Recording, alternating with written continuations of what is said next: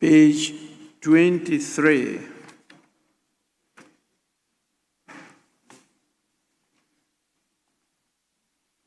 Page 24.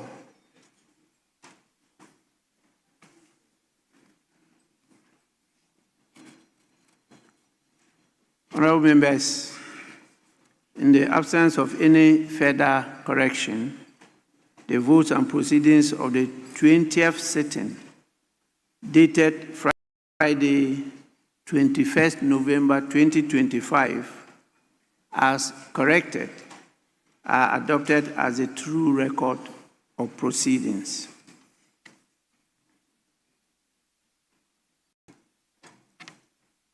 Item 7, urgent questions. We have 3 urgent questions. And so we'll start with, yes, please. Speaker, if you may indulge me, it's unfortunate our colleagues, we couldn't engage before you came in. So I concede we have a backlog of questions. But today, as was programmed by the business statement, is expected to be the last day for members to make comments to the budget statement presented. So it's a pleasure of this side of the House that we start off with the budget debate, and because we have quite a number today. So depending on how we progress, and Speaker, we've done it before, intermittently stop and revert back to item 7. I thank you, Speaker. Leader. Majority from bench. Speaker, it's true that we agree that this morning we'll start off with the debate so that after some time we can take the questions. So we are entirely in your hands in this matter, Mr. Speaker. The list of contributors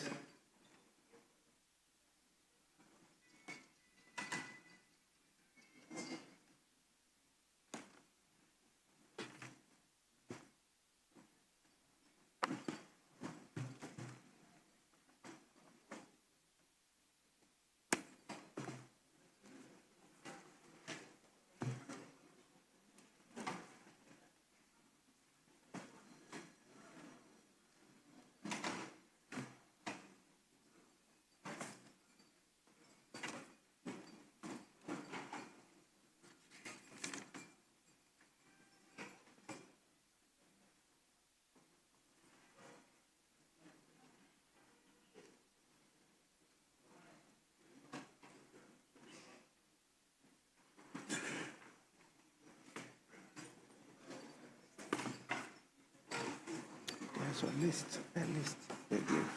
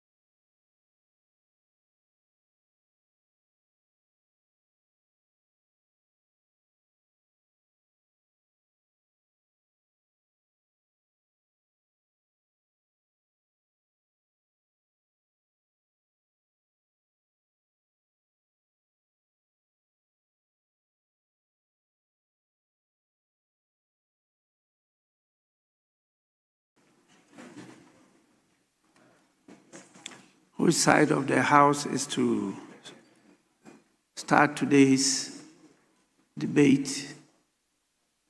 Is the minority caucus? Speaker, it's always been the practice. They start, and then we come in. So there should be no debate about this. Or your people are not ready. So if you are ready, start. What is your problem? I've seen Agboja is here. I've seen Akando. You are trying to strengthen your side. Oh, let me speak. Leader, let me speak. Speaker, last week we started with full force. And I realized that the front bench, I see Kwame Agboja is here. He's here for a reason. And I see Akando also here. They are here for a reason. Because they realize that their legs are wobbling. Because their legs are wobbling, so they have to reinforce. But if your people are ready, start. Honorable members, we don't need to stretch this. Yes, Majority Leader. Mr. Speaker, this budget speaks for itself. Without even a debate, the budget can win. Without a debate, without commentary, this budget can win. It speaks for itself. But it is good that we always have the minority side comment, and then the majority side will have the opportunity to respond. That has always been the practice. Last week, that's how we And for instance, we have a number of ministers. If you look at the list of those who are commenting today, we have a number of ministers. So let's say that the commentary on the health sector, it will not be appropriate for Honorable Akando to speak. Then after that, maybe the ranking person on the other side for health will now speak. It has to be the ranking person speaking first so that Honorable Akando can respond. Same way, road sector, it will be good for the ranking on road to speak, and then the Minister for Roads in commenting will also have the opportunity to respond. So let's go the way we've always gone, which is the minority starts and then the majority responds.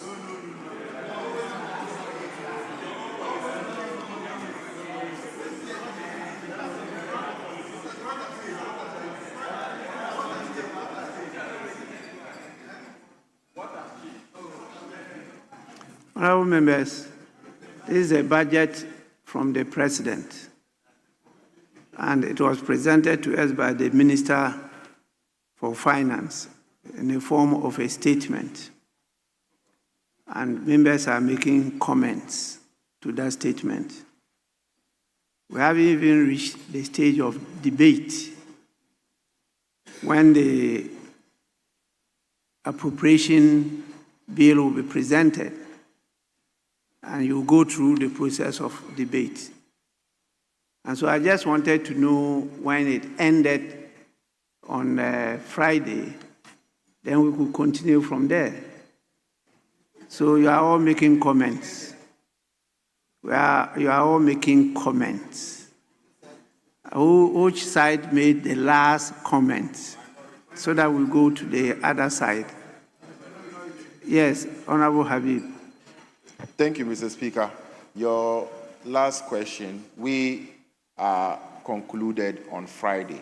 Even the start of the commentary on the budget, they started it, and that has been the practice. So it will be them to this side. That's how, from Tuesday when we started the debate, that's how it has always been. So on Friday, they started from this side, and it ended here. So today, Mr. Speaker, they have to start. The majority leader thinking that the ranking on this side should speak before the ministers. It's never the case. So we should start as we have always done from Tuesday, from the start of this commentary. That's how it has always been. So let's flow in that direction. Honorable members, you know the ministers who are appearing before the committees, and so at the committee level, you can engage.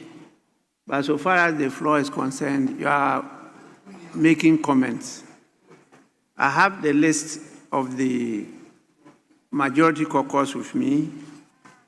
I was given the list of the minority earlier on, but it looks like it's mixed up with the plenty voluminous documents here. And so I'm not locating it, so I've requested for a replacement. So in the meantime, could we start from the majority side and call on Honorable Kobina Menta Akando? You have 15 minutes. 15 minutes. I'm most grateful, Mr. Speaker, for the opportunity to comment on the 2026 budget statement. Mr. Speaker, as we all know, the right to quality health care in this country is clearly enshrined in the 1992 Constitution. The Speaker, per the 2026 budget, you will find the issues or the policies underpinning the health sector from paragraph 1056 to 1074. The Speaker, this government sees any expenditure in the health sector as an investment. The Speaker, we cannot grow any wealthy nation or productive nation without investing appropriately in the health sector. Mr. Speaker, it is said that a wealthy nation or wealthy people reflect on a wealthy nation. The health of the people has a direct correlation on the productivity of the country. The Speaker, worldwide, it is estimated that every dollar you spend in the health sector, you get not less than $2 or $3 in economic returns. The Speaker, as leaders of this country and as part of the rate-setting agenda, His Excellency the President set out to fix the challenges in the health sector. The biggest health financing scheme in this country, Mr. Speaker, is the National Health Insurance Scheme. The Speaker, before we took over in 2024, and His Excellency the President was sworn into office on January 7, 2025, the Speaker, you'll recall that there were a lot of cries about delay in the payment of service providers in the health sector. And we always heard the threats from service providers about withdrawal of services because their claims have delayed. The Speaker, on this very floor of the House, both sides had advocated that we uncap the National Health Insurance levy. It fell on deaf ears. The President then was simply not listening. The Speaker, again, there is this statement in the health sector called unrealistic tariffs. The Speaker, I am telling you the challenges we met with respect to the National Health Insurance Scheme and how we have set out to solve those challenges. The Speaker, as we all recall, one of the policy directives, one of the instructions when His Excellency the President was sworn in was the fact that the National Health Insurance Scheme must be uncapped. The Speaker, so as I speak to you now, the National Health Insurance Scheme has been uncapped. Not only has it been uncapped, now there is prompt releases of funds into the National Health Insurance Fund. The Speaker, as I speak to you, we even sometimes have to call service providers to come for their claims. The issue of threat of withdrawal of services due to non-payment of claims are long gone. The Speaker, in a matter of 1 year, in fact less than 1 year, the active coverage of the National Health Insurance has grew from 18 million to almost more than 20 million. Less than 1 year. And we are looking at about 60% coverage of the national. So the prompt releases of the fund and the uncapping of the fund, the Speaker, has boosted a lot of confidence in the National Health Insurance Scheme. And that is leadership. That is the resetting agenda. That is governance. Mr. Speaker, for your information, beginning January 2026, the current tariffs, on average, will see an increment of 120% of national health insurance tariff. Meaning to realistic tariffs and trying to fight the issue of co-payment, the illegal payment that some service providers charge subscribers, although they are subscribers. And so, Mr. Speaker, the national health insurance, as I speak to you now, have seen tremendous improvement. As of September this year, not less than 7.5 billion has been disbursed by the National Health Insurance Authority. Mr. Speaker, as I have already indicated, leaders are set out to solve problems. One of the biggest challenges across the world, on the continent, and Ghana is no exception, is the growing of non-communicable diseases. Mr. Speaker, about 45% of our mortalities are due to non-communicable diseases. In Ghana, yearly, about 4,000 people are diagnosed with cancer. Mr. Speaker, 1 out of every 3 people is diagnosed of hypertension. Mr. Speaker, diabetes is on the rise, kidney failure. And so His Excellency the President set out to find solution to this particular challenge so that the catastrophic expenditure on Ghanaians will be a thing of the past. Mr. Speaker, when you get yourself into this non-communicable disease, it pulls you into the poverty line. And therefore, His Excellency the President established another fund called the Ghana Medical Trust Fund, popularly known as Mahama Care. Mr. Speaker, the bill was brought to this House. It's been passed into an act. The board has been constituted. And, Mr. Speaker, it is now in motion. This particular fund is dedicated towards the funding of non-communicable diseases. That is leadership. That is the resetting agenda. Solving problems. Investing in where it is needed most. Mr. Speaker, again, Mr. Speaker, one of the reasons, one of the hindrances of achieving the universal health coverage is cost. Mr. Speaker, as I speak to you now, His Excellency the President has clearly directed that every Ghanaian starting 2026 will have access to free primary health care. Mr. Speaker, that free primary health care will give real meaning to the promotive health care, to the preventive health care, and the curative. Teach them. Mr. Speaker, you also agree with me yourself, you've been the minister responsible for health before, that the primary health care need of this country is about 80%. And therefore, when you get the primary health care right, Mr. Speaker, you have a very strong health sector. And so His Excellency is investing at the right places. Mr. Speaker, quite apart from that,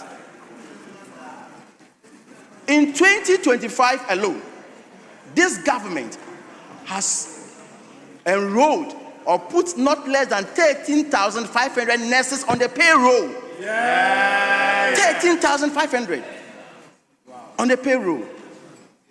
And Mr. Speaker, again, in the government's attempt to ensure equitable distribution of the workforce, this year we are distributing not less than 700 medical doctors across the length and breadth of this country. And it is Mr. President's directive that he would not want to hear that there's any district in this country without a medical doctor. And so these 700 medical doctors are being posted to the districts where they are needed most. That's leadership. That is leadership, Mr. Speaker.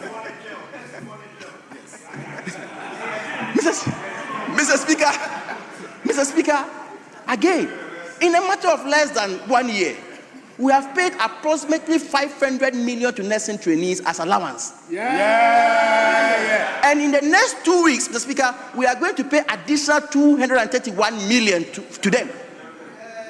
The days of arrears in multiples of 20 months, 10 months, 18 months are gone.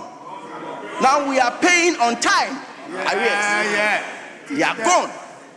Mr. Speaker, His Excellency, the President, as part of his 2024 manifesto, promised the good people of this country that we used to have 10 regions, and therefore we had 10 regional hospitals.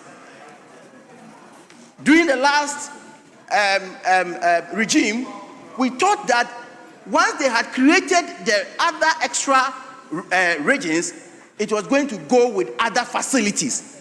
Mr. Speaker, it will interest you to know that the 6 additional regions, none has a regional hospital. None of them has a regional hospital. And so, His Excellency the President has directed that with immediate effect, we start construction of regional hospitals in the regions where there are none. Mr. Speaker, as part of 2026 budget, we are going to begin the construction of 3 regional hospitals in this country. Mr. Speaker, namely the Savannah region, the Oti region, and the Western North region. Mr. Speaker, and we are going to continue the abandoned health facilities. Mr. Speaker, the last regime or administration dotted a lot of uncompleted structures across the length and breadth of this country. His Excellency the President has directed that he will never abandon any ongoing project. We are going to finish those projects to give meaning to the investment. Mr. Speaker, you don't start projects just for the starting of its sake, without the real impact on the economy. Ask yourself, those abandoned hospitals, what is the value of it? Mr. Speaker, we are going to complete all those projects. Mr. Speaker, again, we admit as a government that government cannot do it all alone. And therefore, we are looking and seeking to bring the private sector on board. As innovative. Mr. Speaker, for example, it is this government directive that, as part of getting all our hospitals retooled to have the right equipment, we are inviting the private sector in to do what we call equipment placement.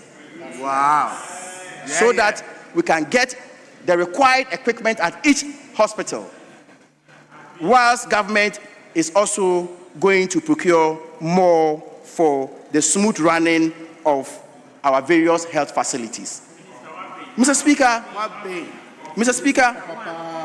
it is our expectation that our colleagues on the other side, Mr. Speaker, will join us to celebrate this particular budget, to contribute meaningfully to this particular budget. Because, Mr. Speaker, if you check the budget, we are investing in people and they are the right places. We are just not dotting around infrastructure. Mr. Speaker, we target what we can complete.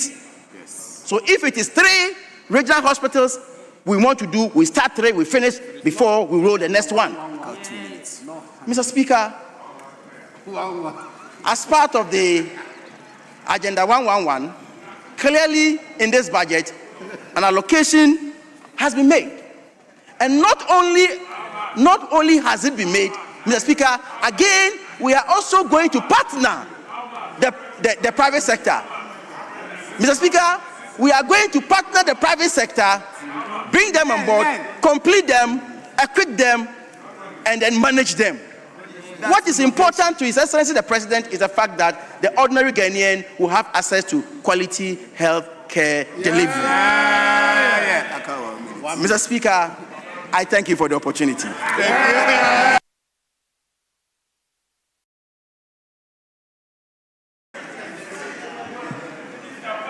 Honorable members,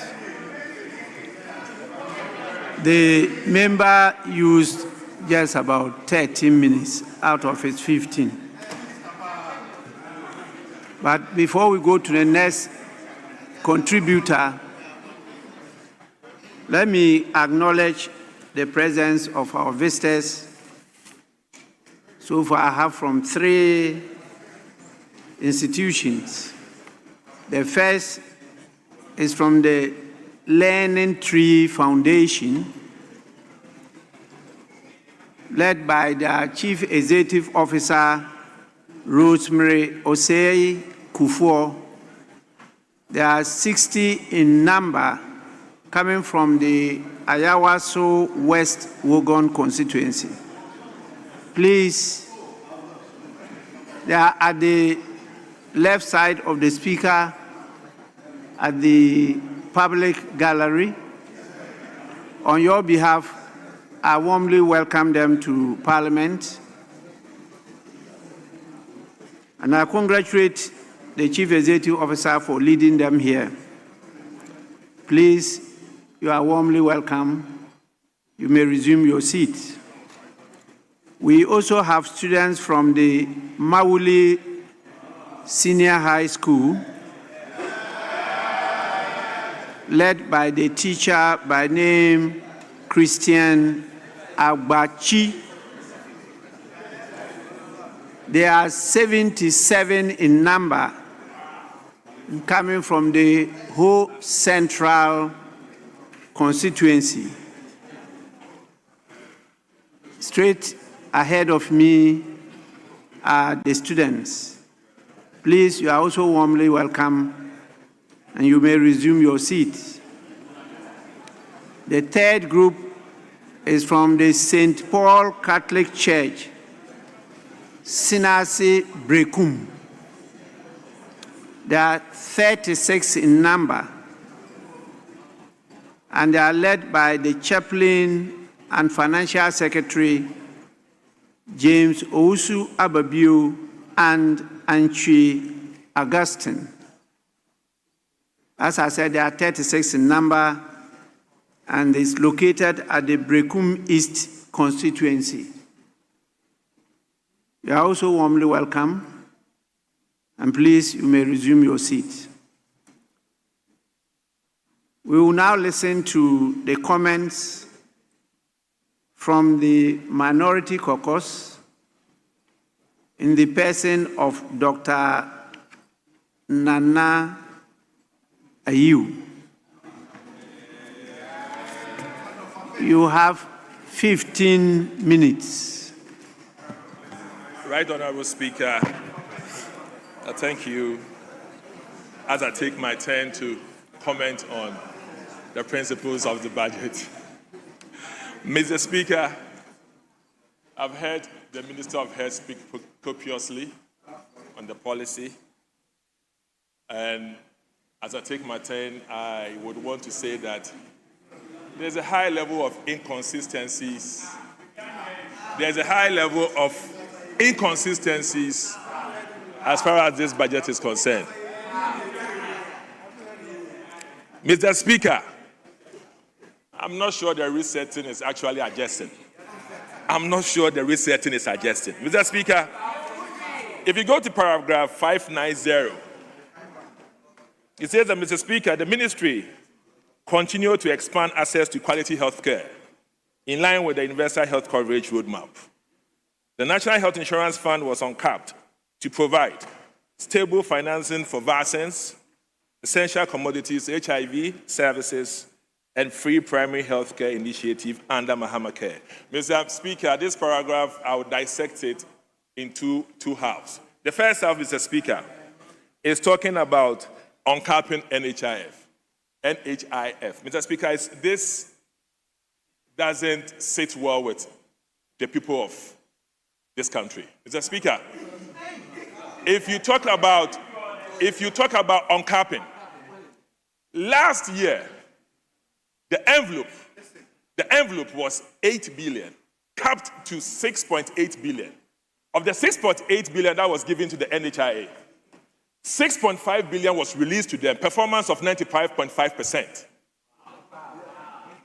performance of 95.5%.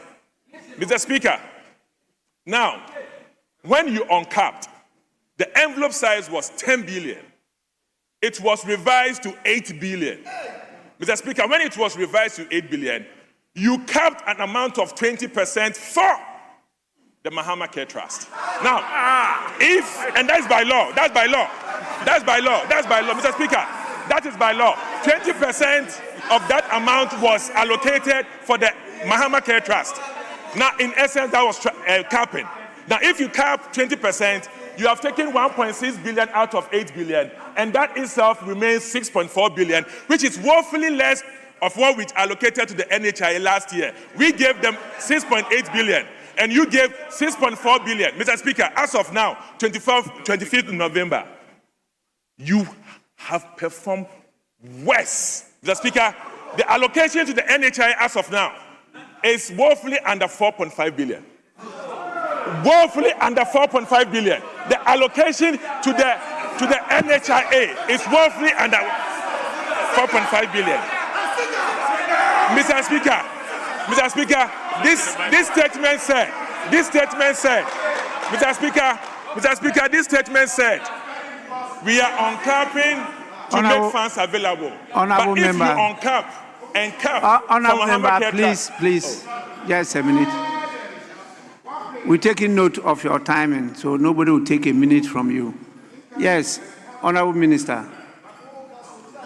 Mr. Speaker, with respect, my colleague is misleading the House.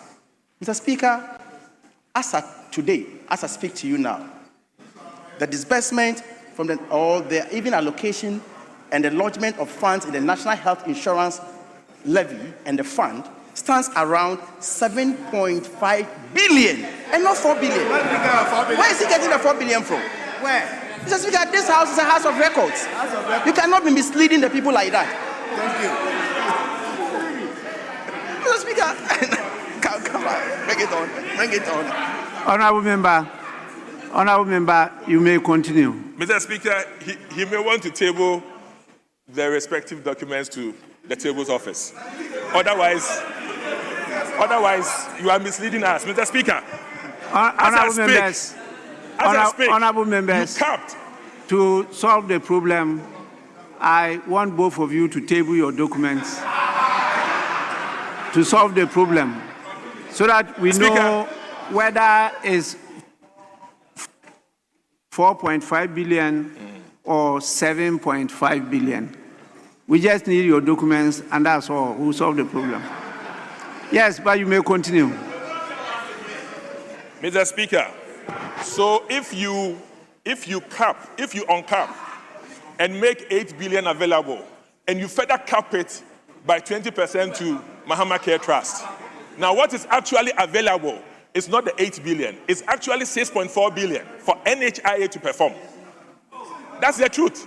So we cannot be here for you to write in the statement that the NHIF was uncapped to provide stable financing for vaccines, when you know very well that the uncapping was recapped and what is available is not actually what you are saying.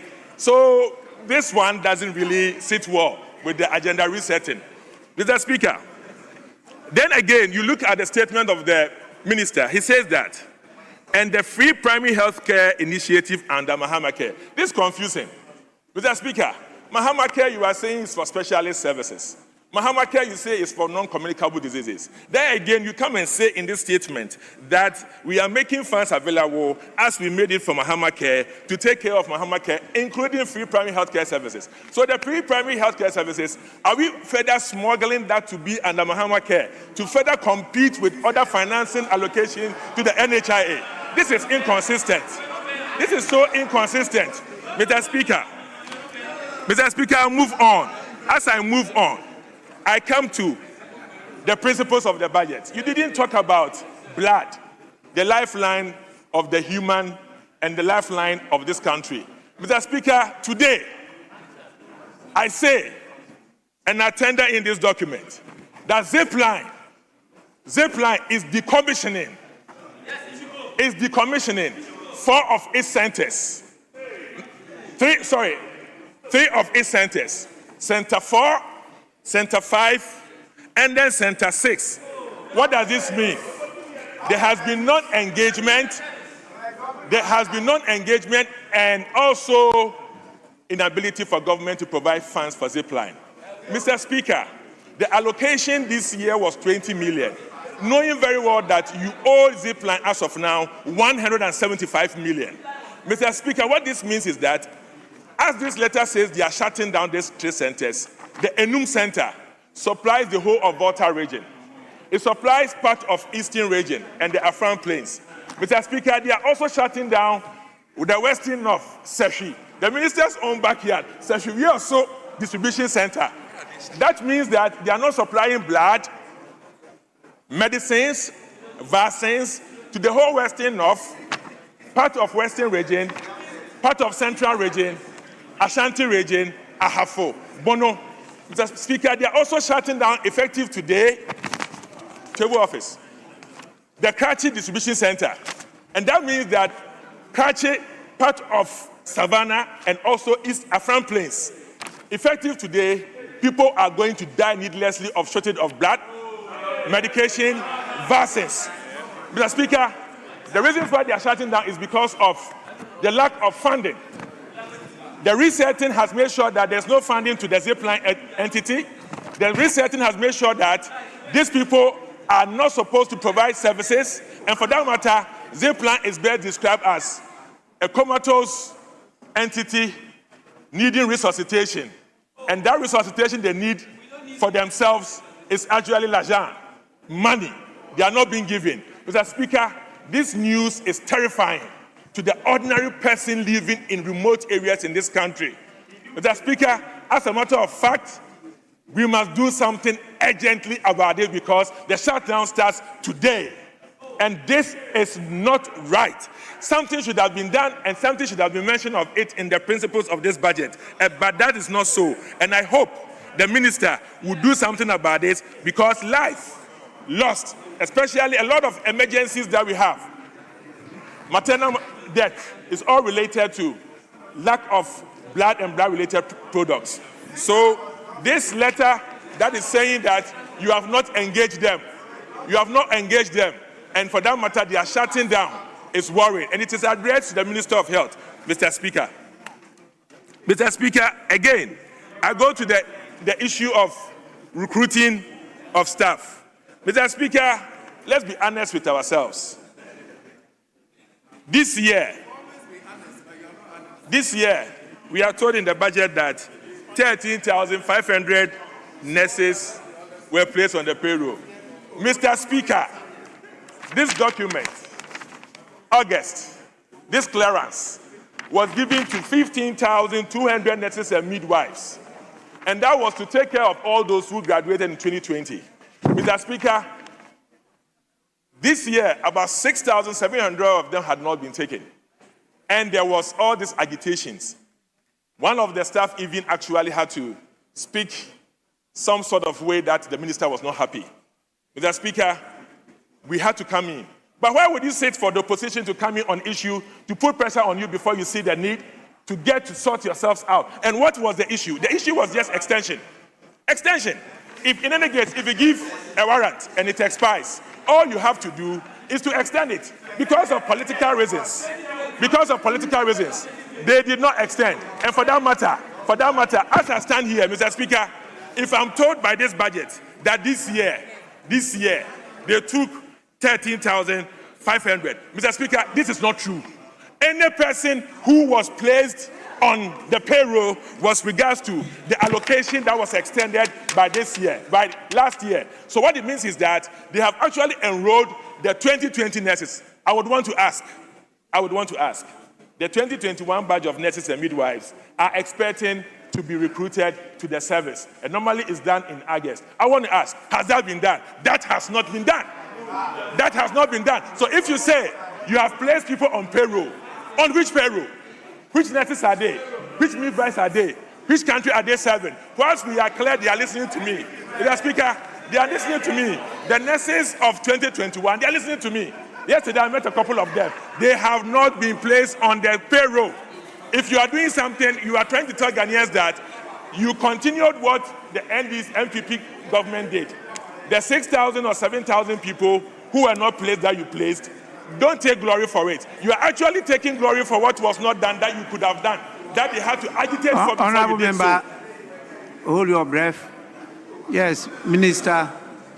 Thank you, Mr. Speaker. Mr. Speaker, let me remind the House that you invited the two of us to table our evidence to the National Health Insurance expenditure, and my evidence is ready. That's the first one. I want to table it. So he will also table his evidence. Mr. Speaker, as a minister responsible for health, I have stated it on this floor that government has put about 13,500 nurses on the payroll. And Mr. Speaker, this was approved by cabinet, and the Minister for Finance has written to that effect to the controller. And you have a member of parliament on his feet saying that nobody has been put on the payroll. How do you speak like that? Or based on what are you saying that nobody has been put on the payroll? Any evidence? The controller, Mr. Speaker, the Minister of Finance, the Minister responsible for Finance has written to the Controller and Accountant General. And you sit here and you say that nobody has been put on the payroll. Salaries have been processed. And salaries have been processed to that effect. The 2021 nurses and midwives, Yes. public and private, Honorable, have you employed them? Honorable member. Have you employed them? Honorable member. No. All right. Honorable member. Yes, Speaker. He's Mr. just, Speaker, he's I just, refuse to be interrupted. I would want to, under your direction, continue my presentation, if you so yes, allow. I just wanted to draw your attention to the fact that he's challenging your statement, which I believe is a statement of fact, that the number he gave of government putting 13,500 on the payroll is untrue. That's what you are saying. That's the position you have taken. Yeah, Mr. Speaker. And he's asking for the basis. Go here, provided the basis for his 13,500. Mr. Speaker, my position is that. No, I'm not talking about your position. I'm talking about the statement of fact. Mr. Speaker, technically speaking, 7,000 of all those people were part of the clearance that was issued last, and those were those which were placed, the 2020 batch. But I'm asking, have you, Ghanaians are listening, have you recruited the 2021 batch of nurses and midwives? That has not been done. That has not been done. So that is the politics of it.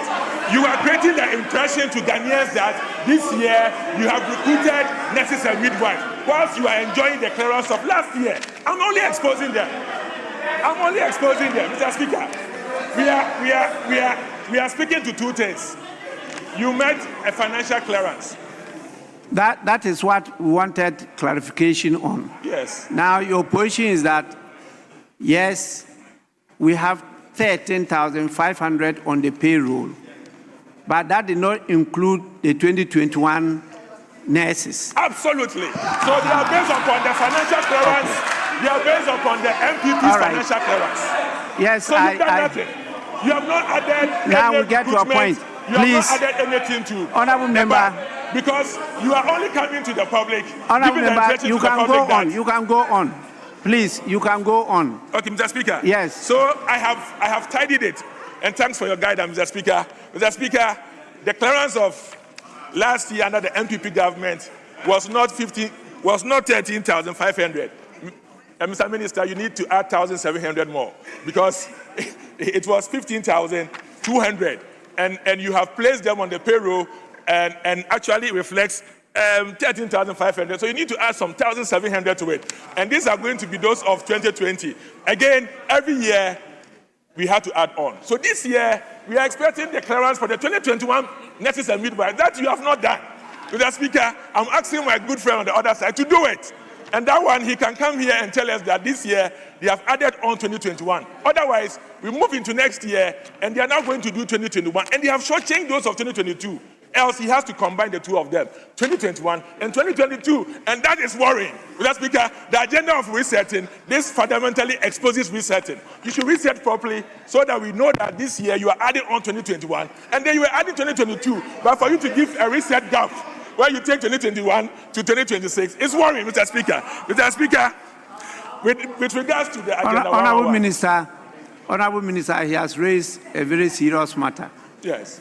That there are still some of our nurses that are crying to be absorbed on the payroll, and that you should take it as a priority and make sure that that is done. Most grateful, Mr. Speaker. Mr. Speaker, I am guided by your appeal. But Mr. Speaker, let the records capture that they left 74,000 health professionals at home. 74,000 health professionals at home. Mr. Speaker, when they recruited in 2024, Mr. Speaker, you don't just recruit, you make financial provisions. So when you recruit, you must pay them. Mr. Speaker, no financial provision was made for the recruited nurses. And therefore, Mr. Speaker, Mr. Speaker, it was also not even as part of our handing over notes. And so, Mr. Speaker, we were confronted with the realities in 2025, and we had to make amendment to put all the 13,500 nurses on the payroll in 2025 alone. Wow. Mr. Speaker, if you put 13,500 on a payroll and you have not even exhausted everything, Mr. Speaker, you must take in some strategies to be able to reflect on how going forward you absorb more. Mr. Speaker, not only that, government has decided to use managed migration. Mr. Speaker, we are looking at how we can export some of these health professionals outside the country, and some other countries are responding to it. So we have better plans than them, Mr. Speaker. You could have done it. 74,000 people. What were you doing? Honorable member, you may continue. Speaker, I hope you'll be generous with me with regard to some time. Mr. Speaker, I stand again to say that the good people of this country voted against the MPP. For that matter, fix it. Fix it. You were voted to fix it, so fix it. Mr. Speaker, in 2017, the MPP met a backlog. As of 2017, the last batch of nurses who were recruited were 2011, 6 years or so, 6 years. We fixed it. We fixed it. So it is for you to fix it. I don't expect him to, as of now, 11 months into government, complaining of what they left. When you left over 6 years, Mr. Speaker, there's no room for this. The Agenda 111, Mr. Speaker. The Agenda 111. The commitment is so poor, Mr. Speaker.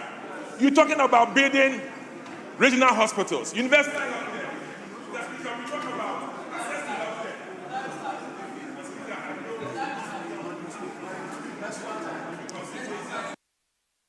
Please kindly give the member 1 minute. 1 minute. I thank you. I thank you, Mr. Speaker. Mr. Speaker, yes. Agenda 111.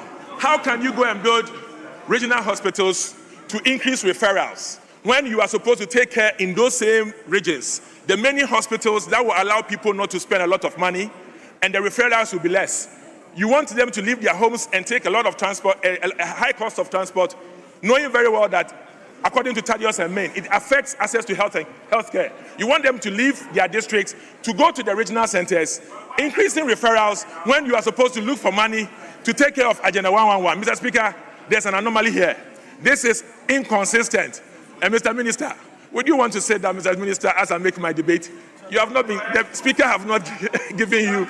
So, Mr. Speaker, I want the Honorable Minister to know that attaining universal health care 2030, every country is going towards district, citing hospitals close to the rural areas. We've gone past that time where we put them in the main city. That's what you encourage. Honorable member, your time is up. Your time is up.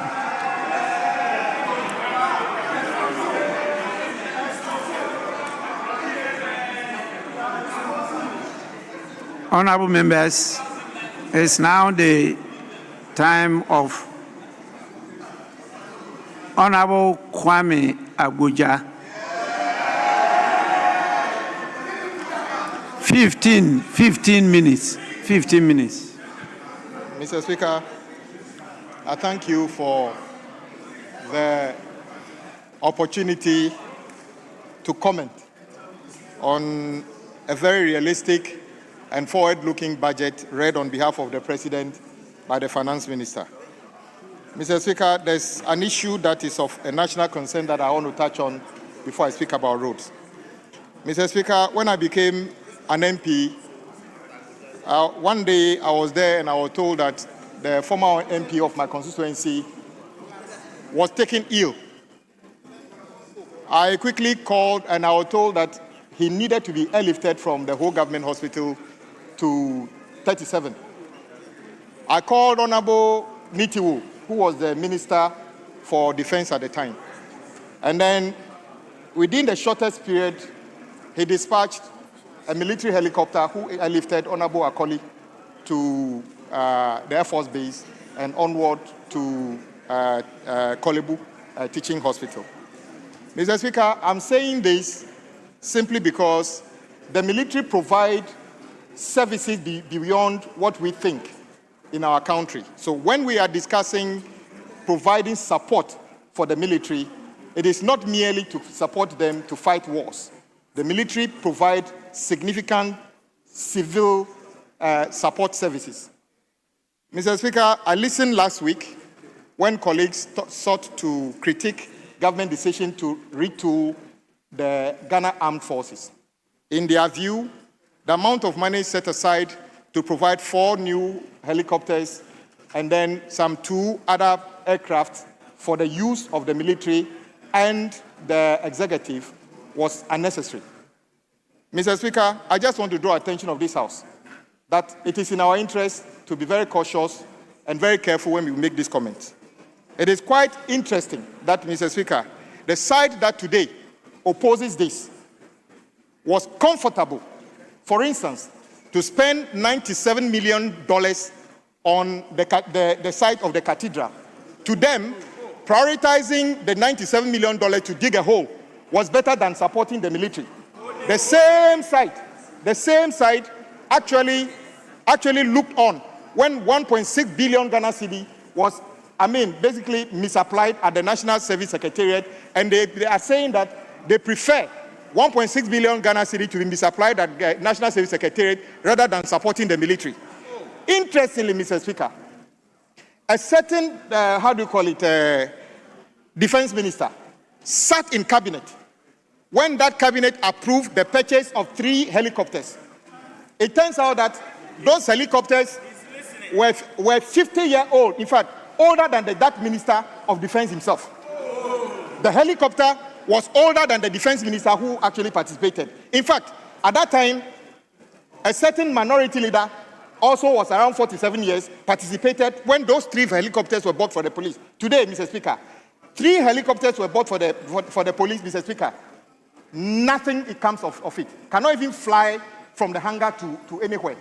And this side of the aisle actually supported those things. And yet today, when we say we want to retool the military, they are talking about it. Mr. Speaker, I don't think this is the right way to look at this thing. So I am encouraging them to be careful when we talk about these things, especially if it's about the military.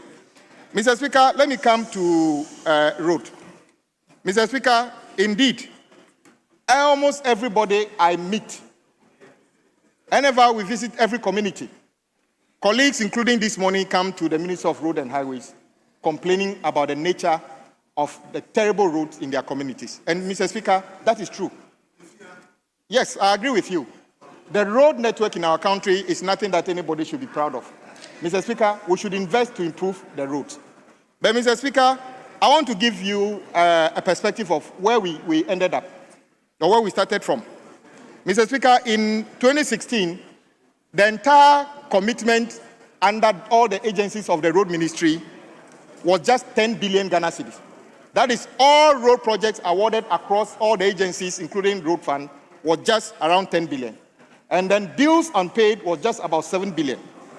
By the end of 2027, Mr. Speaker, the side opposite left projects contracted at least 110 billion Ghana cedis.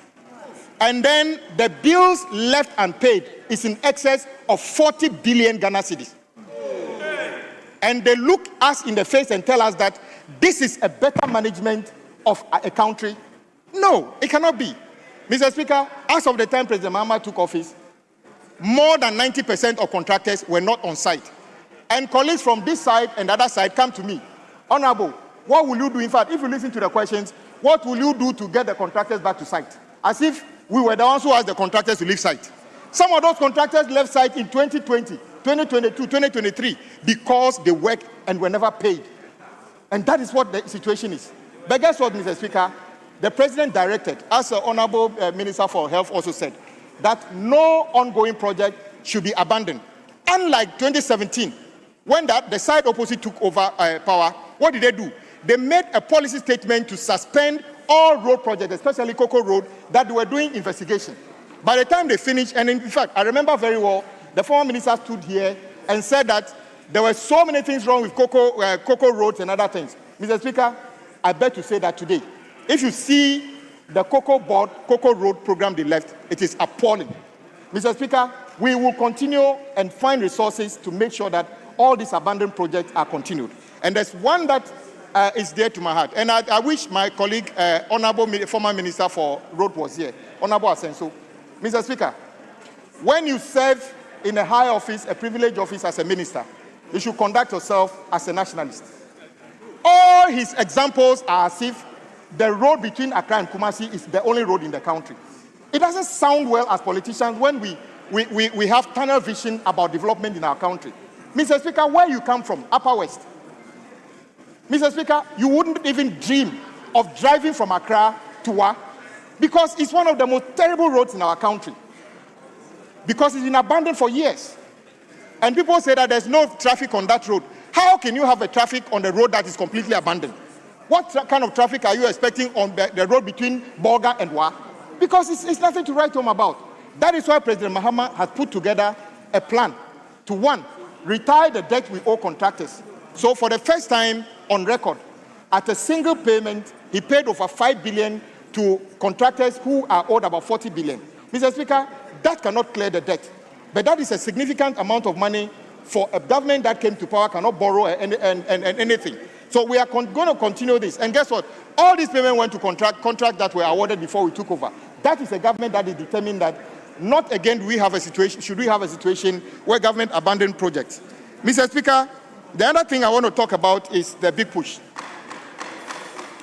Again, my colleague actually sought to make very unfounded statements on this floor. For instance, that the big push projects do not have feasibility. Mr. Speaker, I put it on record.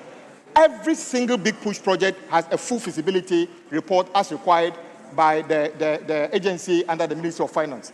So when you are a former minister for road, you should speak with credibility. So I hope he was here. I would have offered him the opportunity to withdraw and said that he didn't get it right.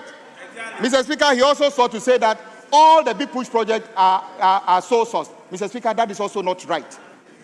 That is also not right. And if you serve in that office, you should be able to speak so that you can be believed. Mr. Speaker, this is the fact. The President's big push projects are not merely road projects. They are intended to create access through the major corridors of our country. The Eastern Corridor, the Western Corridor, the Central Corridor, and then the Northeast Corridor, and some of the ring roads in our country. Mr. Speaker, I'm happy to report this morning that all these corridors that I've mentioned, contractors are already on site and working. I heard him saying that we will not be able to complete it. Where is the source of fund? We have already allocated 13 billion Ghana cedi for the phase one, which is this budget. Mr. Speaker, I can tell you that 13 billion actually exists this morning. Any contractor working under the big push who raises a certificate this morning will be paid. And I want to encourage contractors to continue. In the 2026 budget, we set aside another 30 billion to make sure that even next year, when contractors raise certificate, they will be paid. Mr. Speaker, I'm dreaming of the day that you can drive, not because you cannot fly, from Accra through Wenchi, through Sola to Wa on an asphalt road. That is what the President is thinking of. And that is what is going to happen by the end of 2027. So those naysayers who say that we are not going to be able to do it, of course, there were people in this country who said that Ghana cannot get independence, but we got independence. When Akosombo Dam was supposed to be built, some people actually told Americans, don't fund them. Today, Akosombo Dam is there for all of us. Even when Terminal 3, the Kotoka Terminal 3 was about to be built, they said it's a waste of money. Today, the duty-free and other shops there belong to some of their relatives. Yeah. So it is not unusual for a certain group of people to always doubt the capability of Ghanaians. And I'm telling you, Ghanaians are capable. We are going to be able to build these roads. Under President Mahama, you will drive on asphalt road from Wenchi through Sola to Wa, and this is going to happen within 2.5 years. Mr. Speaker, there's also an issue of abandoned projects. Mr. Speaker, the reality. Yes, Honorable Minister, Honorable Dr. Amwa is on his feet. Yes. Thank you, Mr. Speaker. My respectable friend and a brother, Honorable Minister, has made a statement that per order 122 content, this is an august house of facts and figures. He made mention that when His Excellency Kwame Nkrumah was trying to construct the motorway, he was told by some people that Americans were told by some Ghanaians that they shouldn't finance it. This is a serious statement. I would like my minister to substantiate what he said, because this is an august house. This is where we make laws. This is where Ghanaians are taking a lot of pieces of information for their decision-making processes. So I would like my honorable minister to actually provide the source and how credible it is, so that we can also correct this in the near future. Thank you very much, Mr. Speaker. Yes, Honorable Minister is demanding evidence to support the statement you made with regard to the construction of the Akosombo Dam. Mr. Speaker, I will provide that evidence in due course. No, Mr. Speaker, I did not only mention that. I started by saying that there were citizens of this country when Ghana under President Nkrumah wanted to have independence. They said it's not yet time. I'm wondering why he didn't even worry about that one. Then I went ahead and talked about the fact that yes, Dr. Nkrumah's attempt to build a dam faced challenges here. Mr. Speaker, I'm happy you recommended somebody to sell some books to all of us. I'll table that the reference from that book, Mr. Speaker. Oh, of course, Mr. Speaker. I didn't want to mention names of those people, so I'll continue, Mr. Speaker. There's also a question about why a particular project, Accra-Kumasi bypasses, are not being completed. Mr. Speaker, let me put it on record. President Mahama's government never asked any contractor working on the bypasses on Accra-Kumasi to stop work. Indeed, I called all the contractors and encouraged them to continue working. However, what they told me was that at the time of contracting, the time they were asked to go to site, they were not shown details of the alignment. And this was told in the presence of the finance minister, that they flew a drone and showed them a drone image of the alignment. When they got to the site and they started working, they saw Galamsey pits and swamp areas. So as we speak, Mr. Speaker, almost all the contracts, the prices have more than 100% increased. And this happened in 2023. Unfortunately, the side opposite made no effort to actually capture the variation. Today, as we speak, we are being told that we need another 3 billion or so to be able to complete the bypasses on Kumasi Road. And President Mahama is doing that. Indeed, one of the sections has actually been completed and taken over. We intend to make sure that in stages we complete the site on of the Accra-Kumasi Road. Mr. Speaker, there's also an issue about the Accra-Kumasi Express way. Mr. Speaker, this project Just a minute. Yes, please. Mr. Speaker, thank you once again. Because my honorable, respectable member could not substantiate the credible source needed for such important piece of information. I would like the statement to be expunged until he does so, because we can't keep any piece of information here that we cannot substantiate. It's extremely inimical to the performance of our republic, and we need to do that. Mr. Speaker, one of the books.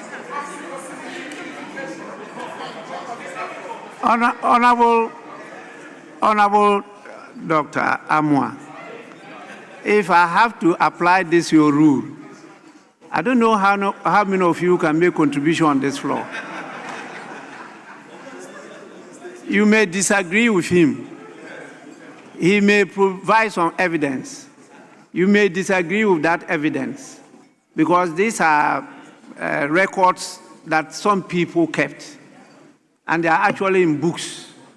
And some of those records are having partisan colors, and you need to investigate into them seriously. So you start looking at what weight to attach to this evidence, and that kind of. This is not a trial. And that is why usually in these cases we allow the debate to flow. That is it. If you have anything beyond that, then the avenue is different from the plenary session of Parliament. So please, let's move on. And Honourable Minister, you have a few more minutes. Mr. Speaker, one of the books I would have recommended to my colleague is a book entitled Dark Days in Ghana by Dr. I'm sure when you read that book, you will notice that, because there are so many things, there are Dark Days in Ghana by Dr. Nkrumah. Mr. Speaker, there's also talk about why they need to build an expressway from Accra to Kumasi. Mr. Speaker, I think we should have done that many years ago. Mr. Speaker, we should have done that many years ago. Currently, if you want to drive from Accra to Kumasi, you are faced with a journey of over 250 kilometers, and through communities that have overgrown and encroaching on the road. The bypasses alone cannot solve the problem.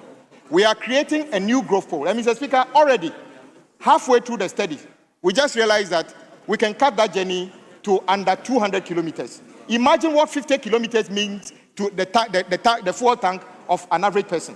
It means that 40% of the travel time can also be taken off. How can you tell me this is not important? Mr. Speaker, not only that, once we are able to determine this alignment, the idea is to put alongside a railway, which is finally a high-speed train from Accra to Kumasi and beyond in the future. How can you say this is not important? Indeed, you spend over $100 million under the so-called Buankra Integrated Logistics Terminal, which is in the bush.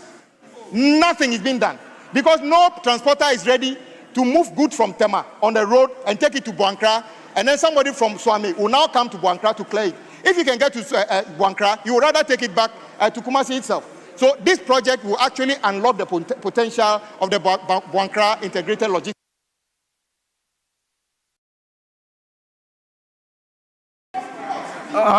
Honourable Minister, your time is up. Mr. Speaker, can I plead for the same 1 minute you gave to my colleague? Yes, 1 minute to Mr. conclude. Speaker, I just want to recap that two issues I came here with. That, colleagues, when we are talking about the military, when we are talking about the armed forces, today, you forget that you have, some of us have police people following us. Even if we go to the grocery shop, they follow us. All this costs money, and providing the necessary support for them is very necessary.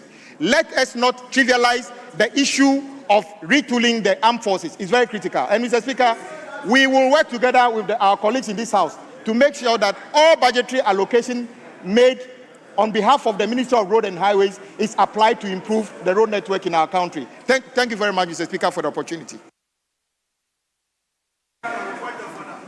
Honourable, yes, point of order. Thank you very much, Mr. Speaker. Mr. Speaker, With all due respect, I'd like to correct an impression being created by the Minister for Roads. He is creating an impression as if the Honorable member, you rose on a point of order. In fact, Mr. Speaker. Now you are correcting impressions. Mr. Speaker, I was What is the order that has been breached? Mr. Speaker, I was up already for a very long time. No, but no, I no, couldn't no. catch your eye. You caught my ear. Oh, I was rather trying to catch your eye. Because you said point of order. No, so I did not say turned that. and then I saw you on your feet. Mr. Speaker, I did not say that. I did not say point of order. Honorable member, please. You said point of order, and I just want to hear your point of order, the order that we have breached. If it is not a point of order, the rules are clear. Oh, point of clarification or elucidation. Then I'll listen to you. But to argue with me, you can't win this battle. Thank you very much, Mr. Speaker. Obviously, I can never win a battle against you. There is no way I can do that. But point of clarification, Mr. Speaker. Mr. Speaker, the Honorable Minister for Roads created an impression that the MPP government did not do anything to retool the Ghana Armed Forces. That is palpable falsehood. In fact, retooling of the Ghana Armed Forces was done to the extent that at a point when we wanted to acquire a long endurance vessel for the Ghana Navy, my colleague from the other side of the aisle actually rejected it when even IMF gave us an opening to do that. Honorable member, that is not point of order or point of clarification. When we come to your turn, you put that across. There are so many things that are in our heads, but we allocate it in such a way that we try to give you some time to also say what is in your head. So please, I'm sure that your name will be submitted. Let me check and see whether your name is there. The name is? Mr. Speaker, unfortunately, my name is not there. I've been ill for some time now. And so I couldn't even give my name out. I was scheduled to be here on Friday, but I was taken ill, so I couldn't do that. Oh, sorry. Thank you. Because we have about 13 members from the minority side and the same number from the majority side for today. And so a lot more will be contributing. And you may get opportunity if the Lord smiles at you. Please, is the turn now of Honorable Vincent Eko Asafua. 15 minutes. 15 minutes. Thank you very much, Right Honorable Speaker, for the opportunity to contribute to the 2026 budget estimate and the economic policy of the Republic of Ghana, which was read by the Finance Minister. Mr. Speaker, before I proceed on my point of argument, let me correct this erroneous statement that was made by the Minister of Roads. Mr. Speaker, we have adopted unto ourselves constitutionalism. This country is ruled by rules and by laws. It cannot be said that things that are cardinal to our constitution, i.e., presumption of innocence, before you can be pronounced guilty, or if you plead guilty by yourself. And so it is erroneous for the Minister of Roads to say that at the National Service Secretariat, 1.6 billion was misused by certain people. Mr. Speaker, on what basis did he say that? This cannot be allowed to stand. Mr. Speaker, number two, when he also says that the Akufo-Addo government did not do anything about retooling of the Ghana Armed Forces, Mr. Speaker, that is also not correct. Last year, I was right here in this house when the Akufo-Addo government presented an agreement to be considered by this house. At the time, they were here.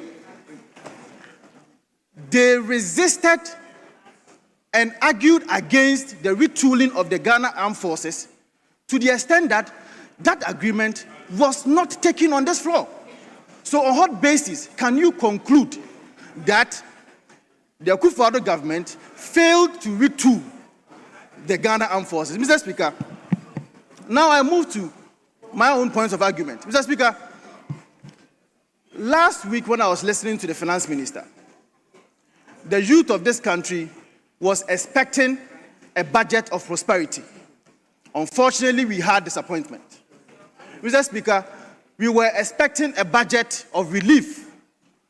After the budget, what we got was a disappointment. We were expecting a budget of opportunity. The youth of this country did not get that opportunity. Mr. Speaker, this budget can best be likened to a cow dunk. Mr. Speaker, Estrono, den den den, Asiano, mre mre mre, peche. Mr. Speaker, to wait. On the surface, it looks robust, but the devil is in the detail. And in the detail, you realize that the Ghanaian people has been shortchanged, especially the youth. In the build-up to the 2024 elections, the NDC championed this campaign policy of creating jobs for the Ghanaian people. Mr. Speaker, key among them was the Ejumera. Mr. Speaker, I hold in my hands here the policy manual, the training manual of the Ejumera program. Mr. Speaker, page 10 of that policy, they state that this program aims to train and establish at least 10,000 youth-led businesses each year over a 4-year period. Mr. Speaker, they are targeting 40,000 businesses by 2029. Mr. Speaker, here is the catch. They say that fully funded under the 2025 national budget through the Ministry of Finance, it shall also provide grant funding to 2,000 viable businesses each year. Mr. Speaker, as we speak, in 2025, an amount of 100 million Ghana cedis was allocated to NEP. Currently, only a paltry figure of 34 billion Ghana cedis has been released to the NEP. My question is, assuming without admitting that all the 34 million Ghana cedis will have to be disbursed to the 34 million Ghana cedis, which is not even possible, but assuming without admitting that all the 34 million Ghana cedis will be disbursed to the 2,000 people, a simple calculation will tell you that each person is going to get a paltry sum of about 17,000 Ghana cedis. Mr. Speaker, in this country, can you use 17,000 Ghana cedis to establish a business? How much is even a container? Container, Bokra, you say. How much is a container to use a 17,000 Ghana cedis to establish businesses in this country? Mr. Speaker, they also said that they were going to train over 10,000 people as far as the National Apprenticeship Program is concerned. Mr. Speaker, I have in my hands here a publication from Graphic Online. This publication, this is when President Mahama himself was launching the National Apprenticeship Program. Mr. Speaker, His Excellency the President said that in the 2025 year, they are going to train 10,000 people under the National Apprenticeship Program.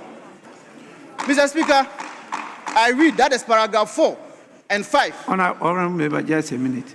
Please, so many of you are on your feet. I don't know what you are doing. Please, Honorable Member, you are leaders.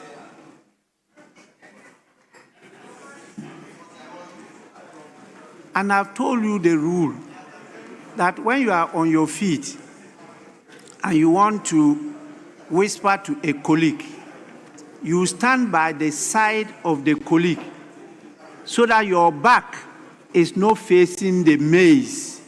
That is the authority of the house. And you all know traditionally, you don't stand with your back to the chief. This is the authority of the house. It's not the speaker. The authority is there, the maize. So please, when you want to at least whisper to a colleague, go to the side of the colleague and then whisper, but facing the maize, not with your back to the maize. That is complete disrespect.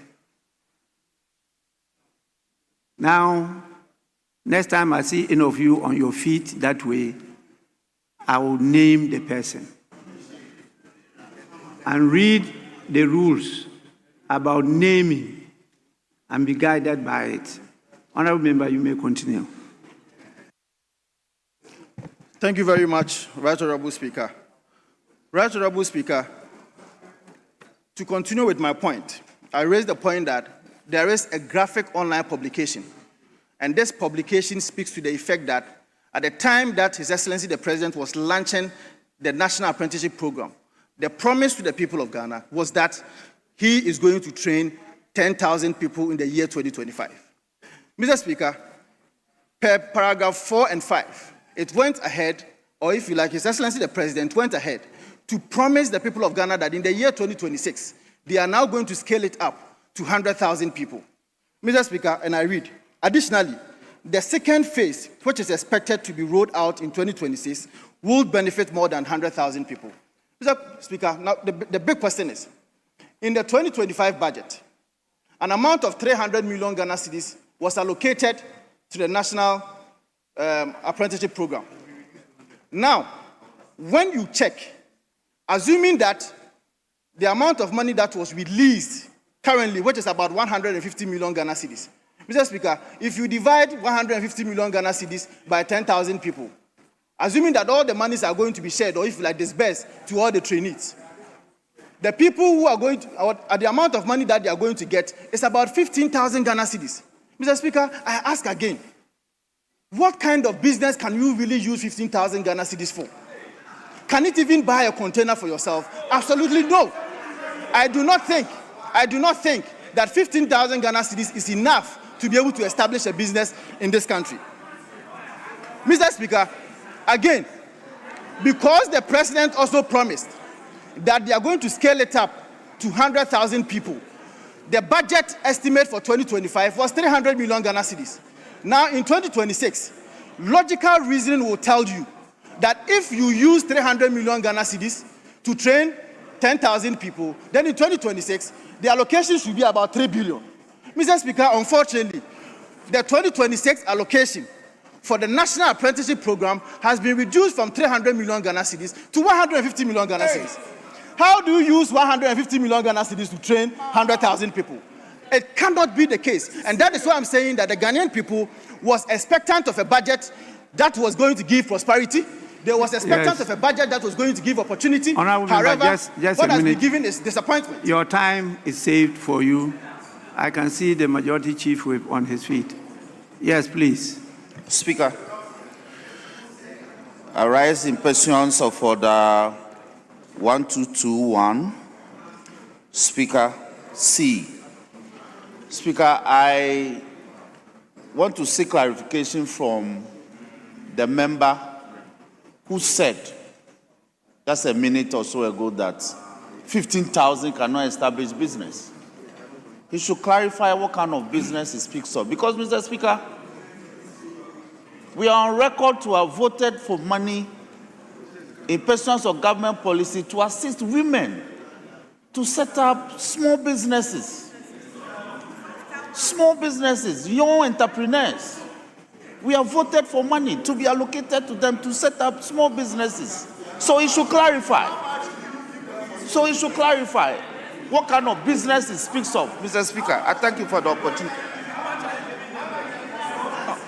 Honorable Majority Chief Whip, what is he to clarify? Mr. Speaker, the blanket statement that 15,000 Ghana cedis cannot establish business, that cannot be a factual statement.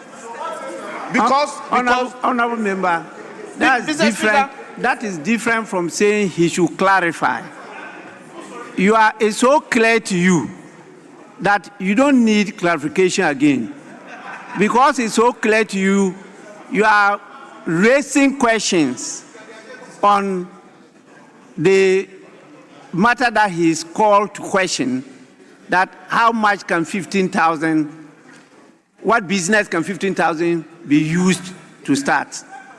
And so it's clear to you.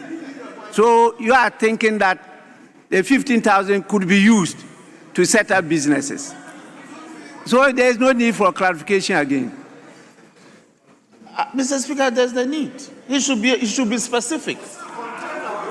It should be specific. Mr. Speaker, yes, because, Mr. Speaker, in my constituency, if it says that 15,000 cannot set up a medium-scale business, then we can be clear. Even that one is debatable. But small-scale businesses... You may disagree with him. You may disagree with him, but the issue you raised is one of clarification. In fact, he even cited that 15,000 cities cannot buy a container. He was specific as to a type of business. Now, you can disagree with him, but he's very clear. You can get up and say that 15,000 can be used to start banana sales on a tabletop, which is business. You can say those things, but he is very clear. There's no need for clarification. So please, go on. Mr. Speaker, you don't need 15,000 to purchase a container. You don't. You don't. Majority Chief, you are out of order.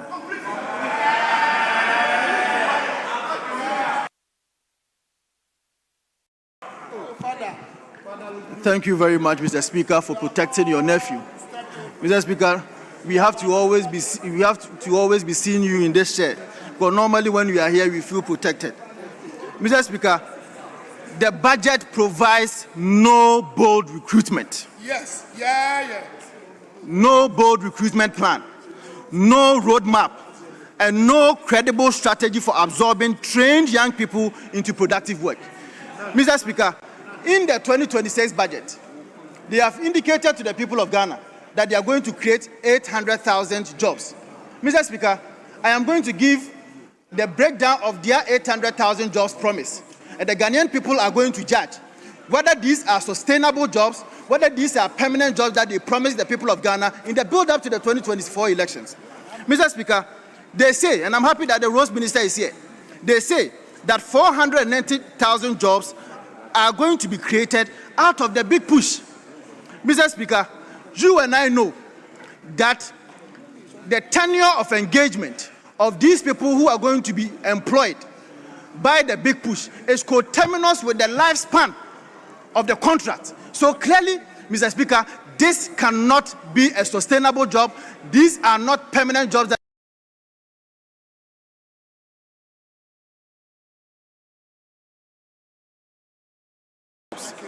Mr. Speaker, they are also saying that the agro-processing plants are going to create 700 direct jobs. Mr. Speaker, they are also saying that the national policy on integrated oil palm development is going to create 250,000 jobs. Palm oil.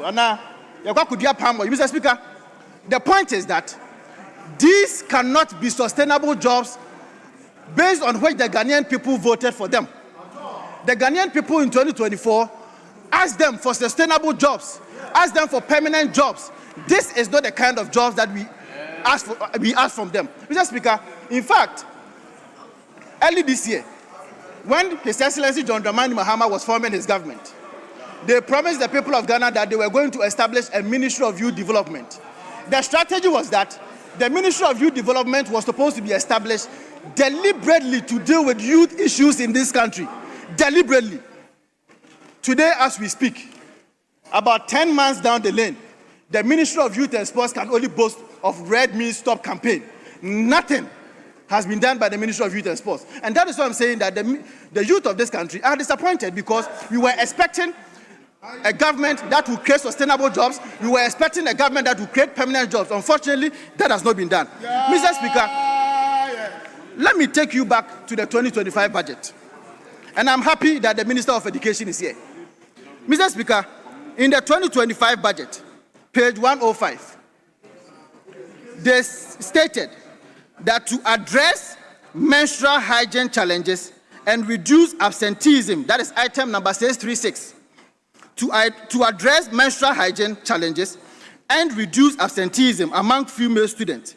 Government, in fulfillment of their 120 days social contract, will distribute free sanitary pads to 1.3 million female students in basic and secondary schools. Mr. Speaker, the same 2025 budget, when it comes to the social sector, page 71, they stated that, Mr. Speaker, we have allocated 292 million to commence the distribution of free sanitary pads to female students in primary and secondary schools.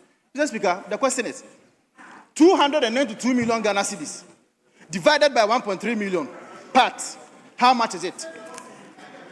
Mr. Speaker, 292 million Ghana cedis has been allocated to the Ministry of Education to purchase sanitary pads.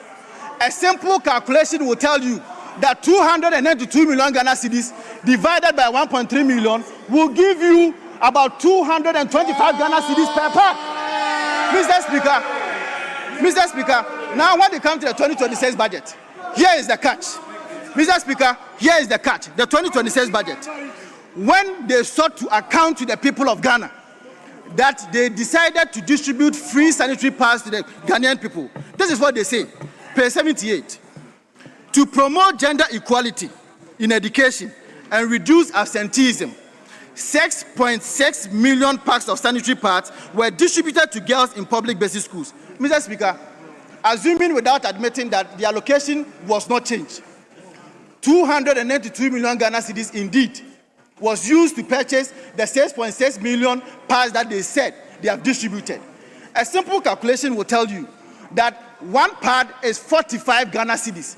Mr. Speaker, I have in my hands here a publication that was made by the Ministry of Finance. Mr. Speaker, the Ministry of Finance posted this on their Facebook wall. They said that sanitary pads has reduced from 25 Ghana cedis to 15 Ghana cedis. According to their own words, if indeed sanitary pad is now 15 Ghana cedis, why are they now accounting to the people of Ghana that one sanitary pad is 45 Ghana cedis? This is a trouble government. Mr. Speaker, this is a trouble government. This is not what the people of Ghana voted them to come and do. Mr. Speaker, to end with my submission, here in this house, Mr. Speaker, here in this house. Hold on, please. Your time is saved. Yes, Minister. Mr. Speaker, ordinarily, I shouldn't intervene. Mr. Speaker, I just heard my colleague saying this is a chobo government. Mr. Speaker, he said all sorts of... Oh, Mr. Speaker, Mr. Speaker, Mr. Speaker, Mr. Speaker, Mr. Speaker, I just saw my friend, the former Minister for Lands.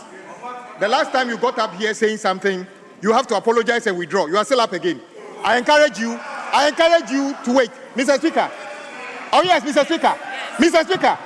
Mr. Speaker, I'll repeat it, Mr. Speaker. He stood there last week and actually told untruth, and he was caught. He told untruth and was caught. Mr. Speaker, I will not withdraw. Last week, you told an untruth and you were caught. Is that not the case? Mr. Speaker. Honorable Minister, you are up on a point of order. So raise the point of order and let's go on. Mr. Speaker, two things. My colleague said that, first of all, the 480,000 jobs is not sustainable. Mr. Speaker, civil engineers, quantity surveyors, architects, most time in the world, we don't have a permanent job. We move from job to job. I am happy that government can create at least 480,000 jobs for 2 years. That is actually a good record. When we get to 2027, we continue. So these are actually sustainable jobs. Mr. Speaker, the second one is what I was talking about. Mr. Speaker, everybody knows in this country which part of this the aisle actually has fleeced this country to the extent that today, Mr. Speaker, to the extent that national service, which is supposed to be for ordinary people, somebody will take 1.6 billion and he says that it's not yet been proven. And you are calling a government, chobo government. Really, this side, you shouldn't even be talking. You shouldn't even be talking. If there's a chobo, you are chobo time 20,000. Honorable Minister, you have not raised a point of order. You are rather contributing to the discussion. So please, let's allow him to complete his submissions. Minority Chief Whip, if you are speaking, you take some of his minutes. Speaker, I know you are too benevolent to do this to me. So on a lighter note, my friend should just take it easy. I know he's a bit sensitive to some of the revelations, thrilling revelations coming out of the budget. But you should relax and enjoy the flight. We are only playing back your own facts. And it's coming from the budget. But seriously, Speaker, my good friend, ordinarily, I wouldn't do this to him. He said, the Honorable Jinapo said something last week, and he had to withdraw. In fact, I came in to endorse. Oh, listen, you are falling into the same trap. What you are saying is not a point of order, please. I've already ruled on that matter, so you don't go back there. Let's allow the honorable member to complete his comments. Mr. Speaker, thank you so much for protecting me from this needless interruption. Mr. Speaker, let me put this matter in proper perspective. What the honorable minister sought to say here in this house had no basis. As far as the National Service Secretariat is concerned. Please, 1 minute. 1 minute Mr. Speaker, for him. No basis at all. The point is that I have given a basis in their own budget, their 2025 budget, and the 2026 budget. And you are telling the people of Ghana that you are using 292 million Ghana cedis to purchase 6.6 million Ghana cedis. How do you tell me that the argument that I'm making here is baseless? Mr. Speaker, it is true and it is a fact that in this budget, in their own budget, they have used 292 million Ghana cedis to purchase 6.6 million parts. And I'm saying that a simple calculation of this figure tells you that one part is 45 Ghana cedis. Mr. Speaker, Mr. Speaker, this is a publication. Mr. Speaker, this is a publication from Wezo. It says that the price of your sanitary pad, which was 25 Ghana cedis in January, is now going for 15 Ghana cedis. Now 15 Ghana cedis, they are buying it for 45 Ghana cedis. Mr. Speaker, Majority Chief Whip, before he concludes, Majority Chief Whip, you are on your feet. Just a minute. Yes, please. Speaker, I rise in pursuance of Order 1231. Content of speech. The Honorable Asefua referenced the government as Chobo government. Mr. Speaker, that is very unparliamentary. Sorry, please. Mr. Speaker, I didn't hear the statement. Mr. Speaker, you may not have heard it. Yes. But it's gone into the hands. I mean, what you said. I haven't heard what you said. Mr. Speaker, the honorable member, as part of his commentary, said the NDC government is a Chobo government. Mr. Speaker, that is unparliamentary. You can say so on radio. But in this house, that language is not permissible. And so, Mr. Speaker, I am seeking your guidance that portion of the speech be expunged. Mr. Speaker, I thank you.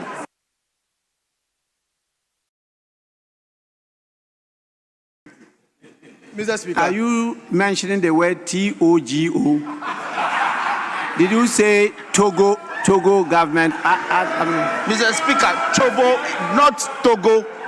Chobo, he said Chobo. Chobo. Choco. Chobo. CHOBO. Or TSOBO. Honorable member, please. Did you say the government is Chobo government? Mr. Speaker, precisely so. What does that mean? Mr. Speaker, that means that 6.6 million parts that we could have used 99 million Ghana cedis, they are using 292 million Ghana cedis to buy. More than times 3 of the amount. Mr. Speaker. Please. The meaning of Chobo government. Mr. Speaker, it means wasteful. It means wasteful. You can also say that there is no value for money. So, Mr. Speaker, this is a wasteful government. It is an overspending government. Mr. Speaker, when we say overspending government, it means that you are a Chobo government. Simplicity. Honorable member, please. Honorable Majority Chief Whip, that the word Chobo means wasteful. Mr. Speaker, not at all. Mr. Speaker, not at all. Mr. Speaker, it is a strict expression for fleecing somebody. When you are fleecing somebody, that is the phrase we use, that you are taking Chobo from the person. You are fleecing the person. That's what he's suggesting.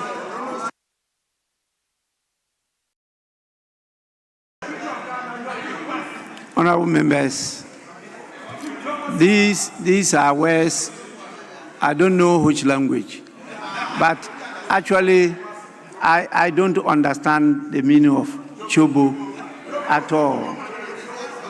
And particularly the spelling is I'm told either is C-H-O-B-O or C-H-O-G-O or whatever, I don't know. Please, but honorable member, when you buy sanitary pad at 15 Ghana cedis, you need to transport it to where you are going to distribute it. There's cost to it. Please,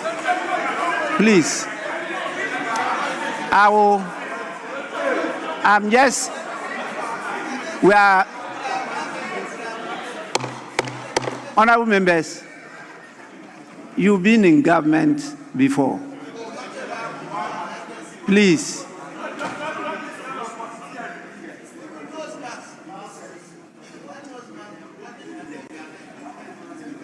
You want me to name you? Yes, Minister for Education.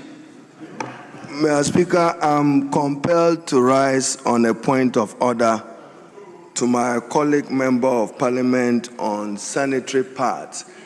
And Mr. Speaker, this is the second time I've seen effort to trivialize a major initiative by President Mahama to deal with female absenteeism, which results in dropout of young girls from school because of menstrual poverty. And therefore, my colleague, Mr. Speaker, has said authoritatively that each part costs 45 Ghana cedis. It's simply untrue. 6.6 million is not the final output of the sanitary pads contract. We competitively even advertised it, Mr. Speaker. Part of it was competitively advertised and determined through that procurement process. 6.6 million is what have been supplied. Additional quantities are being delivered to government. So don't go and do chop bar arithmetic, and say that 6.6 divided by 290 million. That is woefully inaccurate and grossly misleading, Mr. Speaker. Mr. Speaker, we are still in the procurement process of additional sanitary pads. Thank you.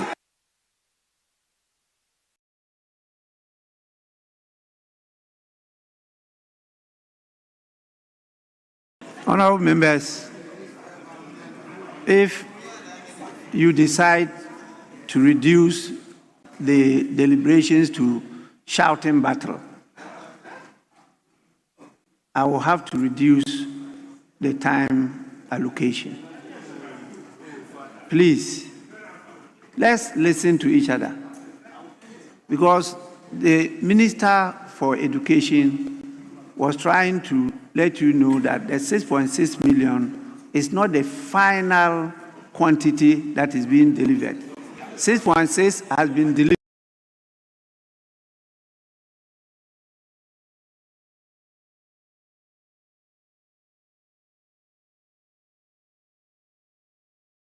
disrupt everything.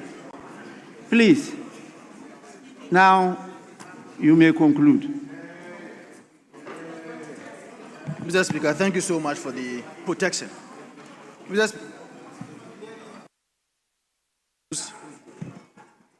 On a point of order, failed to provide any documentary evidence or whatsoever to even tell me, or if you like, to dispute whatever I'm saying.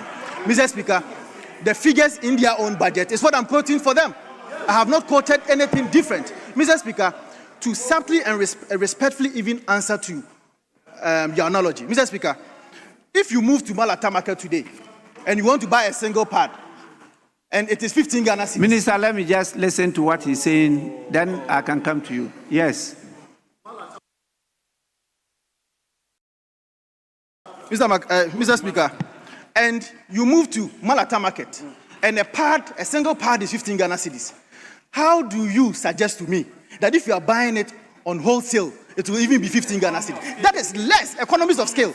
You don't need a soothsayer to tell you this. You don't need an economist to suggest this to you. So I am saying that, Mr. Speaker, as far as their own documents are concerned, this is an overspending government. This is a wasteful government. It's a troubled government. It's a government that has failed the people of Ghana. It's a government that has failed the people of Ghana. And we did not expect this kind of budget from them. Let me now listen to the minister, because I've heard what you said. Yes, but I'm not please. done.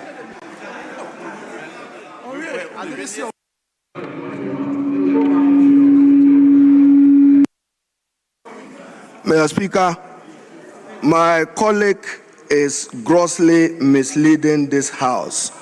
Of the 6.67 million sanitary pads pitches, in each of it contains 12 packs. So total is 79 million packs supplied by those suppliers. Not the simple mathematics he's doing. Every pack contains 12 pieces. So in total, over 79 million sanitary packs are being supplied at the cost of the 292 million.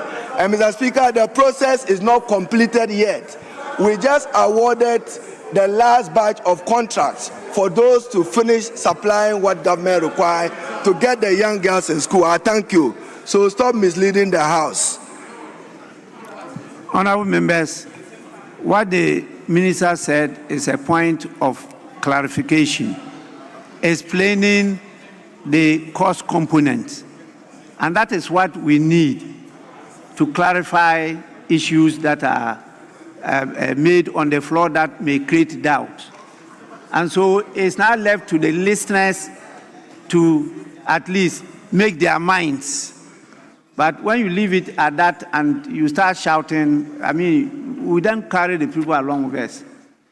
Please, your conclusion. Mr. Speaker, surprisingly, the Minister of Education is trying to portray that he's an expert in the usage of sanitary pads. I don't know whether that is what he's trying to say, but it cannot be the case that whatever he's saying here is different from what I'm saying. What did he say? What did he say? You people are just impatient. Please. Allow me to speak. Please. What did he say? Mr. Speaker, the authority in this House on education policy matters is the Minister for Education. He's already said, my colleague said, oh, wait. Mr. Speaker, my colleague was emphatic by dividing, using a certain mathematical formula to divide the amount of money and came to a conclusion of a certain number of individual sanitary pads.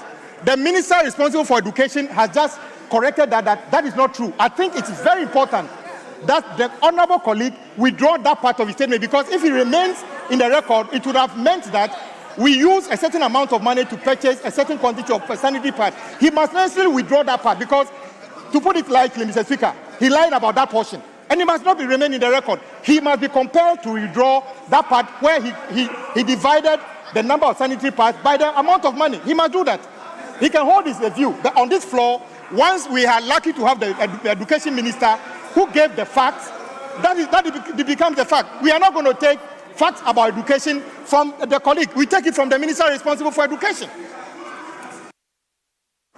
Honorable members, what the Minister for Roads and Highways has just done is to draw my attention to the fact that the clarification given by the Minister for Education should occasion a withdrawal of the earlier statement made by the Honorable Member Vincent Asafua.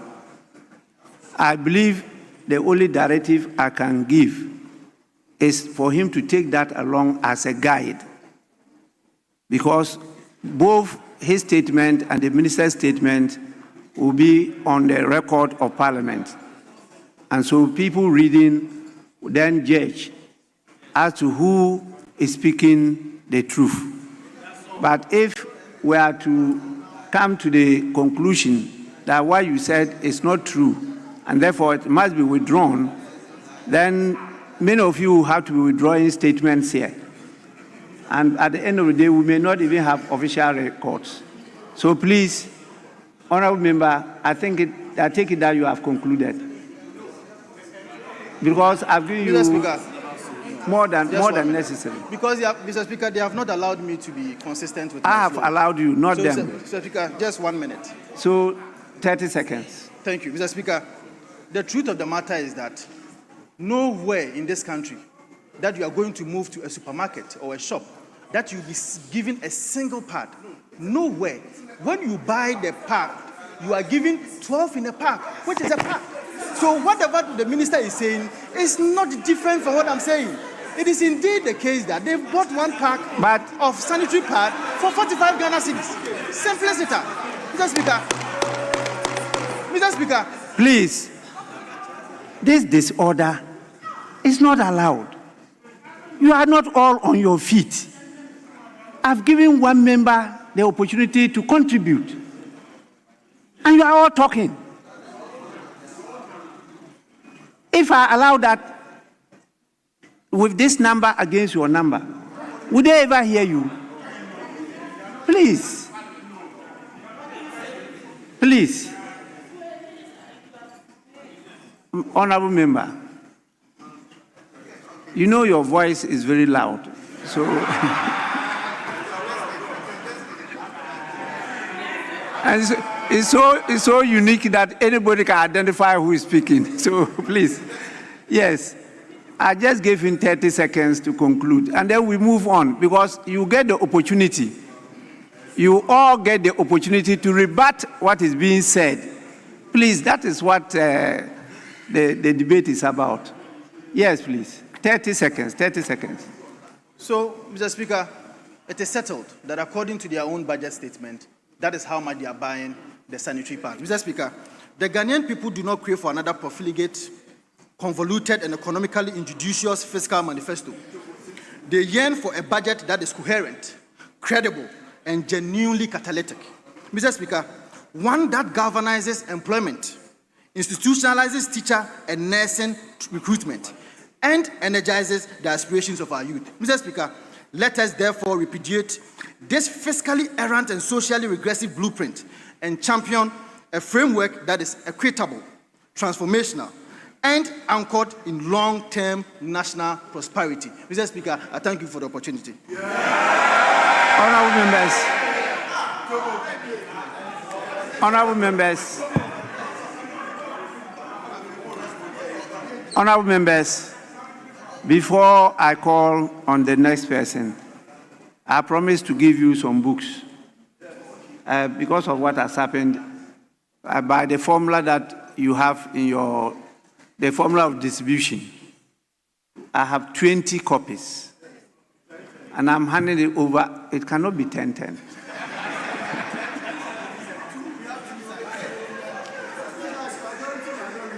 Your leader stood here and argued forcefully that that formula must be applied on all situations. And I was drawing his attention to the fact that on many situations, it will be to your disadvantage. He disagreed. And that was adopted by the House. So please, that is the formula you have to use to distribute. This one is somebody's candid and, I must say, bold perception of what politics in Ghana is. And this is a very respected statesman. That is how I see him, Mr. Kofi Bentum Kwanson.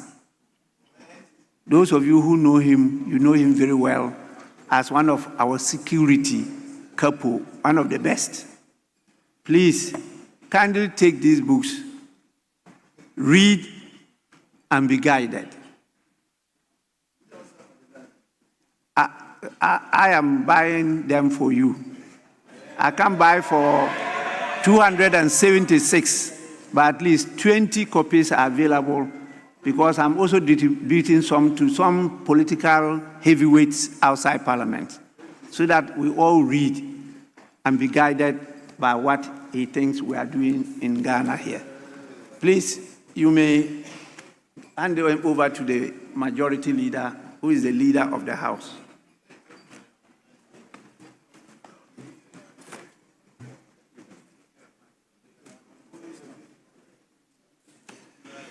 Honorable members, it's the turn of Honorable George Kweku Ricketts.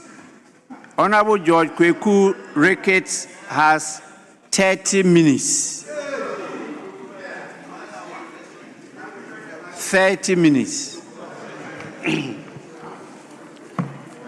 Thank you very much. What's your problem? Honorable Habib, he hasn't started. Yes, what is it? Mr. Speaker, my issue has to do with the time for him, because the business statement that was presented by the chairman of the business committee only give the leaders concluding more than the 15 minutes allocated, not necessarily every leader on the front bench. So the business statement that was presented by the chairman indicate that ministers and any other person, including leaders, have 15 minutes. So I don't know on what basis the deputy majority leader will be speaking for 30 minutes.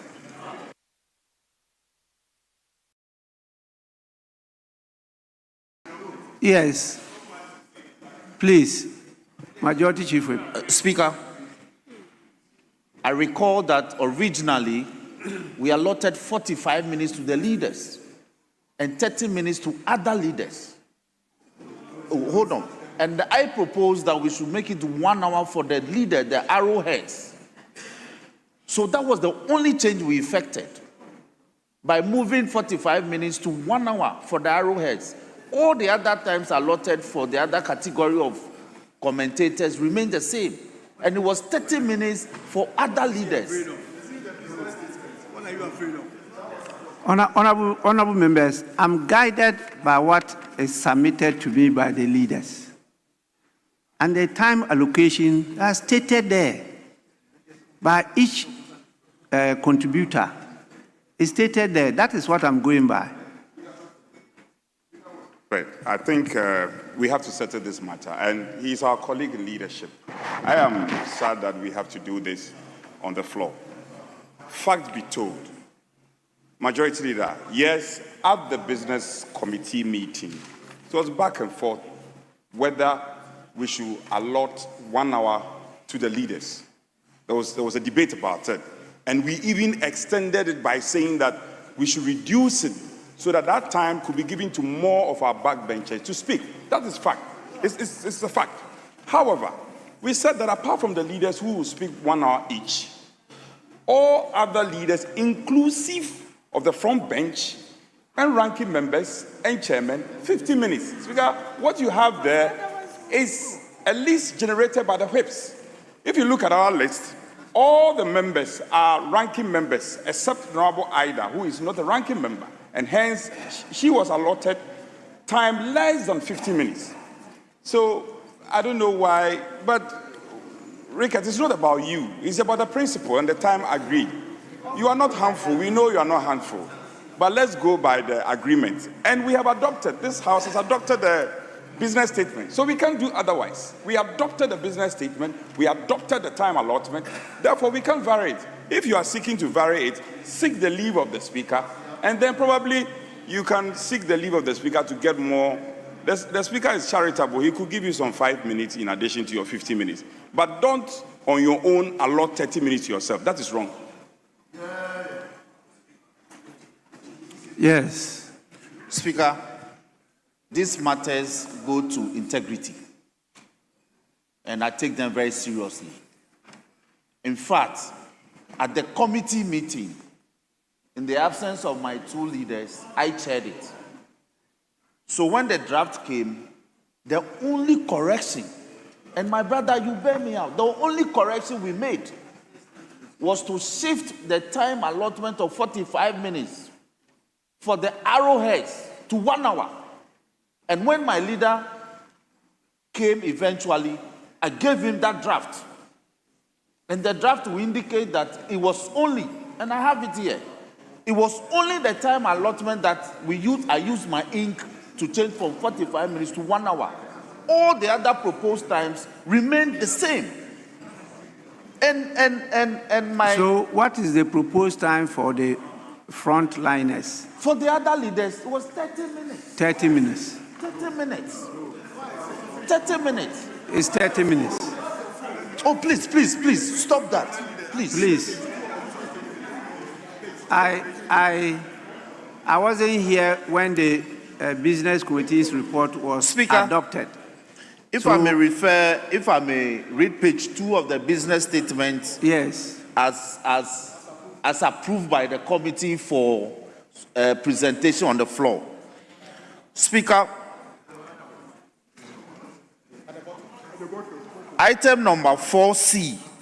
Accordingly, the business committee recommends the following time allotments for contributions by honorable members. Roman numeral 1, majority leader and minority leader, 1 hour. Other leaders, 30 minutes. Ministers, 15 minutes. Chairpersons, ranking members of committees, 15 minutes. Vice chairpersons and deputy ranking members, 10 minutes. Other honorable members, 5 minutes. And this was what we adopted, subject to other commentaries by members on Friday. Mr. Speaker, humbly submitted. Please, you have something different from that? Yes, Mr. Speaker.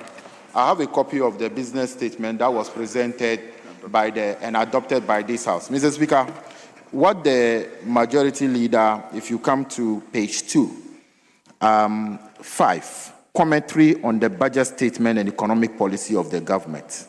Mr. Speaker, pursuant to Order 1953, the Business Committee is reminded, honorable members, that the commentary of the budget and so on and so forth. Mr. Speaker, there's nowhere, no. Wait, Mr. Speaker, no allocation. Mr. Speaker, this is a matter that, Mr. Speaker, when you check this business, Mr. Speaker, the introduction. Mr. Speaker, wait, they said that this business, the arranged business of the House of the 6th week ending 28th, Friday 28th. This business statement is supposed to end 28th, Mr. Speaker. So what he's saying, it is nothing that is captured. No. We never said leaders are going to speak for 30 minutes in this chamber. You are the only one saying it. So you mean we on this side, we never listened to the business statement or what? We did, and we were in the chamber. Yes, Majority Leader. Mr. Speaker, there was a business statement presented to this House on the 14th of November, which set out the time and the commentary that will be done for the week beginning 18th and ending 21st. What he is presenting is the most recent business statement, which covers the 25th today, ending 28th. That one doesn't delve into the time allotment.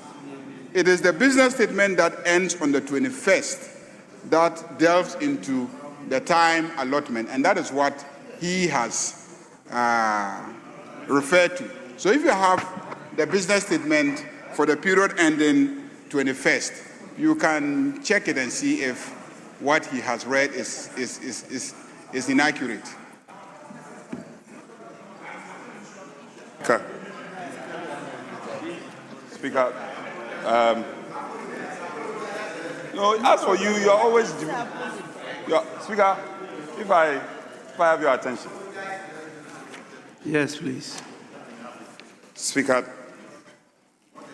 the orders allows you to interpretation and such occurrences. You have the power to exercise discretion.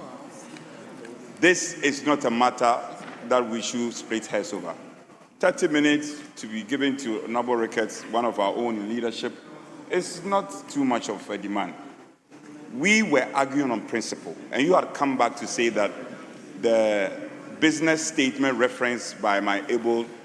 One thing you cannot take away from the Honorable Habib is he pays attention to details. So one thing you cannot take away from him is that he's always paying attention to business on the House floor. So maybe he couldn't get the date as you were communicating, but it doesn't mean that he's saying something out of malice. Speaker, Honorable yes. members, So- it's okay. I don't have access to the contents of the two business statements, and I don't know whether the first business statement was continued by the second business statement. It's the first that has the details, as the majority leader has stated. I don't know whether in the second business statement you referred to the first and adopted that portion. If not, it will be taken that first business statement lapsed after 21st November. But if there's a reference in the second business statement to it, then it will still apply. It means if you discontinued it and you did not include it, then you cannot assume that that is still applicable. But I don't have the contents. That's why I say I don't have the contents of that business statement. Yes. Speaker, by way of a guide, the business statement that he referenced, that was adopted last Friday, item number 5, states as follows: commentary on the budget statement and economic policy of government. Mr. Speaker, pursuant to Order 195, Rule 3, the Business Committee is reminding honorable members that the commentary on the budget statement and economic policy of the government, which commenced on Tuesday, 18th November 2025, will continue on Tuesday, 25th November. The majority and minority leaders will conclude the commentary on Wednesday, 26th November. So the commentaries as we arranged before is the same principles and guidelines that we have adopted this week. It is as a result of that as agreed, tomorrow the leaders will conclude. We haven't varied the conditions and terms. Let us agree that we'll give leaders 30 minutes, and then finally the arrowheads, as we call them, will have the 1 hour each. Let's drag this further. Let's go on. So Honorable Richard Higgins will have 30. Then when it comes to a minority, there will also be 30 minutes. That is all. So let's go on.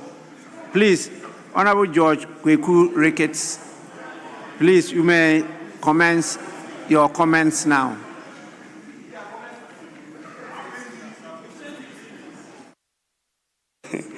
Thank you, Mr. Speaker. Mr. Speaker, if I speak for 15 minutes or 30 minutes, I don't think that will change how good this budget is. Mr. Speaker, I rise to contribute to the budget statement and economic policy of the government of Ghana for the 2026 financial year, which was ably presented by Dr. Kaisel Atiforson, the Minister for Finance, on Thursday, the 13th of November, 2025. On behalf of His Excellency, the President of the Republic, President John Dramani Mahama. Mr. Speaker, my friends on the other side, I think, have the right to worry about, in a way, trying to limit the time we talk or try to gag us, because they don't want us to remind Ghanaians the bitter experience that Ghanaians have been through for the last 8 years. Mr. Speaker, the story must be told. Ghanaians must know how abysmal our friends on the opposite side ran this country for the last 8 years.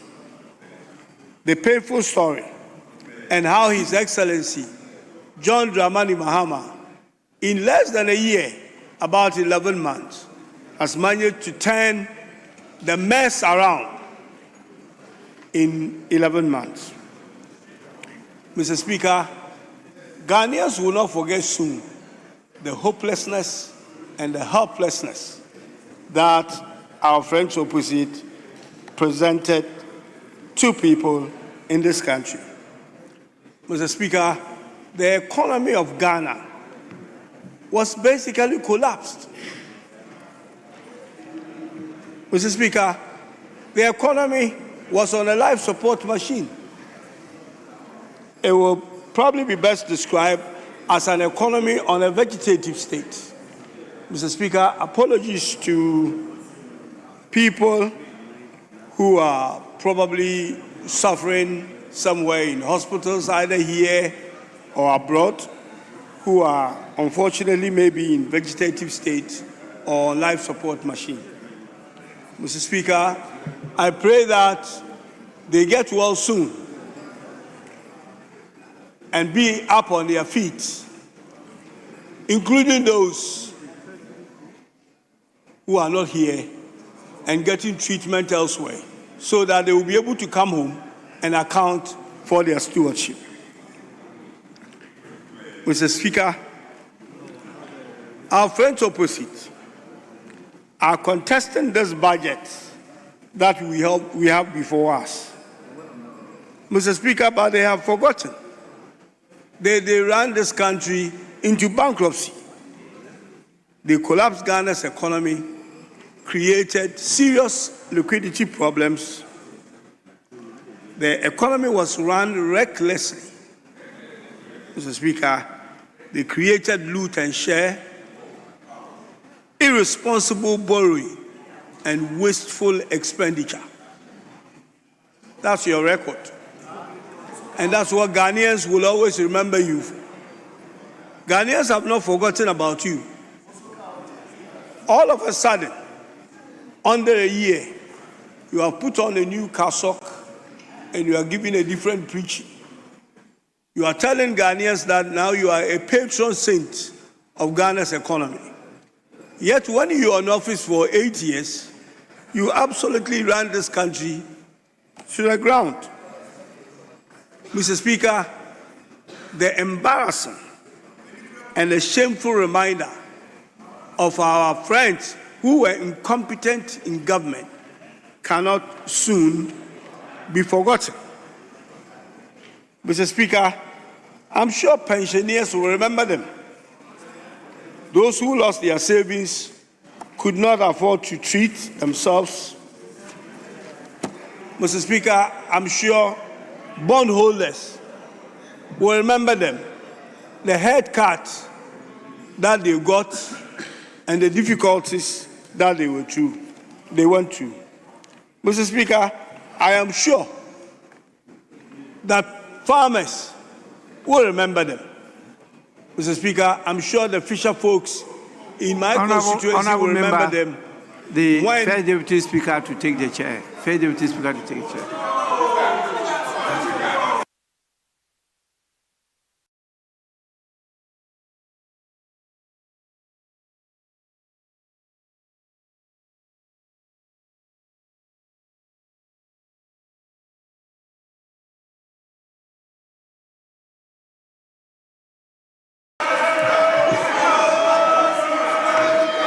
Honorable members, order.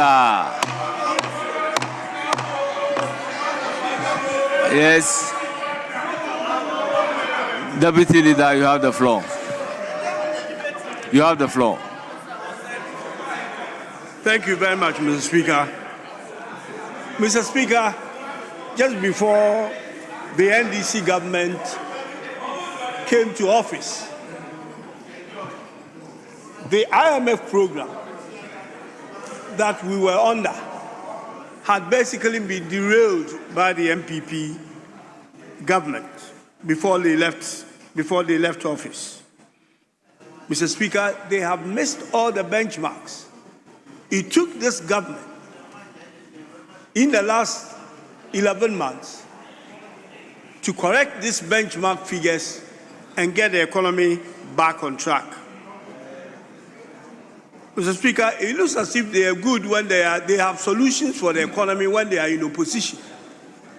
But when they are in government, they have no idea what they should be doing. Mr. Speaker, they talk about inflation. In fact, they try to take some credit for the good news that we are having, or we have in this budget. At the same time, they criticize numbers in the budget. I heard some of my colleagues on the other side talking about that the inflation, the single-digit inflation we have, is not sustainable. And that they are saying that the government is not tackling the supply side problem that basically can get inflation out of hand. I have no idea what they are talking about.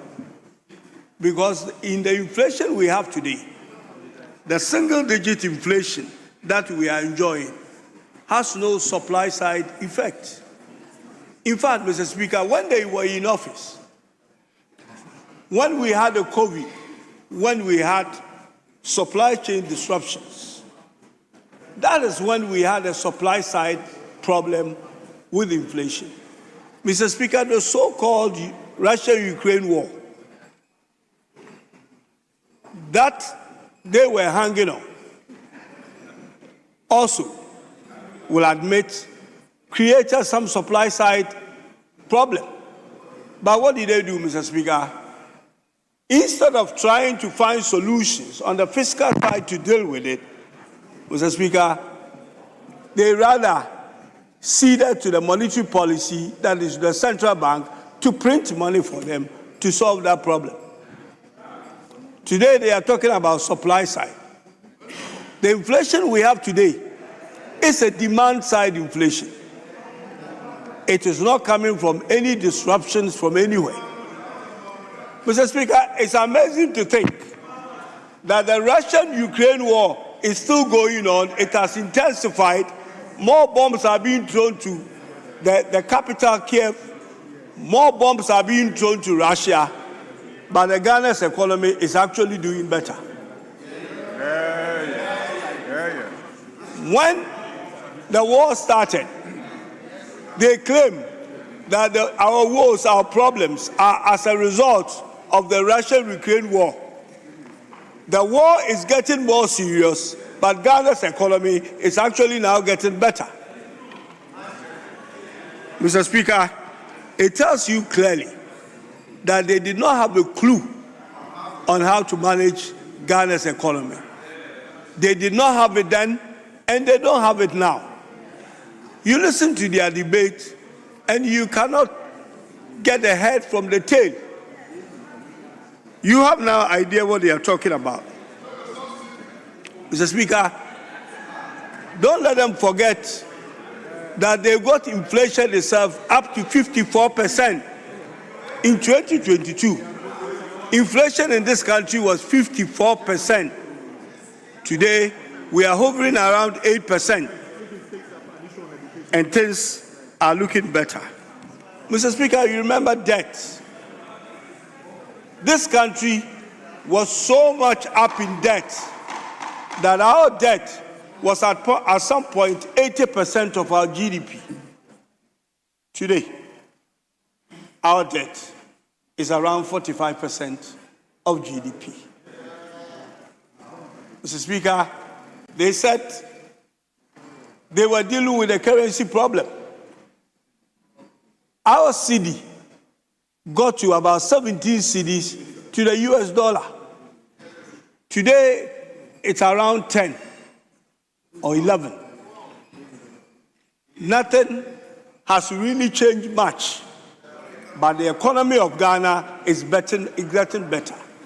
It tells you the incompetence of our friends on the opposite side, not having a clue how to manage Ghana's economy. And they still don't. They think they can shout. They call themselves the mighty minority, but that will not change the economy. Things are so good. Life in Ghana is better than it was last year. Things are getting better in this country. You can deny it for as long as you want.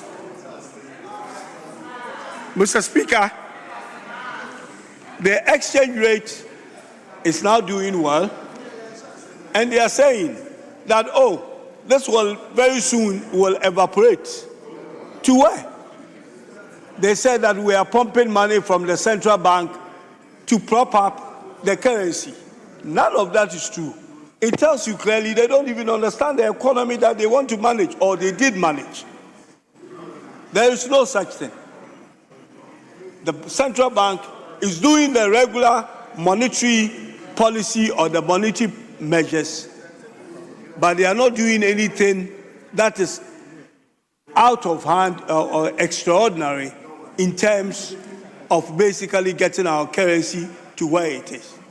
I have said it in this chamber before, that something fundamentally has changed in Ghana's economy that you are not paying attention to. You are still on the old economics. And that I said, the gold board that was set up has become a game changer. You can also talk about basically the gold purchase, which of course you started, but it's been intensified by this government. For about 100 years, we have produced gold, but we have not backed our economy with gold until this year. And all these factors contributed about 2 billion to Ghana's economy is what has stabilized our currency, but not anything like what you are talking about in terms of anybody putting money to try and prop up the currency. At some stage, our reserves were just about 1 month of import cover. Today, there is a solid 3 months of import cover. And it's because of the prudent management of Ghana's economy today, which you did not understand then and don't understand it now. Mr. Speaker, I heard someone talking about we are not meeting our tax revenue. We are not doing this. Mr. Speaker, let me give them the statistics of tax revenue. I have the opportunity to do some work with GRA.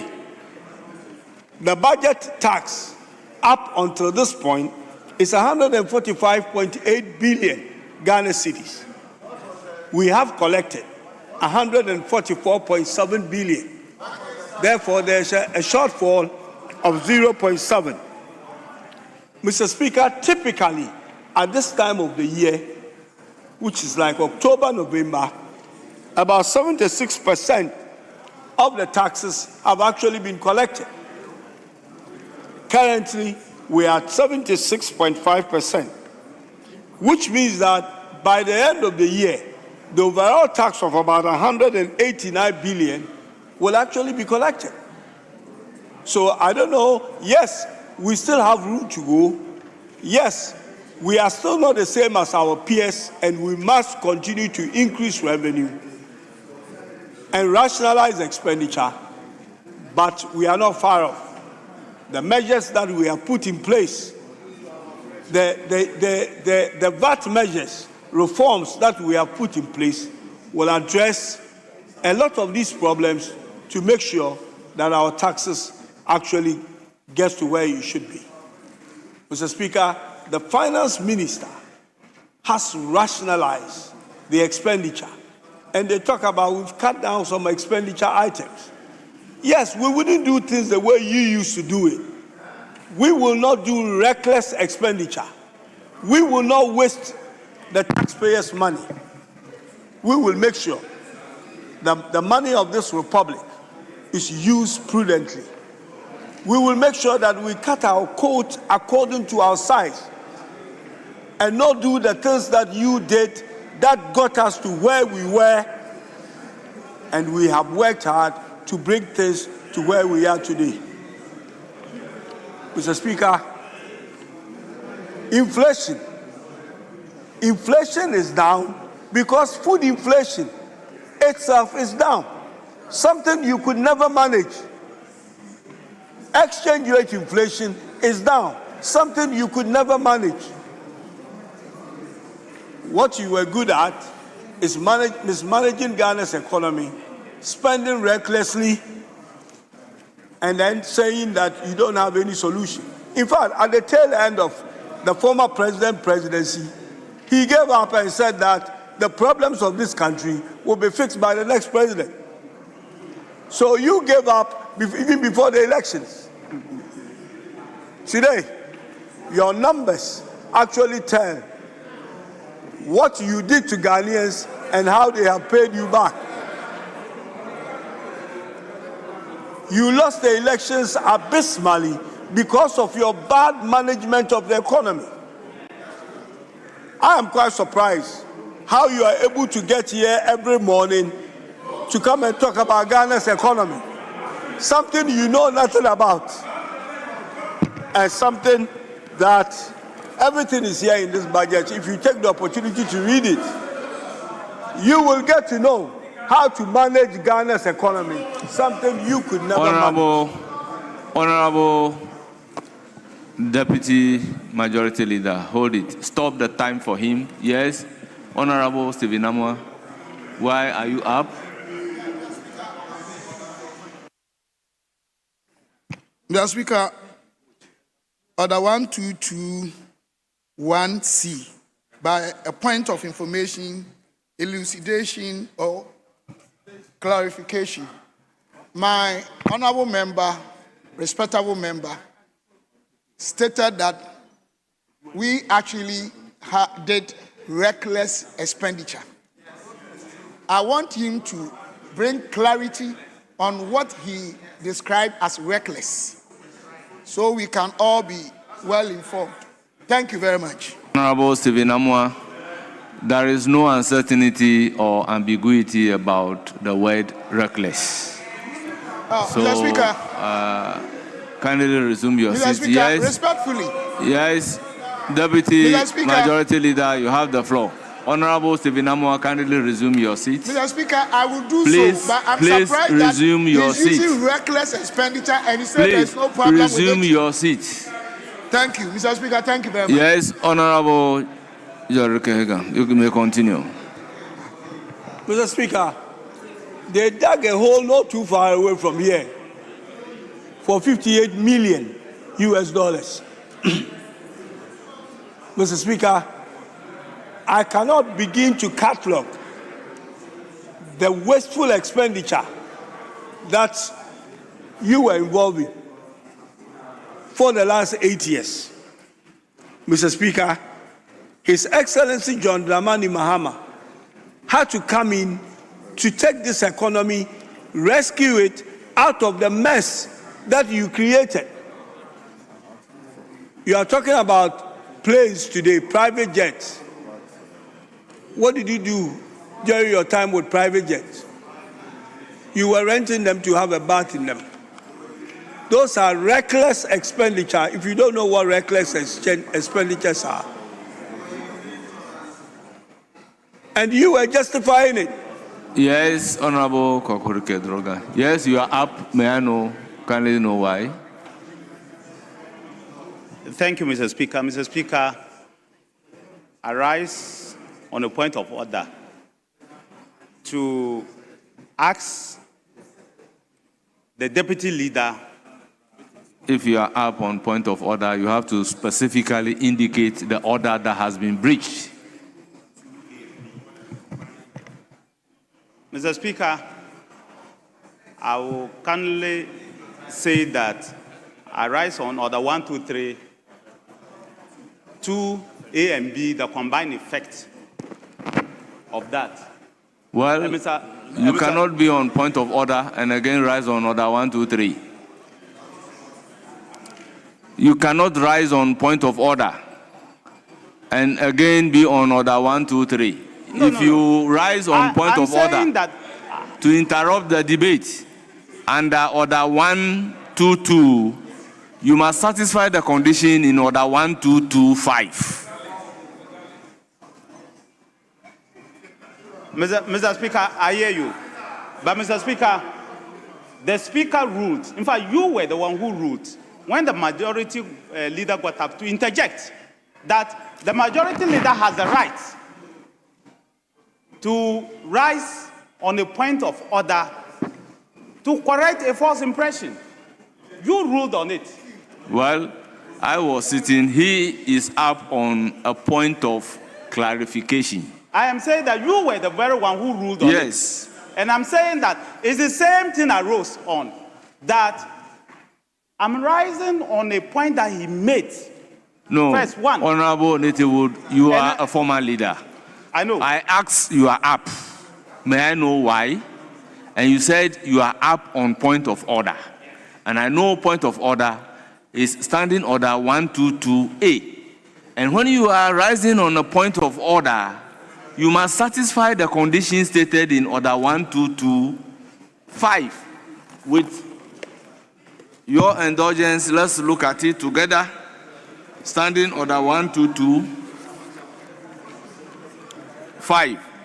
Is that a member who interrupts debates on a point of procedure or point of order shall state the rules of procedure the member on the floor has breached, or the procedural matters that requires a ruling of the Speaker before subjecting the member on the floor to the ruling of the Speaker. So you told me you are interrupting the debate on a point of order by standing order 122A. And I'm just asking you to satisfy the condition in order 1225. That's, Mr. Speaker, precisely. That's the more reason why you should listen to me, because I could ask you to intervene. You have not even listened to me. You don't even know what I want to say. I could ask you to intervene in the matter. Honourable member, you know, if you are asking for Speaker's intervention, for us on your feet, you say, Speaker, I'm asking for your intervention. But this one, you indicated per the record. You indicated per the record that you are up on point of order. So we have to go by the rules. Mr. Speaker, I precisely agree with you. But the point I'm still making is that that point of order could also lead to you intervening in this matter. And precisely why I want you to intervene. Mr. Speaker, as a deputy leader, member, I will ordinarily not rise on a point of order against him. Honourable member, so I want you to the intervene rules on are something. clear. If you are on point of order, you know what to do. I don't think you are up on point of order. Yes? Speaker, I'm coming under order 123, content of speech. Order 123, 2A and B. Speaker, I heard my deputy leader say that the MPP administration went ahead, procure aircrafts with the sole aim of taking the above in the aircraft. He said that. He made that statement. That we were taking our bath in the aircraft. Speaker, if the leader is so minded to stand by that statement, I will not contest you. But he knows what to do. He must provide evidence to that, well, to what he said. Or, Speaker, he must stay clear of that and proceed to make his statement. Otherwise, so, Honourable Minority Whip, you are asking the member on the floor to provide evidence of bathing in the aircraft. Speaker, he's the one. I didn't ask him to say that. He said it. He is alleging. Very well. Whilst there, I overheard the main speaker indicating that we are not at the trial. So if for everything we are requesting for evidence, I believe the debate may not flow. You also have the opportunity to disagree with him. So if it is the evidence that you are asking, maybe when you have the opportunity, you can disagree with him. Let me further say that it's an offensive statement. I feel offended. And we on this side, we feel offended by that statement. And that is in contradiction to Order 123, to A and B. And he knows that he stands in breach of those orders. So, Speaker, I'm not just saying that he should just stay clear. He should provide evidence. And Speaker, if he has no evidence, he should do the needful. He has been speaking for 25 minutes. Nobody interrupted him. To say that we've been buffing in an aircraft, he must be responsible enough. He must be responsible enough to provide the needed evidence. Speaker, I am not asking too much. I am not asking too much. He knows what to do. And I'm not asking the leader to come and bail him out. The leader should resume his seat. You see, Minority Chief Whip, if you are saying that he used the word buffing in the air, and that word is offensive, or it imputes improper motive, it's one thing. But you are asking him to produce the evidence of the fact that buffing in the air really took place. So let me hear Majority Leader.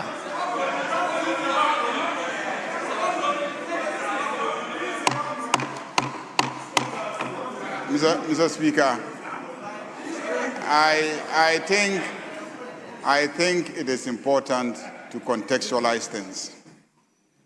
Some aircrafts, especially the private jets, have provisions for toilets. They function perfectly well. They cost less. But some jets have bathrooms in them. So when a president is traveling, and instead of hiring the smaller one that just has a toilet, but goes for a jet that has a bathroom in it, the presumption is that he'll be bathing in the air. That is how the conversation about bathing in the air. This week, Nitiwul said it. Mr. Speaker, so when you go for an aircraft that has a bathroom in it, Mr. Speaker, it is obvious that you want to bath in the air. Because that facility in the aircraft, you pay for it. You pay. And I cannot imagine a president hiring an aircraft that has a bathroom in it, paying for the facility and not utilizing it.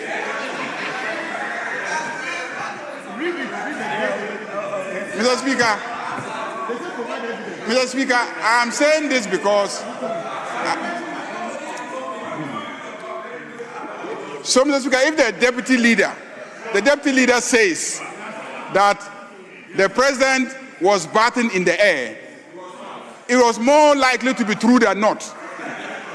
Mr. Speaker, the reason why I say so is that knowing the president and knowing his personality, I cannot imagine him not using the bathroom in the aircraft. I cannot imagine him not using the bathroom in the aircraft. Because he's a gentleman. Yes, Honourable Member, conclude.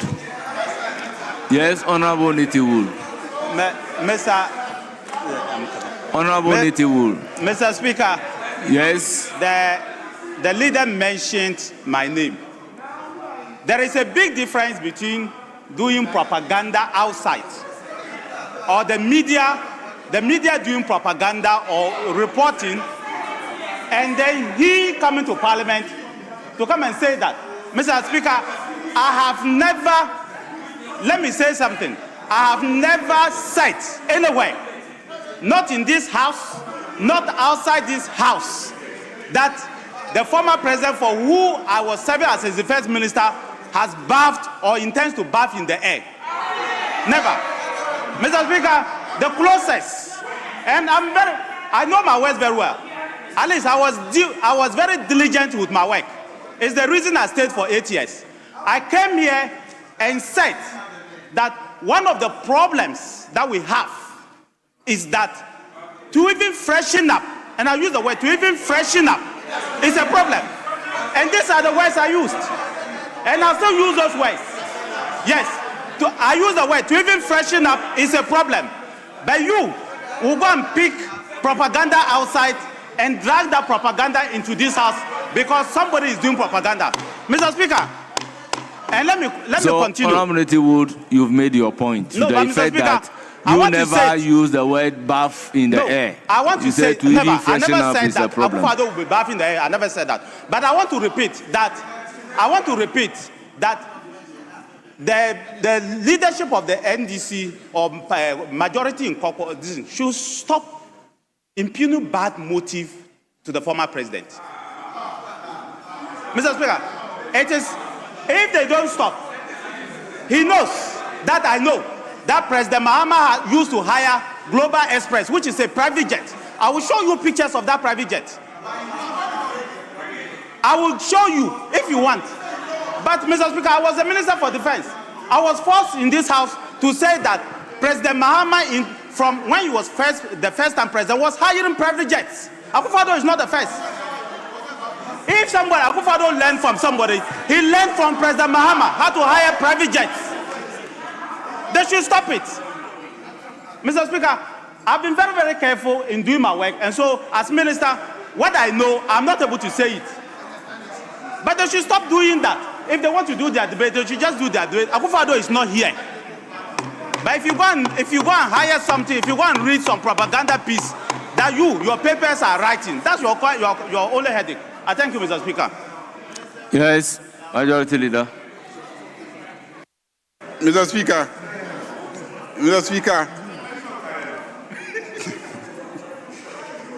Joy FM, a credible media house in this country, published on its website 16 June 2021 at exactly 12:30 p.m.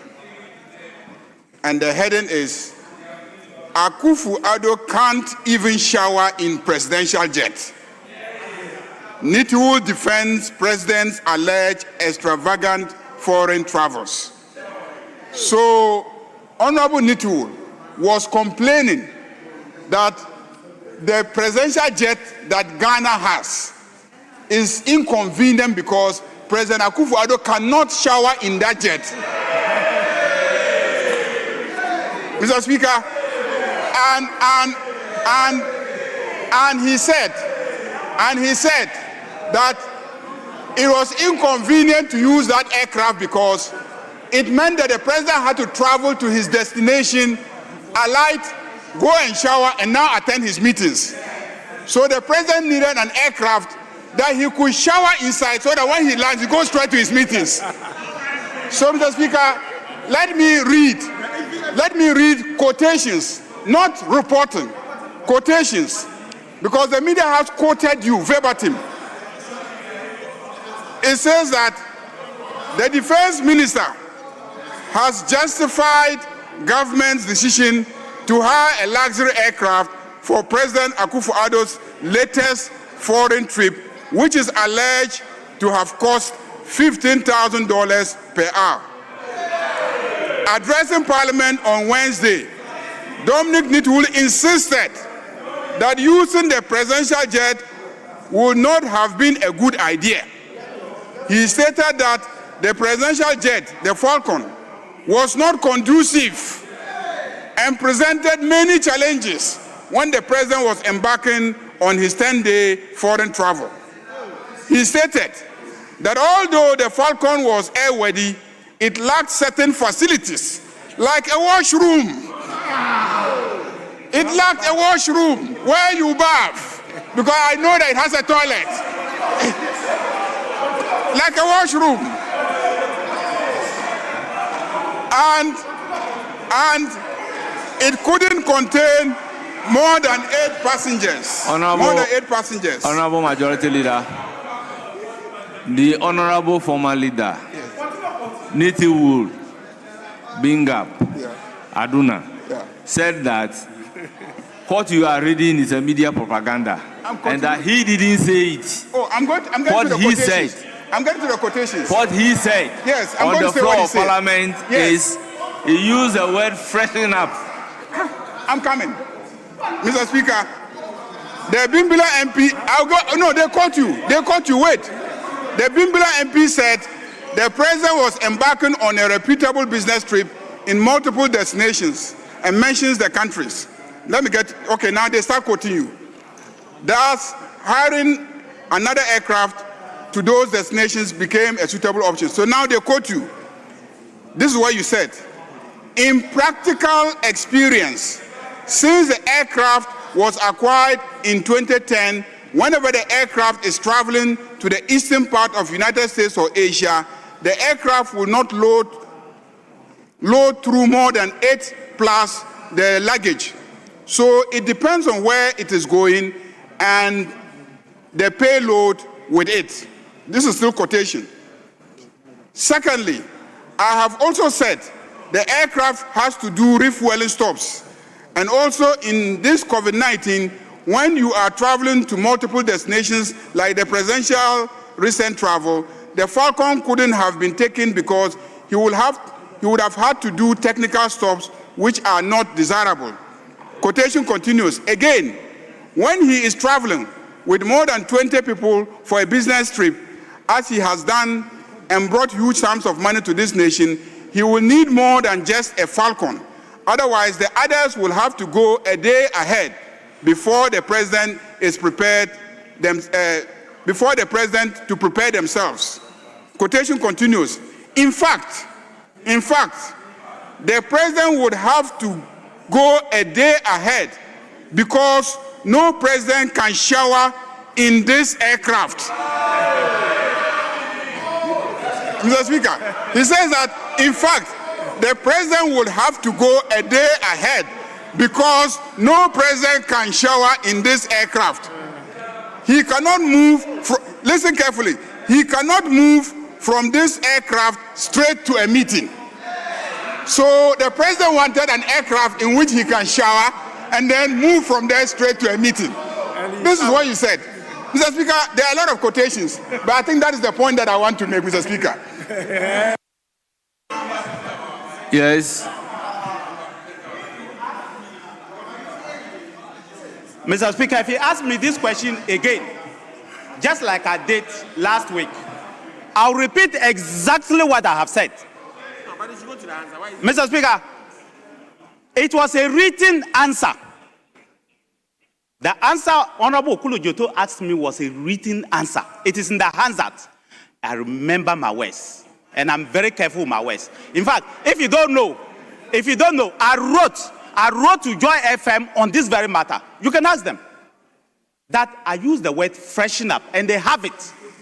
So if you come here and you are quoting some words that some propaganda, this very word I used it because it turned out to be propaganda.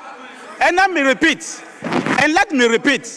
It's for that same reason that you are looking for 2 aircrafts, one long haul and one short haul. It's for that same reason that I stated here. And Mr. Speaker, I've not run away from those reasons. I still state that Ghana as a leading country cannot continue doing what we are doing because tomorrow we'll regret it. And I said it here. I said that our aircraft, whether it is military, it is the jet fighters, it is presidential, or it is the helicopters, they have problems and will regret one day. But I don't know when we'll regret. I didn't even know that we're going to regret the next year. I said it, and I repeat that we'll regret. And I still say it, Mr. Speaker, that if we don't fix the problem, we'll regret one day. And I remember telling Mr. Speaker that you, Mr. Speaker, if you are sick, I will not be able to ferry you out of the country. But Mr. Speaker, I use the word freshen up, and I'm saying that if you go and quote some propaganda piece, that's your cup of tea. Go and look at the Hansard. It's in the Hansard. It was a written piece. It's in the Hansard. In any case, Mr. Speaker, in any case, I still want to repeat that I stand by those words. The only word I don't stand by is the word shower. A president should have the ability to freshen up and be able to go for meetings. I don't run away from that.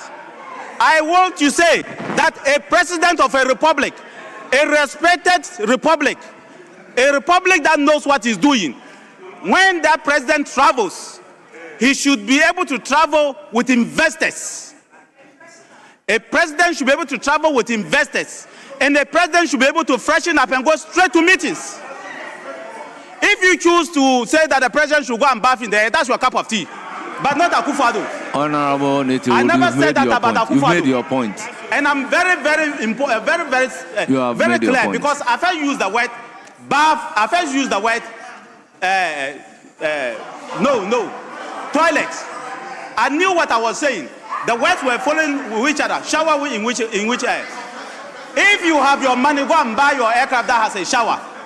If you have money, go and buy an aircraft that has a shower. When you took the people to France, last week when you took the military personnel to France to go and look, go and check the sort of aircraft that they recommended. The 12 people that you took to France last week, go and check what happened. Don't let me start talking. Mr. Speaker, don't let me start talking. But we are waiting for you. Mr. Speaker, we are waiting. When they took, when Parliament has not even passed the budget, but you took the 12 people to France, go and check what they recommended. But don't let me start talking. But I say that, I use the word freshen up. And that's the word I used. I am saying that I use the word freshen up, and I will not run away from that word. I will never run away from that word. I stand by that word today. I stand by that word tomorrow. And I'm saying, Mr. Speaker, that if we do not do something, one day we'll regret. We have regretted once. We may regret a second time. Honorable members, the disagreements are noted. I don't know why we are crying over this. Honorable Nitiwul indicated that he didn't use the word shower. He used the word freshen up. Whatever the media has published is a media propaganda. So, Honorable Kwaku Riketegan, continue your debate. We, in this House, we should respect your guidance. Yes. Leader, just a minute. Your conclusion was that what was said in the media or a media propaganda cannot be used in this House. I am quoting Honorable Nitiwul. Yes. Speaker, that cannot amount to my conclusion. If I may just... I indicated clearly that they both have disagreement. Speaker, one person said, these were your words, and read from a source. Yes. And Honorable Nitiwul said, I spoke on the floor of Parliament. These were my words. So, disagreement. Yes. So, we should end somewhere and let's continue the debate. Speaker, with respect. Speaker, the majority leader, I timed him. He spoke like 5 minutes, copiously and selectively, reading from his so-called source. Speaker, and that is going to the Hansard. That is going to the records of this House. Speaker, I plead with you, in line with your directives, if to the extent that the majority leader is not referencing the official reports and is either referencing other sources that cannot be authenticated, Speaker, you should expunge that from the records in the first place. Secondly, you had also ruled that where we differ with facts, when you get the opportunity, then you can recount or rebut. I came under 1, 2, 3, based on content. And because you are ruled that when we get the opportunity, we should rebut. That should be the ruling. So if our side also make pronouncements and their side disagree, they cannot come under content. That is what exactly I am saying. That whatever is happening between majority leader and then Honorable Nitiwul is disagreement between them. So if you have the opportunity, you can do so on the floor. Mr. Speaker, Honourable Majority the Leader, Honourable Nitiwo says that let's make progress. He said he used the word freshen up. He didn't say bath in the air, but a shower. He didn't say shower. So I decided to Google the meaning of freshen up. And it says, Honourable Majority Leader, that cannot be. Honourable Majority Leader, with all due respect. Mr. Speaker, freshen up means refresh oneself by washing. Honourable members, I think we should make progress. To refresh oneself. Honourable members, we have a tall agenda. Honourable members, we have a tall agenda.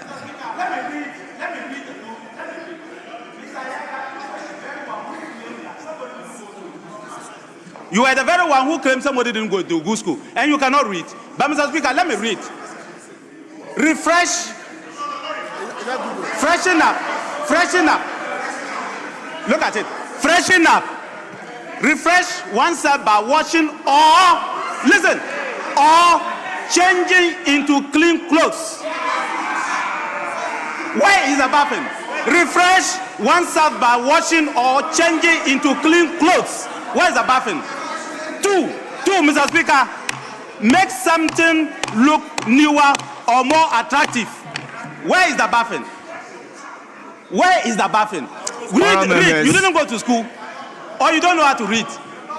Honourable members. Mr. Ayaka, didn't you go to school? You don't know how to read. Honourable members. One? Choose which one. Honourable members, I think I still stand by my ruling. We'll call on Honourable Kwaku Hagan to continue the debate. Honourable Hagan, continue the debate.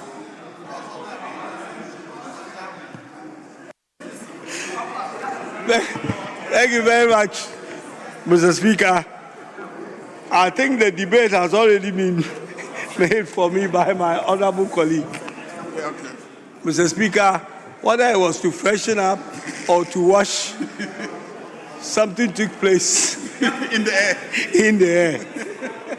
Mr. Speaker, the fact of the matter is that, Mr. Speaker, the NDC government in office today are better managers of Ghana's economy than the MPP in the past. No doubt. Mr. Speaker, if they will take some time and go through the budget, they will begin to learn something. And hopefully someday in the future, they may get the opportunity again to put what they did right, wrong. Mr. Speaker, the economy is getting better. We are out of the mess. Inflation is in a better position today. Interest rates in a better position today. GDP in a better position today. Primary balance in a better position today. Ghana is back again, and the economy is getting better. And I urge my colleagues to spend some time to look through this budget and support the government in making sure that we put the right things in place for Ghana to grow, for jobs to be created, whatever they call sustainable jobs, but for jobs to be created so that our youth will have something to do and better their lives. Mr. Speaker, with these words, I thank you very much. Thank you.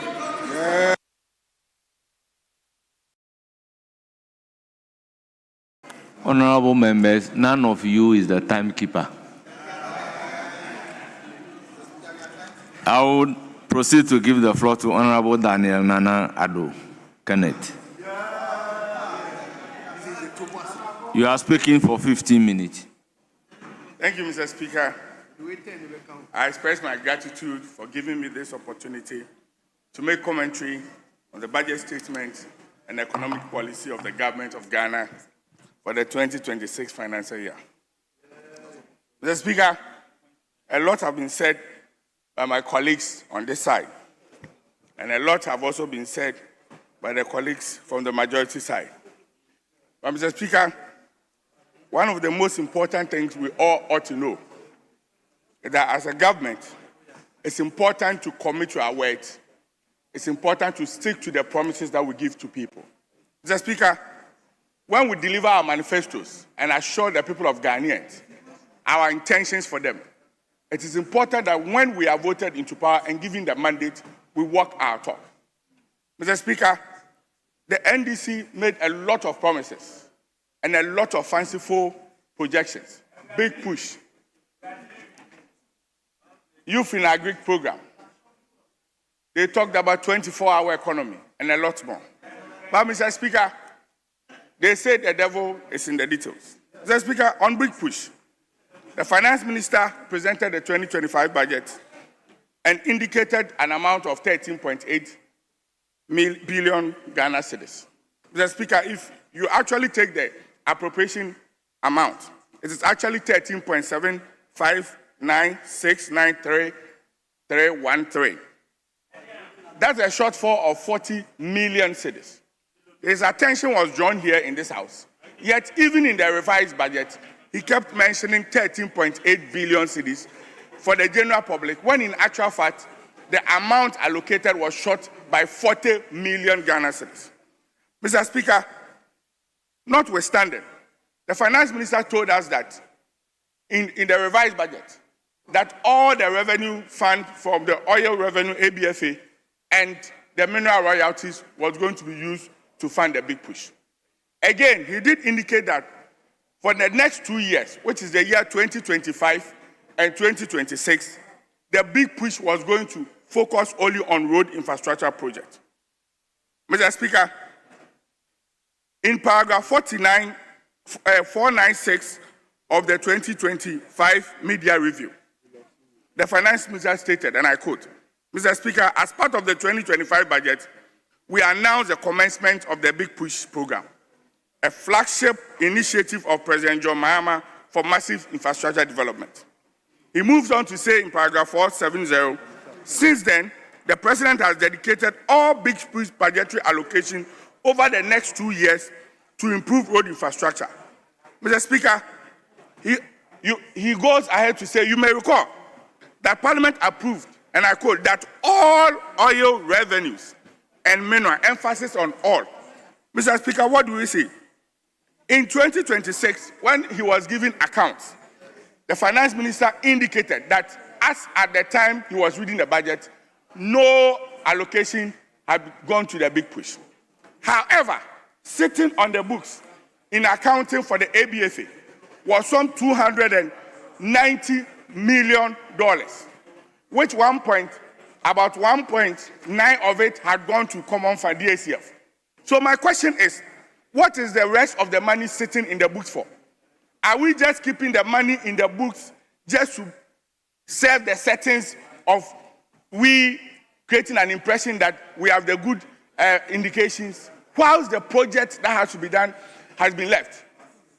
Mr. Speaker, again, the revenue for the minerals for Q1 to Q3, Mr. Speaker, was some program of 3.9 billion cedis.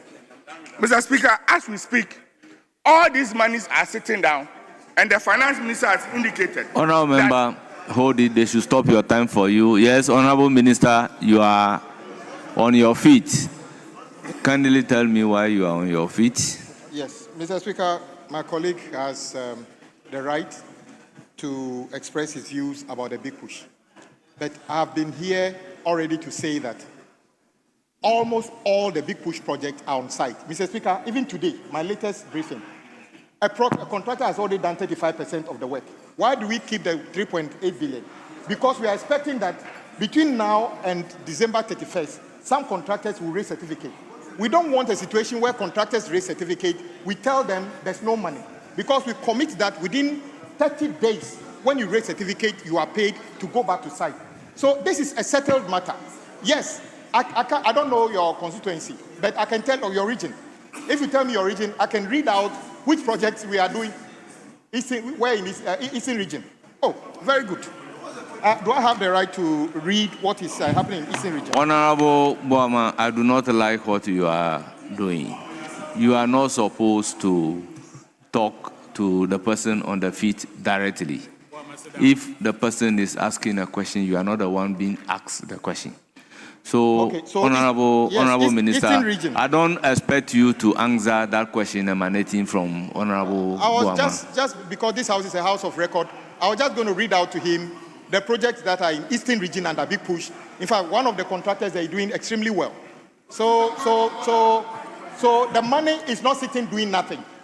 The projects are over 60 billion. I can tell you that the 13 billion can be consumed in a month if contractors start raising certificate. So just wait. Give us up to Honorable Minister, noted. Yes. Speaker, I was wondering if my good friend was coming under 122 or 123. And Speaker, you have given a guidance that where there is a disagreement, the other party should wait.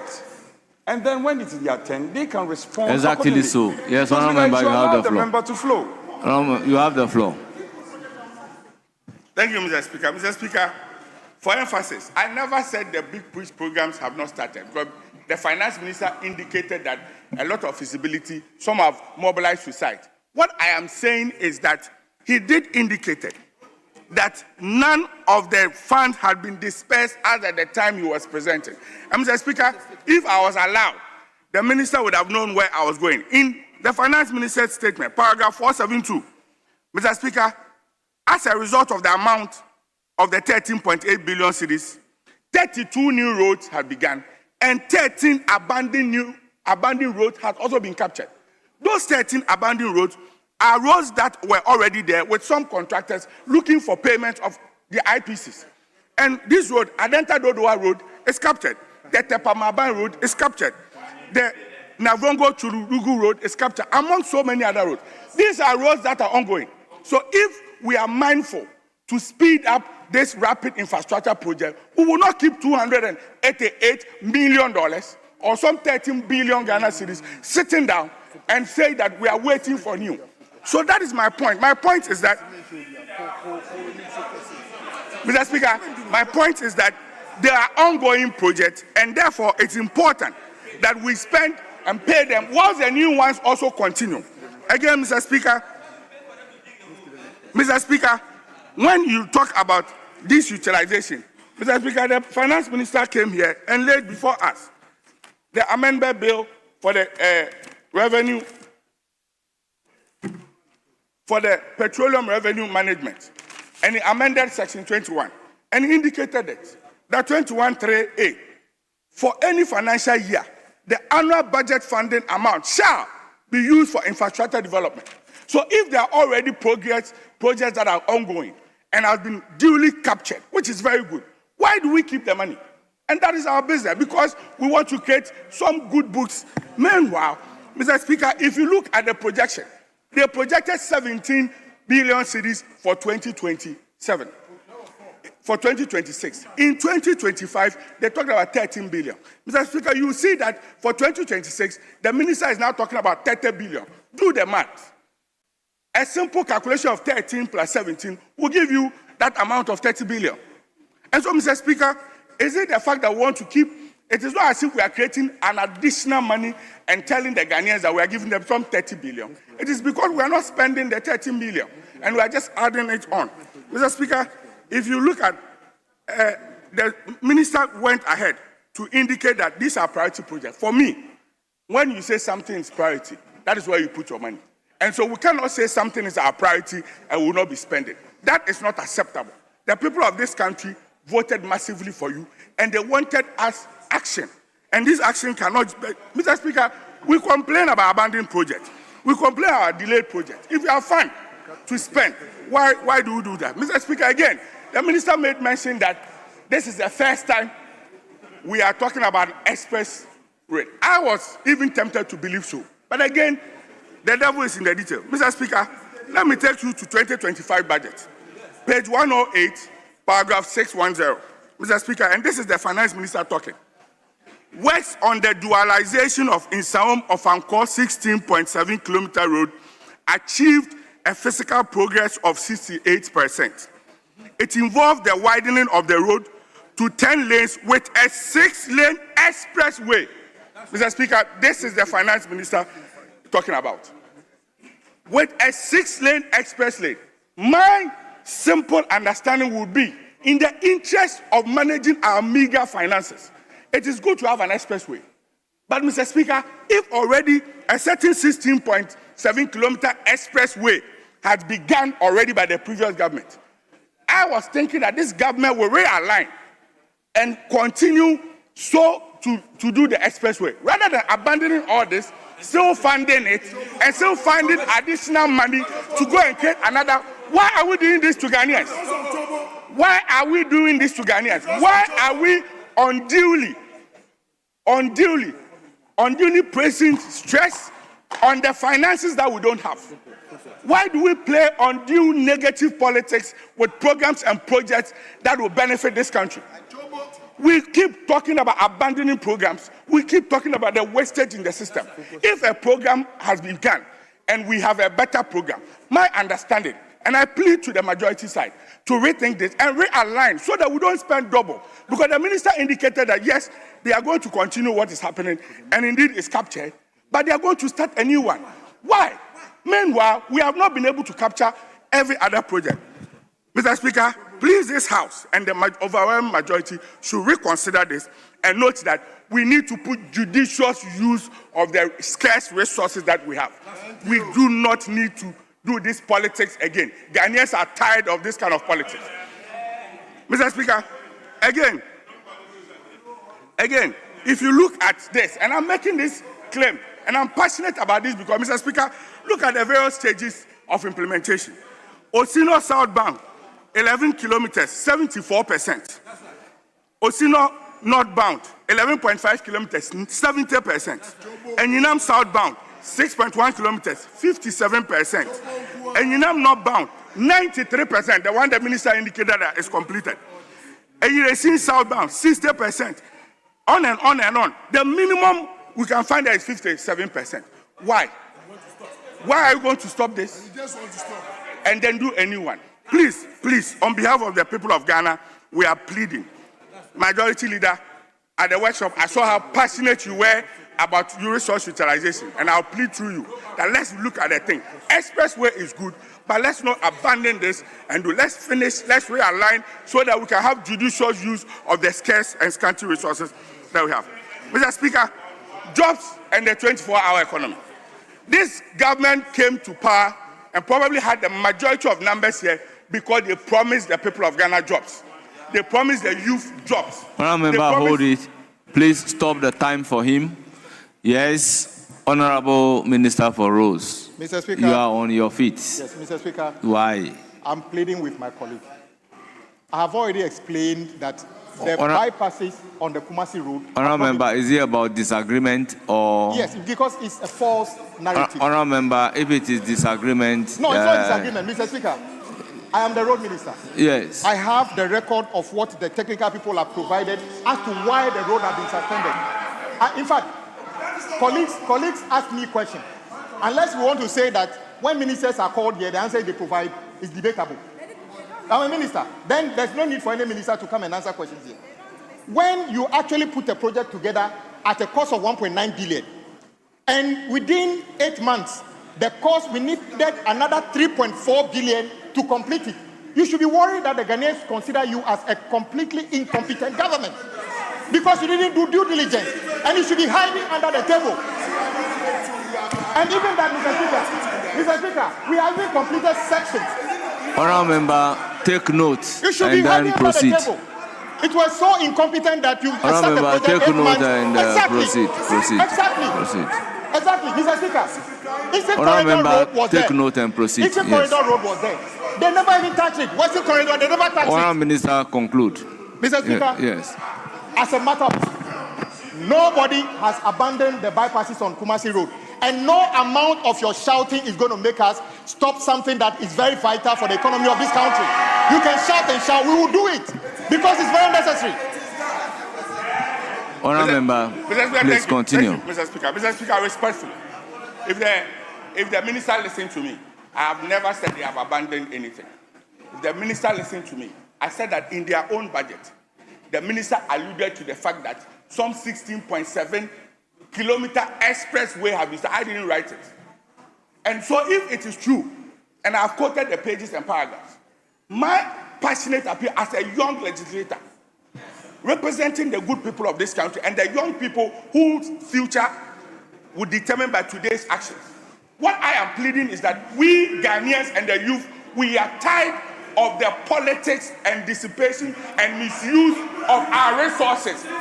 Either way, Honourable Member, what is important for us? What is the misuse of the resources that you are talking about? Mr. Speaker,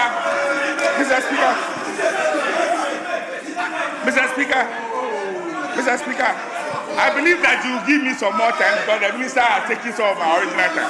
Mr. Speaker, for me, this country and all over the world, one of the challenges we have had as a Ghanaian community is that projects are started, not completed, abandoned by successive government, start new one, which is not completed, another government comes, is abandoned, and the cycle goes on and on and on and on. What I am saying is that if we are mindful that indeed we are here because of the people of Ghana, let us for once,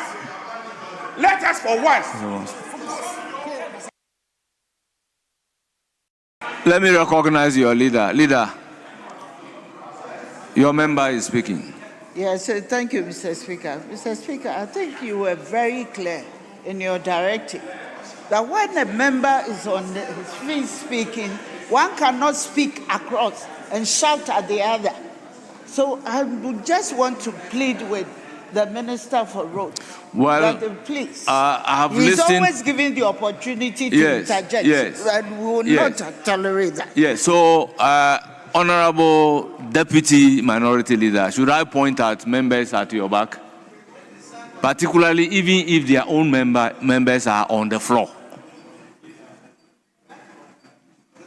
So Mr. Speaker, I want the entire House to take note of what Honorable Deputy Minority Leader is saying. Yes, you have the floor. Thank you, Mr. Speaker. Mr. Speaker, one of the core mandates of this House and as parliamentarians to make sure that the judicious utilization of the scarce Ghanaian resources, and that is what we are pulling through. Mr. Speaker, let's go on jobs. 24-hour economy. And Mr. Speaker, take the NDC manifesto, page VII.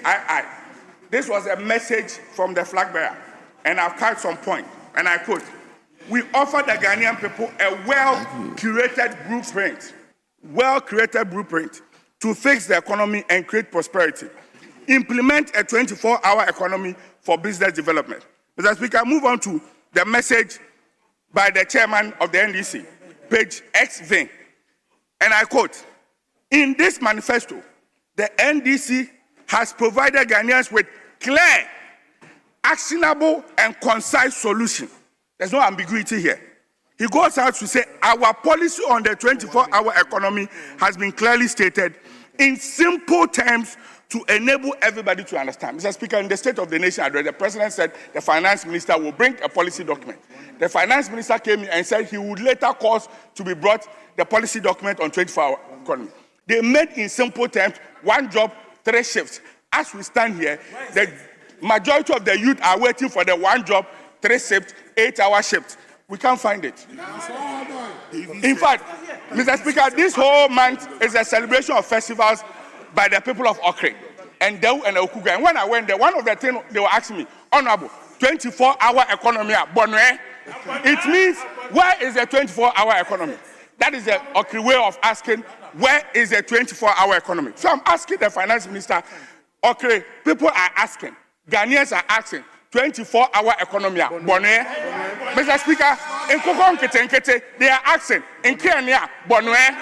Mr. Speaker, youth in Agrek, they are asking, Agreka, Bonwe. Mr. Speaker, they are asking, look, we assured Ghanaians that we are going to give them Kureles, broilers, and all that.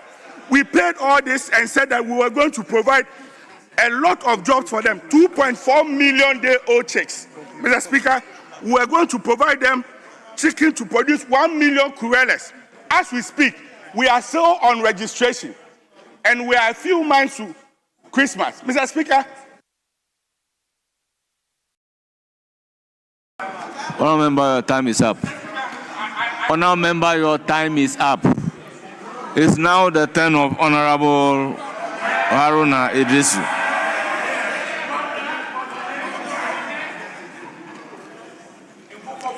You are speaking for 15 minutes. Mr. Speaker, let me thank you for the opportunity to contribute to the budget statement and economic policy ably delivered by the Honorable Atuforsen for and on behalf of President John Dramani Mahama on the theme Resetting for Growth, Jobs and Economic Transformation. Mr. Speaker, in contributing to this debate, I'm reminded by my grandmother's proverb to my friends opposite the aisle that when you are pounding fufu for a blind person, the best way to assure the blind person you are not eating the fufu is to be whistling. I'm sure they want us to whistle. What it is the achievement of President John Dramani Mahama. Mr. Speaker, 2025 was a correctional year for President Mahama and the Honorable Atuforsen. Correctional because, Mr. Speaker, Nana Addo Dankwa and the MPP heavily damaged the Ghanaian economy, put Ghanaian businesses into distress. Unemployment was high, inflation 54 to 23%.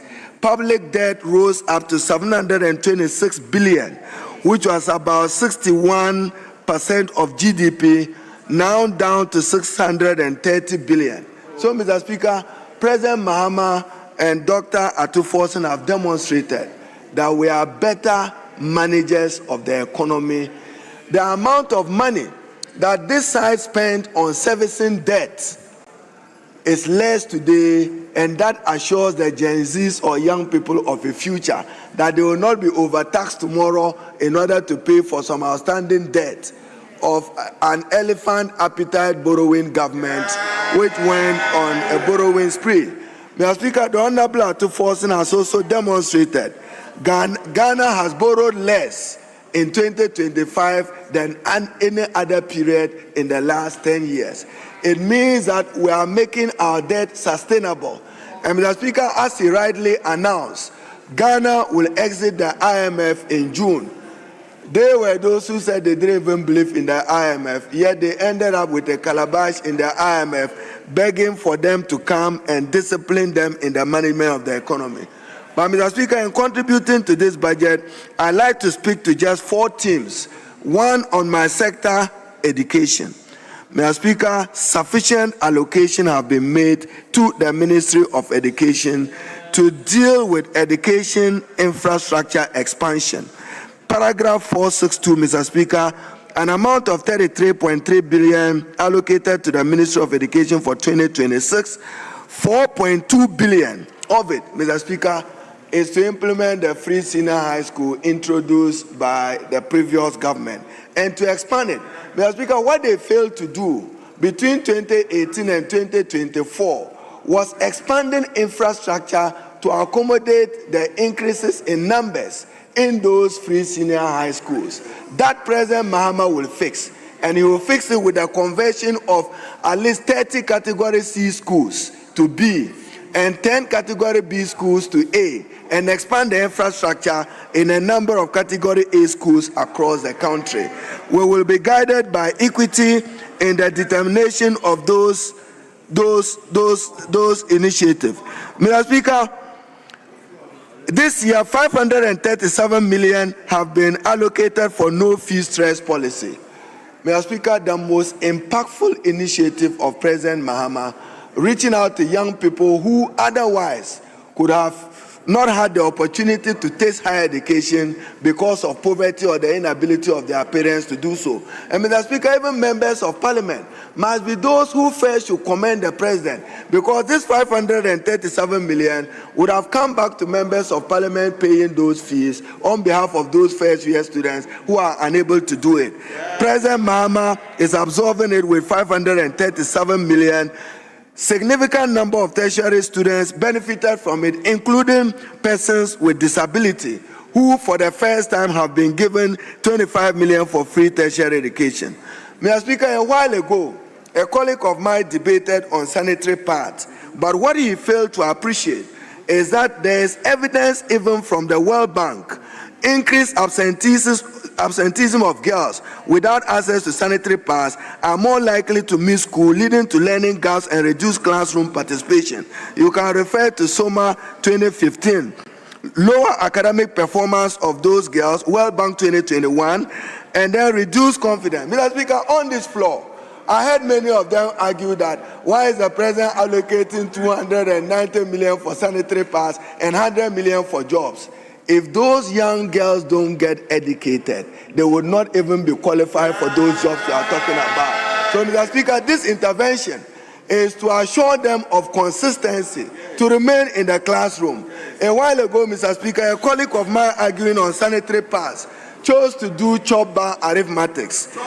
He just took the number of 6.6 million first batch of sanitary pads supplied and came to the conclusion that government was procuring sanitary pads as 45 Ghana cedis. Mr. Speaker, that is palpable falsehood. The total number of sanitary pads being procured by government is 12,208 at 292 million. Not for him to just take 6.6 million and divide it by 292 million and come to the conclusion that one of it is costing 45. Mr. Speaker, into this year, under President Mohammed's reset, we will expand access to higher education. Damangu,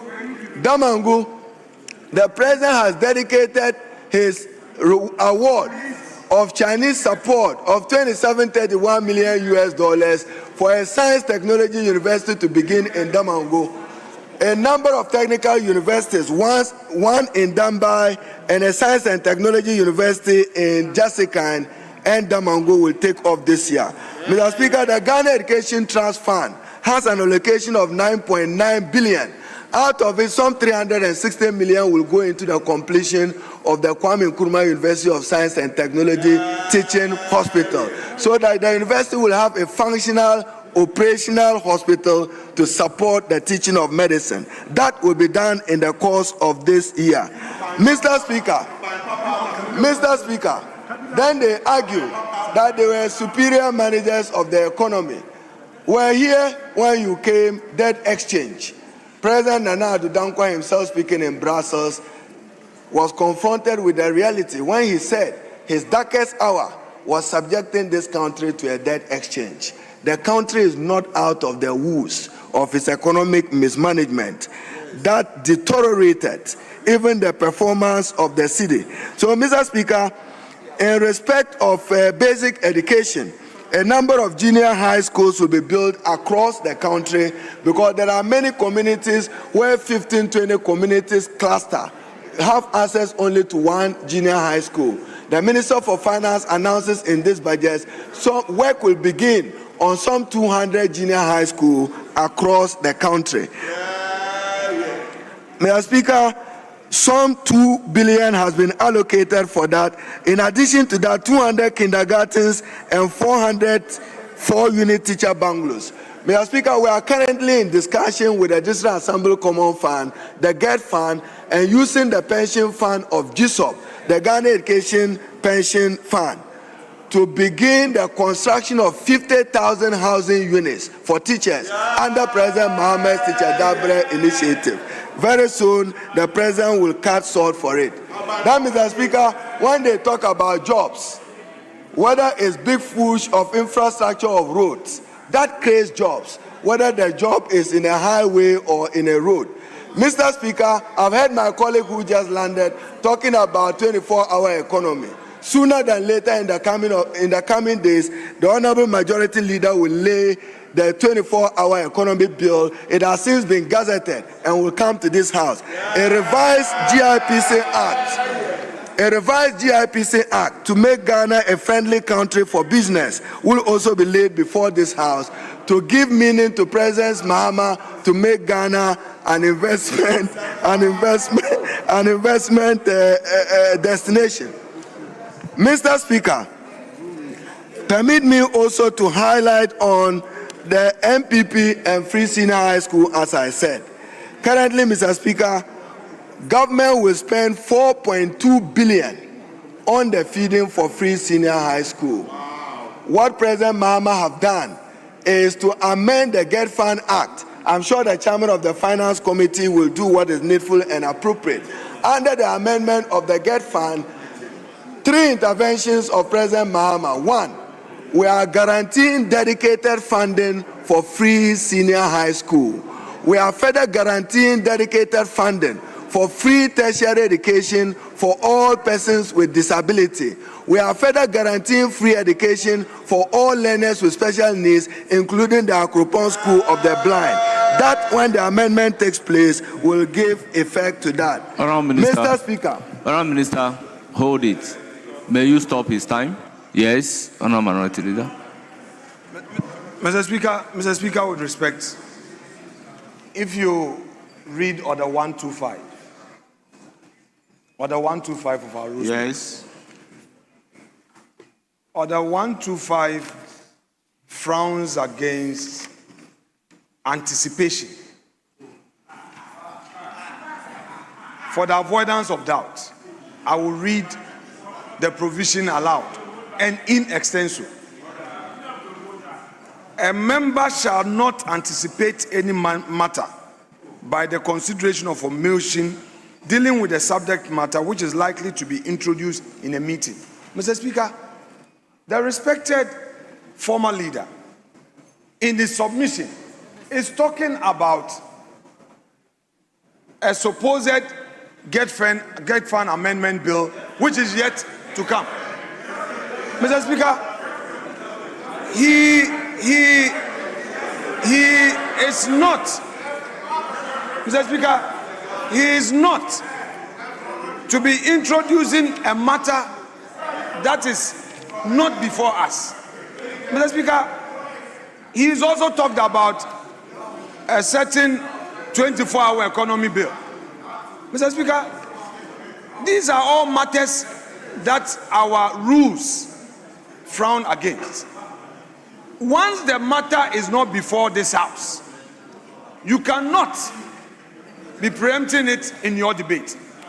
Your duty, can you look at to introduce page 7? Can you look at page 7 of the order paper, item number 30? Mr. Speaker, page 7 of today's order paper, Speaker, item number so. 30. Mr. Speaker, rightly so.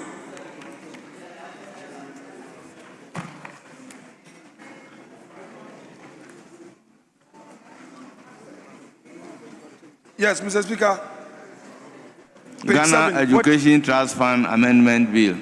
Mr. Speaker, with respect, it is not a subject matter on the floor. The fact that you've advertised a matter, Mr. Speaker, read again. You said the Get Fund, you said page 7 of today's order paper. Mr. Speaker, page 7 is here. Mr. Speaker, page 7 is here. Which particular item are you referring to? You are talking about Ghana Education Trust Amendment Bill. Mr. Speaker, you said I should look at page 7. Yes. I have item number 30. Yes. The order paper Mr. Speaker, addendum. it's today 25th. Order paper addendum. Yes. Mr. Speaker, Page 7. They've not brought order paper addendum to the minority front bench. Mr. Speaker, I have found it. Let's deal with it. Yes, Mr. Speaker. Yes, but the motion, this is not in consideration.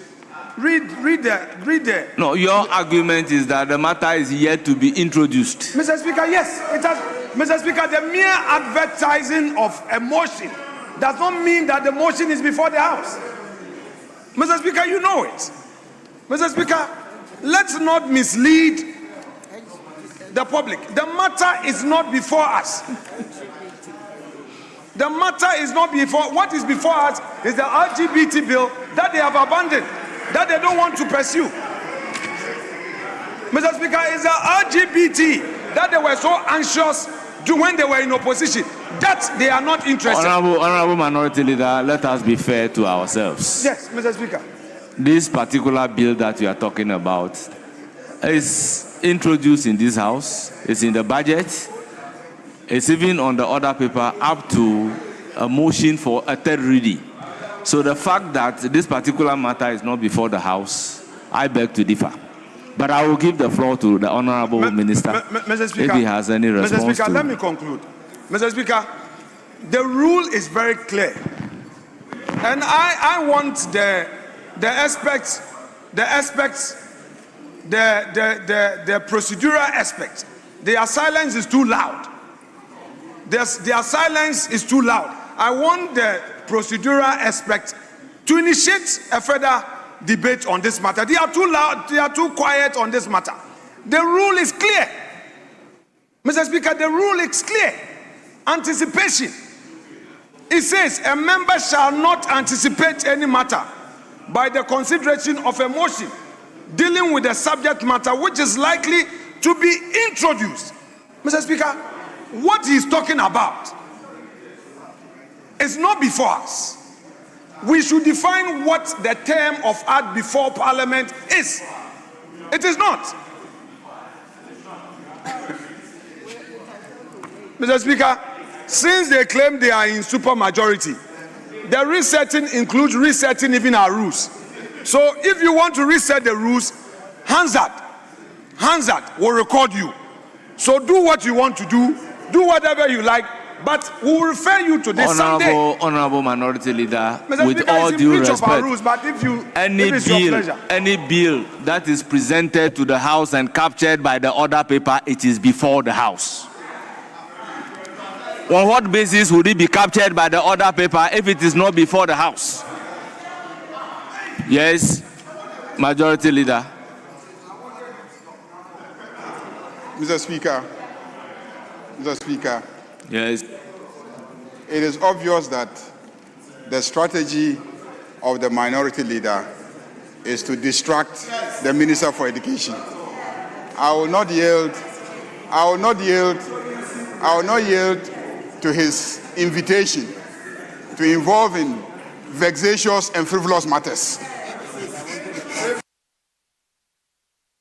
Yes, Honorable Minister. Mr. Speaker, the Honorable Minority Leader knows very well that I'm in my own right a constitutional and procedural aspect in this House. He knows in my own right. In your own words, you read the procedure.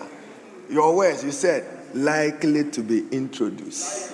Likely to be introduced. May I refer you to paragraph 4 of the budget statement? It read, and I quote, Mr. Speaker, I will also present the following bills, regulations, and memorandum for consideration. Emphasis, the Ghana Education Trust Fund Amendment Bill. We are debating the policy principles of the budget. This is the moment. This is the moment. This is the moment. It has been introduced already. Not likely to be introduced.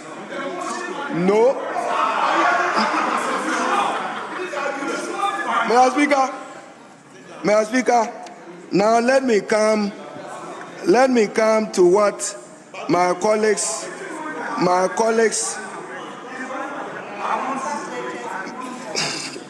Mr. Speaker, let me now come to the very important subject my colleagues have chosen to use to debate this budget, which is about the President's effort to retool and equip the Ghana Armed Forces. And Mr. Speaker, to remind them that in every country, the most significant role of the President is the security of the citizens. And to remind them that in 2023, we met under the auspices of the previous government. We met in Akusumbo, and it was your desire that we help you retool the security agencies, including national security, including the intelligence agencies, the Ministry of Interior, Defense, Communication, Finance. Mr. Speaker, in that meeting, there are projected spending to retool and equip the Ghana Armed Forces and the security agencies was $2.5 billion.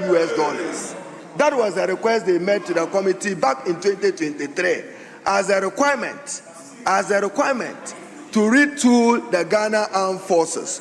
What President Mahama will do after equipping the Ghana Armed Forces, will do it for the other security agencies, including Interior. And the essence, Mr. Speaker, was to respond to Ghana's quest to contain terrorism, privacy threats, and the threat on the sovereignty of our country. It was revealed in that meeting that over 24 billion would be required, and that the funding requirement to finance the security, which was at 0.4% of GDP, a figure far below the estimated 2.2% spent by neighboring countries on average. So I'm surprised that today they are making that a flagship of their debate of a presidential jet. You asked for the re-equipping and retooling of the Ghana Armed Forces. You did in 2023 and in 2024. You only didn't have the financial muscle to do it.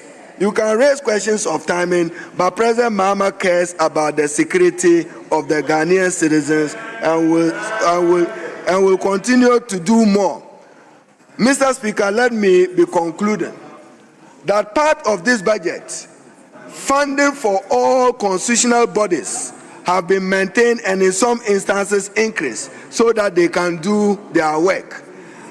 Mr. Speaker, let me also use this opportunity in debating the budget, since I speak as the Present Minister for Education, that there is some ongoing debate on restrictions on Muslim students in Wesley Girls, which conflicts with international human rights standards and even standard expected of us in Ghana's Constitution and Article 33(5) and 26(1) of the Constitution. And then to assure our colleagues that we have a duty to uphold the rights of every Ghanaian child and to uphold the rights of every Ghanaian citizen. No right is divisible, and that we will not countenance any action by any person to deny any Ghanaian girl the opportunity to profess or practice any religion. Mr. Speaker, let me conclude. Colleague. Honourable Member, thank your you. time is up. Yes. It's now the turn of Honourable Yeboah. You are speaking for 15 minutes. You have the floor. Thank you, Mr. Speaker, for the opportunity to comment on the 2026 budget statement and the economic policy of the government. Mr. Speaker, sincerely, I see the theme for the 2026 budget, resetting for growth, jobs and economic transformation, to be in contrast with the actual content of the budget statement. Mr. Speaker, why am I saying this? This budget doesn't offer any hope for Ghanaians, especially the youth. It doesn't offer any bold transformation agenda or plan for the country. It only reads like a record of recycled promises, Mr. Speaker. Mr. Speaker, the Finance Minister, Honourable Ato Forson, reviewed the 2025 budget statement, reviewed all the promises that he made in the 2025 budget statement, recycled all the promises that were not fulfilled, and brought them back into the 2026 budget statement. Mr. Speaker, why am I saying this? The NDC in the 2024 electioneering campaign promised our mothers, our sisters, our nieces, in fact, all women in this country, the establishment of a women development bank. It is not in it. Mr. Speaker, the Finance Minister subsequently allocated 51 million Ghana cedi in the 2025 budget statement. The ladies were hopeful that at least they were going to benefit from the bank. Mr. Speaker, in 2020, after 2025 budget, nothing was heard about it. Even though the Honourable Minister for Finance, a chartered accountant, he knew very well that the 51 million was woefully inadequate. There was no way they were going to establish a bank with 51 million Ghana cedi. Mr. Speaker, in the 2026 budget, the same promise has been recycled and be brought back into the 2026 budget statement. Mr. Speaker, permit me to take honourable members to Appendix 2C on page 157, where the budget reviews a very troubling issue. Mr. Speaker, in the 2025 budget statement, the Honorable Minister for Finance allocated 4.5 billion Ghana cedi to the Ghana Gold Board. Mr. Speaker, as at the end of the third quarter, 30th September 2025, nothing had been spent, nothing has been released to the Gold Board. Mr. Speaker, yet the Finance Minister was bold enough to have projected to spend all the $4.5 billion to the year end. Mr. Speaker, how can this be? How can this be? Mr. Speaker, the question is that if the government couldn't spend or release one cedi within 9 months, how can they spend all the 4.5 billion Ghana cedi within 3 months? The Speaker, I only hope and pray that this hadn't released, if indeed it happens, will be used for a genuine national programs and activities that will inure to the benefit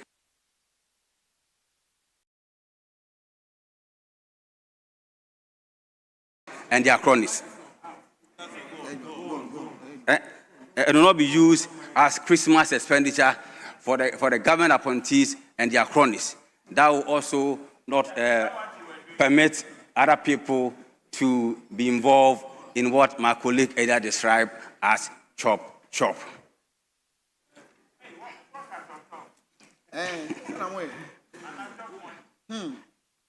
Mr. Speaker, I want to ask, or I want to tell this House that Ghanaians are not ready to witness second episode of create, loot, and share that we witnessed in the some years ago. I repeat, Mr. Speaker, Ghanaians are not ready to witness episode 2 of the create, loot, and share episode that was witnessed in the years past. No, what Justice Doche said. This is coming from Justice Doche, not me, not Frank Yabua of Achima Nwabiaja North. It's in the ruling. Mr. Speaker, let me address the issue of Agenda 111, which the current government has described as overly ambitious health infrastructure project in the history of our country. Mr. Speaker, public records has it that the cost of 1 unit of Agenda 111 will cost $70 million. Mr. Speaker, this will bring a total cost to completion, if we were to complete all the Agenda 111 project, to 19.26 billion Ghana cedis. But if we turn to paragraph 1060 in the 2026 budget, the Finance Minister allocated 100 million Ghana cedis for the completion of 10 of the Agenda 111 projects.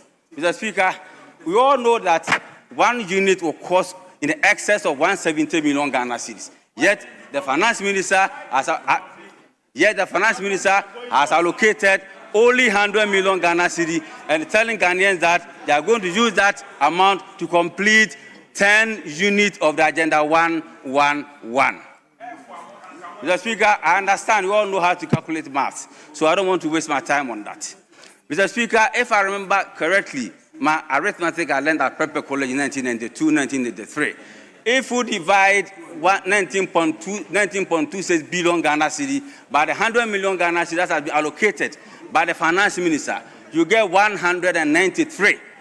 This means that if we were to go by the pace set by the NDC government in completion of the Agenda 111 project, it means that the Agenda 111 project is going to be completed in the year 2219. 193 clear years. So, Speaker, I don't even think any of us will be alive by then. Why is the NDC government not prioritizing the health sector of this country, Mr. Speaker? Mr. Speaker, let me go to the promises, let me say the empty promises the NDC made during the 2024 electioneering campaign. On paragraph 3, page 5.2.5, the NDC promised, the manifesto promised to commence the establishment of market and trot station clinics that would take care or that will provide basic health care for the market women, the drivers mates, and the general public. Mr. Speaker, NDC government was, the budget, 2025 budget, both 2025 budget and the 2026 budget were silent on this promise. When I go to my constituency in Achumango, Bejan North, when I go to Sofia Market, when I go to Barakesi Market, Ekropon Market, Kofodia Market, Mfensi Market, what the people are asking me is that, Honorable, ask the NDC for us, where are the clinics they promised us?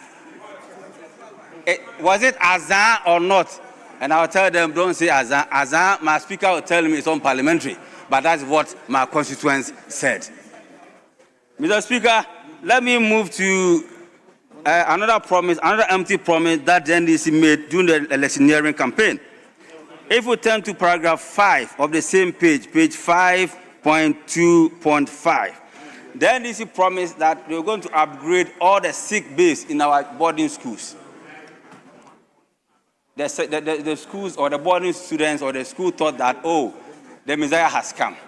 Mr. Speaker, in both the 2025 budget statement and the 2026 budget statement, nothing was said. The finance minister was silent. Nothing was provided. No capital expenditure line was provided for that.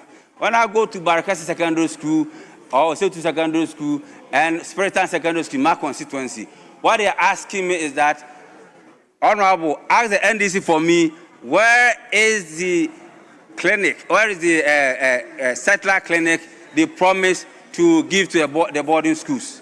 The Speaker, I don't want to waste my time. Let me shift to mental health. That remains neglected in the national budget, mental health. Mr. Speaker, we all know that we have only 3 main psychiatric hospitals in this country. Ankafo Hospital in the central region, Pantan in the greater Accra region, and then Accra Psychiatric Hospital in the greater Accra region. In the 2025 budget allocation, the minister or the government did not make any capital expenditure allocation at all in an attempt to bring the 3 hospitals to international standards. In the 2026 budget, they attempted to do something. What did they do? If they can provide 4.5 billion to the Ghana Gold Board, we thought that we were going to prioritize health care and add more. They only added 50 million Ghana cedi for the 3 psychiatric hospitals, Mr. Speaker. Is it fair? Please, if you are asleep, wake up, please.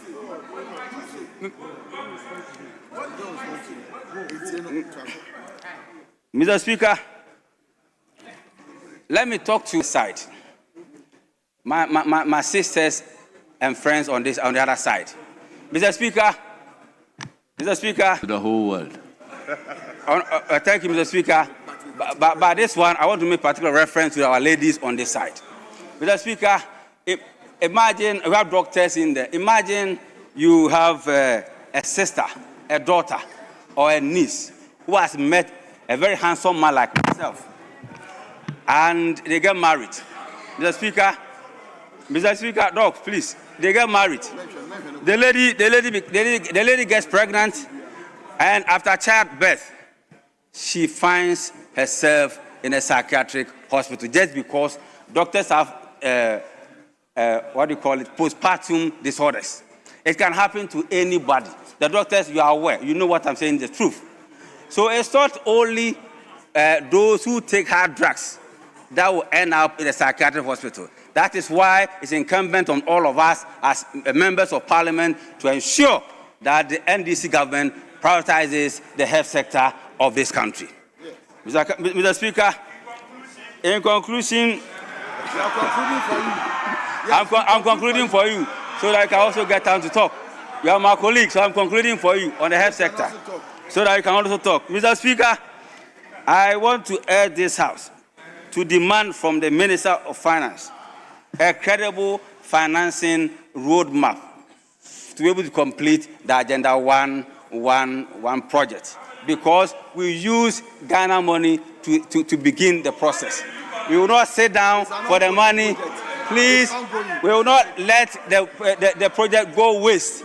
It's taxpayers' money and it shouldn't go waste. Number two, we demand from the finance minister to explain why 4.5 billion Ghana cedi was allocated to the Ghana Gold Board, yet as at end of September, no releases was made to the Ghana Gold Board. Meanwhile, a doctor in Ankafu is waiting for disbursement, waiting for money to be able to take care of the patients there.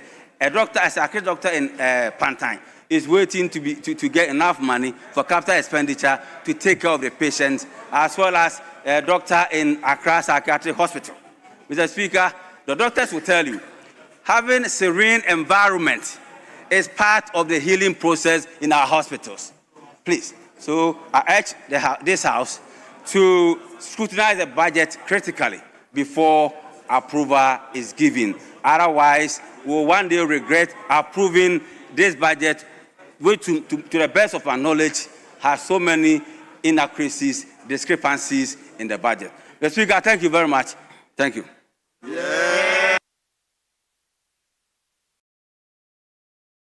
Yes, Deputy Majority Leader, any indication?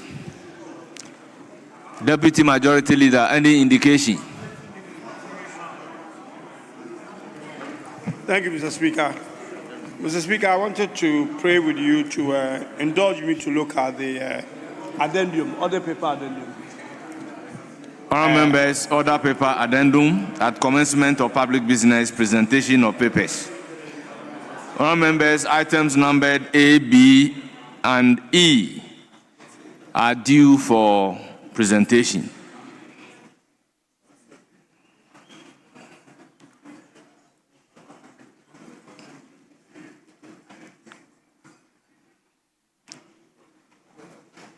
Item numbered 1A, B, and E.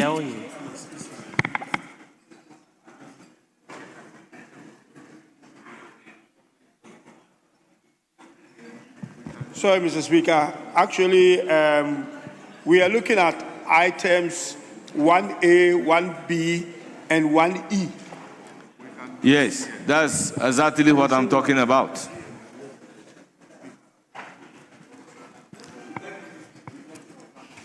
Report of the Finance Committee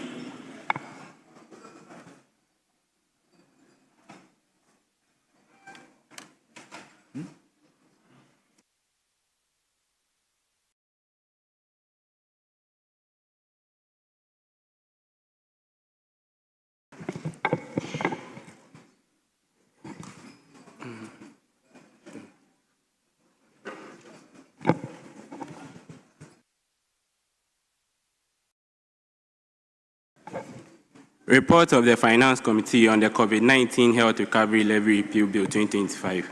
Report of the Finance Committee on the Value Added Tax Bill 2025. Report of the Finance Committee on the Ghana Education Trust Fund Amendment Bill 2025. Honourable members, the reports contained in item numbered 1A, B, and E at page 1 of the order paper addendum are duly presented and they are for distribution to honourable members. Yes, Deputy Majority Leader.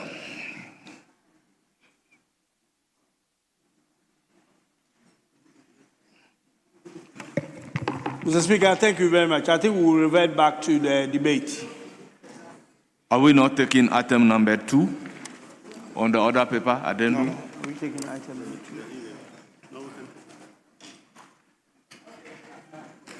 Very well, Mr. Speaker. I think we can take item number 2, yes. Yes, Minister for Finance.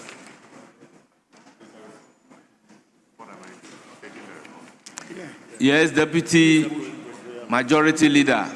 He is not the minister, so please do the needful. Yes, Majority Chief Whip. Mr. Speaker, we want to seek your leave to permit the Deputy Finance Minister to do this on behalf of the substantive minister, Mr. Speaker. Yes, Deputy Minority Leader. Thank you, Mr. Speaker. Mr. Speaker, I rise to move that item number 2 on the order paper addendum be taken now. Mr. Speaker, I so move. Item numbered 2, motion, has been duly moved. Any seconder?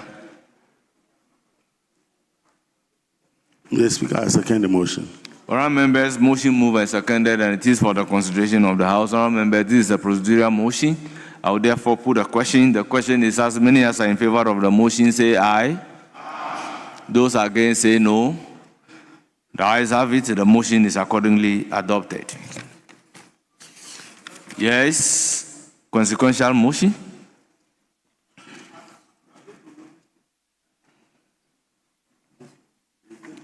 Yeah, Mr. Speaker, we will now take the third item, the motion.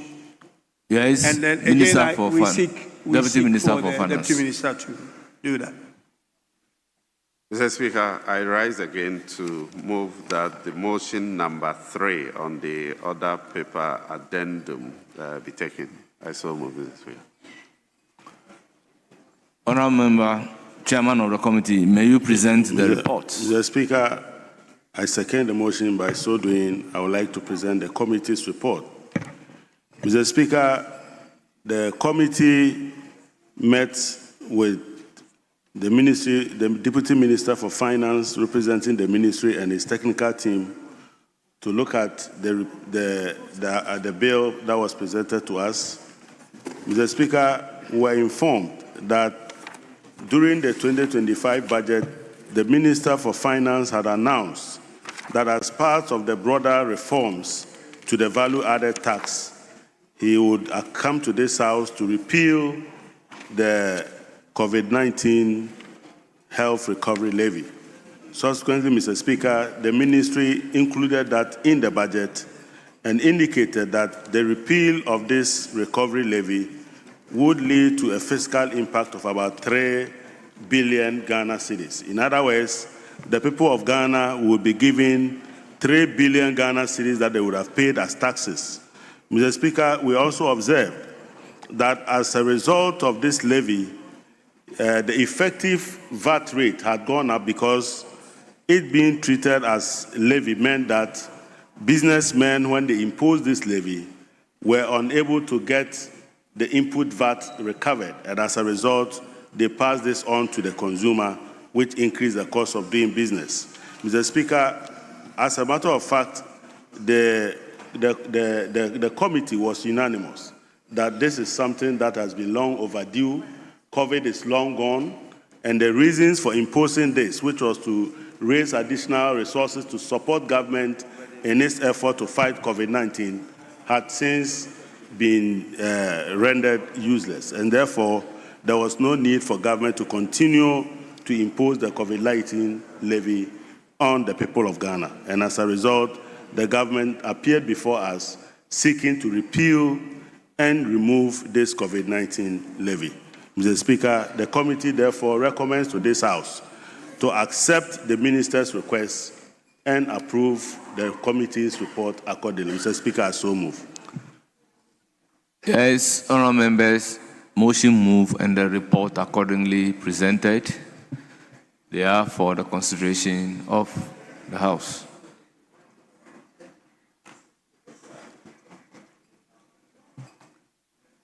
Honourable members, yes.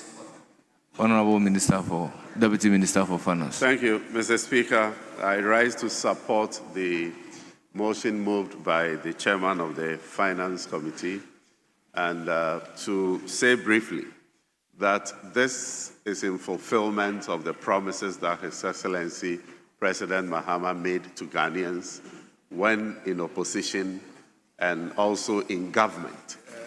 You'll recall that when the finance minister came here to present the first budget for the president, on behalf of the president, he reiterated that promise that we will take steps to rationalize the VAT system and in the process abolish the COVID levy.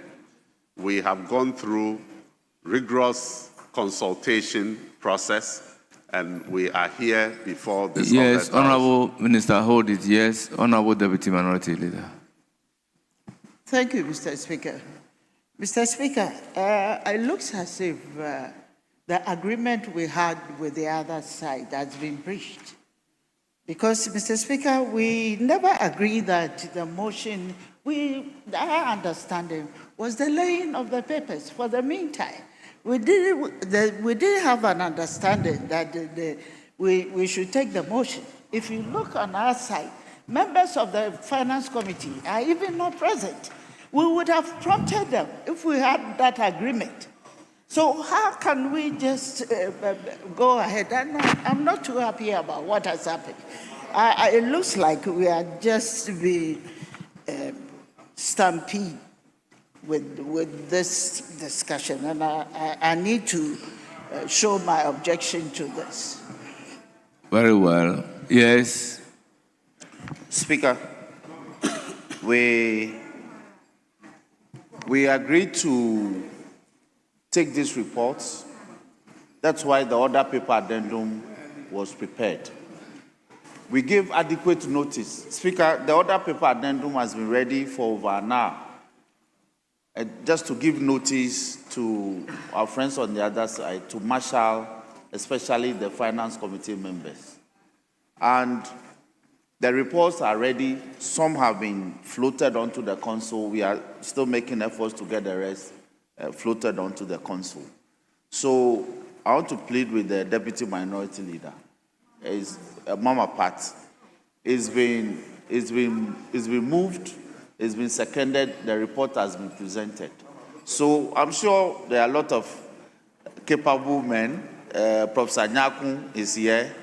My brother Kobis, they are all capable of making... Capable men and women. Yes. Thank you, Mr. Speaker. Including herself. They are capable of making comments, contributing meaningfully to the report for its adoption. So, Mr. Speaker, yes. So, I thank you. Thank you. Mr. Speaker, I still stand by my word. Well, that we are being stampeded. I've listened to you. If that is the situation, yes, then what will happen is that we may end it at second reading. We may not continue. Because we've started the process of the second reading already. Yes? Speaker, it's in our interests, in leadership. Speaker, you know on any day I'll defer to you on such matters. But this is not how we should approach this business. If you recall, early in the morning, we're supposed to start with questions. We vary order of business to start with the debate. We're supposed to revert to questions. Now you are laying papers that out of the blue, nobody discussed with anybody. No. Leader. Leadership must engage. That is the practice of this House. I try to reach... No, wait. Please, let me finish. Mr. Speaker, they must do the proper thing. They know the proper thing. The first Deputy Speaker is presiding. He has been sitting all day. You know what to do. Mr. Speaker, they should do the right thing. But I will defer to you, Speaker. Because we've gotten to where we are now, we should just finish, and then the rest, let's do the appropriate engagement before we can continue. Finance Minister, Deputy Finance Minister, you are supposed to know better. Very well. Deputy Finance Minister, you have the floor. Thank you, Mr. Speaker. Mr. Speaker, I was saying that bringing COVID-19 levy to Parliament for it to be repealed is to fulfill a promise that His Excellency President Mahama made to the good people of Ghana. This levy was introduced to help government respond to the challenges of COVID. We believe that the levy has served its purpose, and it is time that we relieve Ghanaians of that burden. And so we are seeking to repeal it and to put back about 3 billion cedis into the pockets of Ghanaians. Mr. Speaker, the effect of COVID-19 levy, the 1% COVID-19 levy, and the cascading effect of the GET Fund and NHIL, because these three were not allowed to be tax deductible. So it had serious impact on businesses. And so in our attempt to restructure the VAT system, we are repealing it. And we believe that this will help ease the burden on taxpayers. And interestingly, Mr. Speaker, this is one request that received overwhelming support from even members of the minority. And so we believe that we will all support this cause and give effect to the good intentions of President Mahama and his finance minister at Forcing. Thank you, Mr. Speaker. Yes, Honorable Rashid Perpo. Thank you, Mr. Speaker, for the opportunity to contribute to the report of the Finance Committee on the COVID-19 Health Recovery Levy Bill 2025. Mr. Speaker, we all know what taxes represent. They represent an interest in the citizens to contribute to the development of the nation. A collection of taxes drives the effort of the nation. It gives government the machinery to move, and it provides all the things we need in the country. And Mr. Speaker, I wish that we would, first of all, thank the people of Ghana that at a critical moment at the COVID period, they agreed to be taxed so we could solve the challenges and confront COVID with all our minds to make sure Ghanaians live through it. But I know that taxes are often obnoxious to many people because it takes away your private income into public use. Despite that, they agreed to do it.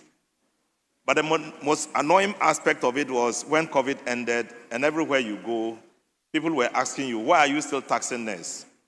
So I want to also commend government, His Excellency John Dramani Mahama, for allowing to make sure that we satisfy the general will of Ghanaians to remove this tax from the system.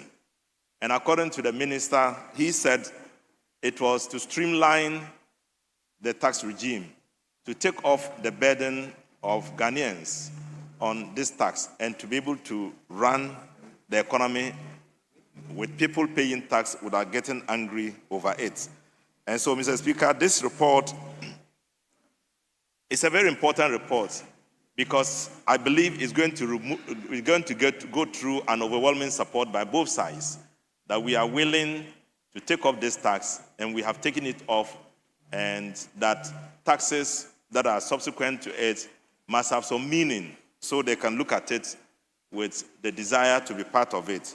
So, Mr. Speaker, with these few words, I want to thank the committee for a diligent work done and thank the finance minister and the president for bringing it up to us so we reach where we have gotten to now. And I want to also thank the minority. After raising the issue, they agreed to go along with us so we can have a unanimous approach to it. Thank you, Mr. Speaker. Yes, Honorable Mr. Speaker, thank you very much. Mr. Speaker, first and foremost, we would like to thank the committee for bringing us this report. In fact, for us on this side, because we have also used it as a campaign promise that we're going to repeal it, we were expecting the NDC to have brought it last year. But better late than never. And therefore, we would like to make it clear that we will support the repeal of this 1%. Unfortunately, we were thinking that since we took this as a levy, maybe the Ghanaian businessman should have been given a better benefit of this tax than what it is today. In fact, if we had made it complete 20% VAT, Ghanaian taxpayers, Ghanaian businessmen would have gotten a better input value than what we are currently doing. So if at least they've come to the first stage, we agree. Maybe next time we'll get the opportunity to do the second stage, so that instead of separating the taxes, we'll make it one bulk, so that Ghanaian taxpayer can get more than what they are getting from just the repeal of the 1%. With this few words, Mr. Speaker, we want to support the motion to support the removal of the COVID tax. After all, time has passed. Yes, minority leadership.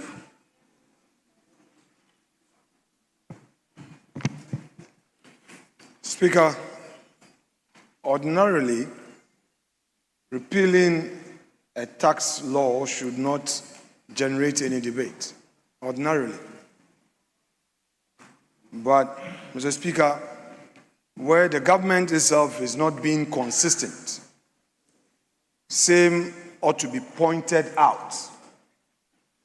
The impression this bill seeks to create is that government is a listening government, and the government wants to lessen the tax burden on the ordinary Ghanaian.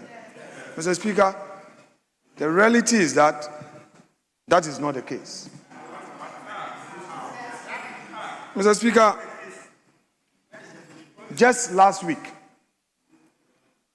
the government came to this House with a 20% tax exemption amounting to $10.4 million granted to one entity, a foreign company. Mr. Speaker, their argument was that the previous government had a certain agreement, and so they are only following through. But you said you are a reset government. You are resetting. So if indeed there was anything bad, cancel it. If it was bad, cancel it. Don't come here and claim that, oh, we are trying to do it better. Do what better?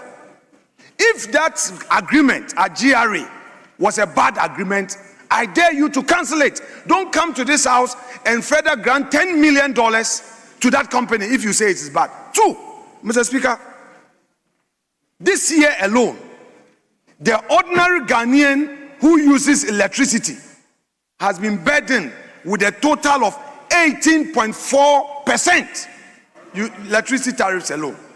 18%. This is the total tariffs you've imposed on the ordinary Ghanaian. So you don't turn around and create the impression that, oh, this is a COVID levy, the ordinary businessman was paying, so you are taking it away as if you care. You don't. This year alone, Mr. Speaker, whereas in 2018, the Akufo-Addo government, through PURC, announced a total tax tariff adjustment. In this case, it was a reduced tariff adjustment, ranging from 18 to 30%. Households enjoyed 18%, corporates enjoyed up to 30%. This was the status quo ante. When you came into office this year, you have increased electricity tariffs up to 18.4%. If you care about the ordinary Ghanaian, why did you impose the tariffs? 3, you have imposed a 1 Ghana cedi levy on petroleum products at the pump. Any Ghanaian going to buy fuel, any liter purchased, additional 1 Ghana cedi is paid. Mr. Speaker, if you calculate, it is far in excess of the amount you claim you are giving by way of repealing this law. Mr. Speaker, a government must be principled and consistent.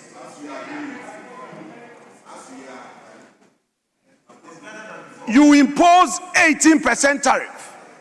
You grant $10.4 million in tax exemption, forgetting that when you were in opposition, you stood against tax exemptions for Ghanaian businessmen who were coming into the country, who were investing under 1D, 1F. You were opposed to it. You said you were against the tax breaks. Today, you are imposing 1 Ghana cedi per liter of diesel I buy, of petrol I buy. Everybody, the Okada rider who buys 1 liter is paying 1 Ghana cedi. Then you turn around to say that you are repealing. Mr. Speaker, if the government is minded,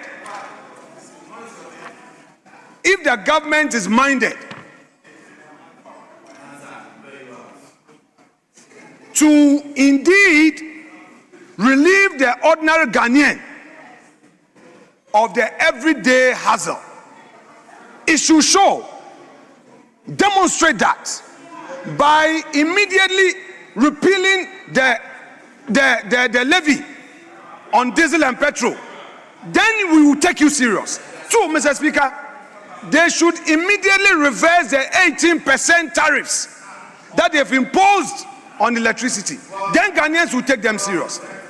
You don't come here and then you say we should praise you because you are repealing this COVID levy. Mr. Speaker, no, I do not take such posture serious. Mr. Speaker, we have witnessed a situation where this government promised the importers that they were going to have reliefs. They were going to take away taxes on importation of spare parts. What have they done about it? In your 2026 budget, you said nothing about it. Daboso coin, spare part dealers have been disappointed by you. You disappointed them, you know it. If you are really interested in taking away taxes, there are huge taxes that you imposed when you were first in office far back 2016. You should deal with it. Don't get up and introduce these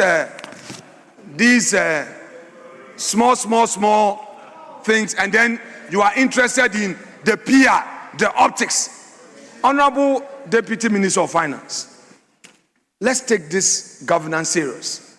Look, it's your time to rule, but leave a record anchored on principle and consistency, not convenience.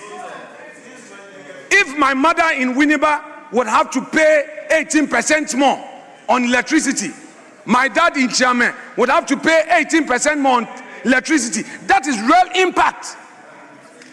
The ordinary folks at Ashaman,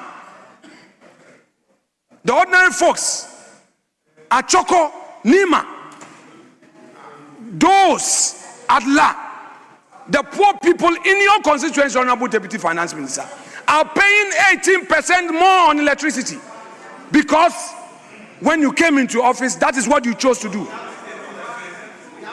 You are telling the Okada rider to pay 1 Ghana cedi on each liter of petrol he buys. That is what you are doing. Then you turn around to say you are repealing what? Why did you impose that energy recovery levy, which was not in place when Akufo-Addo was in office?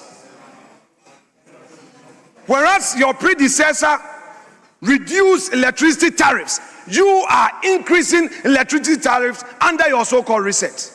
And you want us to praise you when you even forgot about your own promise of 1 job, 3 shifts. Mr. Speaker, we are not against this in principle, but for their inconsistency, for their lack of principle, We want the Ghanaian people to know that they deserve better and that they should not fall for this mischief. The ordinary Ghanaian must know that he or she has been overburdened with more taxes than it was previously. People cannot afford electricity. People cannot afford petrol and diesel because you are making life difficult. Yes, that is true. Because you can afford, you think that the Okada rider is not burdened. If the Okada rider buys 10 liters, if he buys 10 liters, well, you need your bill, keep shouting. You need your bills, keep shouting.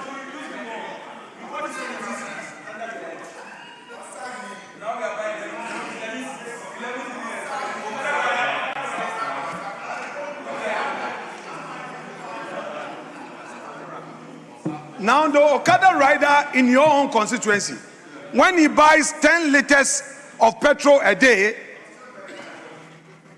you take 10 Ghana cedis from that Okada rider. You take 10 Ghana cedis for the 10-liter petrol he buys. Previously, that was not the case. Now today, if you go and buy electricity, they are imposing 18% more on it. Mr. Speaker, that is the reality. Mr. Speaker, if it is their style to act without principle and without consistency, the world is watching. The Ghanaian people are watching. And their mischief is hereby exposed. I rest my case, Mr. Speaker. Honorable members, let me draw your attention to Standing Order 167, which governs the debate at second reading. And at second reading, it is the principle, the rationale, the brain behind the mischief that the bill is seeking to cure that is debated. And all members, the bill under consideration is COVID-19 Health Recovery Levy Repeal Act 2025. Yes, Honorable Adongo, I thought you presented the report. Yes, Mr. Speaker. Mr. Speaker, this is a House of Records. You won't leave this chamber before you see all that is happening on TikTok. And all that is happening here is not about rules. It's about what they will say on TikTok. And there are a lot of misleading information, in fact, lies that have been peddled here. It is not true that Akufo-Addo did not increase electricity tariffs. He was imposing increase in the electricity tariffs every quarter under the pretext of IMF. We paid close to over 100% tariff increase in 1 year under the IMF program. Mr. Speaker, so to now be complaining about 18% when the same people sat here and other people told Ghanaians to pay more than they were imposing, cannot now turn around to be saying the things I said. But Mr. Speaker, the truth is that we inherited an IMF program. In that IMF program, they had gone to sign an agreement with Tata. And that Tata agreement became a benchmark for the people of Ghana to meet. Now we had inherited an IMF program where they had already gone to take close to 2 billion. If we cancel the agreement, where were we getting the 2 billion to go and give to IMF? So we needed to make do with it. And they signed the agreement to impose that $10 billion on the people of Ghana. Mr. Speaker, the finance minister renegotiated that agreement from $54 million to $44 million. You should be clapping for him. $9 million. You should be clapping for him. And the same people who imposed this on Ghana, having taken $2 billion on account of a benchmark, which had become a prayer action, are now saying that we should have cancelled it so that the IMF will come looking for their money, and now they'll be hiding and be laughing at us. We will not fall for that, Mr. Speaker. Mr. Speaker, the people of Ghana know how much they were buying fuel before NDC came and how much they are buying fuel today. And they know the people who love them. The people who make them capable of buying fuel at a cheaper price are the people they love, not those who have found love now for the people of Ghana. Mr. Speaker, the truth is that this agreement that they impose on us, we are now better off by $10 million. We are now better off than they gave us. But Mr. Speaker, what is even worse is that when they went through a competitive tendering, just 2 months before they left office, they canceled the tender and went for sole sourcing. And went for sole sourcing and picked Tata. We didn't pick Tata. You didn't pick Tata by competitive tendering. You went and sole sourced with them. And just a month, almost 3 weeks before you left office, you amended the agreement and now slotted into that agreement the $10 million we have to pay. How can you sign an agreement without tax exemption? And 3 weeks before you leave office, you now re-sign that agreement, amend it, and add tax exemption. And now you tell us we should cancel it so that we'll go to arbitration and the people of Ghana will be slapped with damages and charges. We will not do that. We will not do that. Rather, we would go and renegotiate it and save the people. But the truth is that you were collecting COVID-19 taxes when COVID had since gone. You were the only country imposing COVID-19 taxes on the people of Ghana. Mr. Speaker, you were collecting $3 billion a year from COVID-19 for 4 years without COVID. Mr. Speaker, they were the people who were collecting e-levy and told us that e-levy was like Akoba. It was curing all disease, including roads. What is the meaning of that? It was as if they were actually blackmailing us. What is the meaning of what you said? So, Mr. Speaker, the people of Ghana know. What's the meaning of what the pound? It is an all-conquering medicine. Yes. If you have a swollen leg, you touch it, it will go. So, if you want road to be constructed, please give us e-levy. If you say your tooth is aching, they say e-levy. If you say you can't pay your children's school fees, they say e-levy. Your hair is good. Fortunately, Mr. Speaker, we found out that e-levy had no cure. It didn't cure any disease. And when we sacked e-levy, we rather brought interest rate down. When we sacked e-levy, we rather brought inflation down. And when we sacked e-levy, Ghana became stronger. Mr. Speaker, we are not only repealing the COVID-19 recovery, we have repealed e-levy that put $6 billion in the pocket of Ghanaians. Mr. Speaker, that is what governance is about. A government that truly keeps its promise. We promise we will repeal e-levy, we've done it. We promise COVID-19 recovery levy is going. Mr. Speaker, some people are praying that when we wake up next year, we will now begin to live the way they lived. Dishonest governance that we experience. That will never come back. That will never come back. Mr. Speaker, the essence of this conversation is that we want to repeal the COVID-19 recovery levy and save the people 3 billion Ghana cedis a year that they have since been paying for 4 years without COVID. Mr. Speaker, I so submit. Yes, Minority Leader. Mr. Speaker, thank you, and let me commend my colleagues for their silence in listening to Honorable Adongo's submission.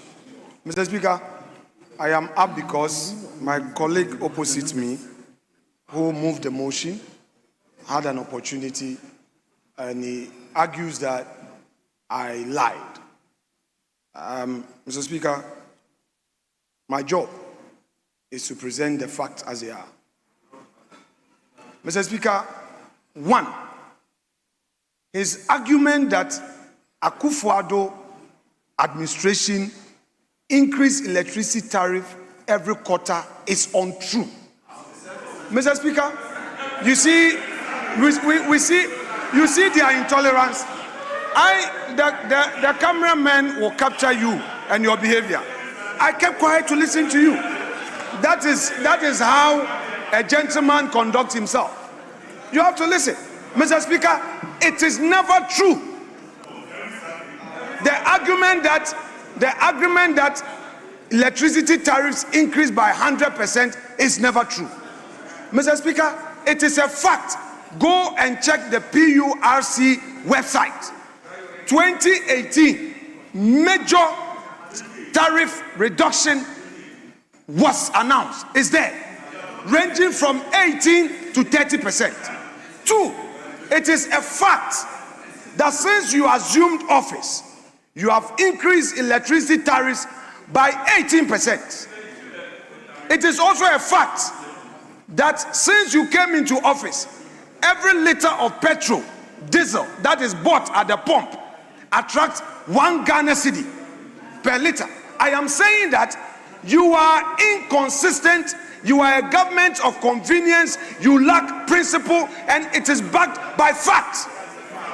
Mr. Speaker, what you are here doing, if you put the energy recovery levy, how much have you been bold to tell Ghanaians how much you are getting? Mr. Speaker, have you told Ghanaians how much the 18% tariff adjustment is bringing to government? I am basically telling you that this thing that you are bringing here adds up to nothing. That's the point I want to make.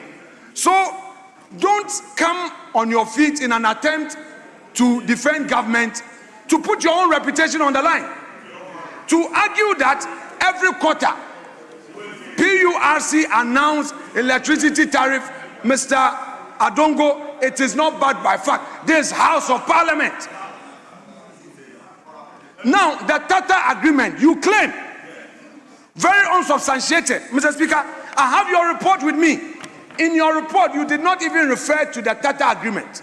Check your own report. The report that you presented, I have it with me. Check it. Mr. Speaker, let the record have it that it is never true that any negotiation led to some gains. If indeed you made some gains, why come and take $10.4 million? If you negotiate for $8 million, then you give $10.4 million to the company. What are you gaining? If you claim that the agreement was bad, I am telling you, and I want to dare you, cancel it. Now you say that it is against IMF conditionality, and then you want to play mischief with it. You say it was bad. You said you are against tax exemptions to companies. If you claim that there was a tax exemption clause and it was bad, why come and impose it? It is hanging on your own neck. And that is why I'm telling you that you are being inconsistent. Honorable Minority Leader, I think we had a good debate on the Tata agreement. We've concluded same. Mr. So Speaker, if Mr. we Speaker, can this is where, humbly- Mr. Speaker, with respect. Yes. Mr. Speaker, please bear with me. I always try to hold myself. Yes. Because it's my duty Yes. to honor your chair. Yes. Mr. Speaker, please. You have always been Yes. clear on the But rules. personally, Mr. Speaker, let me finish. You hold it. Mr. Speaker, let me personally, finish. instead of You debating, allowed- Mr. instead Speaker- of debating the COVID-19 health recovery levy, Honorable Minority Leader, you introduced all these Tata agreements. You went beyond the COVID-19 health recovery levy, contrary to Standing Order 167, and introduced all these matters. Mr. Speaker, you know, when the other side, where you belong, comes in to intervene, how you treat them. When Honorable Adongo got up, you first said, "Oh, Honorable, you moved the motion." Under normal circumstances, all of us know, and it's right, that the mover of the motion cannot come in to do what he did, but you allowed. I kept quiet.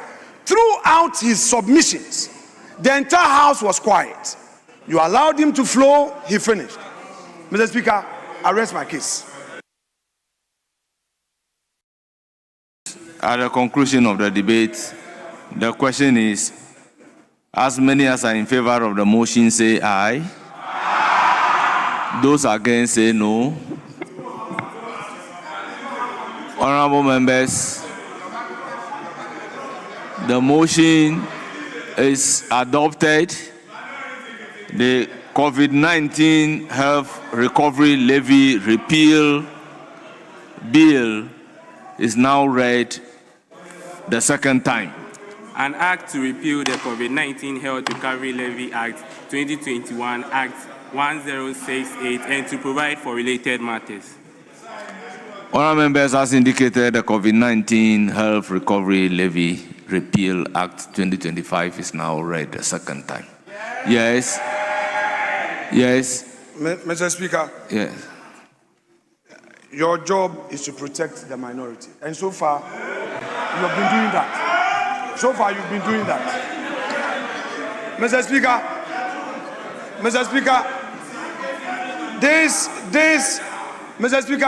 this majority must be careful of their conduct this afternoon. They are sitting here with, I have counted you. You are 72. So if we are not pursuing certain matters, stop shouting, Mr. Speaker. They should, no, Mr. Speaker, it's a serious matter. We decide to cooperate with you. You have 72, Mr. Speaker. You have 72. If you have 72, back it with your good conduct. If you want to be rowdy with your 72, you will be compelled to bring your so-called 189. If you would be rowdy and disrespect us, you would have to bring your 189. No, you are 72. We are working together. Let's work together. You are not even up to 73. And we can count now. So if you will be here shouting, and the backbench you want to be heard, you want to be seen, then we'll be compelled to get your numbers in. So you are being forewarned.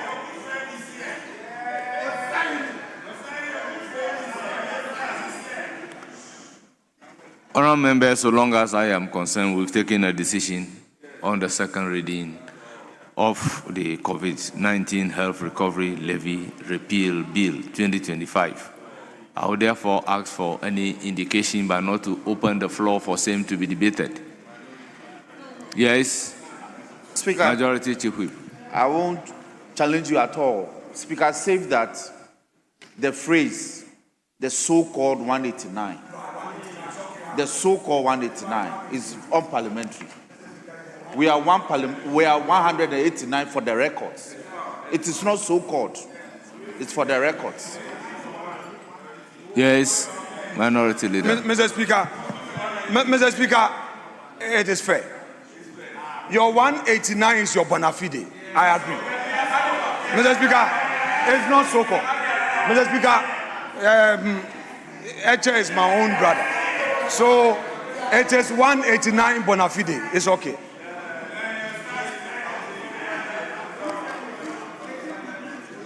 Yes, Honourable Deputy, are we through to continue with motion number 4? No, Mr. Speaker, I think we will revert back to the debate.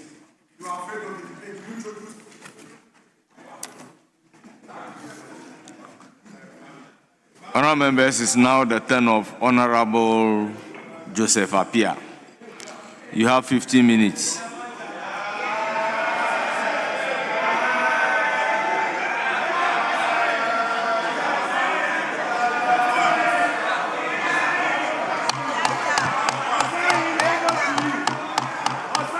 Thank you, Mr. Speaker, for the opportunity to add my voice to the statement and economic policy of Government of Ghana for the 2026 financial year, resetting for Honourable members, can we have some order and listen to the member in silence? Presented to Parliament by Dr. Kezen Atuba Forsen, MP, Minister for Finance, on Thursday, November 13, 2025, on authority of His Excellency John Dramani Mahama, President of the Republic of Ghana.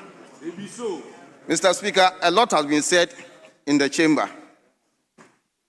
Our friends on the other side said our budget is empty. The budget statement is empty.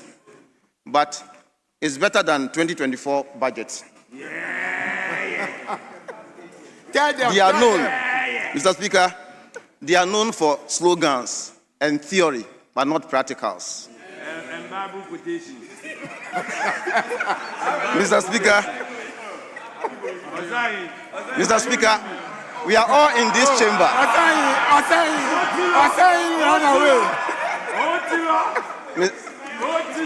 Mr. Speaker, we are all in this chamber when Education Minister sold a sheet of photocopy for 60 Ghana cedis. They saw nothing wrong with that. But this budget is budget of hope. This budget will give us good roads. Yes. This budget will give us good schools. Yes. This budget will give us potable water. This budget will give us electricity. This budget will give us good food. Because during your administration, we hardly have 2 square meals for a day. Sometimes you have to go 0-1-0. That's empty stomach in the morning. Then in the afternoon you have meal. Then in the evening you have 0. But now the nation builder is back, and he's not back for nothing. He's back to put his hands in the archives to bring out the memorabilia that he left behind. He's here. He's here to help the good people of your constituents, for them to also enjoy Feed Ghana program. You brought up something called Planting for Food and Jobs. And Planting for Food and Jobs, the same year that you brought Planting for Food and Jobs, Kenke was at 1 cedi, but before you left government, it was 7 cedis. Planting for Food and Jobs, at the time you assumed office 2017, fertilizer was free, but before you left, fertilizer was 450 Ghana cedis. Before you left power, you left us with so many taxes, like emission tax, like sponsoring bed, boiler tax, all taxes. You left it for us. But we are lucky to have the nation builder back on track. And Ghana will not remain like this. Ghana will grow from generation to generation under His Excellency John Dramani Mahama. So, Mr. Speaker, I want them to join hands with us. And those who are internally or intentionally choke themselves with wax, that we are coming back to remove those wax from their ears so that they can listen to what is going on. Those who think that they have selective hearing, we are here to give them hearing aid. Those who think that politically they are blind, we are sending them to optometrists. Those who think that this budget is not good budget, we are telling them that there's no way you can compare apples with tomatoes. There's no way you can compare Akufo-Addo's administration with Mahama's administration. It is completely unmatched. You often say that Guinea fowls has flew to Burkina Faso. But when 250 excavators flew, you didn't say anything. And you didn't see anything wrong with that. We are building a nation. So those who think that you are nation wreckers under Mahama's watch, look, you are going to have a good sound. You are going to have sound. Mr. Speaker, I was so happy when Finance Minister said they are going to construct a dorsal to Echiamanfrom Bridge. And also construct Echiamanfrom to a dorsal bridge. And connect Kwampong Kwanta to Dome. And connect Somensia to Bonaso. and connect Saminsia to Chemfre, and connect Forifori to Taylor Copper, we were all excited because we know Mahama can do it, because he has done it before. All the projects in Afram Plains, being electricity, being E-block, being schools, being hospitals, all was constructed under NDC. Mr. Speaker, 8 years of MPP administration, you cannot even point finger at one borehole, not a single borehole in Afram Plains. But the nation builder is back. He's back to build Afram Plains Bridge. He's back to build our roads for us. So those of you who disagree with this budget, the good people of our constituency are watching you. If you block this budget, you are blocking their roads. If you block this budget, you're blocking their schools. You're blocking their health centers. Tell them. You are blocking their food. Tell them. You are blocking their nkukwa nketengete. Tell them. Which will give them at least 6 months, everybody 7,500 each in 6 months. So please.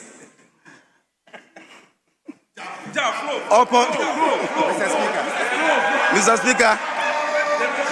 Mr. Speaker. Mr. Speaker. Mr. Speaker. Mr. Speaker.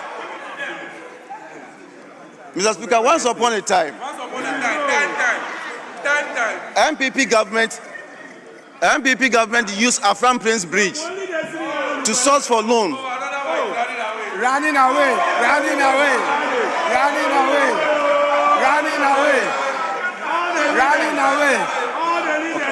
Mr. Speaker. Mr. Speaker, once upon a time, MPP government used Afram Bridge to source for loan, which worth 350 million euros. When the loan came, they diverted the loan to do something else. But now, we have God-fearing president. We have president who is not tyrants. We have president who think of his people. We have president who has Ghana at heart. He is going to build our bridge and our roads for us. MPP have been in government. MPP have been in government for 8 years. They did not send one person to abroad. But meanwhile, you have yes, abroad. Yes, youth work abroad. Youth work abroad. Look, I will refer you to page 139. Page 139, paragraph 780 of your 2024 budget. You drafted bilateral agreement with countries like Saudi Arabia, Mauritius, Egypt, more than 6 countries, but you couldn't send one person out. Now, NDC regime, we've been able to send over 1,190 people outside the country. This is government who think of his people. You see, NDC regime, we've been able to train farmers. That's cooperative society. We've been able to train over 13,441 farmers. So government who thinks of his people always think of getting food for them. That's agriculture. Any government who doesn't believe in science, always his people goes hungry. That's why we were starving. And former president bodyguard was manifest in this chamber. He was hungry, so he fainted. Honorable member. Mahama's administration. Honorable member. Mahama's administration. Honorable. This will not happen. Honorable Joseph Apia. This will not happen. Honorable Joseph Apia. Sharing free fertilizers. Honorable Joseph Apia, please withdraw that. Okay, I withdraw, Mr. Honorable, Speaker. withdraw the statement that yes. You can continue. Mr. Speaker, under Mahama's administration, I'll refer you to page 80, paragraph 571. That's under cooperatives. Under cooperative, Mr. Speaker. I should read. Okay. Mr. Speaker, under cooperative, we registered 13,000. We registered 13,144 farmers. We registered 13,144 farmers through entrepreneurship. But what did you do? You didn't train anyone at all. You did not train anyone at all. So there's no way you can compare NDC with MPP. Not at all. Mr. Speaker, 2026 budget, page 64, paragraph 433. With your kind permission, I read. Mr. Speaker, aligned to 24-hour economy, we launched the Feed Ghana program in April 2025 to scale crop, tree crop, livestock, and poultry, and agri infrastructure. So far, consolidate yield in 2026 below. So 2026, Mr. Speaker, Agri Ministry 2025 has delivered maize seed, that's 2,000 metric tons. Rice seed, 1,000 metric tons. Fertilizer, 50,000 metric tons. 2026, we aim to deliver 4,388 metric tons. That stands for over 200%. Yeah. 2026, when it comes to rice seed, we are delivering 31,000 metric tons. That stands for over 300%. Yeah. Sorghum, 240 tons. 240 tons for sorghum. And fertilizer, instead of 50,000, is going for 272,000 metric tons of fertilizer. That stands for over 544%. Yeah. So this is a government who thinks of his people, who feeds his people, who has his people at heart. Not tyrant governments who always trying to suppress his people, who want chief and elders to bow down before they greet him. That is not the leadership. Leadership is the one who carry his people along. No. You see, so under your planting for food and job, you said you are going to make poultry abundant, but there was no poultry. You have to import poultry, and it was so expensive because dollar was so high. Dollar was over 17. When you were coming to power, you were running your mouth. You think governance is about running mouth. When you were coming, you said, Ghana, we are sitting on money, so money is no problem. But because of bad governance of Mahama, when you came, dollar was at 4, and dollar rose to 17.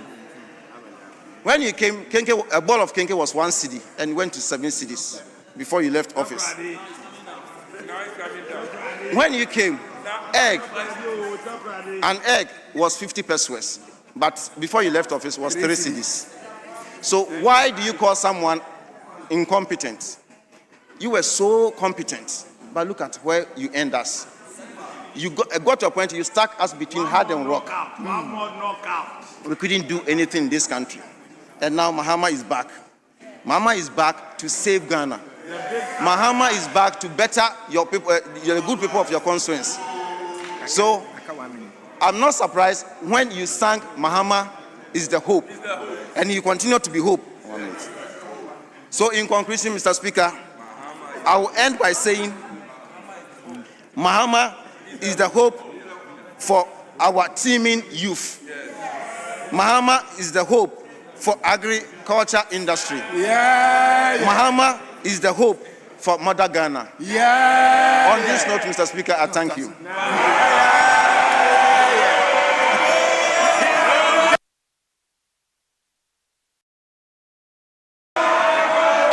Honourable members,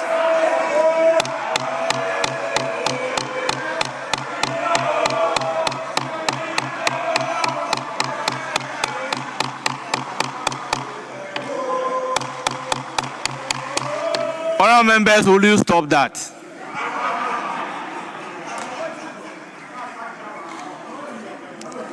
Honourable members, it's now the turn of Honourable Michael Kwasi Edo. You have 15 minutes. Thank you.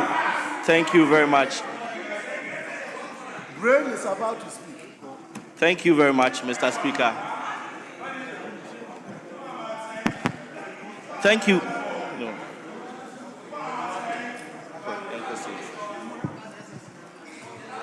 Thank you very much, Mr. Speaker, for giving me this opportunity. Mr. Speaker, for the past couple of days, I've listened to submissions from our colleagues on the opposite side.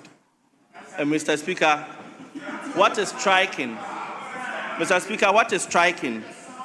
is that when you look at the budget, when you look carefully at the budget, it does not have a clear vision and a strategic plan that benefits the ordinary Ghanaian. Mr. Speaker, in fact, the budget is just pieces of paper. Mr. Speaker, the real intention and policies that can develop this country, our country, cannot be found in this budget. In fact, the finance minister came to present a budget that exhibits a manifesto. The budget is just like promises of a manifesto. And why do I say so?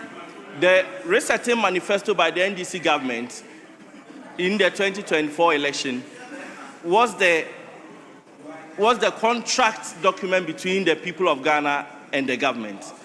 And anybody would have expected that this budget will reflect at least some of the promises in the manifesto. But then nothing like that. When you look inside the budget, it just exhibits promises that will not see reality. Mr. Speaker, let's go to the sports sector.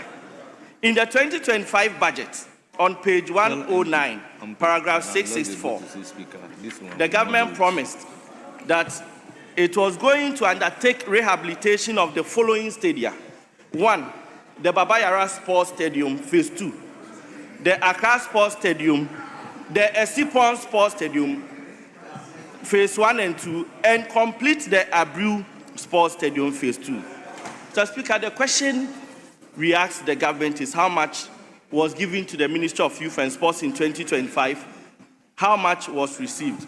And we all know this is something that we don't need to ask, because the slogan now when you go outside is that Ato Entia. So we know that the ministry didn't receive any amount for these purposes. And I can say on authority that the rehabilitation did not commence. If you did not start the rehabilitation promised in 2025, how are you going to start 3 new stadia? How do you expect us to believe you when you say that you are going to construct 3 new stadia in selected regions, as indicated on page 81, paragraph 581 in the 2026 budget?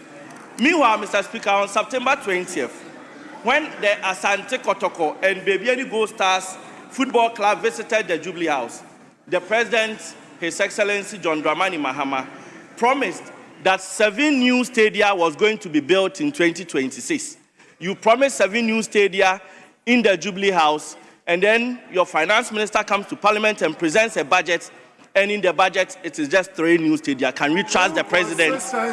We cannot trust the President. Mr. Speaker, the government promised also that they were going to give jobs to Ghanaians. And when you look inside their manifesto, in the resetting manifesto, under the 24-hour economy, Mr. Speaker, I read on page 22 in the manifesto, they said the 24-hour economy is a deliberate policy intervention by the incoming NDC administration to stimulate economic growth by creating an enabling environment for businesses and public institutions to operate 24/7. Listen, 3 shifts. 3 shifts. We didn't say 2. 3 shifts in 8 hours.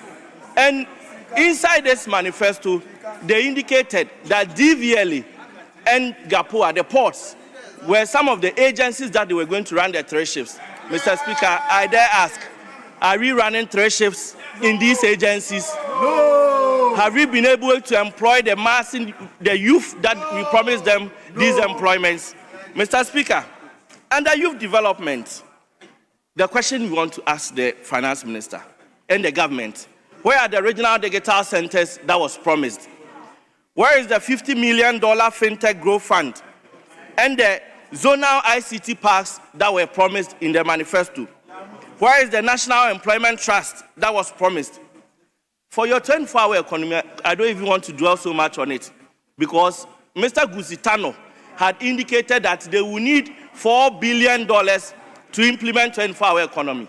When you look inside the budget, it is a paltry 90 million cedis. And this 90 million cedis, I can say that it is not for anything. It is just chop chop.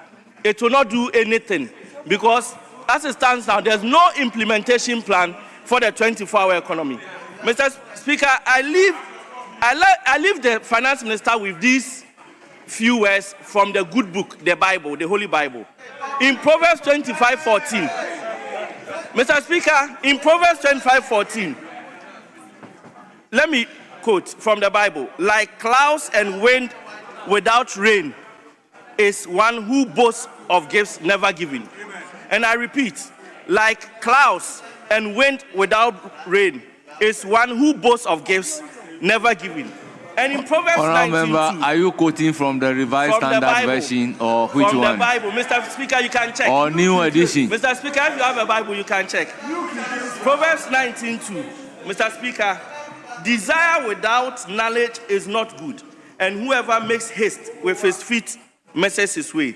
Promising new 3 stadia before completing existing renovation in a haste is not sound planning, Mr. Speaker. Yeah. Mr. Speaker, under the energy sector, I saw in this budget that the government was mentioning that they've been able to increase revenue of ECG and so on.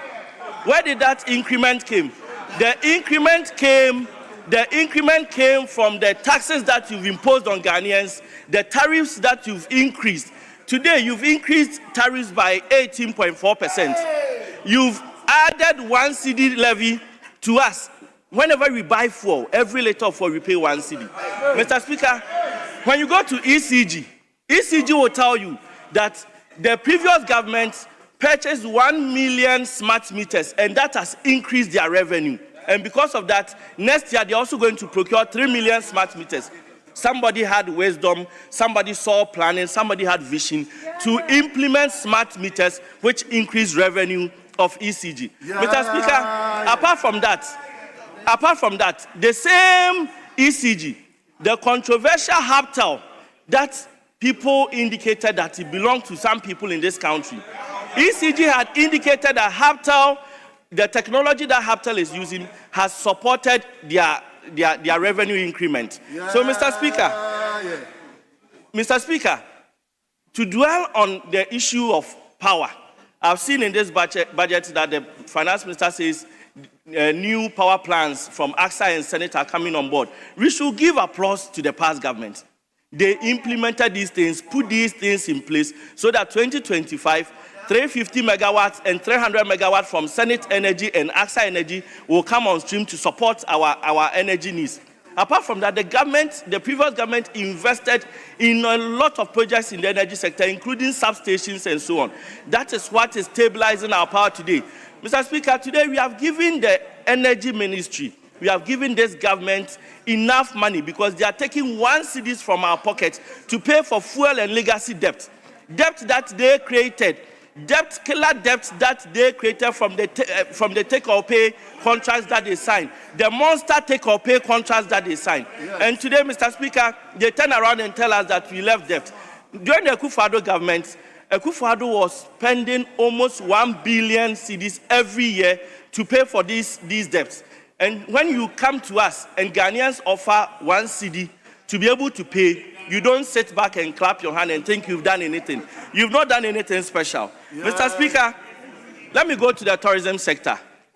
It's good that I see my brother Kwame Asare-Obeng in the house.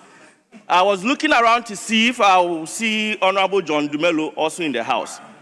Quite interestingly, Mr. Speaker, one of the key programs that the previous government instituted was the year of return and beyond the return. Yeah. The year of return and beyond the return. Yeah. These programs redefine the arts and culture, the tourism of this country. Yeah. These programs brought a lot of tourists into this country, supporting the creatives in that regard. Mr. Speaker, because of political expediency, this government came and they said they were introducing something called the Black Star Experience. Kwame A+, have you experienced the Black Star Experience? Is a question I want to ask my brother.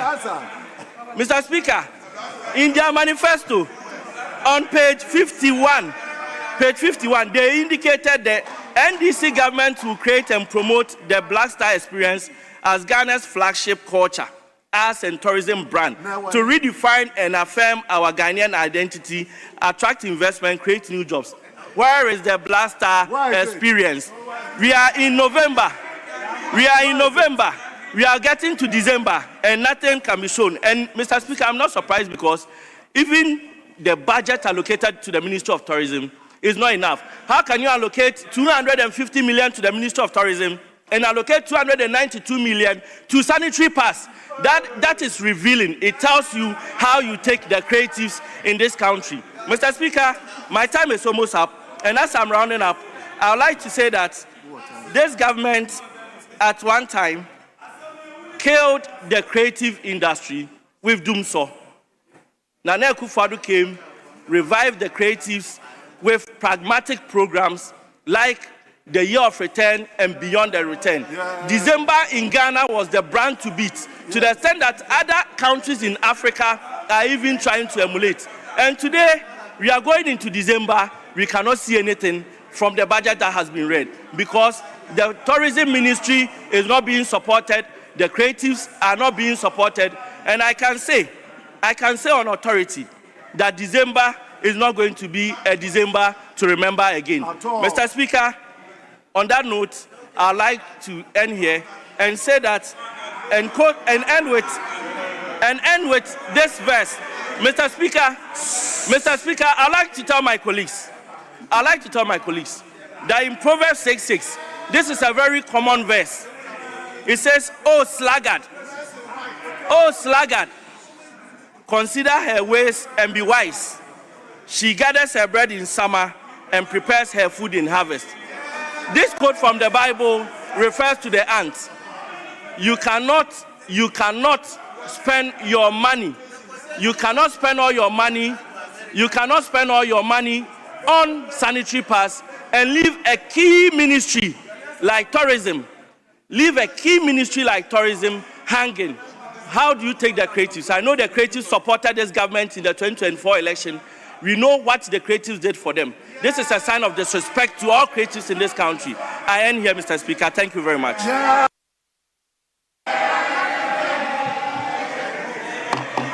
Yes, Deputy Majority Leader, any indication? Deputy Majority Leader, any indication?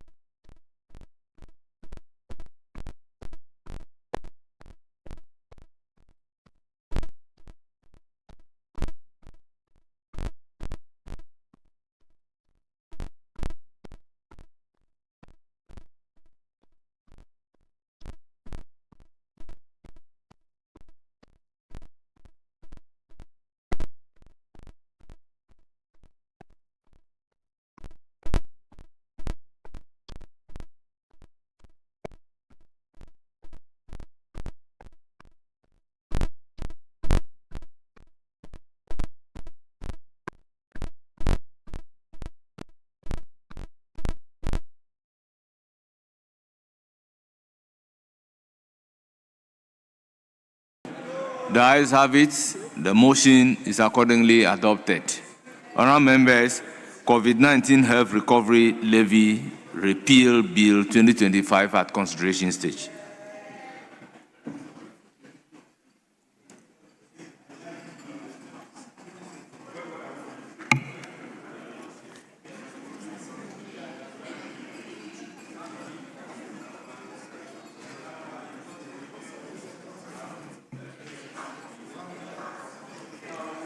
Yes.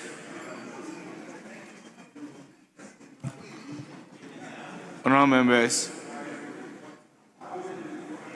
clause 1. Okay. Chairman of the committee. Mr. Speaker, we have no amendment. Honourable members, no advertised amendment on clause 1 of the bill, but it is for the consideration of the House. Any proposed amendment?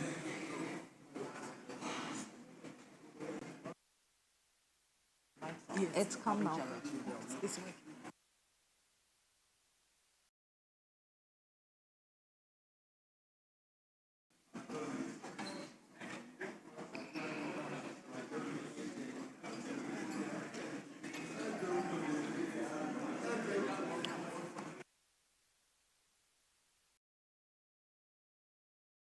Clause 1. At 1068 repealed. Yes, Chairman of the committee. Mr. Speaker, we have no amendment. Honourable members, it is for your consideration. Any proposed amendment? In the absence of any proposed amendment, the question is, as many as are in favor of clause 1 standing part of the bill, say aye. Those against, say no. The ayes have it. Clause 1 is accordingly ordered to stand part of the bill. Clause 2. Savings. Chairman of the committee. Mr. Speaker, no amendment. Honourable members, no advertised amendment. It is, however, for the consideration of the House. Any proposed amendment? In the absence of any proposed amendment, I'll put a question. The question is, as many as are in favor of clause 2 standing part of the bill, say aye. Those against, say no. The ayes have it. Clause 2 is accordingly ordered to stand part of the bill. A long title. An act to repeal the COVID-19 Health Recovery Levy Act 2021 at 1068 and to provide for related matters. Chairman of the committee. Mr. Speaker, there are no amendments.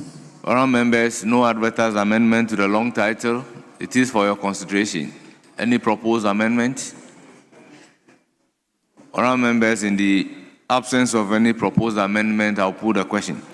As many as are in favor of the long title standing part of the bill, say aye. Aye. Those against, say no. The ayes have it.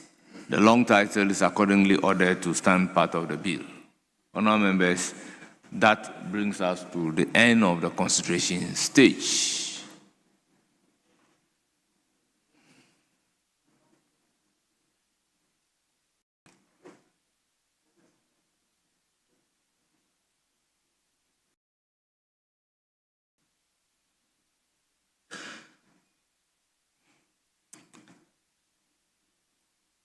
Yes, motion numbered 6. Deputy Finance Minister. Mr. Speaker, I rise to move that motion number 6 on today's order paper addendum be moved now. So I so move, Mr. Speaker. Honourable members, motion move any seconder. Mr. Speaker, I second the motion. Honourable members, motion move and seconded, and it is for the consideration of the House. Honourable members, this is a procedural motion. The question is, as many as are in favor, say aye. Aye. Those against, say no. The ayes have it. The motion is adopted. Let's move to consequential motion number 7.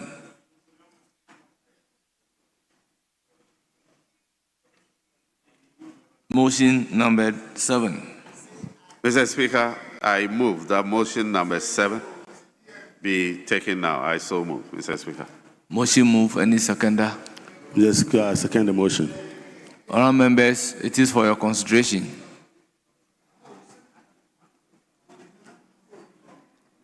Honourable members, I'll put a question. The question is, as many as are in favor of the motion numbered 7 for the third reading of COVID-19 Health Recovery Levy Repeal Bill 2025, say aye. Those against, say no. The ayes have it. The motion is carried. An act to repeal the COVID-19 Health Recovery Levy Act 2021 at 1068 and to provide for related matters.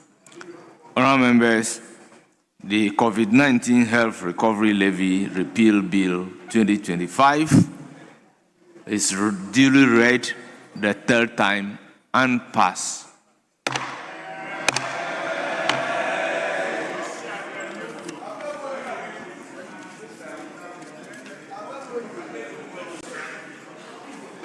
Yes, Honorable Deputy Majority Leader. Mr. Speaker, should we now look at item number 8 on page 3 of the other paper? Yes, Minority Chief Whip. Let's just finish. Speaker, I had earlier called for an engagement with the Honorable Apim Darko. We did. We've engaged accordingly. And so there is no argument. We'll do the business as was laid. But Speaker, we have about 8 of our members who have to contribute to the debate. Let me humbly suggest to the leader that we try to navigate effectively so that at the end of the day, those who have scheduled to contribute will not suffer, and yet we'll make sure the business, as was agreed, is also done. So I will support you to do it. Let's go back to the statement, contribution to the statement. We take a few, and then we'll come back and take item 8. We'll do it. No, we'll do it. Let's do it like that. You have late, yes, I know, but we have 8 people waiting. Otherwise, we'll drag into the night. We will drag to the night. We want to finish early. Let them contribute. A few contribute. Maybe 2, 2, 3, 3. We'll come back and then we'll take it. It's a straightforward matter. I'm not objecting.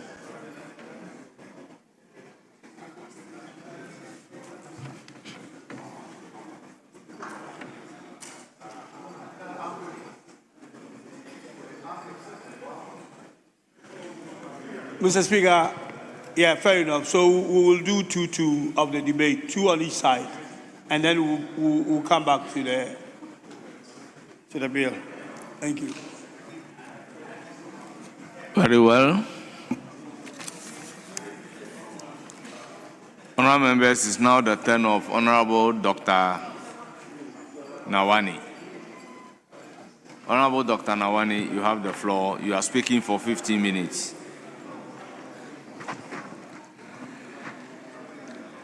Thank you, Thank you, Mr. Speaker, for the opportunity to comment on the budget statement and economic policy of the government of Ghana for the financial year 2026. Mr. Speaker, I want to thank President Mahama and his finance minister, Honorable Atufosin, for presenting a healthy budget. Right, Honorable Speaker, this budget is so good that when you read it, you don't get headache. When you read it, you don't get hypertension. When you read it, you don't get stress. When you look through it very well, you don't get any anxiety. And right, Honorable Speaker, you don't get depression when you analyze the budget. Right, Honorable Speaker, it is said the health sector, we don't play politics. But we must speak the truth and nothing but the truth. We inherited a health financing system that was strangulated. The National Health Insurance Authority that was supposed to be used as a vehicle to finance healthcare was said that they were not getting their releases. Was said that it was capped. The money that was collected in the name of the sick, the money that was collected in the name of accident victims was diverted and used for some other purposes. Yes. And that is the type of health insurance that we inherited. I must say that common things like vaccine that we used to procure without any problem. Indeed, under our friends at the other side, at that corner over there,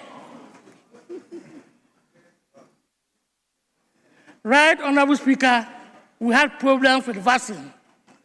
Said that we had outbreaks of measles in the northern region, outbreak of meningitis, cholera, diarrhea.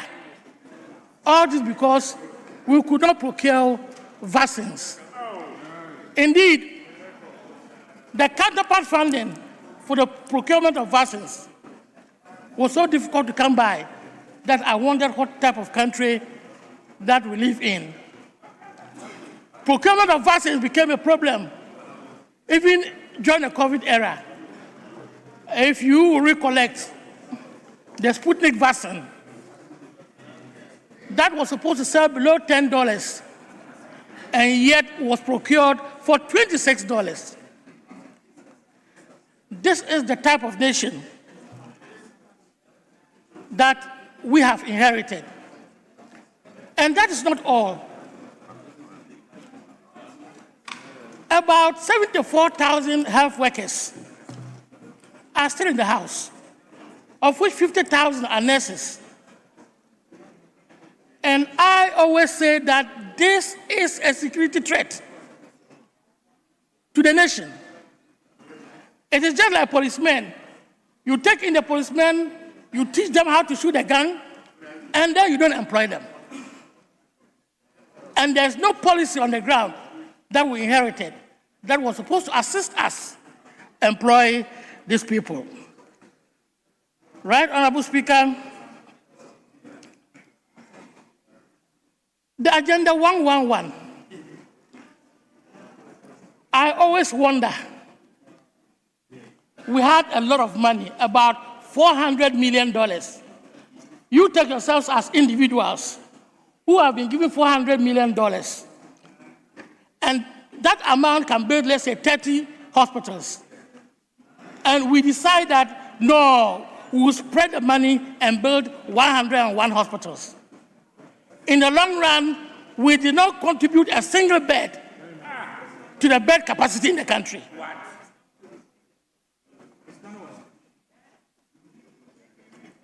Sometimes, as a man in the private sector of health, I do not understand this.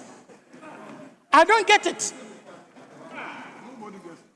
Is it that it is good to give out 111 contracts or what? Do you get more money somewhere when you give out 111 contracts instead of 30 contracts? I think God will answer us one day. Right, Honorable Speaker, all is not yet lost. The Ghanaian on December 7, 2024, put a rescue team together. And that rescue team was led by His Excellency, John Dramani Mahama, his minister, Kobla Minta Kando, and your good self. Right, Honorable Speaker, with your health committee to rescue this country from these our friends at the right corner over there. And indeed, we intend to make the next 3 years the golden age of healthcare delivery in Ghana. Mr. Speaker, if you take the budget statement, page 82, paragraph 590, with your permission, I read. Mr. Speaker, the ministry continued to expand access to quality health care in line with Universal Health Coverage Roadmap. The National Health Insurance Fund was uncapped to provide stable financing for vaccines, essential commodities, HIV services, and the free primary health care initiative under Mahama Care. By uncapping this fund, what we did is we put 3.5 billion into healthcare. We added that amount of money. And I'm glad to stand here and say that there's not enough money to pay for claims. All those who have submitted their claims have been paid up to date. If you take Nsawam Adwajir, all the facilities at Nsawam Adwajir have been paid. Tolong constituency, all the facilities there have been paid. Asokwa have been paid. Yes, the government hospital at Winneba have been paid. And Shayasu have been paid. All the facilities there, they have all been paid. Right, Honorable Speaker? Except those who are not up to date in their submission of their bills. Sit down. At the beginning of the year, we had President Donald Trump and the USAID withdraw their Yes, kindly services. stop the time for Honorable Dr. Nawani. Yes, Honorable Stephen Amwa, why are you on your feet?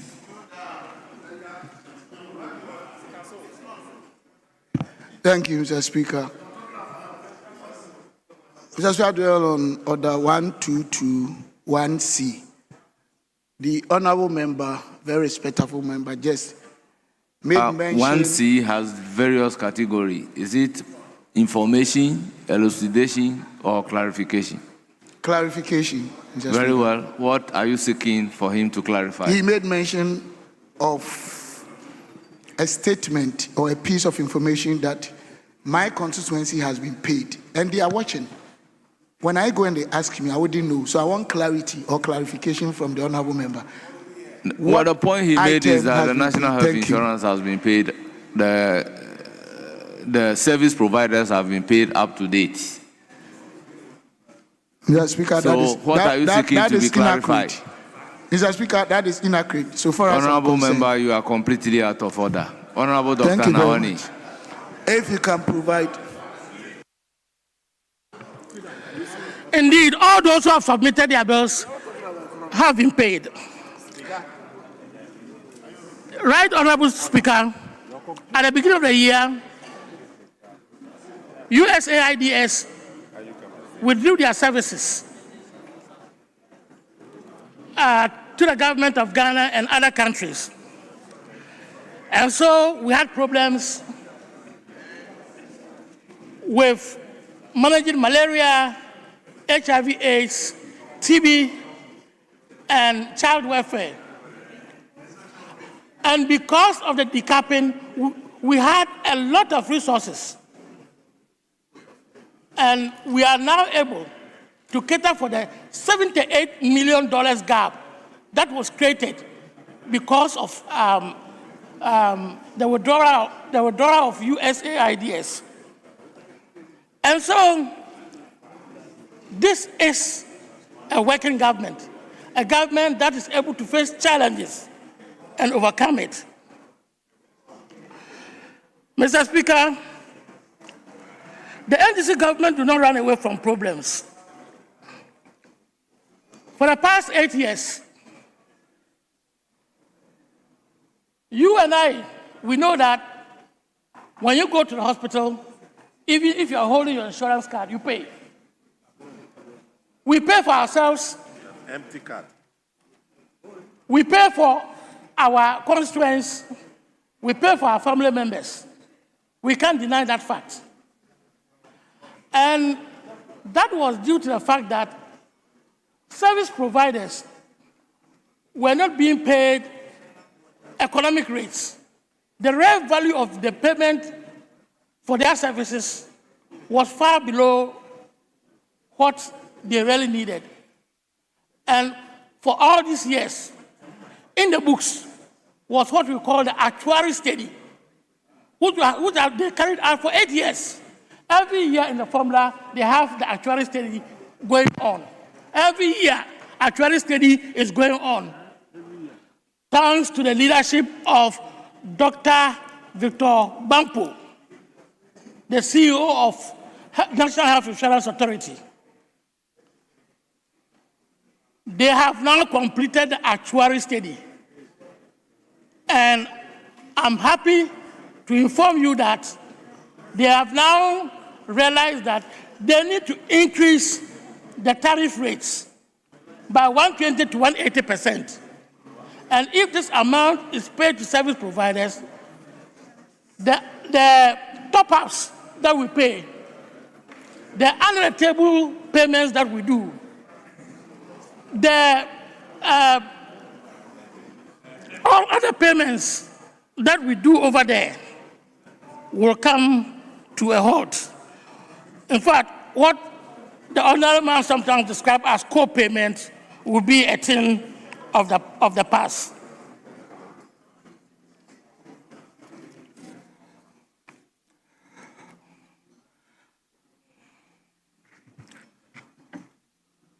Right, Honorable Speaker, the Ghana Medical Trust Fund Bill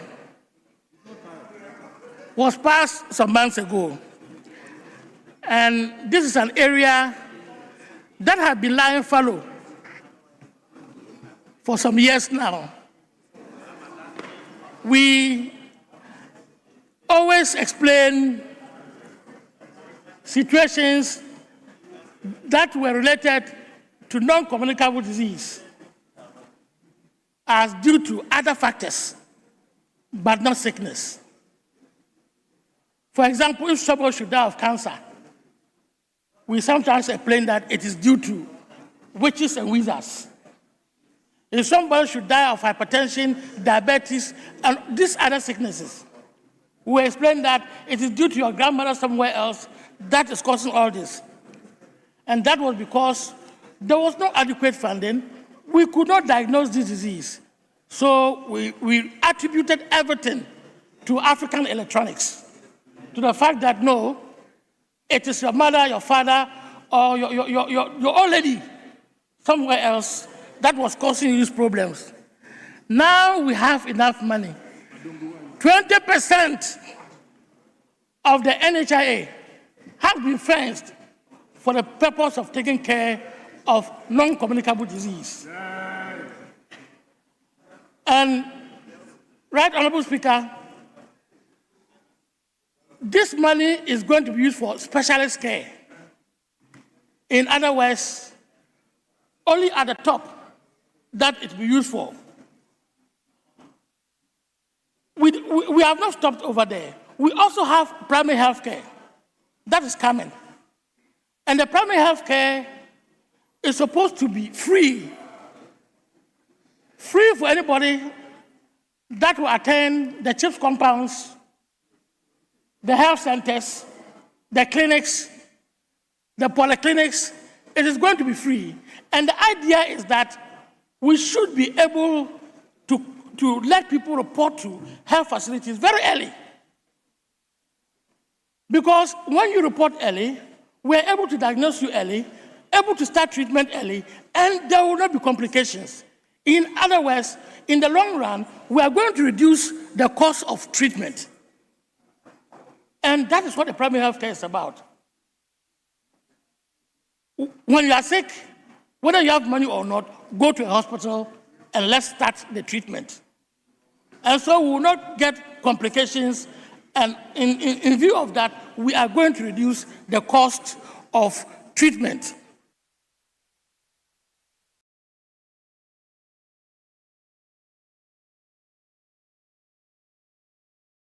Honourable Member, your time is up. I will then proceed to give the floor to Honourable Charles Forson. Honourable Charles Forson, you have 15 minutes. Thank you, Mr. Speaker. I rise to comment on the statement, on the budget statement made by the Finance Minister. But prior to, I I wish to empathize and sympathize with the 6 lost so courtesy the airwork disaster. Mr. Speaker, the budget as presented by the finance minister, my namesake, I must say, well, it's a rather an unfortunate budget in the sense that it doesn't give a practical solution to the needs and aspirations of the good people of Ghana. Mr. Speaker, why am I saying so? I'll draw on the so-called 24-hour economy. We are told that the 24-hour economy is going to transform the unemployment landscape of the country. The allocation, according to the budget, is just 110 million, which is even less than the 10 million waiver that the finance minister gave to one corporation just last week. Mr. Speaker, 110 million, if you strike it by, if I'm using a benchmark of about 1 million Ghanaian youth who are unemployed as a base to be given to them to go into farming or into business, meaning that each person is going to get a paltry 110 cedis. They told us that they are going to use the 24-hour economy to transform everything and to reduce unemployment drastically. Rather, in the same budget, Mr. Speaker, in the same budget, an allocation of about $1.2 billion is being earmarked for aircraft for the comfort of the president. And other Honorable member, kindly withdraw. Other than that, you link it to the budget where it is stated that an amount of money has been allocated for the comfort of the president.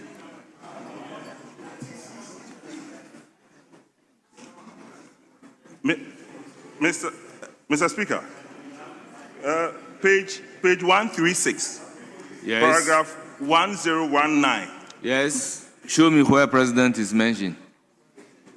We are going to buy two jets for the president and other aircraft. Honorable member, will you withdraw or you link it or you use the word in the budget?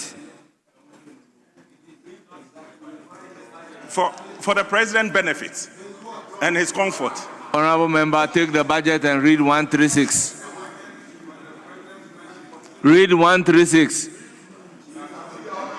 It's part of retooling of the army. So when they are retooling the army, is it stated in the budget that they are buying it for the comfort of the president? Honorable members are direct that the words be expunged as if it does not exist.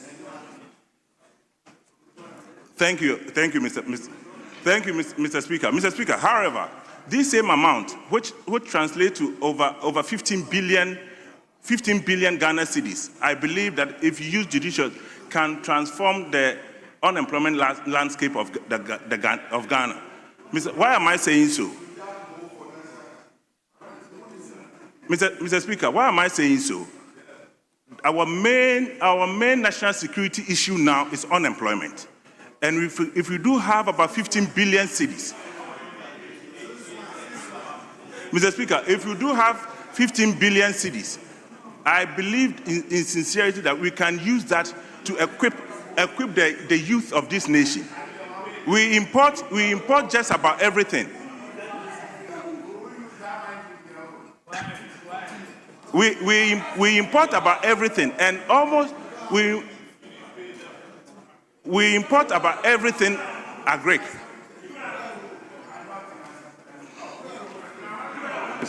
Yes. Speaker, earlier on we had all intimated that we want the debate to flow. And Speaker, you have shepherded the process all to this point. Our colleagues on the other side, especially those here, that they should leave the honorable member alone to make his submission. Because the interjection coming from the other side, it's just... Honorable Minority Chief Whip, sometimes the debaters are the cause of the interjection. So if you debate within the rules... Yes, Speaker, you asked him to do the needful by withdrawing some He did not. He did. He did not. I have to ask that the words be expunged from the record. If he had, I wouldn't have asked that it be expunged from the record. Honorable Minority Chief Whip, sometimes we notice some little disrespect to the chair. Speaker, we've taken a cue and we'll act accordingly. Very well. You have the floor. You may continue. Thank you, Mr. Speaker. As I was saying, we need practical solution to everything Ghana, in the sense that if we do have about 15 billion Ghana cedis, I sincerely believe that we can use that to reduce unemployment drastically. And I'm sure the Deputy Finance Minister is here. He will bear me out. Mr. Speaker, I'm from the port city of Tema, and everybody may be happy with the COVID levy removal. However, there is a new administrative port charges. Is it to say that we are going to collapse the clearing and forwarding industry in Tema? When you go to the airport, going forward, when the budget is approved, there's in the airport development fee. So there's an offset. There's a total dislocation in there. You remove one tax and you reimpose so many of them. I sincerely believe that we are not being serious. We are not, pardon my word, we are not being truthful to the Ghanaian. We are not being truthful to the Ghanaian, because on one breath, we are saying that we are removing the tax, and then we now reimpose a lot more taxes. The hardship of the Ghanaian is going to be steeper, I must say. Mr. Speaker, out of the total jump in revenue from 268.8 billion cedis in 2025 to 3.2 billion, almost all will go into services were earmarked for compensation, interest, and earmarked for transfers. Not much will go to the citizenry. And sadly, Mr. Speaker, sadly, core ministries such as education, health, and local government will see less impactation. Mr. Speaker, domestically, finance capital expenditure jumped to about 45.5 billion cedis in 2026, including ring-fence 30 billion cedis, big push envelope, up from 33 billion total capital expenditure in 2025. With that transparent project pipeline, Mr. Speaker, strong value for money system and credible arrears clearance plan, this risk becomes a politically driven project list that generates new contractor arrears rather than reliable infrastructure delivery. What we are saying is that, Mr. Speaker, we will end up giving contracts to political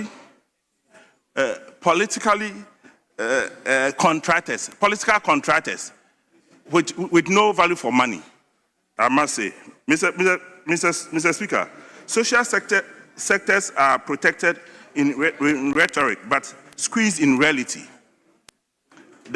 The core Ministry of Education allocation remains at about 33.3 billion cedis in both budget and GET fund, and also stays around 9.9 billion cedis. Honourable member, where are you reading from? Are you reading from the budget? Of course, from the budget, respectfully, Mr.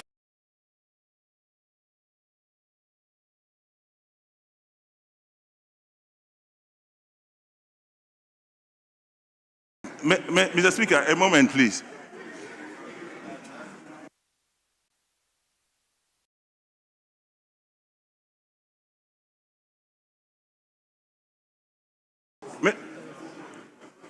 Mr. Speaker, whilst at it, Mr. Speaker,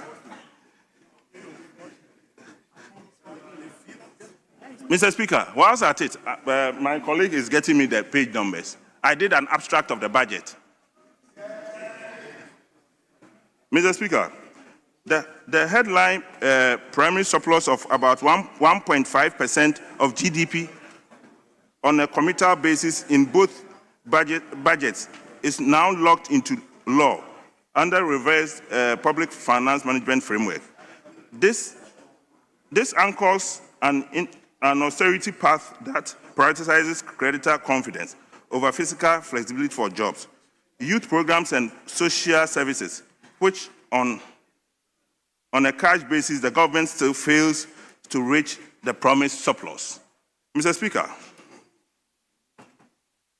in simple terms, the shift from the 2025 to the 2026 budget is not a move from pain to relief, but a move from emergency stabilization to permanent sacrifice for citizens while the state protects its own comfort and political projects. Mr. Speaker, the repeated promise of a 1.5% GDP primary surplus is not matched by cash outcome. Mr. Speaker, let me repeat. The repeated promise of a 1.5% of GDP primary surplus is not matched by cash outcomes.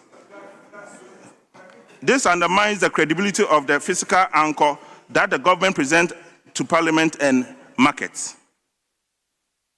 Mr. Speaker, the copy and paste inflation and growth path. Honorable member, let me advance your mind to Standing Order 199. A member shall not read the member's speech to the largest extent possible, but may read extracts from written or printed or electronic documents in support of the member's submission, or may refresh the member's memory by reference to notes. So advance your mind to that. Respectfully, thank you. But to a large extent, I may refer. And what I'm doing is referral, Mr. Speaker, because it comes in numbers. Thank you, Mr. Speaker. Mr. Speaker, as I continue,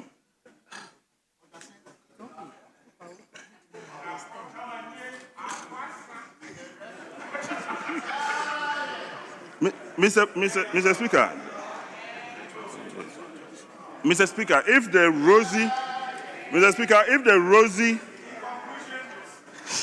rosy growth and commodity assumptions do not hold, Mr. Speaker, Ghanaians should expect more taxes or more cuts. Because the 2026 budget has no real buffer. The 2026 budget has no buffer to protect them from future shocks. Mr. Speaker, all I would like to say is that this budget has failed to meet the expectations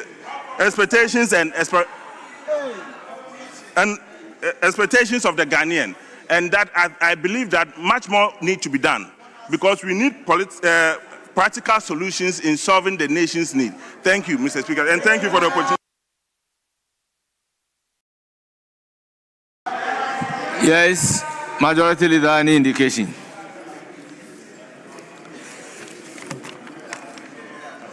Honourable Speaker, with your indulgence, we may vary the order of business and take the item numbered 8 on the addendum order paper.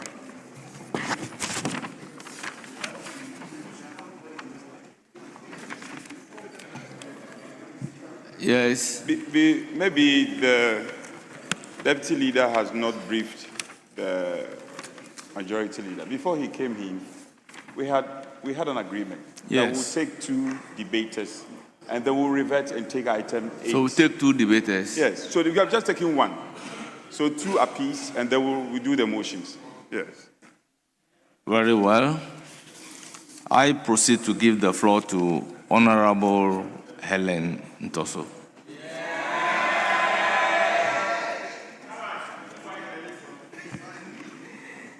Thank you, Mr. Speaker, for giving me the opportunity to contribute to the motion on the floor while the 2026 financial year budget statement presented by the Finance Minister, Honorable Atufosa.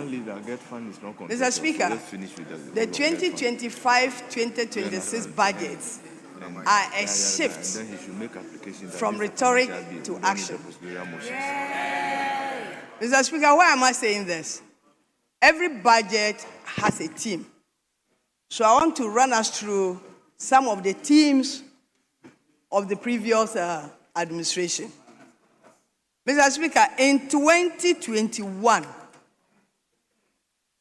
the theme that the previous administration presented to this House was economic revitalization through completion, consolidation and continuity. When you were here, in every Mile Ngoyi, in my language, in Chi, in English, we are moving forward. Mr. Speaker, we heard all this, but we never moved forward.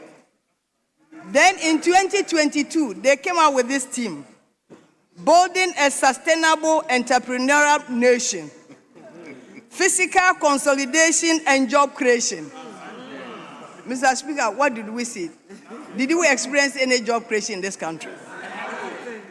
Mr. Speaker, in 2023, the theme was restoring and sustaining macroeconomic stability and resilience through inclusive growth and value addition.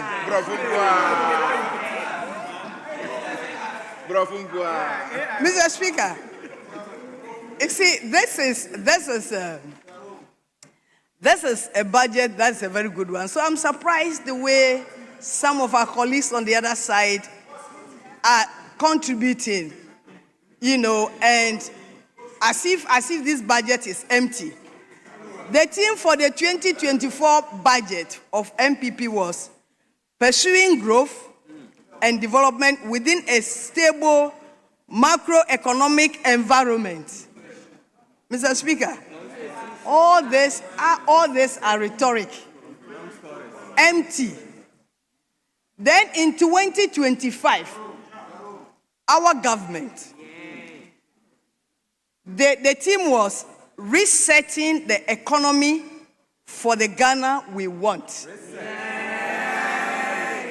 Mr. Speaker, we actually did what was stated in our team.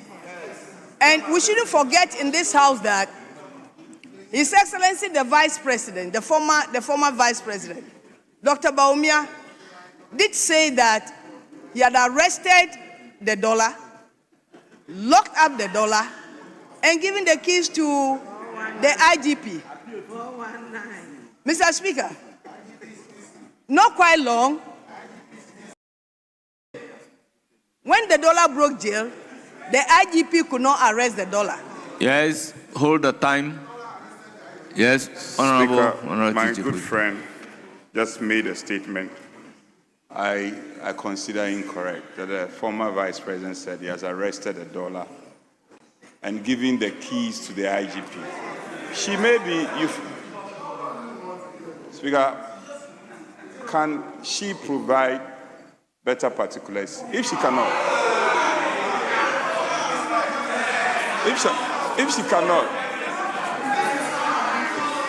Speaker, well, if she has better particulars, she must as well back her statement with those particulars. Otherwise, you should stay clear and proceed.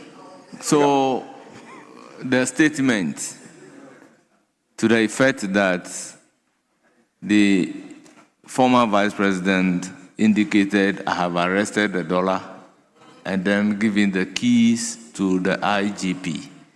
You want her to provide further and better particulars of that? Speaker, I am contesting. Oh, can you listen? Speaker, my good friend and sister, she wants to flow, and I want to help her to flow. She should just provide the. Oh, Speaker, she should tell this House when and where that statement was made, and then we can allow her to proceed. Otherwise, it's a house of records. It cannot go into the records. Then you are looking for evidence. Honorable member, candidate continue. Mr. Speaker, the minority chief whip knows that. He knows that I have very strong political shock absorbers. Yes. So what he's doing will not stop me from sewing the way I want to sew.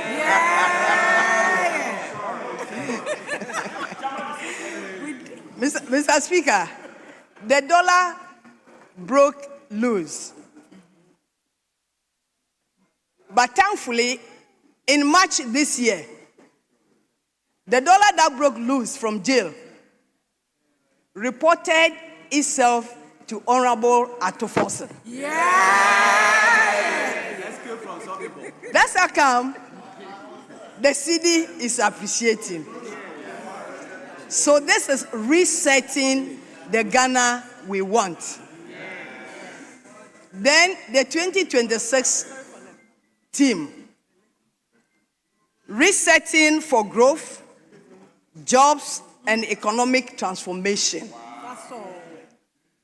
I can assure our colleagues on the other side that this government is actually resetting for growth. Next year, Chief Whip, next year, 2026, by the grace of God, there will be a lot of job opportunities in this country.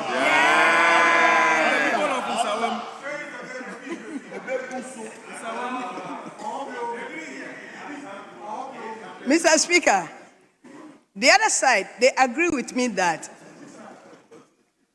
2025, we actually started resetting the economy. 2026, we're going to continue. Mr. Speaker, we have actually moved forward as a nation. Mr. Speaker, this 2026 budget demonstrates a clear gender and social sector priorities. I've gone through the budget with a gender lens, and I'm saying that this budget has significant gender differentiated benefits, including one, the promotion of gender equality in education. It will also reduce absenteeism, which as a result of this, the girl child that could not buy sanitary pads. But thankfully in 2025, 6.6 million packs of sanitary pads were distributed to girls in public schools. Not singles. A colleague was saying that 6.6 million, packs, just one. But these are in packs, not singles. They were distributed. And there's going to be an extension. It's going to be extended to senior, this was basic schools. It's going to be extended to senior high schools nationwide. Mr. Speaker, this is a landmark intervention. We saw an increase in school attendance by 15%. There was a colleague on the other side that has absenteeism reduced. Yes, it has reduced by 15%. The initiative is a welcome policy with clear gender equity intentions. Mr. Speaker, then on LEAP, livelihood empowerment against poverty. Mr. Speaker, this year's budget, the budget that was read for next year, 1.1 billion Ghana cedis is designated to support extremely poor households, including children with disabilities, the elderly, persons with disabilities, pregnant women. Is it not a good policy? Mr. Speaker, when it gets to school feeding, there's an allocation of 1.98 billion for school feeding. It means that the schools that are not beneficiary, school feeding beneficiary schools, are going to benefit. So there's going to be an expansion. And when it happens, it means that more children are going to be fed. So if more children are going to be fed, then automatically there's going to be an increase in attendance. Mr. Speaker, girls in ICT, to close the gender gap in ICT education, 10 girls' schools across the regions will receive ICT laboratories in 2026. We do not have to leave our children in the development agenda of our dear country because, Mr. Speaker, no reasonable person builds on a weak foundation. We are leaving our toddlers, we are leaving at the preschool, we are leaving our primary schools, we are concentrating on JSS and senior high schools, and leaving these young ones who are the future of this country. So this budget is taking care of these children in our country. Mr. Speaker, the BC registration is a big relief. We know that when it gets to BC registration, members of parliament are called upon to help register these children because some parents are not able to afford. So it's a big relief to us as members of parliament, including my good friend, the Chief Whip. An amount of 160 million Ghana cedis has been budgeted to ensure that no child is prevented from writing BC due to inability to pay. Mr. Speaker, when it comes to the health sector allocation, several components that directly affect women and vulnerable groups are being taken care of. Expansion of primary health care, continued investment in maternal and child health infrastructure, strengthening of CHIP compounds. The DC assemblies have been asked to, as mandatory, build at least 2 CHIP compounds. Mr. Speaker, if we multiply times 2, we're having about 522 CHIP compounds to be built in 1 year in this country. Is it not a good initiative? Mr. Speaker, when it comes to agriculture, the budget's agriculture priorities go into vegetable planting, rice, poultry, mechanization, input subsidies, offer potential benefits for women, especially smallholder farmers. So this budget is actually a good budget for women, children, persons with disabilities, and the vulnerable. Mr. Speaker, our opponents on the other side, some of them, their debates are full of lamentations. Mr. Speaker, I heard a colleague on the other side said, why are we putting a lot of money in the purchase of sanitary pads instead of creating of jobs? Mr. Speaker, the adolescent girl that you do not want them to benefit from the national cake, come 2028, they will get to the age of 18 years. They are listening to you. You'll be going to them seeking for their votes. So support this government to buy sanitary pads for them because they cannot afford. Mr. Speaker, when you get to the Bible, we have a book of Lamentations.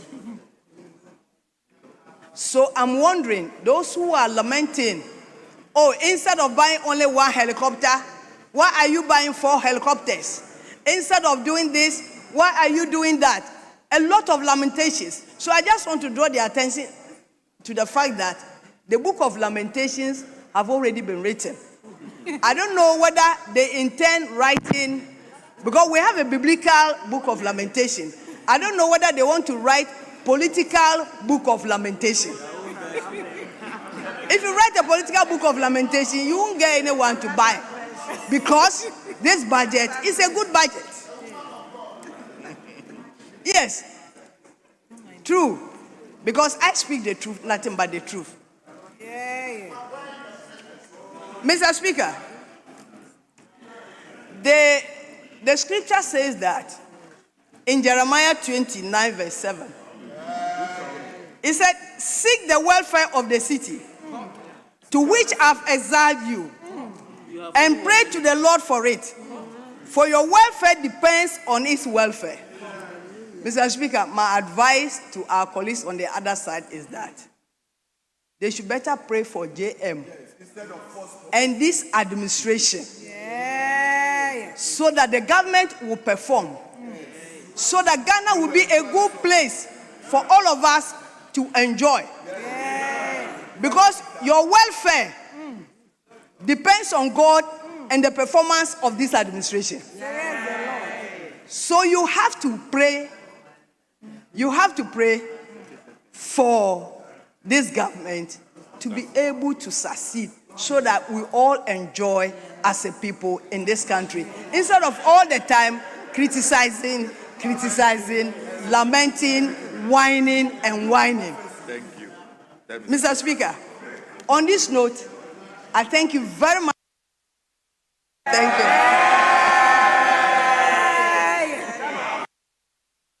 Honourable members, it's now the turn of Dr. Fred J. Asamoah. You have 15 minutes.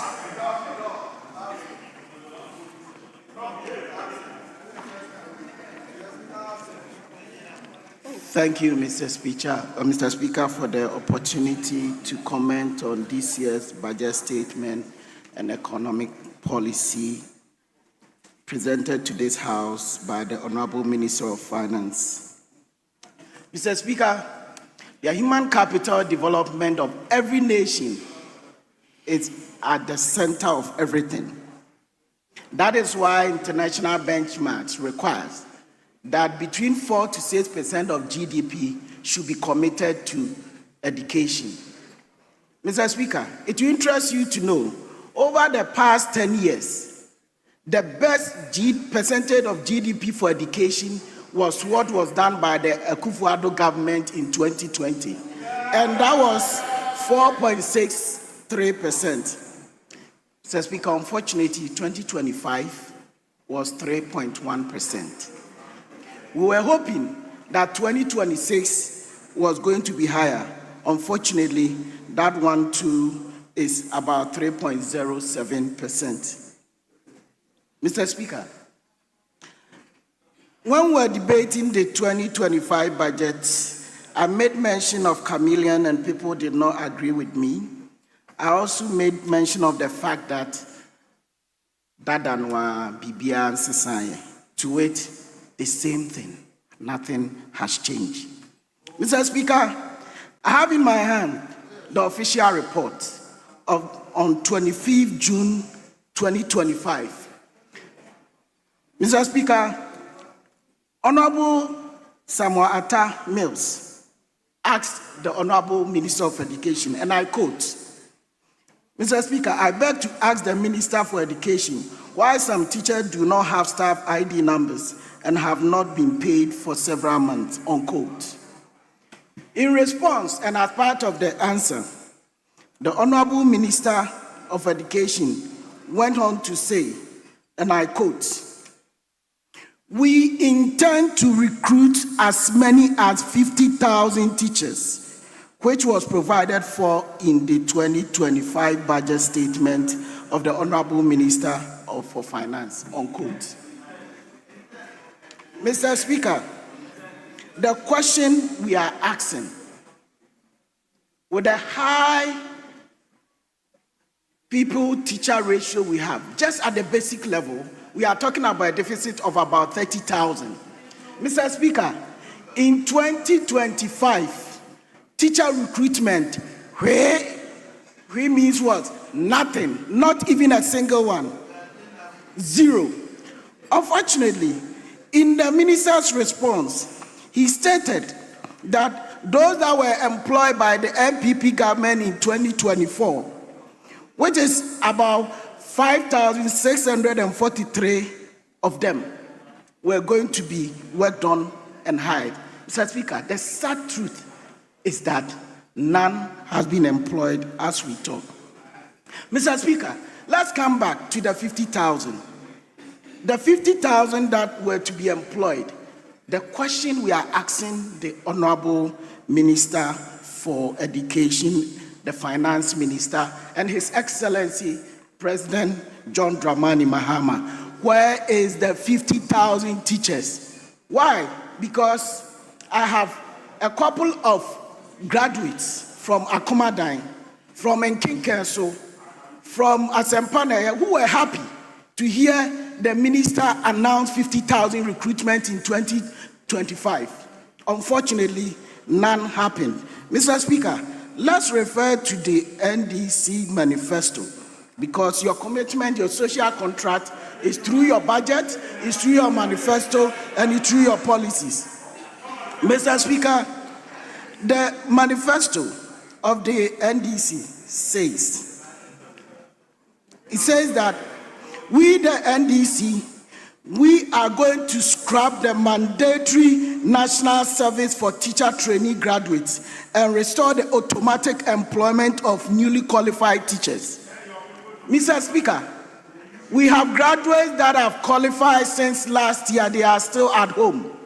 Mr. Speaker, as I am talking to you, the number of enrollment being given to our colleges of education has been reduced drastically. Where is the hope? The Honorable Minister who just spoke talked about employment. There is no hope for our young Ghanaians. It's hopeless. This budget is like a coffin. Outside is so beautiful, but inside a lot of sadness. The young Ghanaian is waiting for you. The classrooms are empty. Yes, someone, they should stop the time for you. Yes, Honorable Koti, you are up. Why? Thank you, Mr. Speaker. Mr. Speaker, I need to clarify a point he just mentioned, that quotas for colleges of education admission has been slashed, which is not true. What happened is the rationalization of the numbers. You know, previously, some colleges had the advantage of taking more than others. So this year, the Ministry of Education, in as much as possible, tried to equalize the admission in schools so that they will have equal, not equal numbers, but numbers that commensurate to with their facilities. For instance, a particular school where we have only females, they had to be given more numbers so that they could admit more female students. And that's what happened. And even last Friday, 20 more, how can I call it? 20 more applicants or position was given to each principal to admit 20 more students in their various colleges of education. So the information he's given is not true, Mr. Speaker. Well, you have the opportunity to debate. Yes. Thank you, Honorable Mr. Speaker. Thank you, Mr. Speaker, for the opportunity. In fact, the sad truth is that cumulatively, an average is being slashed, which the Honorable Chair for Education Committee is aware. And unfortunately, when we compare the numbers that were given in 2024 as to the one they were being given for the 2025-2026 academic year, it's been slashed. Some numbers that were around 400 plus have been reduced to 300 and only added 20. So the 20 that has been added is still below the number that were given last year, which the honorable member is aware. And Mr. Speaker, in continuing, the sad truth is that our teachers are waiting. They need to be employed. They spend time. It was a commitment. You promised the young Ghanaian, the reason why they voted for you, that you were going to scrap the mandatory national service here and employ them directly. Even those that were employed in 2024 had not been validated, how much more new ones to be employed? Mr. Speaker, it tells you that this budget is kojoto. In fact, it looks like, Mr. Speaker, we are playing chaskelen with the youth of this country. We are playing chaskelen with the youth of this country. Mr. Speaker, let's come to one thing. And I'm happy that we are paying something for the young Ghanaian. Mr. Speaker, if you look at the budget, Appendix 4A, page 177, it says that 537 million has been committed for no fee stress. Mr. Speaker, that was the commitment you made to the young Ghanaian. For this academic year, 2025-2026, we are expecting about 200,000 students to go to public universities, then about 20,000 to go to private universities.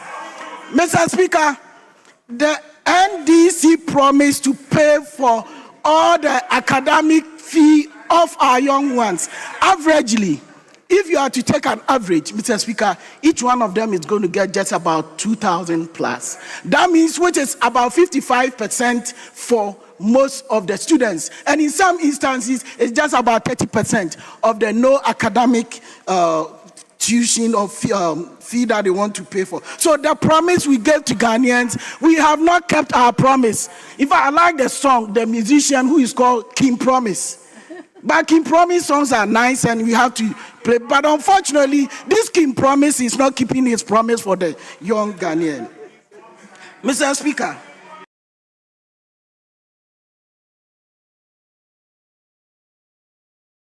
we know that the double track is something that the Ghanaian is proud of. Mr. Speaker, you realize that the first cohort of the double track had one of the best results in this country. So double track, if you look at the evidence and the performance and the contact hours that is being achieved by the double track, Mr. Speaker, is something that we cannot underrate it. And in any case, Mr. Speaker, whose child should stay home? Everybody had the opportunity to attend school. And for now, it's because of that that we are happy to continue with about 200,000 people. Without the double track, we couldn't have been able to achieve this. Mr. Speaker, the reason why I say chameleon is which one is which. Because the budget says that by 2026, double track is going to be eradicated, going to be taken off. Then, of course, the NDC manifesto says double track will be taken care of within the first 2 years. Mr. Speaker, the Minister of Education is saying double track will be taken off in 3 years' time. Mr. Speaker, which one should the young Ghanaian or the young parent believe? Which is which? Is it a chameleon? Depending on where you stand, you change your color? Please, the young Ghanaian needs some hope. We don't want the budget to be like a coffin. Outside is beautiful, inside sadness. So, Mr. Speaker, my question that I'm asking, we are talking about jobs. Now we say jobs. Mr. Speaker, you know something? If you look at the indicative allocation for YEA, it's about 1.9 billion. But if you look at the budgetary allocation for 2026, it's been slashed. So the question is, what is the hope we are giving to young Ghanaians? In 2025, you talk about Jumara, you talk about national apprenticeship. In fact, you are good at renaming, you are good at relaunching. This country has already launched national apprenticeship program with a policy. Mr. Speaker, the 300 million that was allocated for national apprenticeship program, where is this? How much was given for this program? Now we come back and we have reduced it to 150 plus 20. So we have given 170 million. We have the number of youth increasing every day. So if nothing at all, you could have increased it to about 500 million. But unfortunately, you reduce it instead. Mr. Speaker, you talk about building 6 state-of-the-art TVET centers because without skills, our young ones will be trooping. In fact, let me pay tribute and let me express my condolence to the families of the 6 ladies that we lost. It's quite unfortunate. I wouldn't want to lose my daughter in such a way. No parent will want their daughter to go out, to go and look for a job and not come back. Which of us will want our kids to go out looking for a job and not come back? It's only in this country, Mr. Speaker, that when you take your child for primary education, secondary education, tertiary education, then you have to be visiting either the pastor or some just to pray for a job for your child. It's quite unfortunate and it's not acceptable. Unfortunately, the National Apprenticeship Program, it has been reduced. As to which policy we are using to implement it, we don't know. The TVET centers, 6 of them that we wanted to construct, what is the state of it? The budget did not talk about it. Every nation that has been developed has invested so much in technical and vocational education. With this budget, TVET is kojo to, nothing for TVET. Mr. Speaker, there's a lot that we are missing for our youth. But let's come home. We know how much, Mr. Speaker, how much work you have done for our revered chiefs, how much job you've done for our revered chief. Mr. Speaker, unfortunately, this budget is nothing for our revered chiefs. It was in this same hollow chamber that the Minister for Local Government and Chieftaincy and Religious Affairs came to tell us that they were going to do so much for our chiefs. They were going to construct 6 regional House of Chiefs buildings across the 6 new regions. Unfortunately, Mr. Speaker, only a paltry amount of 20 million was allocated. Unfortunately, nothing happened. And for this year's budget, 2026, it's just about 30 million. It's quite unfortunate. Mr. Speaker, again, for us, I would like to assure our chiefs that the minority will always want to stand with them, because we need to amend the Chieftaincy Act to give our chiefs some more powers and authority to support with chieftaincy issues. There are basic things that our chiefs can help us to solve them. Unfortunately, nothing is being done for them. The amendment of the act will help to give some power to them and to give some more responsibility alongside with some training. Mr. Speaker, codification of our chieftaincy line of succession is something we cannot leave. But we want to assure the chiefs of this country that we, the mighty minority, we are with them. Because if we don't put in support to our chiefs, unfortunately, there are some of us who can go to their hometown because of chieftaincy issues. Sometimes as little as marriage issues could be solved by chiefs, but unfortunately, it's not being done. We need to invest in our chiefs. We need to bring back the MPP's Chieftaincy Development Fund that we initiated. We need to make sure we can support our chiefs to support us so that we can develop as a nation. Mr. Speaker, I thank you. Honourable Member, I implore you to advance your mind to Article 1063.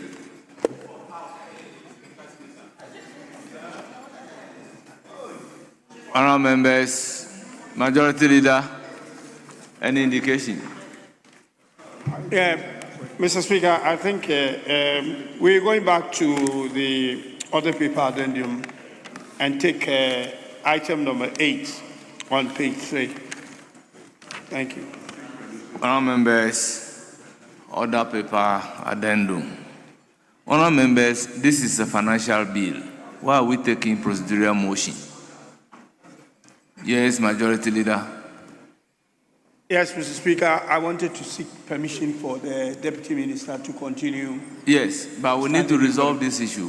These are financial bills.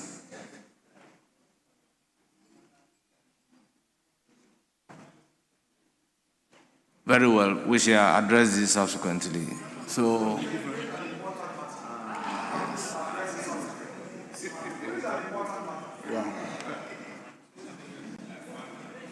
yes, Majority Leader. Yes, so it has been introduced under certificate of urgency, and so we will seek to take it through all the stages today. Yes. So let's move to motion number 9. Yes. Mr. Speaker, I don't know whether your concerns have been addressed, but I was listening to the majority leader.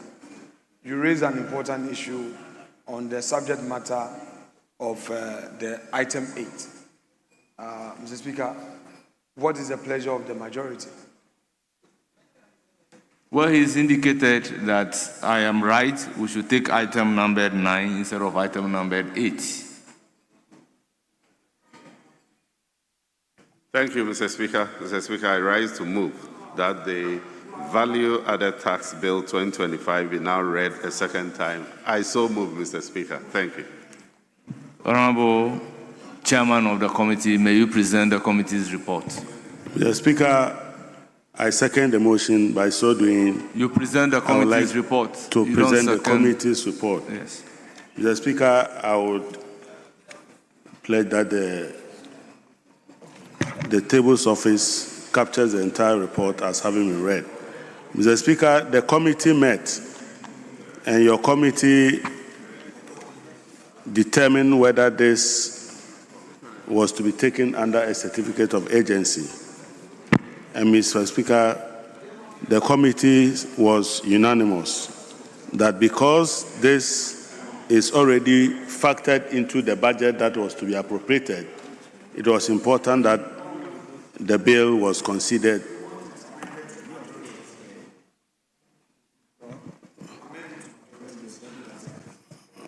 Okay, so, Mr. Speaker, the committee by majority decision concluded that the bill be taken under a certificate of agency.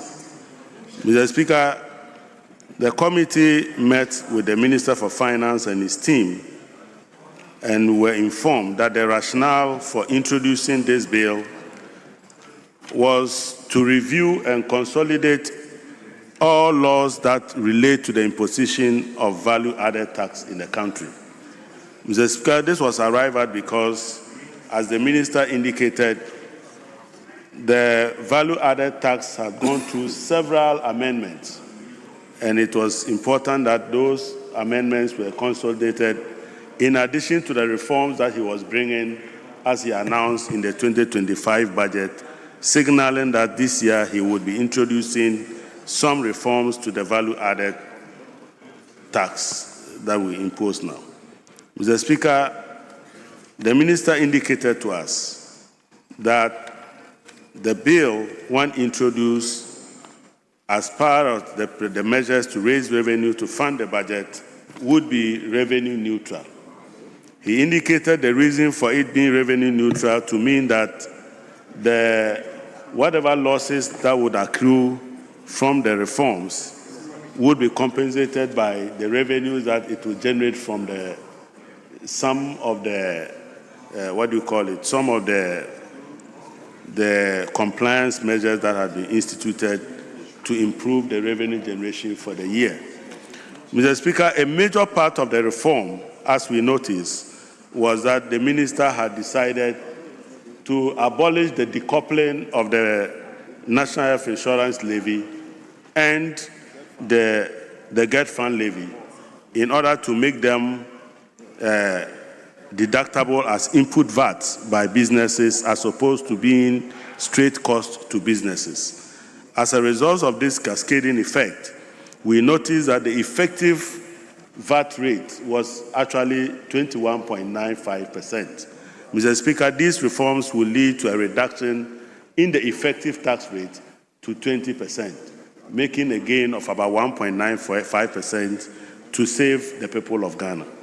Mr. Speaker, we believe that if these reforms are introduced, the end result is that the government will be able to raise the money, plug the loopholes that we are experiencing in the value regime, and assist businesses to recover the cost of input. But, Mr. Speaker, we also noticed that in addition to resolving the cascading effect, over the years, the VAT threshold for businesses that could register and charge VAT and collect VAT was around 200,000 Ghana cedis.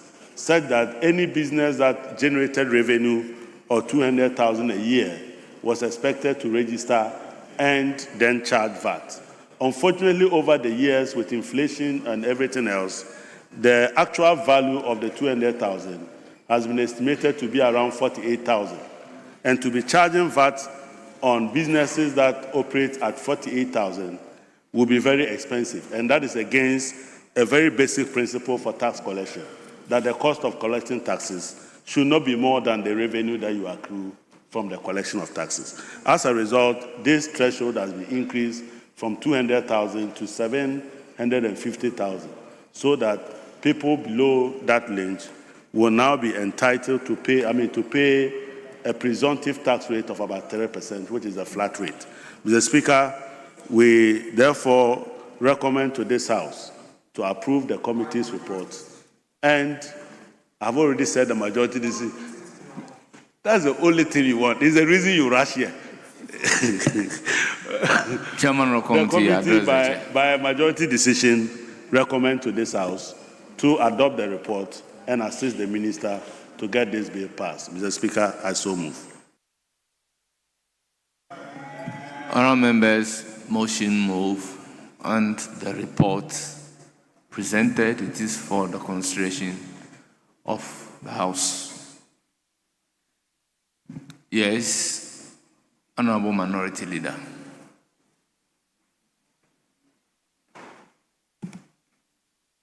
Speaker, with respect, I've checked my time, and it's 6:57 p.m. Many businesses have closed.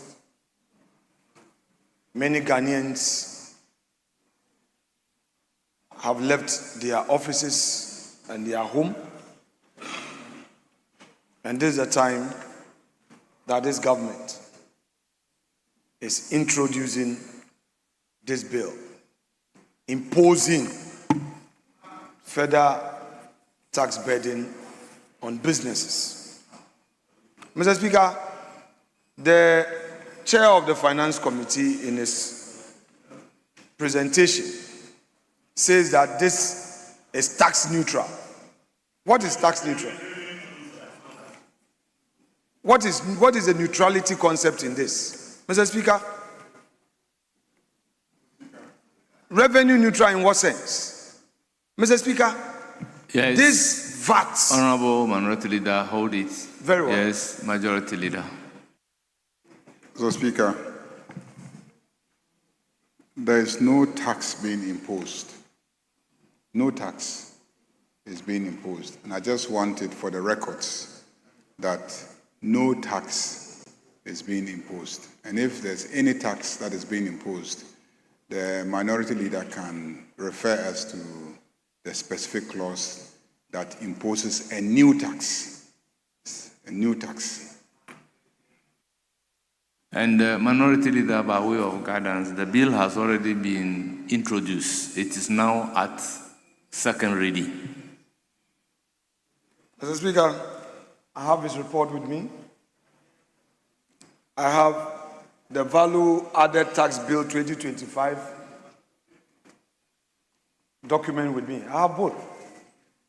In consideration that so. we take it. So Yes. the introduction has been done and the bill has been referred to the committee. That is so. The committee is now ready with the report. That is so. so. Your statement that Yes. the bill is now being introduced is what I'm Mr. worried Speaker, about. I mean, for want of a better word, that is a language use. I mean, yeah, it's a language use. I'm not using it as a term of art. Mr. Speaker, I'm not using it as a term of art. What I'm saying is that government is imposing tax. And I will explain. You've asked the question. You say I should prove to you, Mr. Speaker, the Majority Leader must be tolerant. I will explain to you. You've asked a question. Let me answer So you. he wants to prove Yes, that you've the asked a bill question.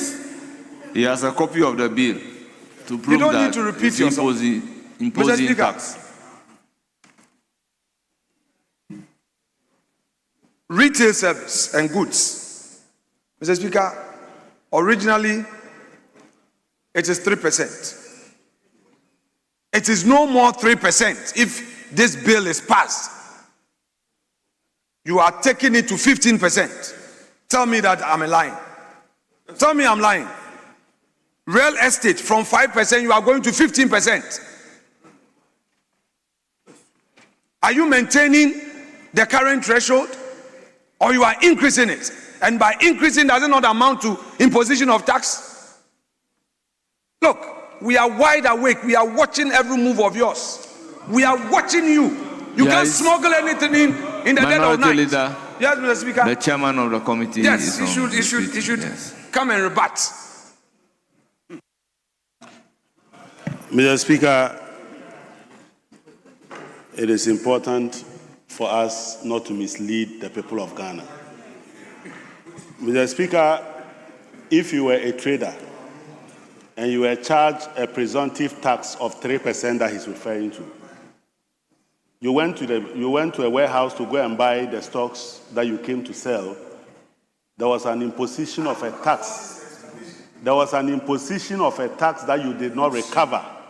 So if you wanted to tell the effective rate that the person paid, it is the 3% plus what he paid at the warehouse to buy the stock. Today, what he paid at the stock would be allowed as a deductible expense. It will be an input VAT. So if he now has a value of 2%, it is 2% he's charging, technically. So for anybody to ignorantly say that if you move from 3%, to 15%, Honorable you have imposed an Adongo, additional tax. please withdraw the word ignorant. Mr. Speaker, I withdraw. That effectively, if you look at this, we said the tax that you are expecting, there is a revenue neutral. Why do we say that? You lose some. Listen, you lose some, you gain some. So what you get is that person who was losing the cost of the materials that he bought in terms of VAT now gains. Okay? But in addition to that, 3 billion Ghana cedis is being made available by decoupling, by abolishing the decoupling of the NHIF. And so the effective VAT rate, Mr. Speaker, is that you are moving from 21.95% to 20%. Let anybody tell me that you would like to pay a tax of 21.5 as opposed to 20. I don't know where my minority leader wants to tell me that he would prefer to pay a tax of 21.95 instead of 20. That is what it is. So please, let us not mislead the people of Ghana for the sake of politics. Yes, Honorable. Mr. Speaker, before I go on with my issues in this matter, let me appeal to my respected colleague. I debate issues in this chamber. Try not to disrespect colleagues. And Honorable Adongo, you know how much I respect you.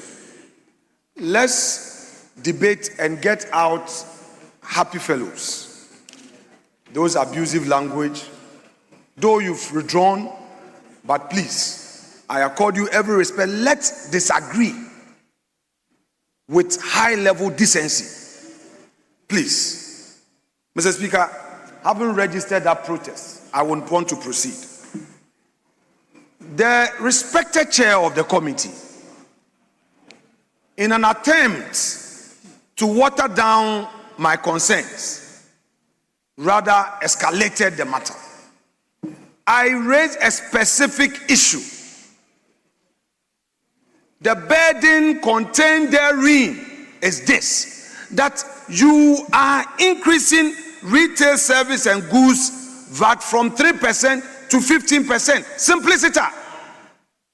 2, real estate is going up from 5 to 15%. This revenue neutrality language and all that, we're not interested.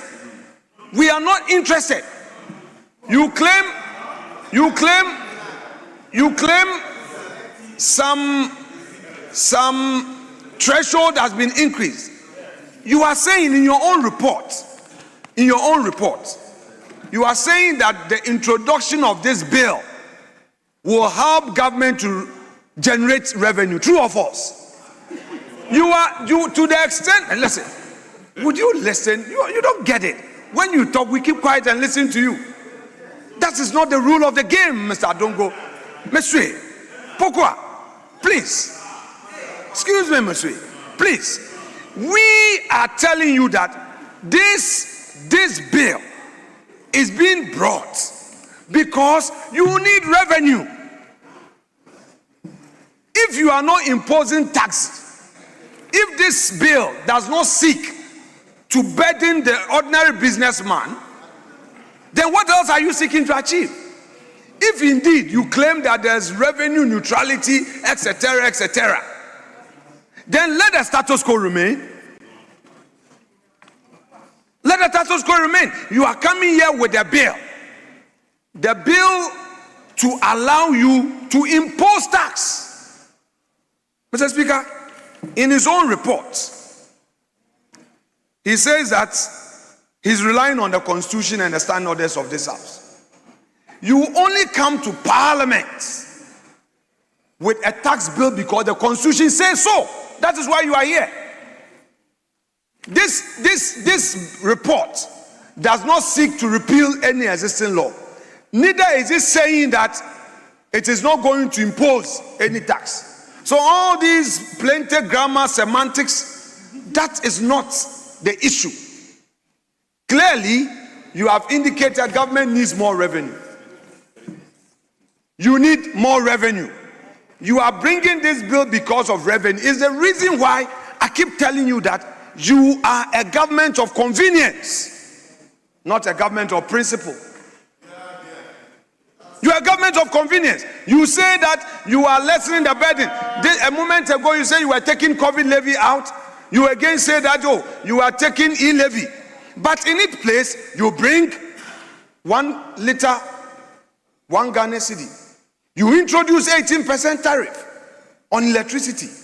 And this is further imposing tax. So what are you telling us? What are you telling us? You've made your majority leader so busy looking for an opportunity to obstruct me, but he cannot find any. The report is clear. You said government needs more revenue. It's the reason why you are here. The deputy minister is here. Look at the memorandum of the bill. Are you going to increase taxation or not? Tell us simply. And if this bill is passed, are you going to use it to generate more revenue or not? Tell us. Yes, Majority Leader. Mr. Speaker,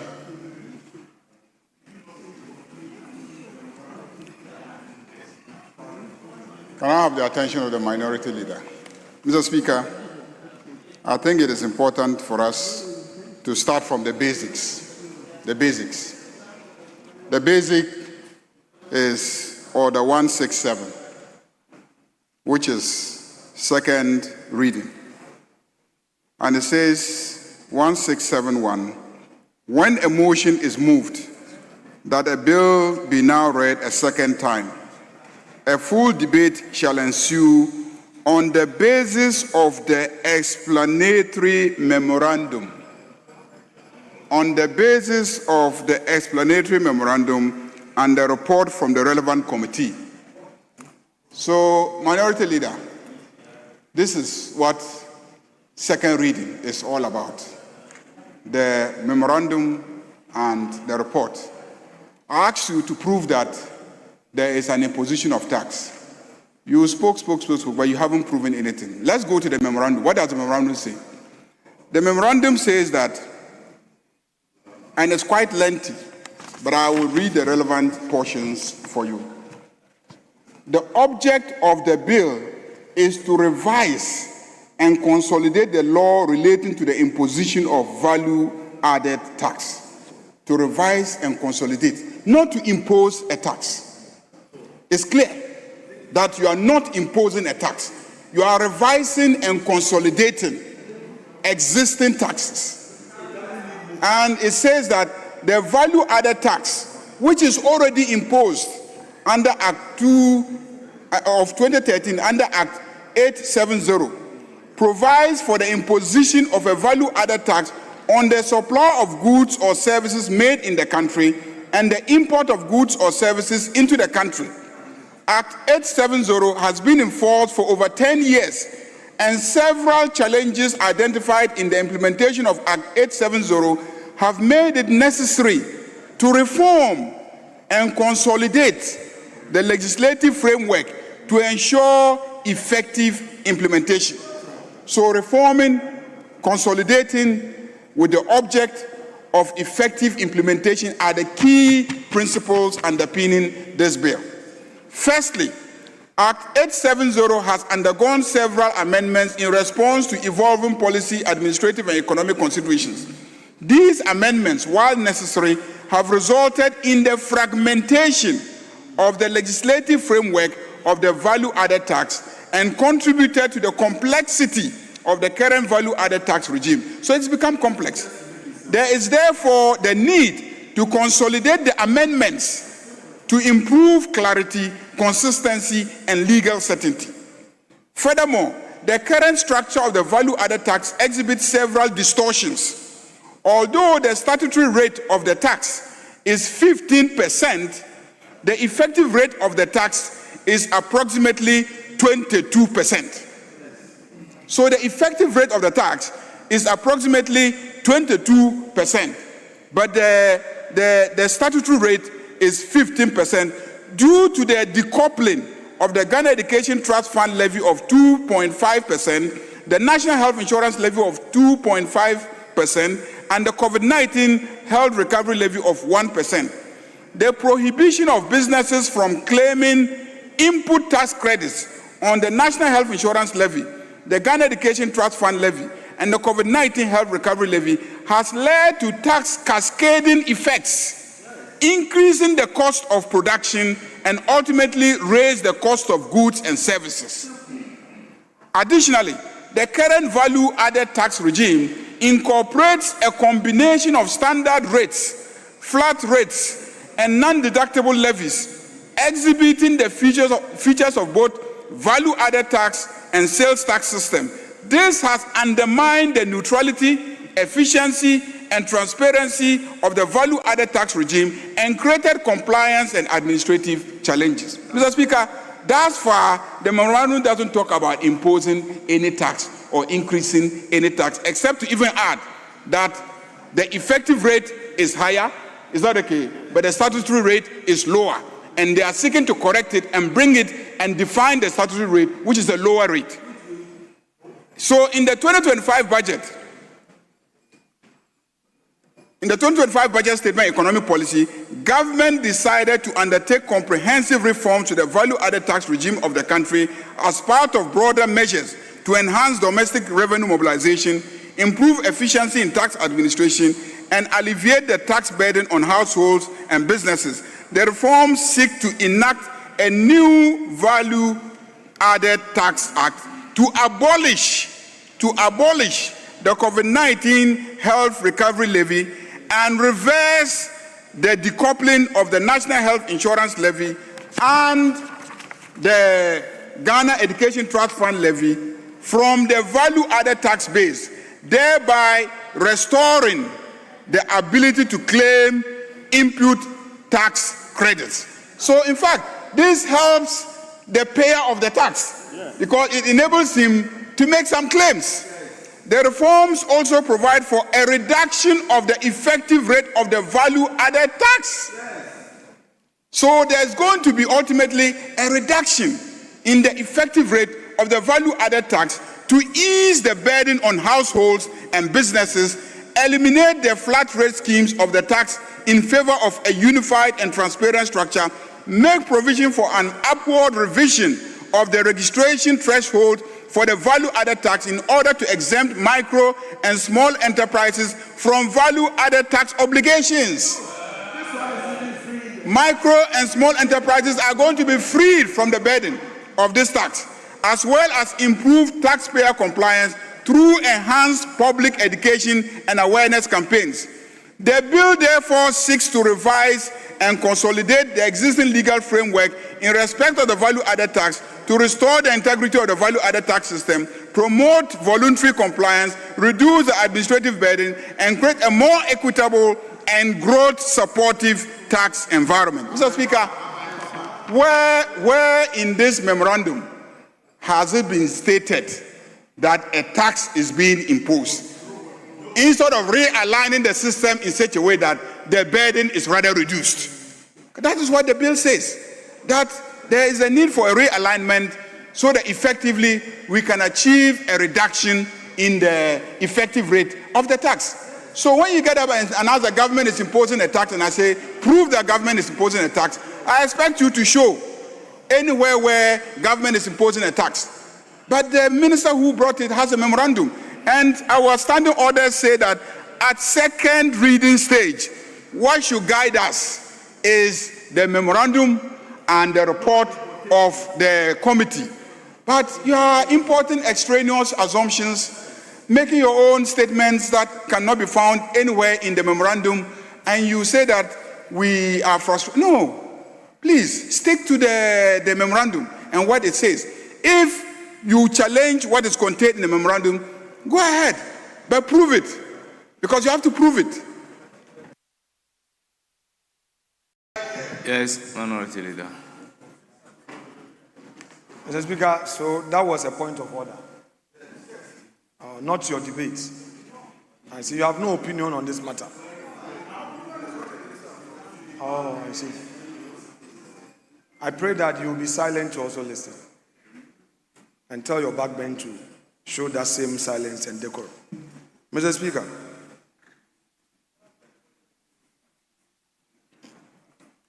see, I have given you the floor. Instead of continuing. Well, Mr. Speaker, you can call him. He controls the House. As for him, if you don't call him, he will rise. To say that my backbenchers are not acting in a way that is consistent with decorum is an insult. It's an insult. He's insulting my backbenchers, and he must withdraw. If it is misconduct in this chamber and speaking out of 10, importing irrelevant matters into a debate, I don't think there is anybody who is a more serious culprit than you yourself. In this chamber, your backbenchers have held insults. You've led them to stand up and disregard the speaker in clear violation of our standing orders and etc. We've all lived with this. So you don't get up and point fingers at my backbench and say that they are not acting decorously. Please, let's respect each other. Yes, we'll listen to you, but don't accuse them of not being decorous in their conduct. It's an insult, and he must withdraw that, Mr. Speaker. Minority Leader, just do the needful and let's... Mr. Speaker, with respect, even as he was on his feet, the member for Kwesi Mintin, he was loud enough. Even when he was on his feet, trying to call for some orderliness, that member was loud, showing gross disrespect. Mr. Speaker, let's not. Mr. Speaker, you heard him. You heard the majority leader in silence. Yes. May I make my point? Yes, there is some issue. Yes, so let me raise my. It is only when it gets to the 10 of this side to standing order 1, 2, 3, 2, Mr. Speaker, and do it the is needful. only when it gets to this side of the House that you find your voice to be asking us questions. He spoke. Honorable member, you do heard the him. needful. You didn't utter a word. He spoke. You didn't utter a word. When it gets to this side of the House, then I will direct that the word your backbenchers should behave with decorum be expunged from the record. Yes, proceed. Minority Leader, you may proceed. Mr. Speaker, I exercise a right to protest in silence, not to speak anymore because of the unfair treatment. I so rest my case. Thank you very much. Yes, Deputy Minister. Thank you, Mr. Speaker. Mr. Speaker, the majority leader has made enough comments about this bill, and I just want to add a few. Mr. Speaker, Clearly, the intention of the government is not to impose any new tax. We rather want to lessen the burden on Ghanaian taxpayers. And you recall when Dr. Atto-Forson presented the first budget, he hinted that we are going to spend some time to consult widely and come to this House with a new VAT bill. And that is exactly what we are doing. Mr. Speaker, the bill, contrary to what the minority leader was saying, is not imposing any new tax on Ghanaians. It is rather giving back to Ghanaians. The decision to change the treatment of health insurance levy and get fund to allow for tax credit deductibility is rather giving back. In fact, NHIL alone, by changing from a straight levy to a VAT to allow for tax input credit, will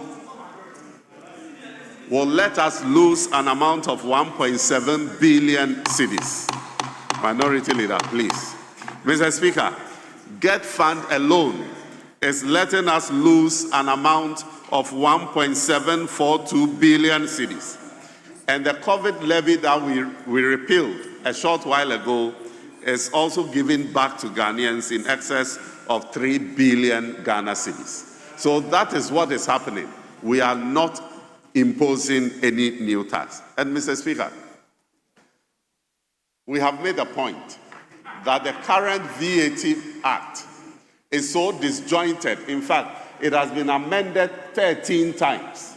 And so today, if you want to look into our VAT laws, you have to look at many, many, many places.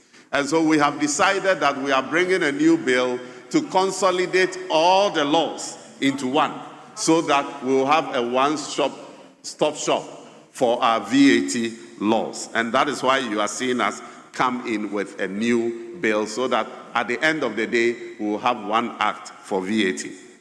Mr. Speaker, apart from that, you realize that the threshold of 200,000 cedis is so low.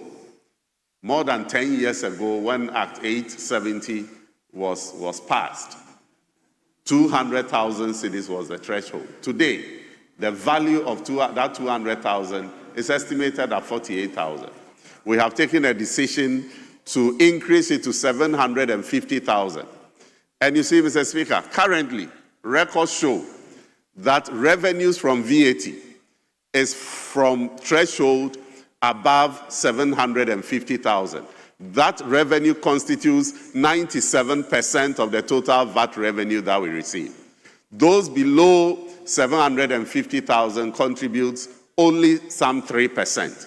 And so raising it to 750 and above is the right thing to do. Mr. Speaker, in addition to that, we are also abolishing VAT on recognizance and prospecting for minerals. That is also being abolished in this amendment. So that also will cost government some money. But we are convinced that if we want to increase, if we want to promote, if we want to encourage prospecting for our mineral resources, we must give that incentives to businesses to do so. And so this amendment is also seeking to remove that VAT on prospecting for minerals. And so, Mr. Speaker, it is clear that the intention of this amendment is not to burden anybody. And what the minority leader was raising, you see, VAT on real estate currently adds to the cost because it is not allowed to be deducted. And so what we are replacing is the normal VAT that will allow for input-output deductibility. And so it is clearly to allow for businesses to flourish. And that is what we are doing. And so we want to encourage everybody to support this. And I'm happy the minority is a man of his word. He says he will listen in silence. He will no longer say anything. Why is he getting up? Are you changing your mind? You, Mr. Speaker, so I want everybody to support this cause because it is something that Ghanaians are looking out for, and we are doing just that. Thank you, Mr. Speaker. Yes, Minority Leader. Speaker, with respect, my earlier position remains, except that he mentioned my name in his submission and misquoted me. Mr. Speaker, I thought in bringing the issue of the 15% imposition of tax on real estate, he will rebut in absolute terms. Now he says that it is being introduced to allow for input and output, meaning that the earlier submission that this is an imposition is right and factual. You are now telling us that it is for the purpose of input and output tax. But if you are imposing a 15% tax on real estates, how do you then describe it as it's merely for input and output tax? I mean, with respect, what sort of submission is this? And you end by saying that it will enable government to get more revenue. Honorable Ampim, I think that instead of going on that path, rather encourage your chief whip to bring your numbers in. Encourage your chief whip, because where you are going will not help you. I just decided to let it go. But now you've exposed yourself that indeed what I was saying earlier, that this imposes a 15% tax on real estate, is true. You are saying that it is being done for the purpose of input and output tax. What do you do when you bring taxation which leads to input and output tax? Are you not imposing tax? Now, are you not indirectly telling us that the status quo is lesser tax for real estate, and by this law you are increasing it to 15%? I want you in clear terms to rebut this. Mr. Speaker, what I have said is that the flat rate adds to the cost of businesses because they are not allowed to input them for tax credit. Right now, we are replacing all those flat rates with a normal VAT rate that allows for input tax credit. That is what I've said. And the reason why I am saying that we are going to get more revenue is that we intend to improve compliance. And we are also introducing a reward system to motivate everybody to go for their VAT receipts, so that when you pay, you insist on your receipts and get government to enforce compliance. These are the measures that are going to help us to improve revenue, and not that we are increasing VAT for anybody. Thank you, Mr. Speaker. Yes. Speaker, with respect, the Deputy Minister is misleading this House, has misled this House with the submission that the flat system which is being done away with allows efficiency. Honorable Deputy Minister, in the list I'm an entrepreneur, and you know that this matter, I deal with it as an everyday thing. The flat system was lesser, made it more convenient and allowed for higher compliance. You can't tell me that a real estate owner who was paying 5% under the flat system regime and now having to pay 15% is better off. With respect, please, Honorable Deputy Minister, let's get the facts right. If you say you are doing away with the flat system had lower threshold, had lesser percentage. You now want to bring all of them into the mainstream VAT regime. Are you not going to increase tax? So if, for instance, I was a beneficiary under the flat system, you are now saying you are doing away with the flat system, I should come into the mainstream VAT regime, and you are telling me that that allows efficiency? Oh no, I'm not a tax expert. I don't need to be a tax expert, but I'm a businessman. I know Practically, when I am benefiting from the flat system, it is lesser tax I pay. If you now say that you are moving me into mainstream VAT, which is 15%, I am going to pay more. And you say that there's going to be input and output. Input and output, it already exists. The essence of VAT is that you pay and then you know. Stop it, Honorable Ampim. For the sake of the politics, don't sacrifice your profession. I am telling you that doing away with the flat system would increase the burden on businesses, because now you are pushing everybody to pay the VAT. And that is why you say you are going to get more revenue. What is a reward system? I've read a report. Point out to me a single line in this report that expressly provide a reward system as businesses are being graduated to pay. So don't say there's a reward system. There's nothing like that, as a matter of fact. This is your bill.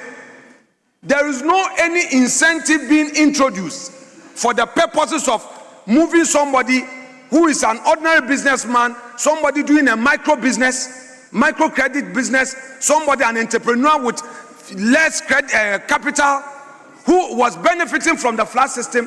What you are doing rather is going to make it difficult for people to comply, because the flat system has some flexibility. Honorable Deputy Minister, I repeat, I am a businessman, so I know these things handy. The flat system was more convenient, allowed for higher compliance. What you are doing now will make many people run away. So please, don't mislead us again. Mr. Speaker, if it's their pleasure, so be it. We have expressed our objection and we state so without more.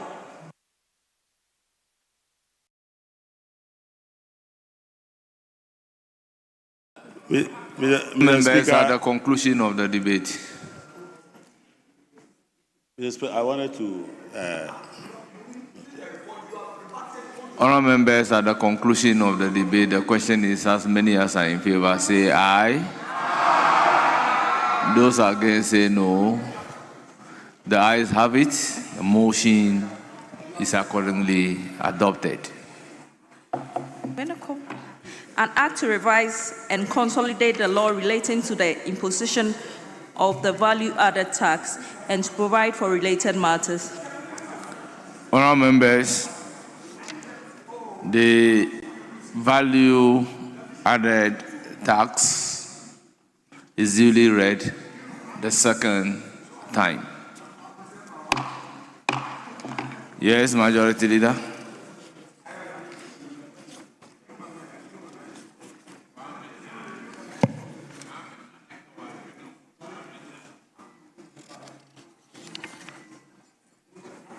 Mr. Speaker, we will do item 11.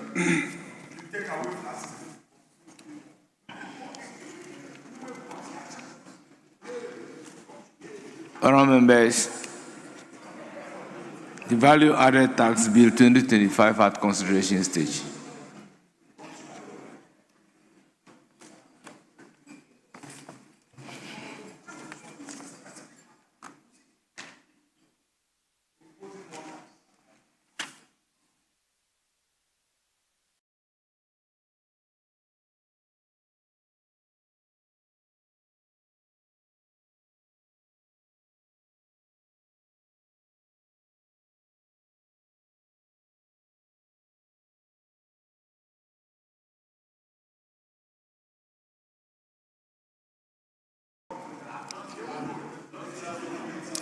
Honourable members, value-added tax bill 2025 at consideration stage. Clause 1. Imposition of value-added tax. Chairman of the committee. Mr. Speaker, we have no amendment. Honourable members, no advertised amendment. It is for the consideration of the House. Any proposed amendment?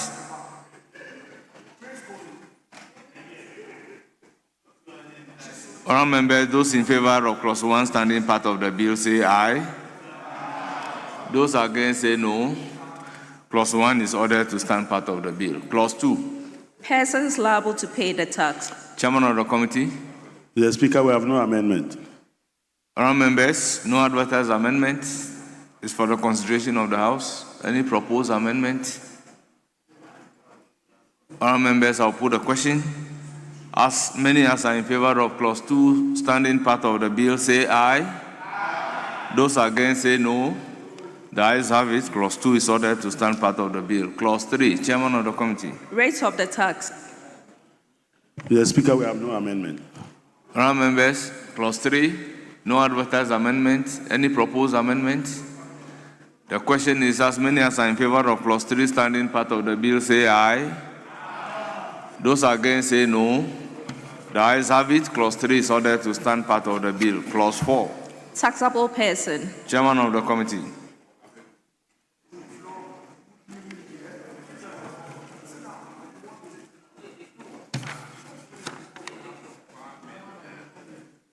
Yes, Minority Leader. Speaker, you are a man who respects the law. Fortunately, we have a majority leader who doesn't joke with procedure. So, Speaker, we are considering this important bill. Behind the Deputy Finance Minister are many empty seats. The minority would want to state for the records that the majority members in this chamber are less than 50. If the Deputy Finance Minister knows that he has such an important bill, he knows what to do. If he knows he has such an important bill, he knows what to do. You distribute the report to members ahead of time, inform members and ensure that they have sufficient reading materials. You don't come here, Mr. Speaker, the Deputy Minister cannot come here. It is 7 o'clock, getting to 8, and you say we should pass a bill. Mr. Speaker, members are prepared for debate. He should come well, prepare, ensure that the clerk at table distributes sufficient reading materials to his own backbench, so that tomorrow we'll come and do this. Anytime he come here, certificate of urgency, without the necessary preparation.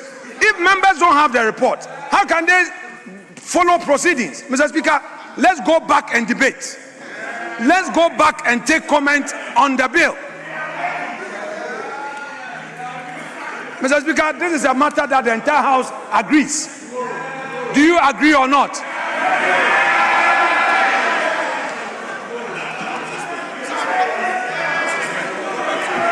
Mr. Speaker, let's suspend this. That the House is in agreement. Let's suspend this and ensure that he does the right thing. Let's go back on comment. You can't always come here and go. Get the report through to members. Let them read. Yes, majority leader.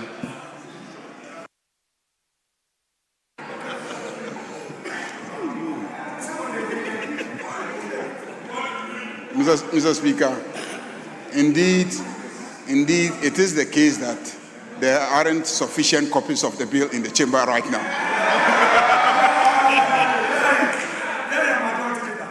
Even I had to ask the clerk for their copy of the bill. It won't be tomorrow, Mr. Speaker. We'll just take 2 comments, by which time I think that enough copies would have been distributed.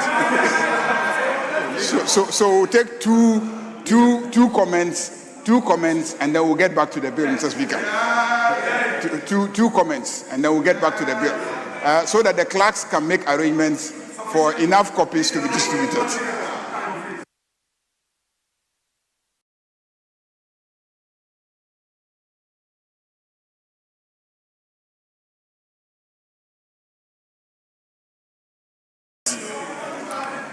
Yes. Minority Chief. Speaker, I think there is consensus. We'll revert to the commentaries to the budget, and then the leaders, the majority leader will make more copies of the bill. Well, we'll support with the blessing of the majority leader. They'll make more copies of the bill. and then we can decide on how to navigate. So for now, Speaker, we'll take the comment. Well, so we have to temporarily suspend the consideration stage of the value-added tax bill.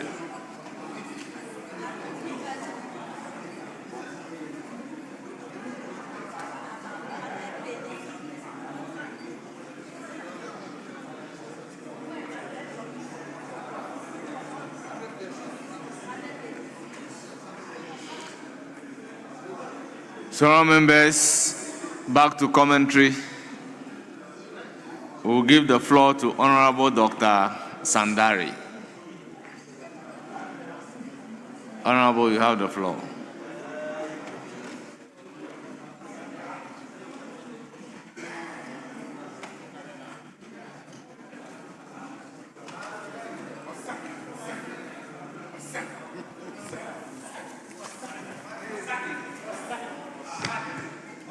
Thank you very much, Mr. Speaker, for giving me the opportunity to make some few comments on the budget statement and the economic policy of the government of Ghana for the 2026 financial year.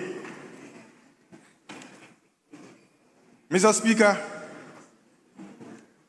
in 2025, this government presented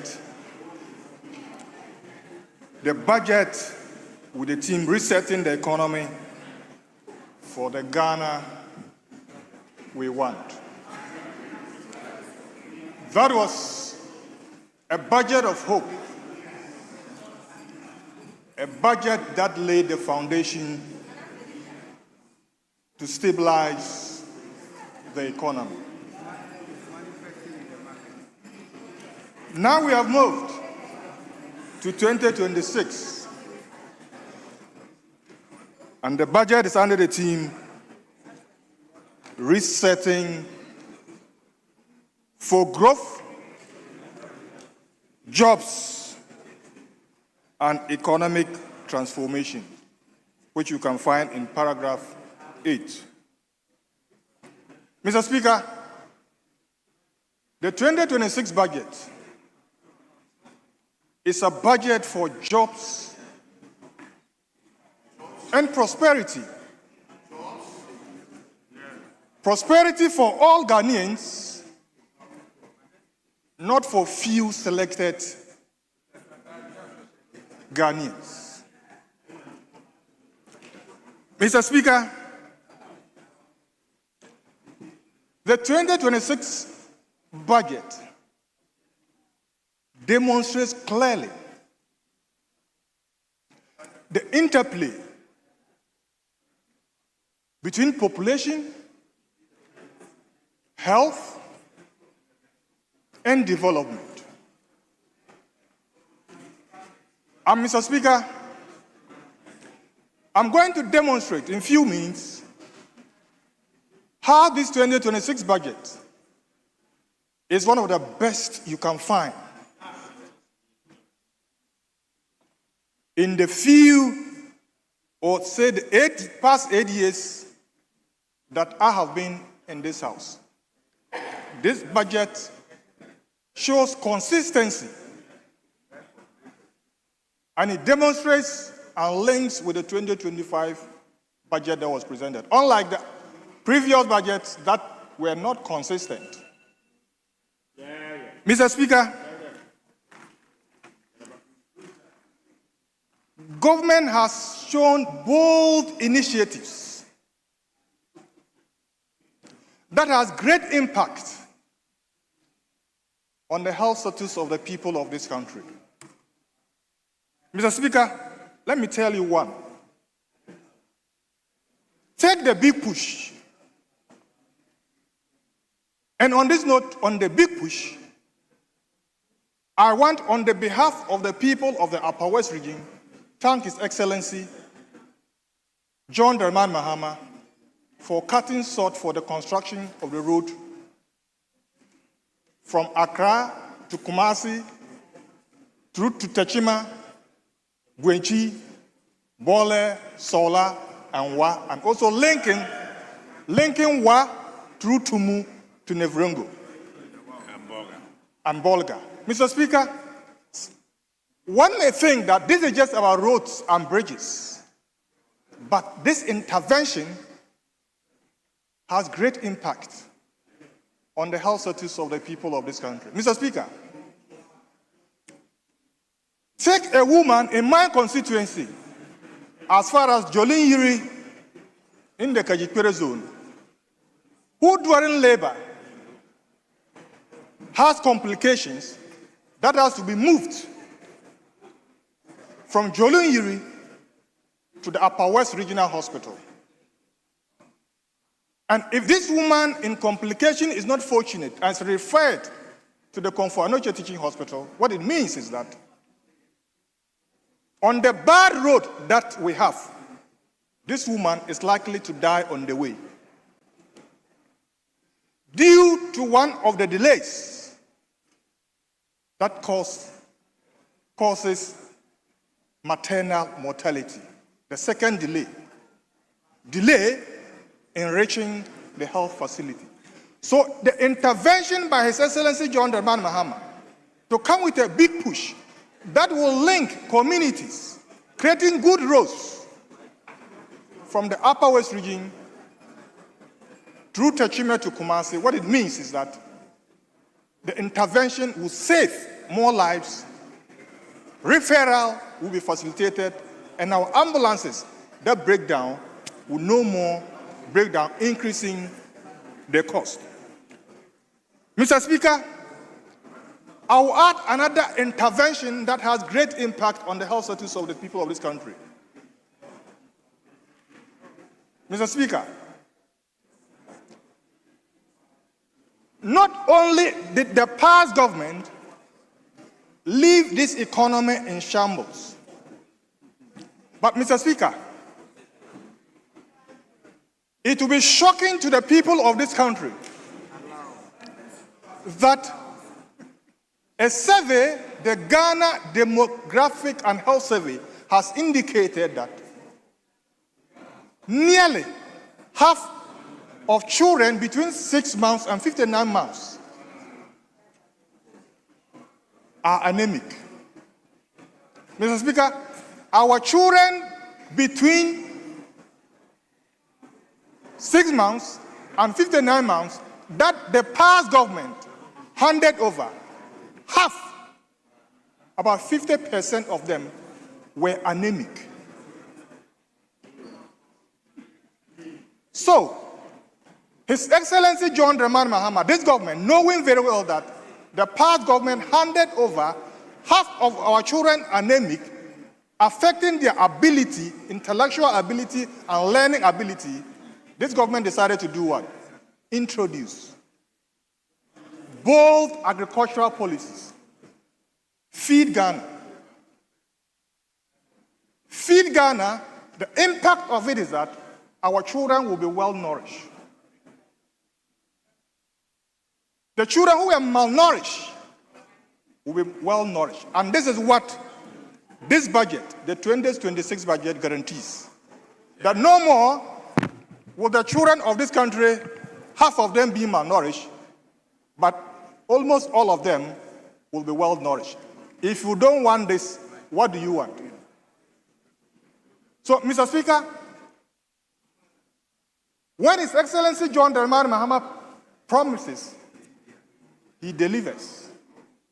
And therefore, we are grateful for that bold policy. I will move from these great interventions into the real health sector.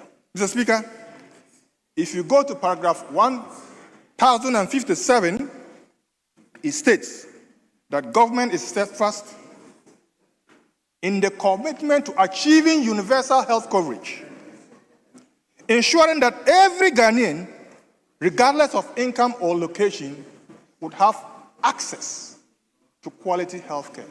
What it means is that whether you are in Accra, you are in Chebi, you are in Oti, or you are in Dafiama, or Buse, or Esa, you would have access to quality health care. Unlike the previous government, that people were struggling to even get medications, essential medications, at health facilities. Now, we are all guaranteed of quality health care, and that is what the 2026 budget guarantees. Mr. Speaker, I was surprised with my ranking member and other people who passed the Ghana Medical Trust Fund, yet they were not very sure or clear about the Mahama care. Confusing it with, free primary health care, and not able to differentiate what the fund does and what national health insurance does. Let me take a few minutes to educate them.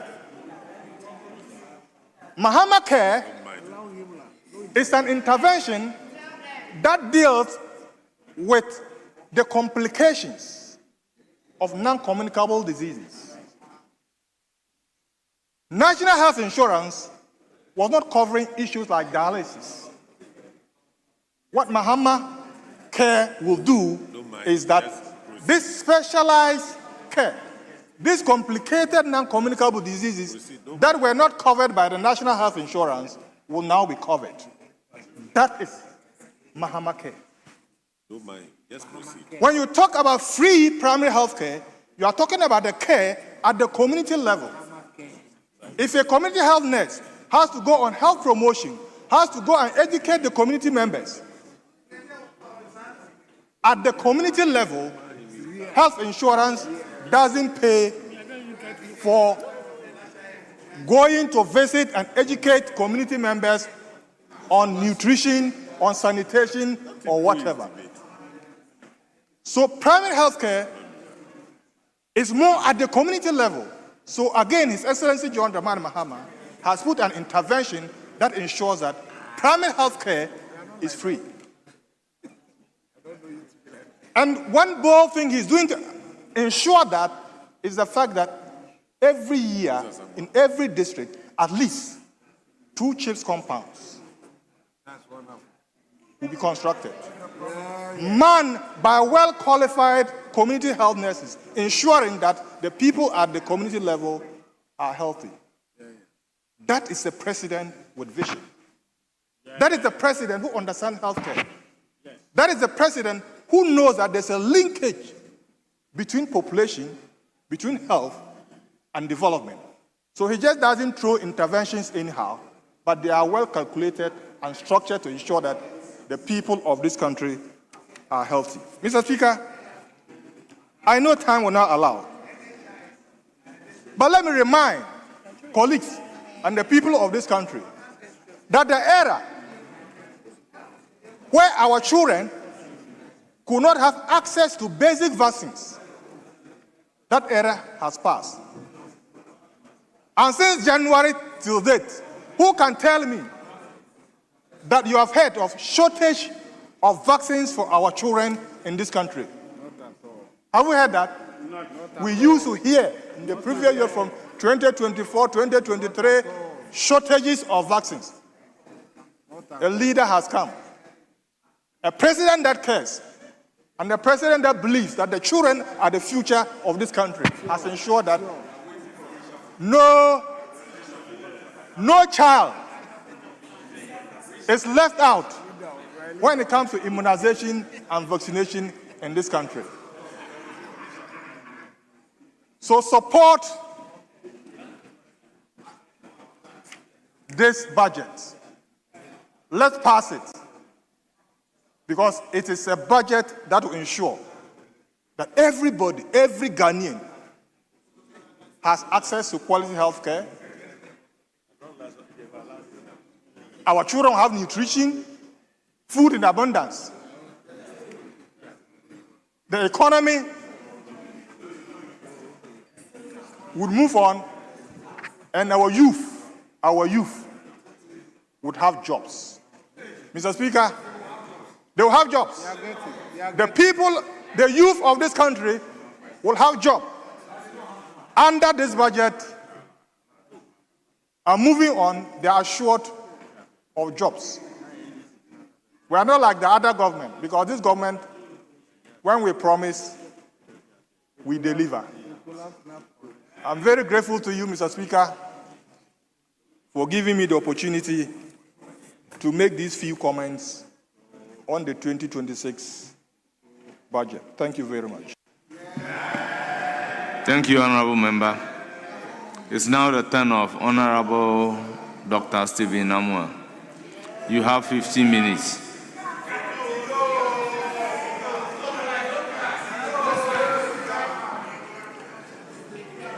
Mr. Speaker, thank you very much for this prestigious opportunity. Mr. Speaker, if there's anything that as a country, if you want to really keep that psychological contract between us and the very Ghanaians that gave us their mandate, is to tell the truth. Mr. Speaker, it looks as if propaganda economy is becoming an exclusive economic policy in this country, used and perpetrated by my brothers from the NDC. Mr. Speaker, I would like to make this emphasis clearly, without any ambiguity, that the present state of our economy, the present government has no hands in it. Nothing. Absolutely nothing. Zero performance. Mr. Speaker, I'm saying this not to also say that they have failed. I will not say that. I want to be honest with the truth. Mr. Speaker, the only disappointment here is that they lie to Ghanaians. They use propaganda to deception, communist inferior tactics for Ghanaians to believe that they will be better managers of our economy, which they have not. Mr. Speaker, I have your own budget statement here. My statements are going to be underpinned by what they put here by Dr. Atoforsi, my own brother. Mr. Speaker, I'm saying this because they go around saying that they have been able to manage the economy of our country this year so well that sometimes, sadly, I see glaringly some professors and doctors that either they are displaying intellectual dishonesty, ego trips, or suffering from unconscious incompetence. And they want to support this misconception that the present government has managed the economy well. That is palpable false. We need to accord Ghanaians the needed respect. Mr. Speaker, I'm saying this. It's from their own budget. 2020, world inflationary rate in terms of growth was negative 2.7. 2024, it went to 3.3. 2025, 3.2. Sub-Saharan African, 2020, negative 1.2. 2024, 4.0. Then 2025, 4.1. Then let's come to Ghana. And this is where the lies of the NDC are being exposed. And Ghanaians should listen. Honorable Member, withdraw the lie. Mr. Speaker, the deception and the propaganda. I just asked you to withdraw. I've done so, Mr. Speaker. But the deception and then the propaganda that they are using to deceive Ghanaians and influence their decision-making processes are here in their own budget. Mr. Speaker, page 5 of the budget, and I have it here. 2020, Ghana grew 0.5. Better than even the world and the sub-Saharan. 2024, our GDP grew 5.7, even higher than 2016 of 3.4. Now 2025, our economy is growing 4.0. And they are telling us that even 2026, what they can do is 4.8. How could the same person or the same government tell Ghanaians that they have been able to manage this economy well? I mean, economic figures are not just something like you are using your own intuition to analyze a picture. You deal with numbers, numerical, and this is what you need to look at. Your own numbers are exposing you, and these are lies. Mr. Speaker, I want to accordingly ask, they should have been able to tell us which of their flagship programs or policies have contributed to the growth of our economy. I am asking, what is the percentage of the government spending this year that we see in terms of numbers in our GDP? What is the percentage of the 24-hour economy project in our GDP? Zero. What is the percentage of the big push to our economy? Zero. Mahama Care, respectfully, I'm not using that name because he's my president, but they say Mahama. Zero. NDC government has virtually done nothing this year economically. Nothing. Mr. Speaker, I'm saying this because economic process is not an event. Last quarter, last year, Honorable Atufosi came here with this budget. And he stated all the economic figures. Inflationary rate have been reduced from 54.1 to 22.9. Exchange rate from 54 down to about 16.8. Our GDP was growing 5.7, higher than even 2016. And they are benefiting from that because we are running defensive sector economic market. And they should understand that there's a lag period. So what Ghanaians are enjoying today, it's got nothing to do with the NDC government. Mr. Speaker, come to the exchange rate. What are the independent variables? What are the factors? One, we need to look at the primary balance. We need to look at our GDP growth. We need to look at our reserve. They were all doing better 2024. Two, by December 2024, we had put in our coffers over $500 million because of what we did. The syndication process or policy that we domesticated in our country. Mr. Speaker, by January 2025, we had put over $1 billion. What has NDC government done about our exchange rate? Nothing. Two, we had had a very peaceful elections. And for that matter, we had had, yes sir, we had had a very peaceful elections. And as a result, it has attracted the interest of investors. Three, America had engaged in, terrorist war with its partners from the Asian countries. The NDC government should tell Ghanaians one policy they put in place. One, economically. They've not done anything. And I think the earlier they told Ghanaians the truth, that managing the economy of this country, the NDC has no idea. Even now, we are still finding out from them. We want to find X from the NDC, whether they are capitalistic or socialistic in nature. You can't do pro-poor policies. You cannot manage the economy. You don't know anything. Everyday propaganda. And you'll be exposed. Mr. Speaker, this is inflationary rate from their own budget.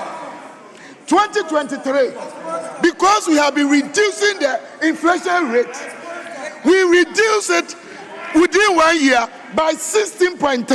The NDC, they've done 16.6, which means we've done better.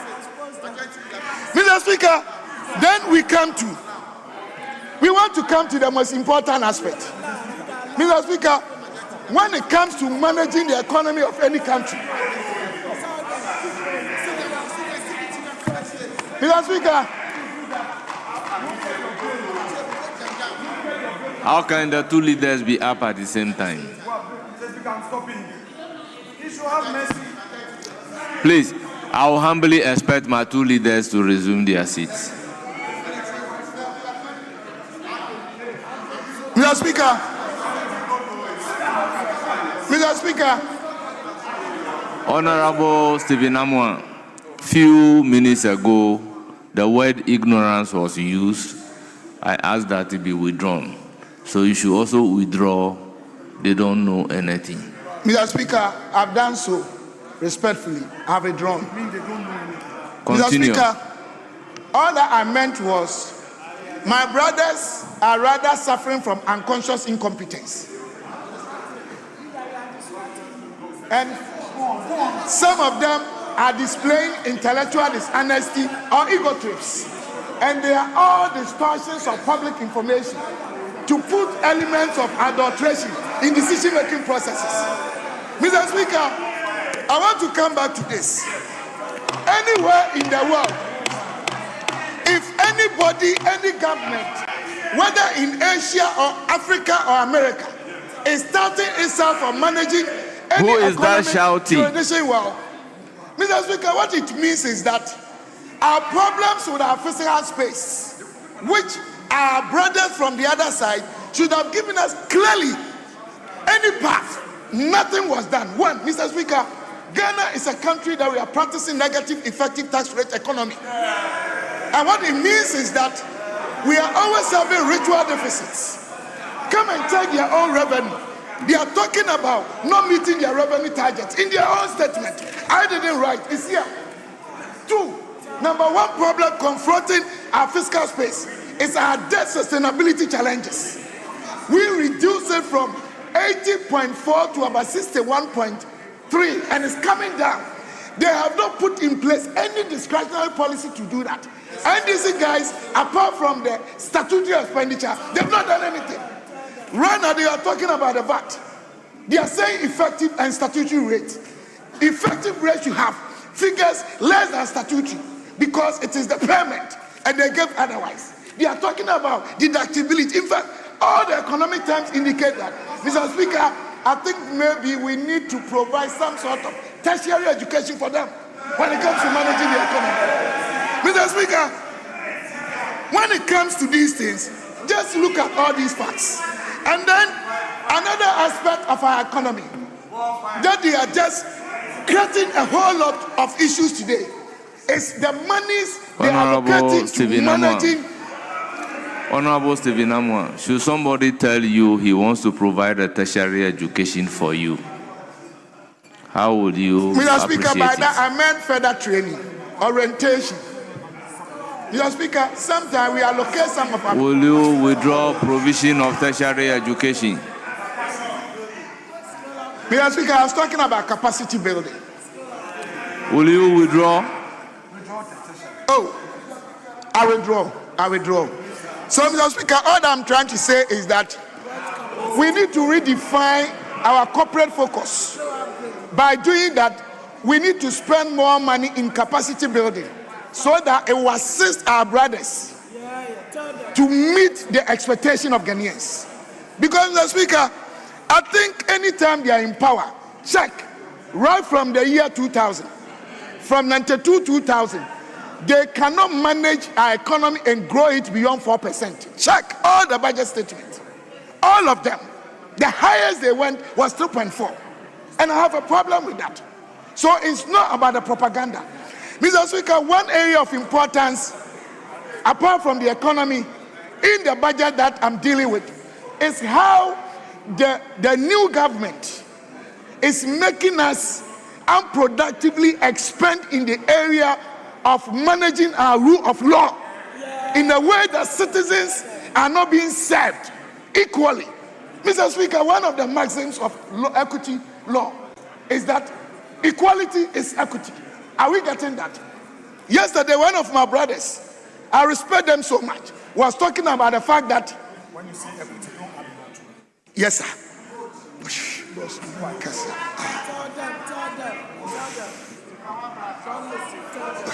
Mr. Speaker,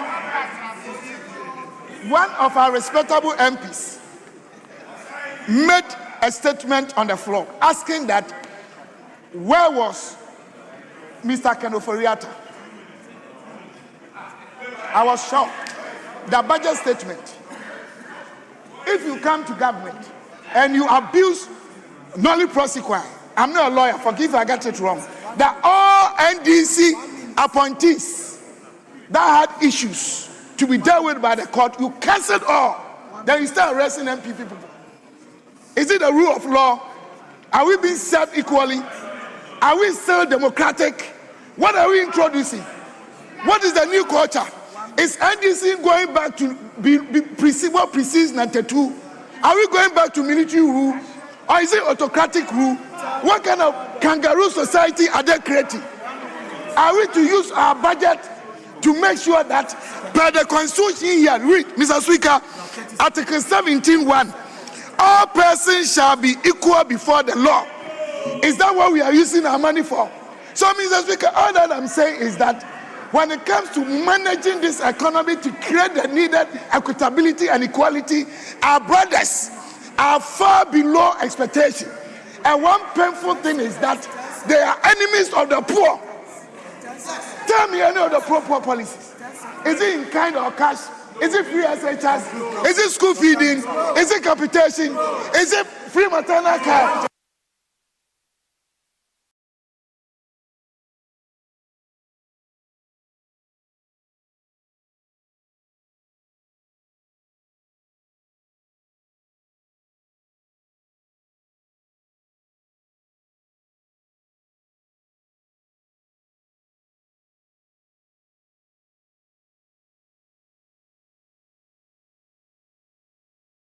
I proceed to give the floor to Honorable Kwame Kuma.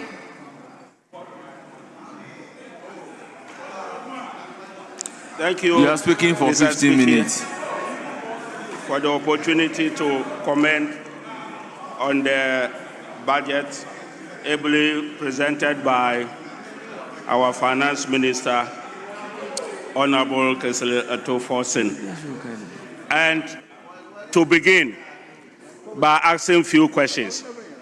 Mr. Speaker, have we heard in this era, John Dramani Mahama's era, that heads of schools, basic education are complaining about capitation grants? Have you heard about John Mahama's regime that school feeding caterers are in red banners at the Education Ministry? Have you heard that heads of assistant senior high schools are telling students that they have no food for them? Have you heard of any Russia-Ukraine war by His Excellency John Dramani Mahama? Have you heard of any issue about saying that because President Trump has cancelled money for Ghana, that because of that we don't have money to take care of our institutions? Mr. Speaker, the people of Ghana are the judges. The people of Ghana, people on social media are commending this budget beyond imagination. Mr. Speaker, I am old enough in this house. Mr. Speaker, let's go to the Interior Ministry. Mr. Speaker, I refer you to 2023 budget. What happened there? Mr. Speaker, 2023, then, under NADMO specifically, my community suffered disaster. That was rain off a lot of buildings, and I tabled questions upon questions in this house.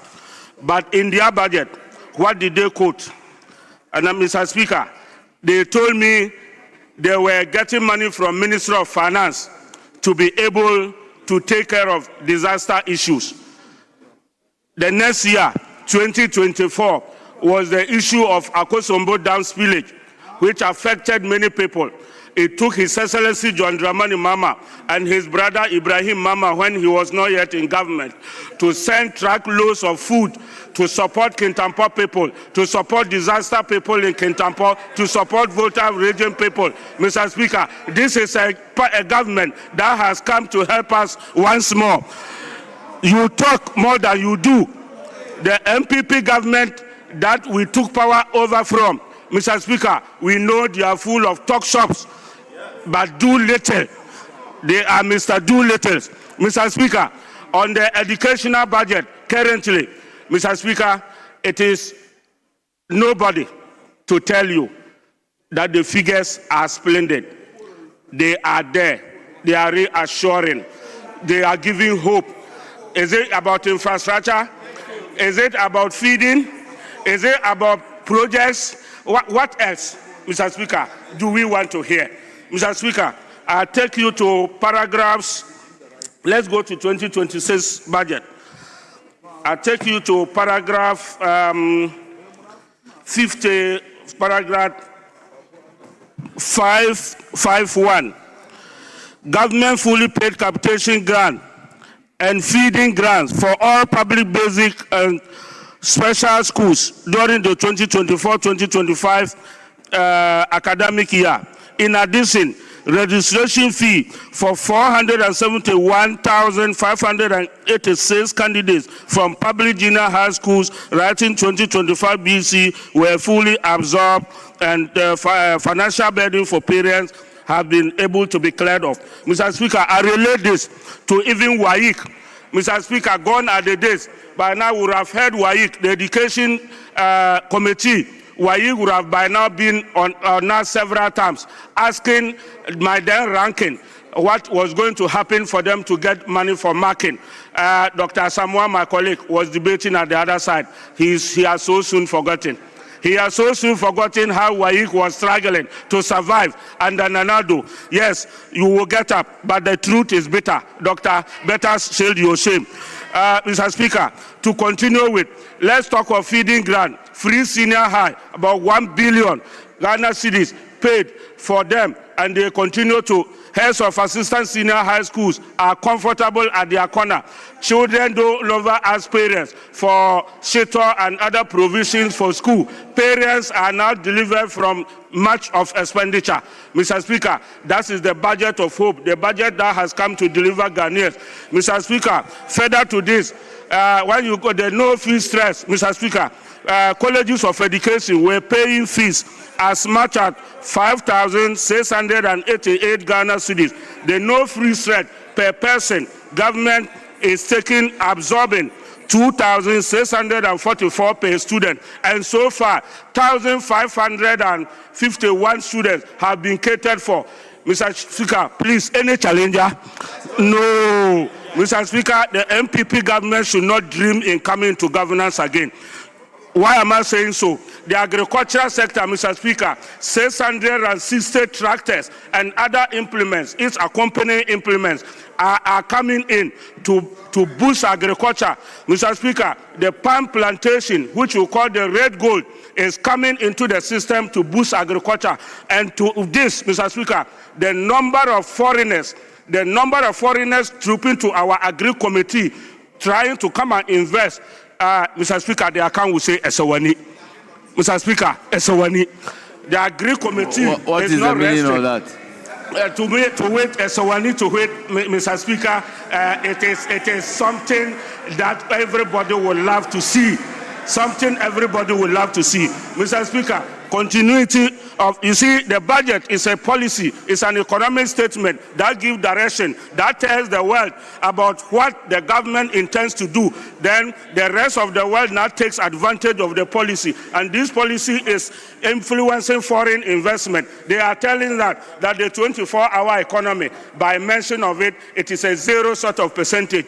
Oh, Mr. Speaker, let me tell you, they are aware. There are a lot on social media. They know how the whites are willing and ready to come and take advantage of 24-hour economic shops in Ghana to partner with the government. Mr. Speaker, you see, they must have something to say They must have something to say to their constituents so that at the end, they won't say that they came to say nothing in Parliament, and so they are forced to say something. Mr. Speaker, continuing with this, Mr. Speaker, let me tell you, they say, Agrobeso Ifrianopa, to wait, if things will go well, the foundation says it all. Mr. Speaker, we're in this house, the 2025 media fiscal review. When Minister of Finance came, they were telling him he was not spending. He came and told us a lot of things, and the 2026 budget is continuing. Mr. Speaker, what things have we done? Mr. Speaker, an amount of $700 million Eurobond payment has been made. It shows that the Mohammed's government has not come to complain, but we have come to act. We have come to push. We have come to pay and not to complain. That is what NDC government is. Mr. Speaker, to add, an amount of 10 billion to domestic bondholders has been paid. Mr. Speaker, you remember pensioners and the Nanado's government. Pensioners were all over crying and cursing. Mr. Speaker, look at what we have paid them, and the place is silent. The 2026, they have budgeted to settle a lot of debt in addition. An amount of 2.9 billion to the District Assembly Common Fund. Verily happened. It happened, and Mr. Speaker, more of it is happening. More of the common fund is being released. We have been in this house together, Mr. Speaker. We used to complain, common fund being in arrears for 3 quarters, at times getting to 4 quarters. Mr. Speaker, today, it is left with just 1 quarter. It is left with 1 quarter, and we are ongoing. Don't worry, if your accounts has not yet been hit, you will see it by tomorrow. Don't worry at all. Mr. Speaker, this is a government that is out to work, a government that is out to let Ghanaians have the free and the right governance structure in place. Mr. Speaker, peace.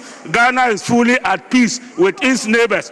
Ghana fully at peace with its neighbors. And so, Mr. Speaker, this is a government that is creating the enabling environment for businesses, for institutions, for all the system to work. And Mr. Speaker, that is what we are seeing. Mr. Speaker, on the side of retooling of the security, Mr. Speaker, it is a common knowledge that the government is doing everything to give things for fit for purpose. Yes, Honorable Mr. Speaker. Habib. Mr. Speaker. Let me recognize Honorable Deputy Whip. Thank you, Mr. Speaker. Mr. Speaker, I rise under Order 1221C. Mr. Speaker, my honorable colleague just made the statement that when the previous administration were common fund releases were in arrears, but at the moment there is nothing like that, Mr. Speaker, which is factually incorrect. Mr. Speaker, the Ministry of Finance, the Deputy Minister is here, they are owing the common fund administrator over 5 billion Ghana cedi. So it cannot be true when he said the information that he has put out. It is never true.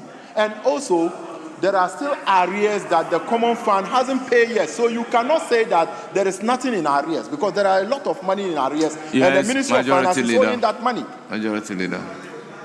Mr. Speaker, it is also not the case. It is not the case that this Ministry of Finance, it is Honorable Minority Leader, did you raise point of order or point of elucidation or clarification? You came under Order 122C. It is Order 122A that is point of order. I would have asked you to state the rules that have been breached. Yes, Mr. Speaker, it is not the case that this Ministry of Finance owes common fund arrears of 5 billion Ghana cedis. Mr. Speaker, the arrears of 5 billion Ghana cedis is money that should have gone to common fund under the MPP administration, which they never transferred to common fund. They never transferred the money to common fund. Then NDC comes to power, and you are saying that we should go and find that 5 billion and give to Common Fund to pay for contracts that Common Fund administrator awarded. Mr. Speaker, those are the facts, and he knows the facts. Every amount accruing since NDC assumed office to the Common Fund administrator has been duly transferred to them. Every amount. First quarter, second quarter, third quarter, it has all been transferred to the Common Fund administrator.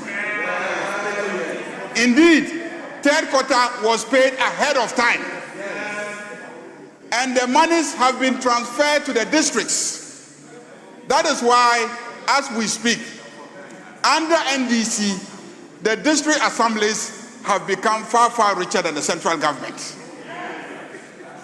Just as the welfare of district chief executives have improved, and the welfare of assembly members have improved. Assembly members are getting allowances. DCEs have their salaries enhanced.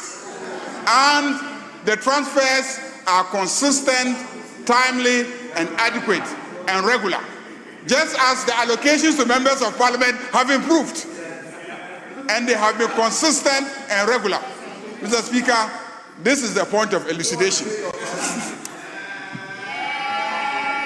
Mr. Speaker, I don't know at a point whether the majority leader was debating or he was under Order 122. Mr. Speaker, and in trying to make that statement, the majority leader cannot say that the district assemblies are more richer than the central government. That is factually incorrect, and it will be expunged from the record. Mr. Speaker, my point that I raised earlier on was to the fact that the member said that there is nothing in arrears and there is something in arrears. The majority leader could not address that. The deputy finance minister said they are owing. Governance is a continual process. So it is never, Mr. Speaker, it's never the case that the MPP government was owing 5 billion and for that matter, NDC government is owing 5 billion. The governance is a continual process. The member indicated under the current government. The member indicated under the current government, they are not owing Common Fund. And you indicated that they are owing about 5 million. That is what the majority leader and the leader of government business comes to clarify. That this were the arrears before coming. Honourable member, I am a member of independent constitutional bodies. We have oversight over the Common Fund. So I am privy to some information. Mr. Speaker, definitely you can guide us. But Mr. Speaker, my point here is that it is never true, and it can't be true that the Common Fund administrator or the Common Fund have paid every releases up to date. Even the district, if we are talking about even the district, they are still owing them. They have not paid. Mr. Speaker, last time, majority leader is aware that even we did a press conference to that effect. Monies were released to the administrator and was swept. Yes. So they are owing. It's not true. Members, you are speaking the same language. He is saying that, yes, they are owing administrators, but what they are owing the Common Fund administrator is the arrears from the previous regime. Yes. Thank you, Mr. Speaker. For the avoidance of doubt, I want to let our leader on the other side appreciate the fact that for the year 2025, Common Fund is not in arrears. We have paid Common Fund every amount owed them. Mr. Speaker, everybody in this hall is aware that Common Fund is paid a quarter in arrears.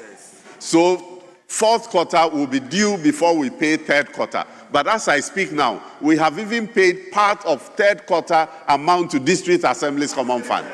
This has never happened under your regime. It never happened. So I am telling you that in the year 2025, DACF has been paid even ahead of what they should receive by the third quarter. This is something that you should know. Thank you, Mr. Speaker. Yes. Honorable Joseph Kuma. Thank you, Mr. Speaker. Thank you, leadership, for insisting that Honorable Joseph Kuma is rightly on point.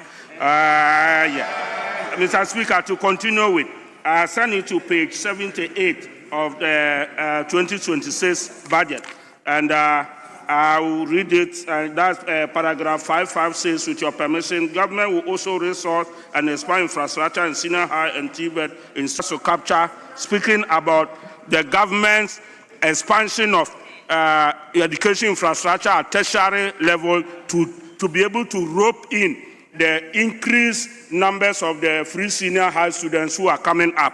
And Mr. Speaker, what interests me for us to note is that government is to build technical universities at Jasikan and Techimai in the Bono East region. Catholic University of Science and Technology in Damango, and that of the Almighty Kintampo, University. Almighty Kintampo University, Mr. Speaker. The Ashantis will say, the tree will say, Umpe, we are open there. If you don't like this, what else do you want, Mr. Speaker? Umpe, we are open there, Mr. Speaker. To which, if you don't like this, what else do you want, Mr. Speaker? So it surprises me, it baffles me. I wonder why people can just say the budget is what? It's empty, Mr. Speaker. The world is judging, the world is listening, Mr. Speaker. Asempa Etia. Asempa Etia, it means that, Mr. Speaker, good news is very short. 2023, good news is very short because 2026, the budget, the pages, the number of pages in 2026 budget is just 287 pages, because Asempa Etia, John Mama doesn't speak too much. Atoforsin doesn't say much, but the good news is here. But Mr. Speaker, let's go to 2023 budget. 2023 budget, full of talk show. How many pages? 315 pages. That's 2023 budget is here. Let's go back. 2024, 309 pages. Just imagine. Talk show, short message. Thank you, Mr. Speaker. I will not use all the time because our news is perfect, splendid, and short. Thank you, Mr. Speaker.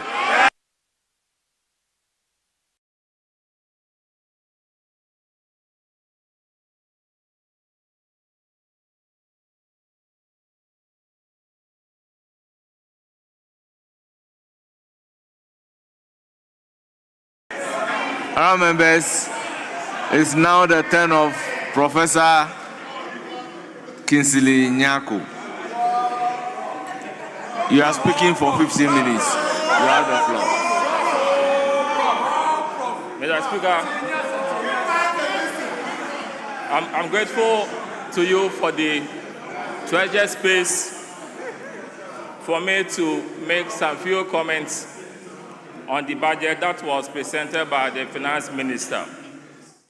Mr. Speaker, the Finance Minister came to this House and stood at the dispatch box and created the impression that he possesses a magic wand. He made the whole world to believe that he is the fountainhead of the relative stability that we are seeing in the economy. He tried to portray to the world that he is the sheet anchor of the current economy of Ghana. Mr. Speaker, respectfully, I beg to differ and deviate from his proposition. Mr. Speaker, the Finance Minister was nominated, was vetted by this House, and approved by this House on 21st January 2025. The next day, 22nd, he was given the instrument of office. That was when he was appointed by the President. Mr. Speaker, we must also not forget that the budget that was used within the first quarter of this year was expenditure in advance of appropriation, or the budgets that have been prepared by the previous administration. Mr. Speaker, and again, we have an IMF program, post-COVID-19 program of economic growth, PCPEG. Did you say the budget that was read March was expenditure? I'm saying that the first quarter, we passed a budget in advance of appropriation. But that was not in March. No, I'm saying that the first quarter of this year, that budget was the one that was passed in 2024. That's what I said, Mr. Speaker. And for me, it is strange for anybody to suggest that Atuforsen, the finance minister, is the originator of what we are seeing in the economy. It cannot be true. Yeah. And I'll tell you why. Mr. Speaker, I'm holding in my hand Ministry of Finance document. The title is Finance Minister Positive on Economic Outlook Amid Challenges, dated September 2, 2024. If you indulge me, I'll read the third paragraph, and I quote, "Our medium-term outlook is optimistic, with projected improvements in GDP growth, inflation control, and fiscal health," end of quote, by Dr. Amin Adam. So there was a prediction that in this year, the economy was going to do well. Mr. Speaker, IMF predicts 4.4% growth for Ghana in 2025. If you read the document, the IMF, the International Monetary Fund, has projected a growth rate of 4.4% for Ghana by the end of 2025. This was contained in the IMF's Global Economic Outlook release on the sidelines of the annual World Bank IMF spring meetings in Washington, D.C., US of A. The Speaker, what I'm saying is that all that we are seeing had been predicted. So Atuforsen, the minister, has done nothing. The Speaker, there's another publication that I'm holding. Ghana will record single-digit inflation rate of 8% in 2025, IMF predicts. So if you are doing inflation of 8%, it had already been predicted by the IMF. So Atuforsen had done nothing. The Speaker, the foundation has been laid. We achieved GDP growth rate of 5.3% within the first quarter of this year. We are doing 6.3% after the second quarter. Mr. Speaker, interestingly, inflation is doing well. But I remember, Mr. Speaker, in the year 2002, when J. Kufuor, the president, took over office, inflation was 40.05%. By the time J. Kufuor, MPP, exited power in 2008, inflation had been reduced to 18%. The late President Mills took inflation to single-digit 9%. John Mahama took over, inflation came to 15.4%. When we took over power in 2017, inflation was 15.4%. We worked so hard. In 2019, inflation came down to 7.8%. We had global shocks. Globally, we all know that economy was not doing well globally. Mr. Speaker, inflation went to the roof, but we were able to bring inflation down to 23.8% before we lost power. The point I'm making is that the NDC in 2016 left inflation at 15.4%.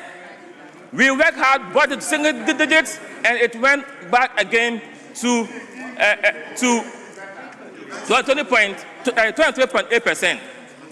Bottom line is that, Mr. Speaker, for me, what is even puzzling is that the finance minister didn't tell us that the first quarter of this year, the industry sector did 3.4%.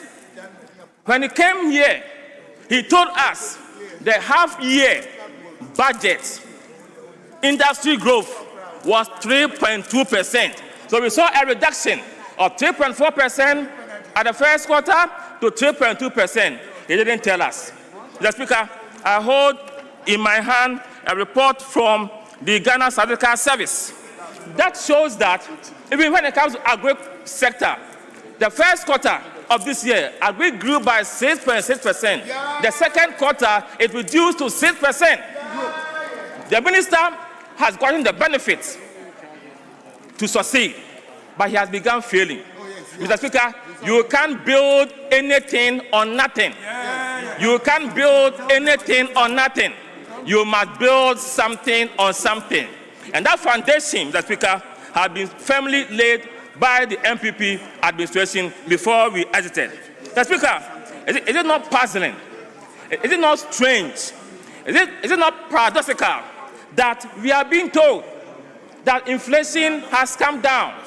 We are being told that the city is doing well, fair, our yield. Mr. Speaker, we are also being told that growth is increasing. However, prices of goods and services are going to the roof. What kind of economics is this? Mr. Speaker, our friends opposite us, our NDC friends, I respect them. In terms of individual capacity, Mr. Speaker, I respect them. Mr. Speaker, today you are sitting in the chair. You are a neutral arbiter. I know your capability. I know you are the master of our rules in this house. I know how to do so. Ayaruga, my very good friend, Honorable Nochu, and others. Mr. Speaker, I cannot doubt their capabilities. I cannot. But when it comes to governance, the NDC is zero. Mr. Speaker, when it comes to how to manage the economy, the NDC is even worse than zero. Even worse than zero. They have fine brains, Mr. Speaker, but economy-wise, our friends, Mr. Speaker, are always failing. Because I expect, with my little modicum knowledge in economics, I'm expecting that when your city, your currency is doing well, inflation is coming down, and GDP is increasing, I don't expect price of goods and services to rise. It doesn't make economic sense. It doesn't, one bit. Mr. Speaker, let me continue. Mr. Speaker. Honorable Hodi, they should hold your time. Yes, Deputy Minister for Finance. Why are you up? Mr. Speaker, my good friend and my namesake, Professor Nyako, is misleading the House.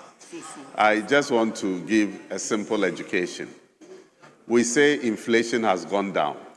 As long as inflation is positive, prices will go up. What inflation going down means is that the rate at which prices are increasing will be reducing. So don't mislead students by saying that we are saying inflation is going down, but some prices are going up. But Mr. Speaker, let me tell you, contrary to what he's saying, go to the markets and ask. Recently, the finance minister led us to Takoradi market. And we were told by the market women that 1 Kufuor gallon of oil, which during your time was 1,000 Ghana cedis, is today selling at 580 Ghana cedis. Prices of a lot of things, petroleum products, the prices of petrol have gone down. A lot of other factors come into play. But I just want to give this education that we should stop saying that we say inflation is going down, but prices are going up. As long as inflation is positive, prices are going up, but at a reduced rate. That education must be, because we have students who are listening to us. So it is important that we get that concept right. Thank you, Mr. Speaker. Mr. Speaker. Yes, Honourable Member, you have the floor. My good friend shouldn't lecture me. You have the floor. You shouldn't lecture me. You see, we sat in this same chamber. What you are saying now is different from what you were saying before. What you were saying now, when you were sitting here, where I'm standing, you were not saying what you are saying. What you told us what you told us when inflation was even coming down, you made that argument as if the economy was being mismanaged. Mr. Speaker, when I'm in Accra, the food I enjoy most is kenke. Today, when I got to the airport, I drove to Adabraka, close to the NAT offices. There is this woman who sells kenke called Antipat. I was there this morning, and I bought 2 balls of kenke. Mr. Speaker, this kenke, I am evidence-based politician. Mr. Speaker, this kenke, this small kenke, this mosquito-like kenke, this kenke is sold at 5 cedis. And they told me, Honorable Kinsirinyago, you are talking about evidence. What is the receipt of the kenke you bought at 5 cedis? If you are talking about evidence. This is the first time in this country that I've heard that if you go to a joint to buy kenke, you must demand receipt. Mr. Speaker, but you are talking about evidence. Mr. Speaker, be honest with yourself. You are talking about evidence based. And receive a receipt. Yes, but you are talking about evidence. Mr. Speaker, but I gave you evidence. I said go to Adabraka and TB, close to the NAT offices. Go there tomorrow, and that's what I'm giving you. Mr. Speaker, you see, so the point I'm making that something is not working. The NDC economics team is not telling us something.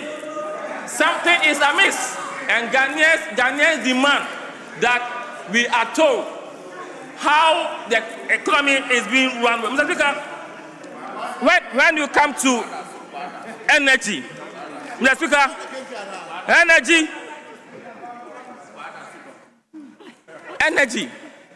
Mr. Speaker, 3rd May this year, utility tariffs increased by 14.75%. Mr. Speaker, then July, 1st July, 2.45%. October 1.14%.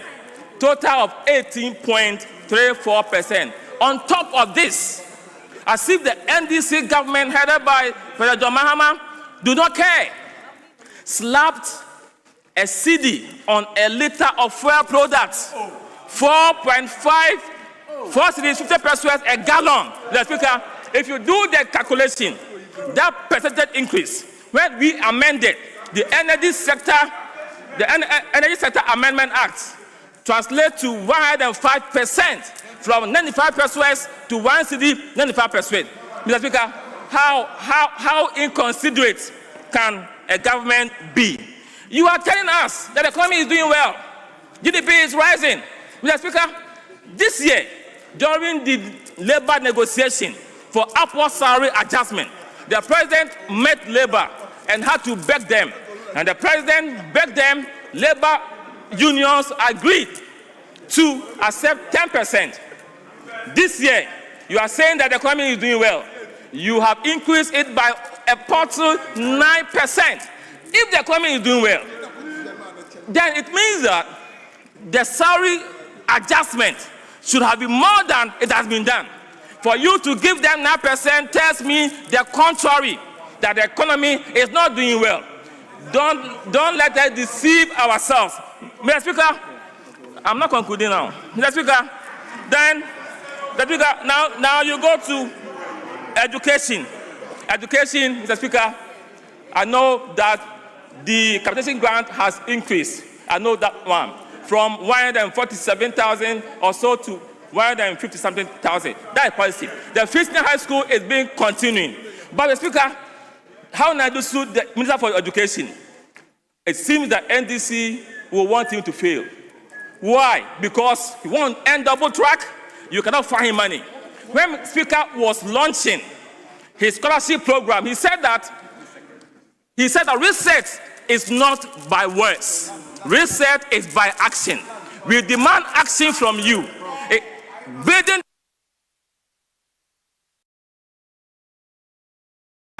Yes, Majority Leader, any indication.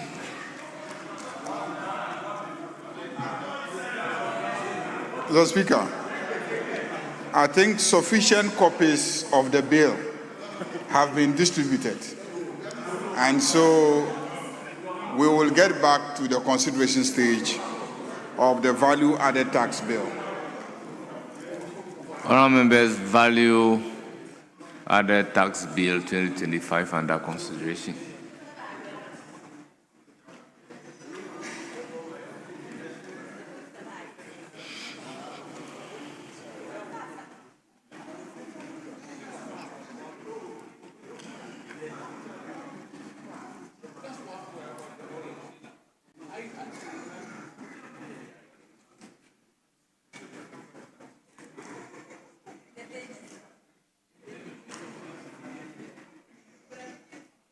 Honourable members, clause 4. Chairman of the committee. Mr. Speaker, we have no amendment.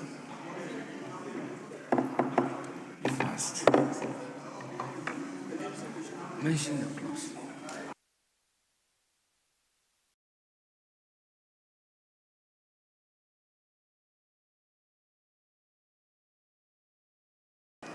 Honourable members, it's for your consideration. Any proposed amendments?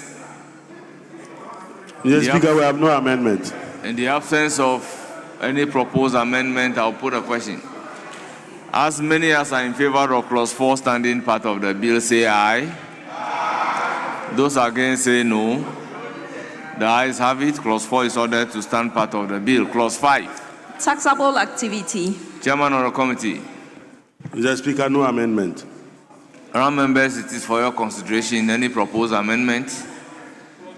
Honourable members, in the absence of any proposed amendment, the question is as many as are in favor of clause 5 standing part of the bill say aye. Those against say no. The ayes have it. Clause 5 is ordered to stand part of the bill. Clause 6. Persons required to register. Mr. Speaker, no amendment. Honourable members, it is for your consideration. Any proposed amendment? Honourable members, in the absence of any proposed amendment, I'll put a question as many as are in favor of clause.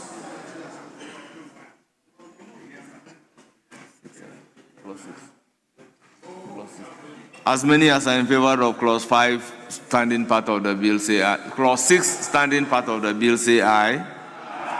Those against say no. The ayes have it. Clause 6 is ordered to stand part of the bill. Clause 7. Exceptions regarding threshold and period for registration. Chairman of the Mr. committee. Speaker, no amendment. Honourable members, clause 7 is for your consideration. There is no advertised amendment. Honourable members, I'll put a question as many as are in favor of clause 7 standing part of the bill say aye. Those against say no. The ayes have it. Clause 7 is ordered to stand part of the bill. Clause 8.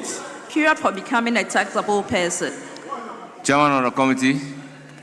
Mr. Speaker, no amendment. It is for your consideration. Honourable members, any proposed amendments? As many as are in favor of clause 8 standing part of the bill say aye. Those against say no.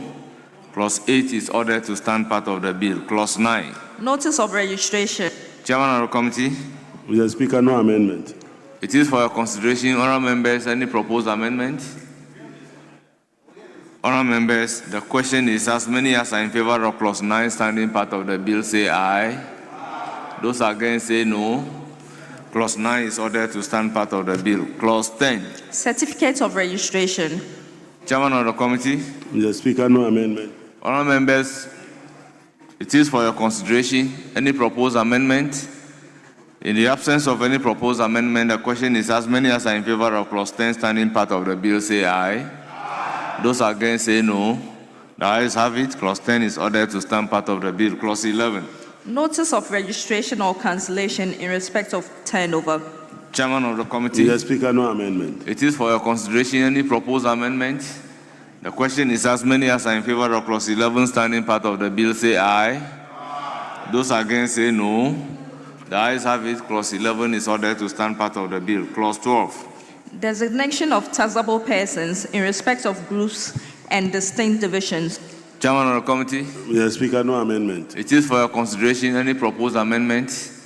As many as are in favor of clause 12 standing part of the bill say aye. Those against say no. The ayes have it. Clause 12 is ordered to stand part of the bill. Clause 13. Voluntary registration. Chairman of the committee. No amendment, Mr. Speaker. It is for your consideration any proposed amendment, honourable members. In the absence of any proposed amendment, the question is as many as are in favor of clause 13 standing part of the bill say aye. Those against say no. Clause 13 is ordered to stand part of the bill. Clause 14. Compulsory registration. Chairman of the committee. No amendment, Mr. Speaker. It is for your consideration, honourable members, any proposed amendment. The question is as many as are in favor of clause 14 standing part of the bill say aye. Those against say no. Clause 14 is ordered to stand part of the bill. Clause 15. Non-resident persons who provide telecommunication services or electronic commerce. Chairman of the committee. Mr. Speaker, no amendment. It is for your consideration, honourable members, any proposed amendment. The question is as many as are in favor of clause 15 standing part of the bill say aye. Those against say no. The ayes have it. Clause 15 is ordered to stand part of the bill. Clause 16. Sanctions for failure to register. Chairman of the committee. No amendment. It is for your consideration, honourable members, any proposed amendment. Honourable members, in the absence of any proposed amendment, the question is as many as are in favor of clause 16 standing part of the bill say aye. Those against say no.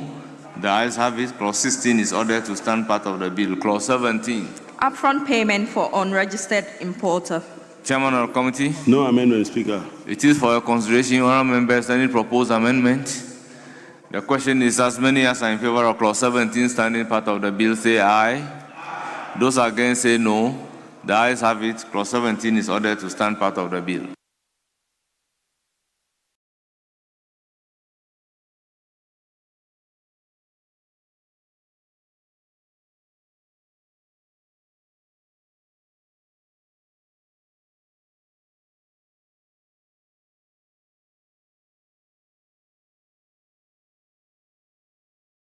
Clause 18.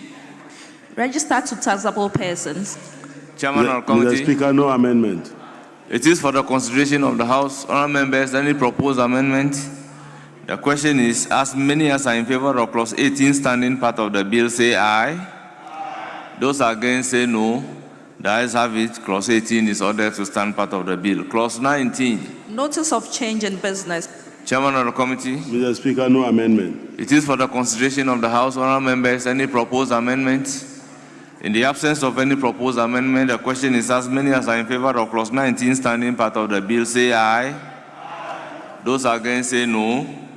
The ayes have it. Clause 19 is ordered to stand part of the bill. Clause 20. Cancellation of registration. Chairman of the committee. No amendment. Honourable members, it is for your consideration. Any proposed amendment? The question is as many as are in favor of clause 20 standing part of the bill say aye. Those against say no. Clause 20 is ordered to stand part of the bill. Clause 21. Supply of goods. Chairman of the committee. No amendment, Mr. Speaker. Honourable members, any proposed amendment to clause 21? The question is as many as are in favor of clause 21 standing part of the bill say aye. Those against say no. The ayes have it. Clause 21 is ordered to stand part of the bill. Clause 22. Supply of services. Chairman of the committee. Mr. Speaker, no amendment. It is for the consideration of the House. Any proposed amendment? The question is as many as are in favor of clause 22 standing part of the bill say aye. Those against say no. The ayes have it. Clause 22 is accordingly ordered to stand part of the bill. Clause 23. Repossession of goods and supply of goods. Chairman of the committee. No amendment. It is for the consideration of the House. Honourable members, any proposed amendments? In the absence of any proposed amendment, the question is as many as are in favor of clause 23 standing part of the bill say aye. Those against say no. The ayes have it. Clause 23 is ordered to stand part of the bill. Clause 24. Layaway agreement and supply of services. Chairman of the committee. No amendment. It is for the consideration of the House. Honourable members, any proposed amendment? Honourable members, in the absence of any proposed amendment, the question is as many as are in favour of clause 24 standing part of the bill say aye. Those against say no. The ayes have it. Clause 24 is ordered to stand part of the bill. Clause 25. Separate supply. Chairman of the committee. No amendment, Mr. Speaker. Honourable members, clause 25 is for your consideration. Any proposed amendment? In the absence of any proposed amendment, the question is as many as are in favour of clause 25 standing part of the bill say aye. Those against say no. The ayes have it. Clause 25 is ordered to stand part of the bill. Clause 26. Activities that do not constitute supply of goods or services. Chairman of the committee. No amendment. Honourable members, it is for your consideration. In the absence of any amendment, the question is as many as are in favour of clause 26 standing part of the bill say aye. Those against say no. The ayes have it. Clause 26 is ordered to stand part of the bill. Clause 27. Effect of denial of input tax. Chairman of the committee. No amendment, Mr. Speaker. Honourable members, any proposed amendment? In the absence of any proposed amendment, as many as are in favour of clause 27 standing part of the bill say aye. Those against say no. Clause 27 is ordered to stand part of the bill. Clause 28. Payment of deposit or receipt of claim as supply of goods or services. Chairman of the committee. Mr. Speaker, no amendment. Honourable members, it is for your consideration. Any proposed amendment?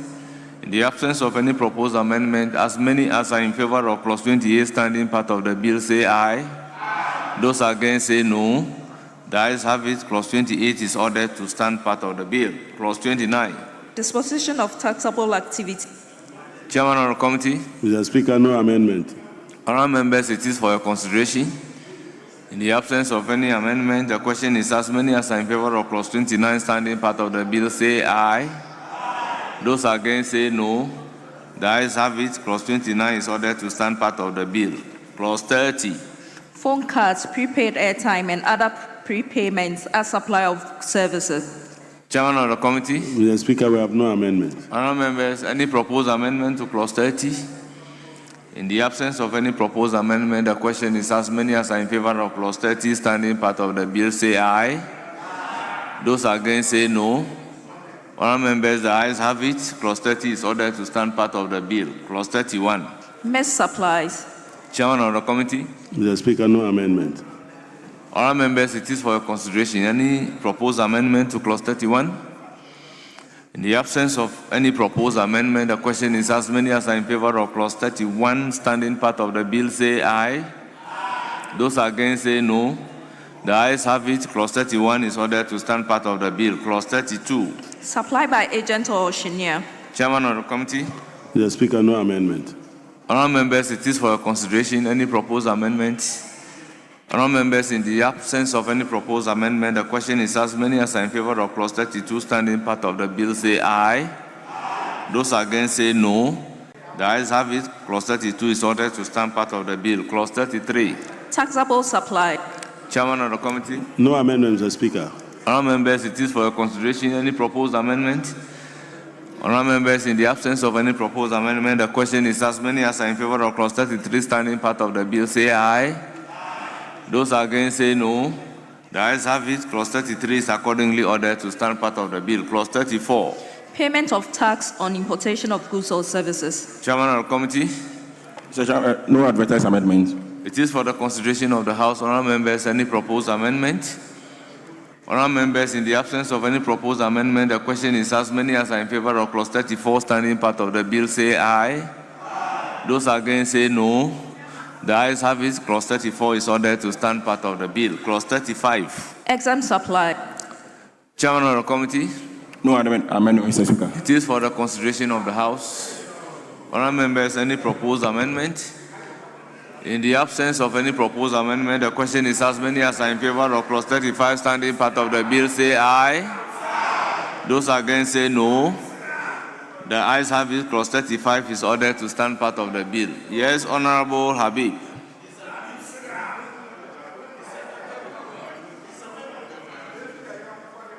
Very well. Honourable members, clause 36. Zero rated supply. Chairman of the committee. No amendment, Mr. Speaker. It is for the consideration of the House. Honourable members, any proposed amendment? In the absence of any proposed amendment, the question is as many as are in favor of clause 36 standing part of the bill say aye. Those against say no. The ayes have it. Clause 36 is ordered to stand part of the bill. Clause 37. Exempt import. Chairman of the committee. Mr. Speaker, there is no advertised amendment. It is for the consideration of the House. Honourable members, any proposed amendment?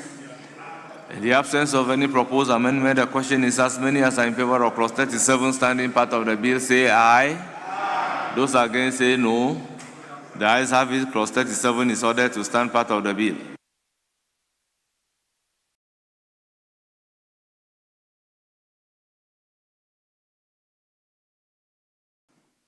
Clause 38. Relief from tax. Chairman of the committee. Mr. Speaker, there is no advertised amendment. Honourable members, clause 38 is for your consideration. Any proposed amendment? Honourable members, in the absence of any proposed amendment, the question is as many as are in favor of clause 38 standing part of the bill say aye. Those against say no. The ayes have it. Clause 38 is ordered to stand part of the bill. Clause 39. Time of supply. Chairman of the committee. Mr. Speaker, there is no advertised amendment. It is for the consideration of the House. Honourable members, any proposed amendment? Honourable members, in the absence of any proposed amendment, the question is as many as are in favor of clause 39 standing part of the bill say aye. Those against say no. The ayes have it. Clause 39 is accordingly ordered to stand part of the bill. Honourable members, clause 40. Time of import. Chairman of the committee. Mr. Speaker, there is no advertised amendment. It is for the consideration of the House. Honourable members, any proposed amendment to clause 40? In the absence of any proposed amendment, the question is as many as are in favor of clause 40 standing part of the bill say aye. Those against say no. The ayes have it. Clause 40 is ordered to stand part of the bill. Clause 41. Place of supply of goods. Chairman of the committee. Mr. Speaker, there is no advertised amendment. It is for the consideration of the House. Honourable members, any proposed amendment? In the absence of any proposed amendment, the question is as many as are in favor of clause 41 standing part of the bill say aye. Those against say no. The ayes have it. Clause 41 is ordered to stand part of the bill. Clause 42. Place of supply of services. Chairman of the committee. Mr. Speaker, there is no advertised amendment. It is for the consideration of the House. Honourable members, any proposed amendment? Honourable members, in the absence of any proposed amendment, the question is as many as are in favor of clause 42 standing part of the bill say aye. Those against say no. The ayes have it. Clause 42 is ordered to stand part of the bill. Clause 43. Issue of tax invoice or sales receipt. Chairman of the committee. Mr. Speaker, there is no advertised amendment. It is for the consideration of the House. Honourable members, any proposed amendment? In the absence of any proposed amendment, the question is as many as are in favor of clause 43 standing part of the bill say aye. Those against say no. Clause 43 is ordered to stand part of the bill. Clause 44. Value of taxable supply. Chairman of the committee. Mr. Speaker, there is no advertised amendment. Honourable members, any proposed amendment? In the absence of any proposed amendment, the question is as many as are in favor of clause 44 standing part of the bill say aye. Those against say no. Clause 44 is accordingly ordered to stand part of the bill. Clause 45. Taxable value for determining tax on imported goods and services. Chairman of the committee. Mr. Speaker, there is no advertised amendment. It is for the consideration of the House. Honourable members, any proposed amendment to clause 45? In the absence of any proposed amendment, the question is as many as are in favor of clause 45 standing part of the bill say aye. Those against say no. The ayes have it. Clause 45 is ordered to stand part of the bill. Clause 46. Adjustments. Chairman of the committee. Mr. Speaker, there is no amendment. It is for the consideration of the House. Honourable members, any proposed amendment to clause 46? In the absence of any proposed amendment, the question is as many as are in favor of clause 46 standing part of the bill say aye. Those against say no. Honourable members, the ayes have it. Clause 46 is ordered to stand part of the bill. Clause 47. Adjustments on account of bad debts. Chairman of the committee. Mr. Speaker, there is no amendment. Honourable members, it is for your consideration. Any proposed amendment? Honourable members, in the absence of any proposed amendment, the question is as many as are in favour of clause 47 standing part of the bill say aye. Those against say no. Honourable members, clause 47 is accordingly ordered to stand part of the bill. Clause 48. Tax payable for tax period. Chairman of the committee. Mr. Speaker, there is no amendment. Honourable members, it is for your consideration any proposed amendments. In the absence of any proposed amendment, the question is as many as are in favour of clause 48 standing part of the bill say aye. Those against say no. Clause 48 is ordered to stand part of the bill. Clause 49. Deductible input tax. Honourable members, Chairman of the committee. Mr. Speaker, there is no amendment. Any proposed amendment, honourable members? In the absence of any proposed amendment, the question is as many as are in favour of clause 49 standing part of the bill say aye. Those against say no. The ayes have it. Clause 49 is ordered to stand part of the bill. Clause 50. Qualification for deductible input tax. Chairman of the committee. No amendment, Mr. Speaker. Honourable members, it is for your consideration any proposed amendment. In the absence of any proposed amendment, the question is as many as are in favour of clause 50 standing part of the bill say aye. Those against say no. The ayes have it. Clause 50 is ordered to stand part of the bill. Honourable members, suspension for just 2 minutes.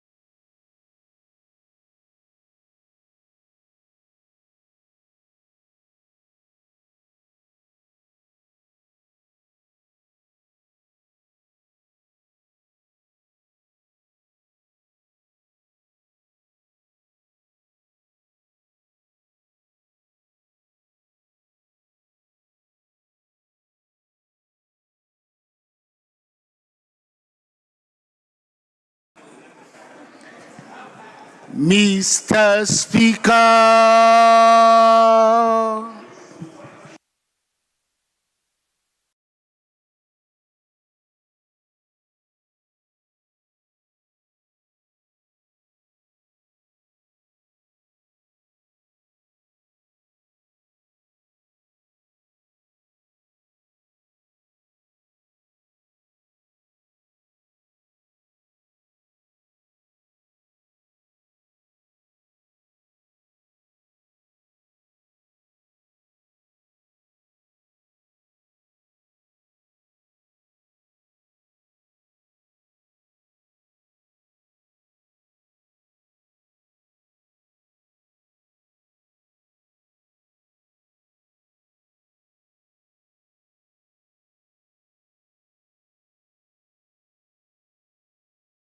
Thank you very much, honourable members. Clause 51.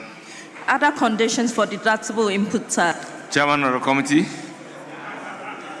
Mr. Speaker, there's no advertised amendment. Honourable members, no advertised amendment to clause 51. It is for your consideration. Any proposed amendment? Honourable members, in the absence of any proposed amendment, the question is as many as are in favour of clause 51 standing part of the bill, say aye. Honourable members, those in favour of clause 51 standing part of the bill, say aye. Aye. Those against, say no. The ayes have it. Clause 51 is ordered to stand part of the bill. Clause 52.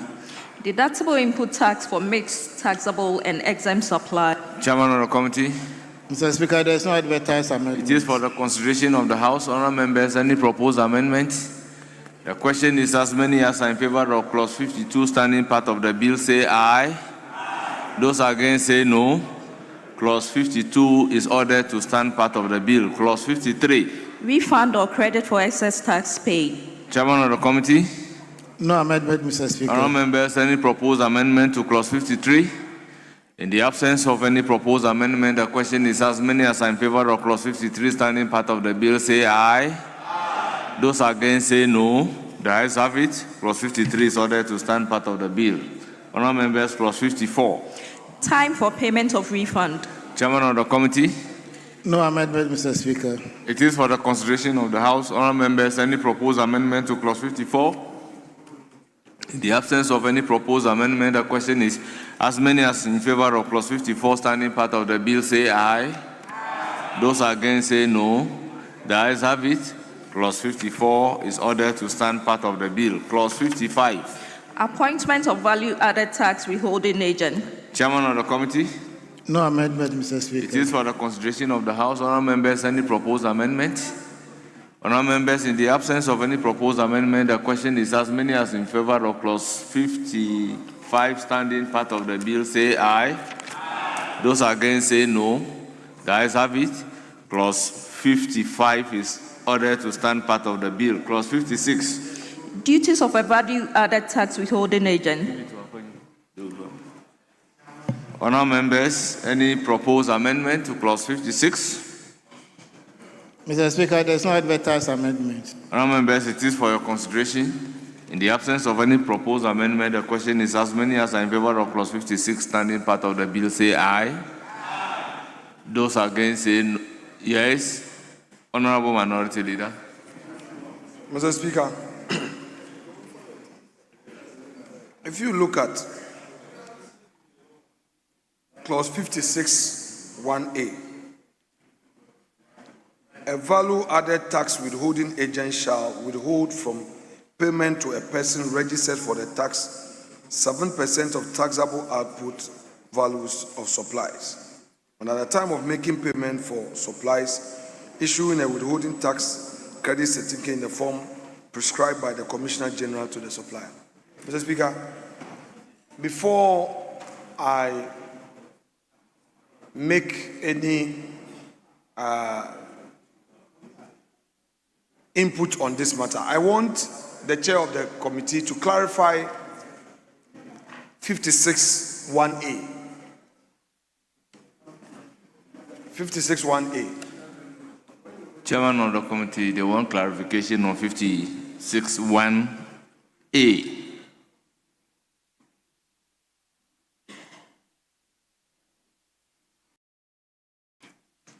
Yes, Chairman of the committee.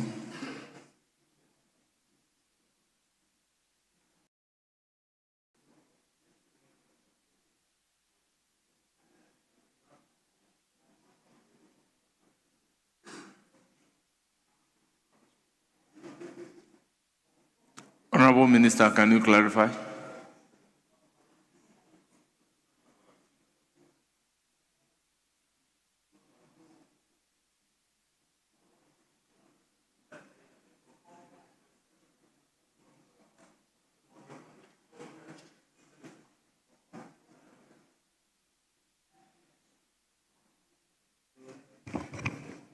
Mr. Speaker,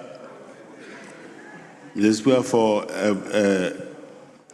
a tax collection agent, you would have registered with the value-added tax service through the Registrar General. I mean the Ghana Revenue Authority, the Commissioner General. Unfortunately, there are people who bring goods into this country that are not registered. And normally, when those people clear those goods, they normally will not want to come back and pay. So they ask you to pay in advance some withholding tax before you can clear those goods out. Yes. Mr. Speaker, this is where I have a problem. And I will lay bare the issue before I come out with the proposed amendment. Mr. Speaker, many businesses, especially our small and medium enterprises that are Ghanaian owned, have serious issue with capital. They take loans from the informal sector to finance their businesses.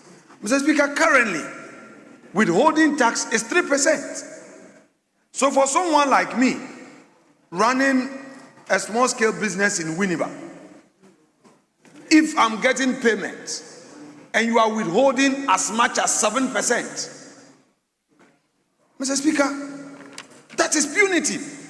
You are holding my capital. Mr. Speaker, how many people make even 10% profit on sales? The status quo now is 3%. Why don't we maintain the 3%? And we want to increase withholding tax to 7%. Mr. Speaker, it is only the big companies that are able to meet the conditions to enable them have exemption. So they would file ahead of time. They have the big audit firms that would be doing their filing for them and all. But for our own, Mr. Speaker, let's be careful. Let's be careful. Let's not rush and just increase 7% because it used to be 10% and it got reduced that way back in Kufuor's time. In 2004, I remember those days when I was into transport and withholding tax came to 5% and it got further reduced to 3%. If now we want to increase it to 7%, no, we'll be killing local business because their profit margins are very low. And what it means is that they would now have to price by a certain margin above that. We want to create more problem. Mr. Speaker, that said, I would want to respectfully propose an amendment that paragraph clause 561A, we delete after tax, delete 7%, and Mr. Speaker, insert 3%. Mr. Speaker, that would mean that we are maintaining the current 3%. And in fact, that will feed into the argument of Honorable Ampim that the new system of efficiency that is being introduced will encourage more people to pay with the digitalization that you are rolling out. But if you take it to 7%, it's only the multinational companies that will continue to benefit because they already have capital. You and I, our small-scale businesses, they will continue to suffer. They will lock their capital, and trust me, we'll be doing the service. Colleagues, this is not a partisan matter. Those of you who are entrepreneurs in this chamber, look at this and you know the real challenges you face. We can be in this parliament and tomorrow it will be announced that there were entrepreneurs in this chamber. The small and medium scale enterprises, the beginners, where they will need their revenue to reinvest. We are saying that hold 7%. No, let's maintain the 3%, Mr. Speaker. I expect colleagues to support this amendment so that we go back to 3%. Let me subject your amendment to the consideration of Very well, Mr. Speaker, that is exactly what I'm trying to do. Honourable members, his proposed amendment is that after tax, delete 7% and insert Insert 3%. Yes, Majority Leader. It is for the consideration of the House. Yes, Majority Leader. Mr. Speaker, we should be guided by Article 108 of our Constitution. Article 108 says, Parliament shall not, unless the bill is introduced or the motion is introduced by or on behalf of the President, proceed upon a bill, including an amendment to a bill that, in the opinion of the person presiding, makes provision for any of the following: the imposition of taxation or the alteration of taxation otherwise than by reduction, or the imposition of a charge on the consolidated fund, the payment issued or withdrawal from the consolidated fund, the composition of remittances, and etc. Mr. Speaker, the intention at all times is that the executive, the president, and the finance minister should be the ones that guide us and take decisions on tax issues. So at best, I will propose that we stand this clause down. We stand this clause down for some further consideration, some deliberation, some engagement with the Minister for Finance to find out why he wants it at 7%. And then we can consider the proposal that is being made. So my proposal is that let's not debate this. He's made his point. We would hold on with taking a decision on this clause. Let's move with the other clauses and then have some more engagement with the Minister for Finance on this particular clause. Yes, but Honorable Majority Leader, in this case, Article 108 will not be applicable. But the proposal is that we have clause 56 stood down. That is so. I do appreciate that this is not caught squarely by 108. But I said if you read the intention, it is that the executive drive the issues of determination of tax figures. We may propose reduction, but I'm saying that in this instance, let's engage with the finance minister and see if we can understand the rationale for fixing it at 7%. Otherwise, then we can come back and consider the proposal to reduce to the 3%. Yes, the proposal is that we have clause 56 stood down. Mr. Speaker, the second leg of the leader's argument, I agree. That's to enable further consultation, and I've been there before. But the first leg of his argument was constitutional in nature, and I humbly disagree.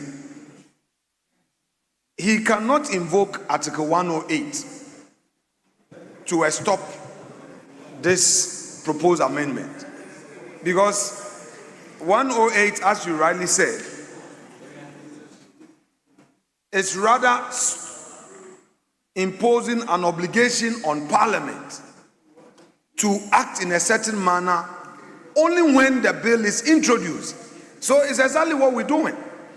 It says that the Parliament shall not, unless the bill is introduced or the motion is introduced by or on behalf of the President. I am not on my own introducing a bill.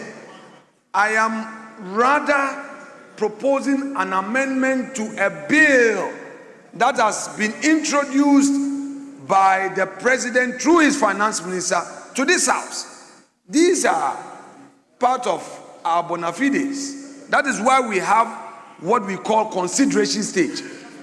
Consideration stage means we, the parliamentarians in the House of Assembly, would read and bring out views. So on the constitutional argument, I respectfully submit that leader did not perhaps look critically at the law. However, the second leg, which is the reaching out that let's turn it down, Mr. Speaker, I'm not in a rush. He's the leader of the House. If he wants to engage the finance minister on the basis of the So all agreement, that you have said is not different from what I have said. that is so, Mr. Speaker. It is so. Except that I want you and I to go into Hansa, that we were on the same firm grounds against the majority leader. Yes, Majority Leader. Indeed, if you listened, I did not say that Article 108 stopped us from proceeding. I read Article 108 to say that there is some understanding that we be informed by the executive position on bills before we proceed on them, especially in tax matters. I recognize that Article 108 leaves room for us to propose review downwards of taxing proposals. We can review it downwards as a House. But I quoted that article to say that it is better to listen to the executive before you proceed. That's how come I ended on the note of let's stand it down and then let's have the finance minister engage on that particular provision. But the deputy is here in case he has some indications. Finance. Mr. Speaker, I am trying to get information to prove that it has not been increased. So I will support leader's position that we stand that particular one down and move on. We'll come back to it and then resolve it. Thank you, Mr. Speaker. Very well. Mr. Speaker, this is a reputational issue.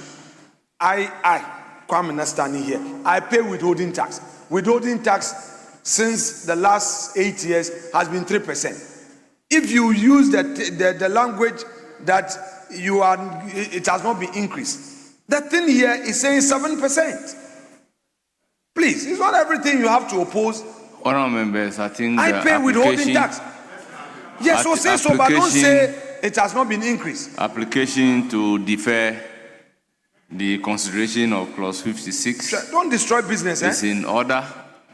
Clause 56 accordingly deferred for further consideration. We then move to clause 57. Scope of value added tax withholding agent. Chairman of the committee.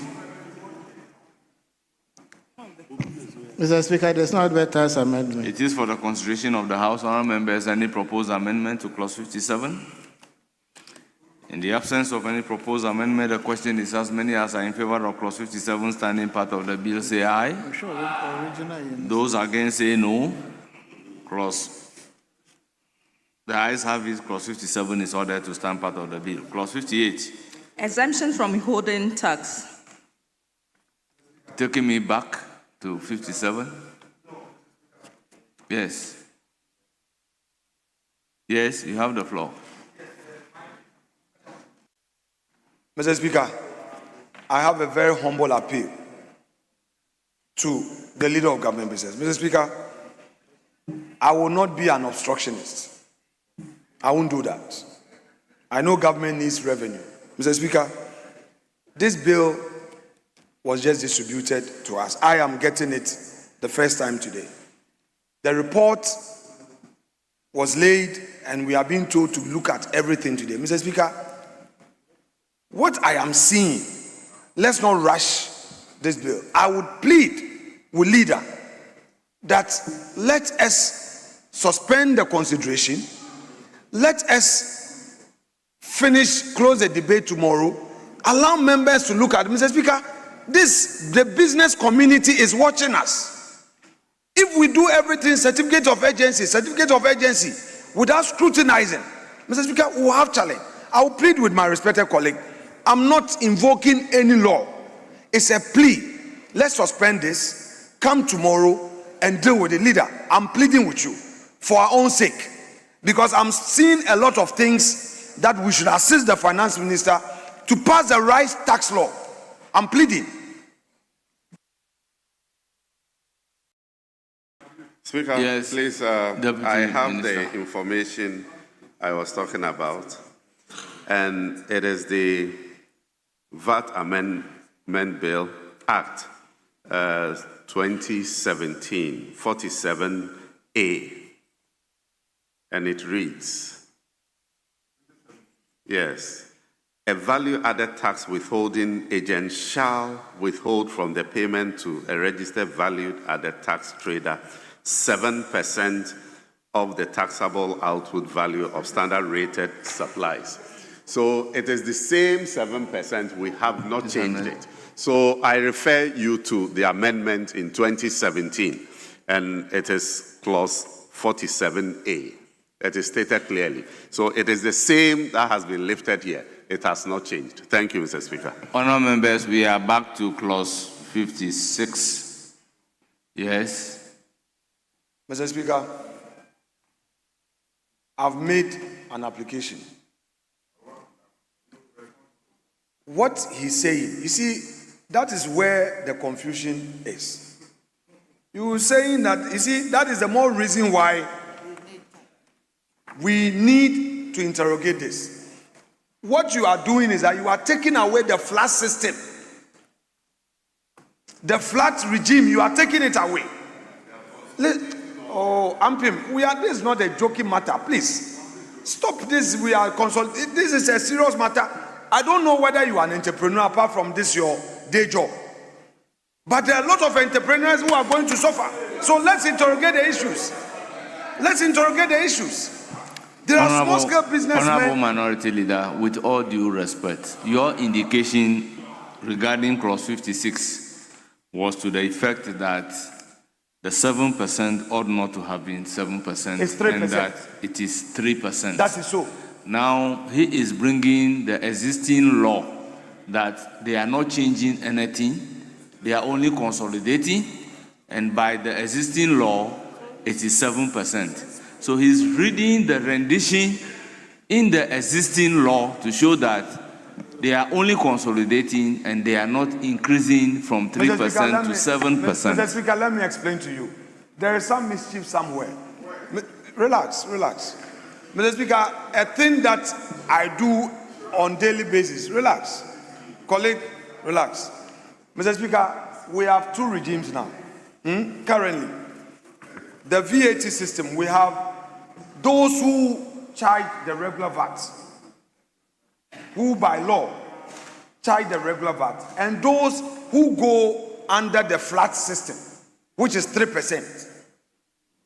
In the current dispensation, if you are under the flat system, this 7% he's talking about is not applicable. You do the 3%. Now, the introduction of this 7%, in real terms, is an amendment, because now he's taking away the flat system and bringing everybody under the same threshold. What did the 2017 law say? Mr. Speaker, I am saying that the 2017 law that he read is applicable to those big companies. My argument this evening has been the cry of small, medium-scale enterprises who have been benefiting from the flat VAT system. I'm saying that with the introduction of this, what it means is that the 3% flat system that they withhold, it is amending it. Why is it not reading the flat system 3%? Read. That is why. No. Why are you reading the 7%, which is the existing law for the big companies? Honourable member, if you look at this marginal note, it says duties of a value-added tax Mr. Speaker, withholding it's the same thing. It's entrepreneurs. It's the same thing that he's quoting from the existing law to signify that there is no increment. Is the same existing law that they are consolidating. Mr. Speaker, let me hear Majority Leader. Honourable Majority, bear with me. Mr. Speaker, let me answer you. Mr. Speaker, the mischief lies in what they claim to be consolidation. Okay, so Mr. Speaker, there are two regimes. Bear with me. Bear with me. There are two regimes. Mr. Speaker, there are two regimes. Regime one, small scale. Okay, so we can cut a long story short. So what is the current law? The current law has two components. Even he as a finance minister, he had to consult. Please, Ayerga, is he saying that we don't have a 3% flat VAT for small scale enterprises? Is that what you are saying, Ampim? You are a public officer. Mr. Speaker, the consolidation is impliedly amending the 3% and bringing everybody under the same threshold. The 7%, I'm not contesting it to the extent that it is limited to only the big companies. Now, what you are doing by introducing the 7% is to do away with the existing 3% withholding, so that even the small and medium scale enterprises that are benefited, they will no more have that dispensation. If you say you are consolidating, then you have two regimes, cater for both. If you say for the big companies, the 7% will remain, but the small companies, they would continue to have their 3%. So, I would agree with you. Okay, let me recognize the majority leader. Mr. Speaker, the minority leader has said several times that he is an entrepreneur and that he has been paying 3%. Mr. Speaker, the Deputy Minister has just dug out the law. The law says 7%. Is it the case that you have been underpaying the taxes?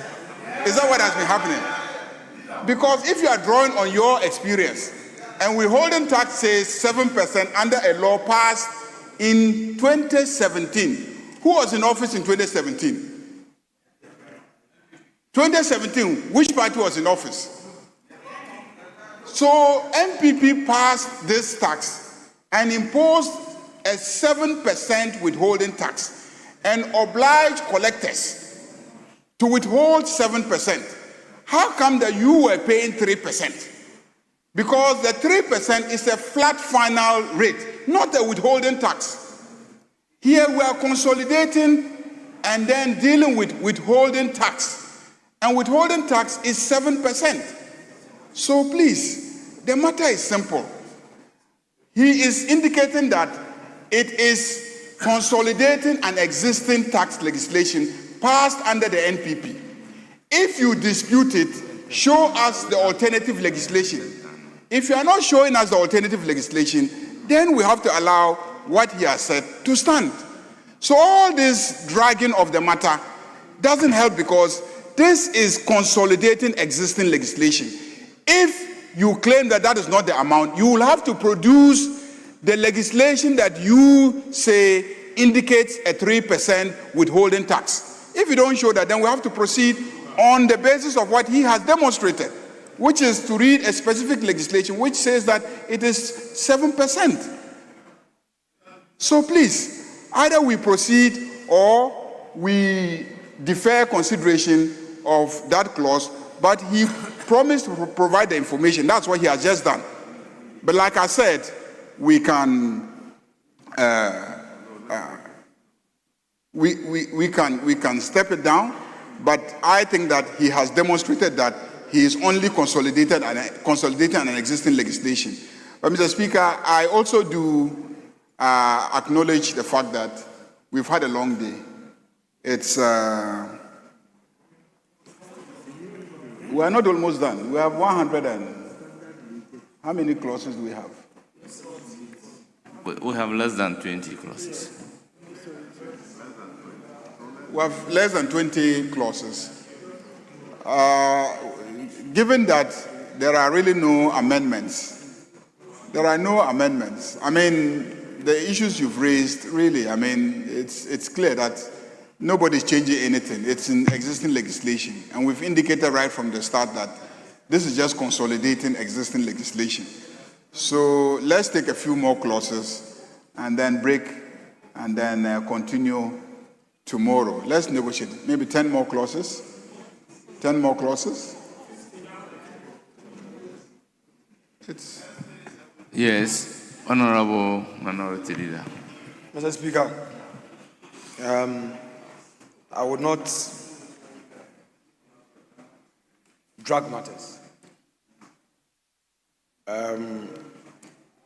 I believe that if we place these matters on ice and come back tomorrow, we can do a better work. I don't mind. I still hold the view that this law will make the small and medium scale business owner, including my good self, worse off because it's doing away with a VAT flat rate of 3%. It's doing away with that. As to all the explanations and getting the other laws, I would yield to the leader of the House if he says that, look, we can place it on ice for further consultation, no problem. But Mr. Speaker, let's not rush this. If he wants to do 10 more clauses, it's fine. And we can defer and deal with it tomorrow. I don't mind. But I would want the Deputy Minister of Finance to assure this House of further engagement on this matter. Because, you see, if we keep rushing things through,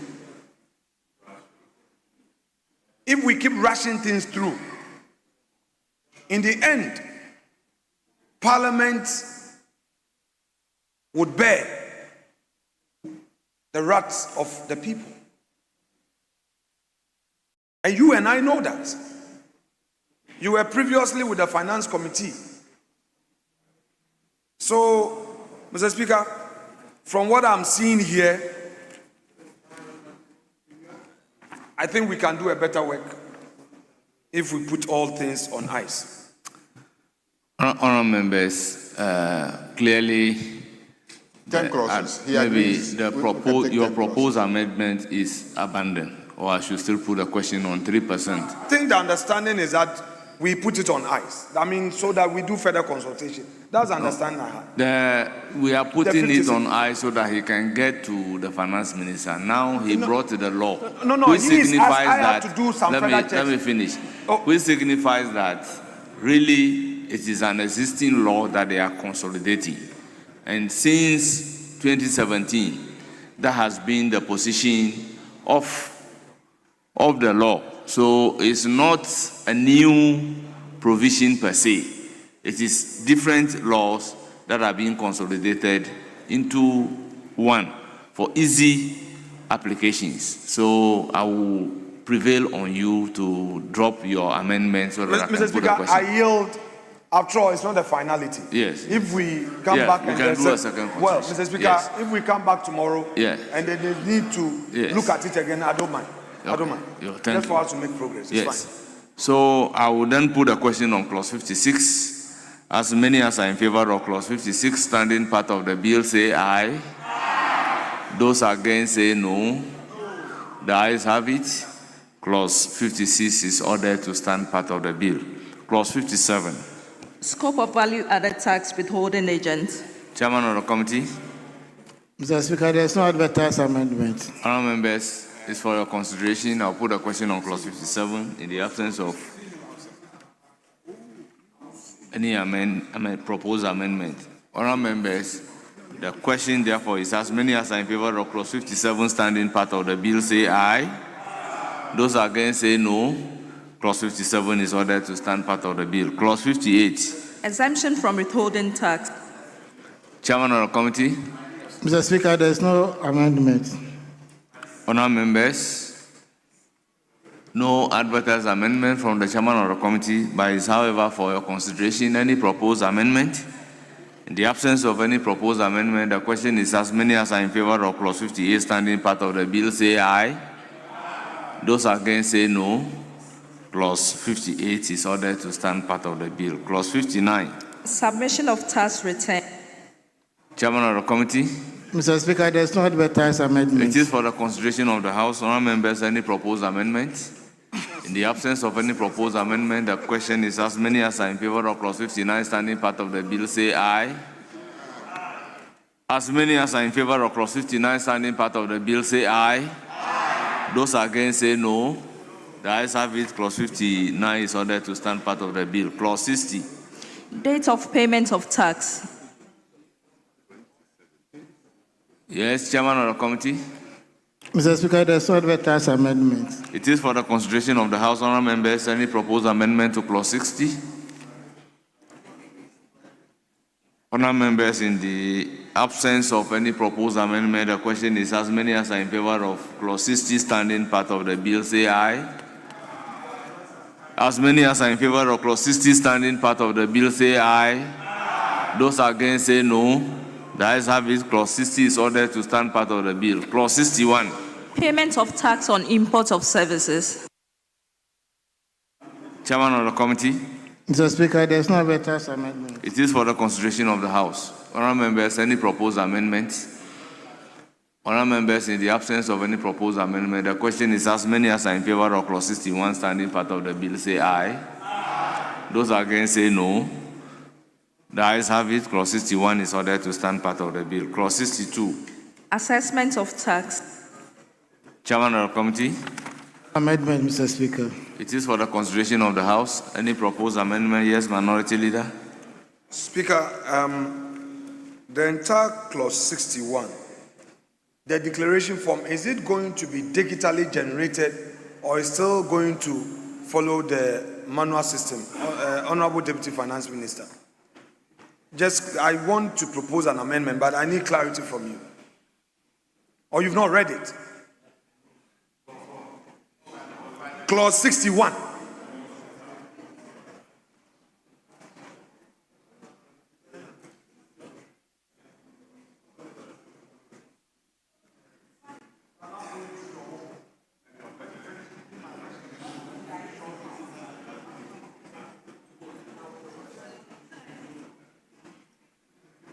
Read.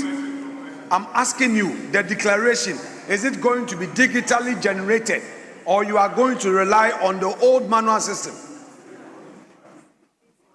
Mr. Speaker, currently there is available an option for a digital generation. Yes, it is available.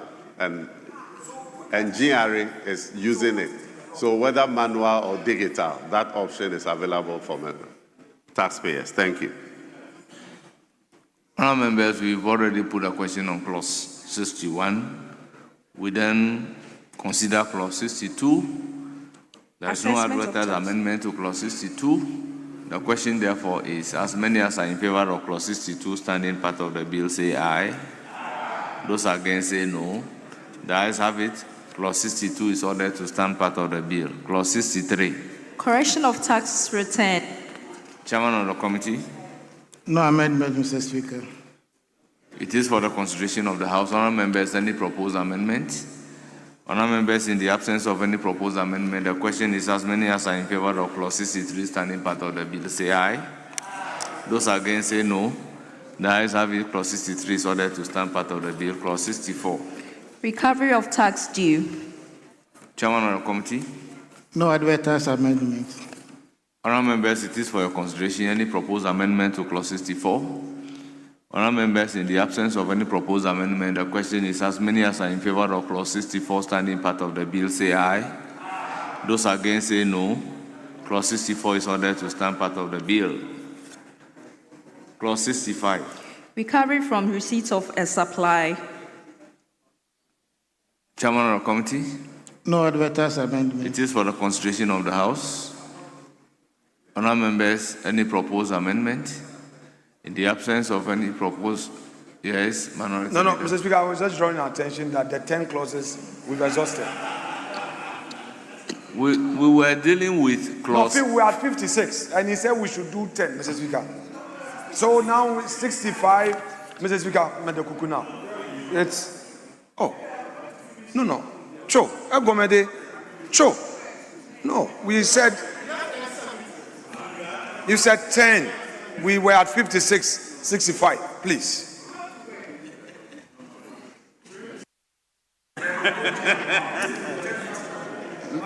Mr. Speaker, I didn't realize that he agreed to the 10 clauses. Honestly, because there was some dispute whether we should do 10 or not.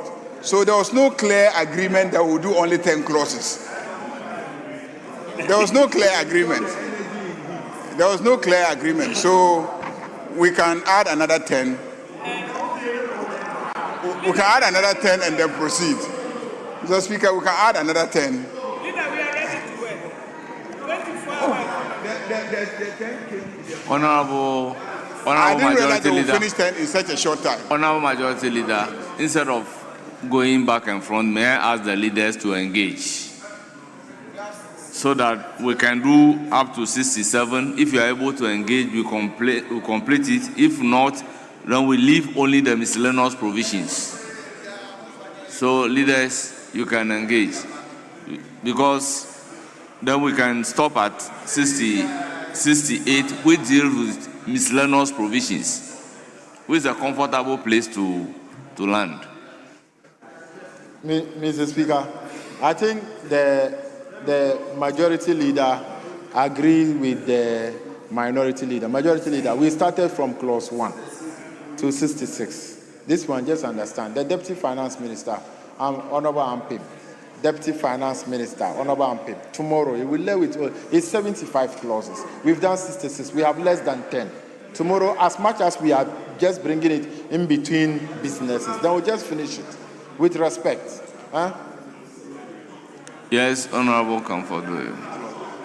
Leader, we want to work. We are ready to work. We are women, we are not tired. How can men say they are tired? We are working, let's work. You are complaining about 24-hour economy, and we are here to do the 24-hour economy, and you are complaining. Mr. Speaker, please go ahead. We are not tired. We want to work. Mr. Speaker, as much as Honorable Doyo is 23 years last Monday, we should understand that we've done a lot. Mr. Speaker, our health matter. Look at the time we started. Now, Mr. Speaker, it's almost 10 p.m., 3 minutes to 10 p.m.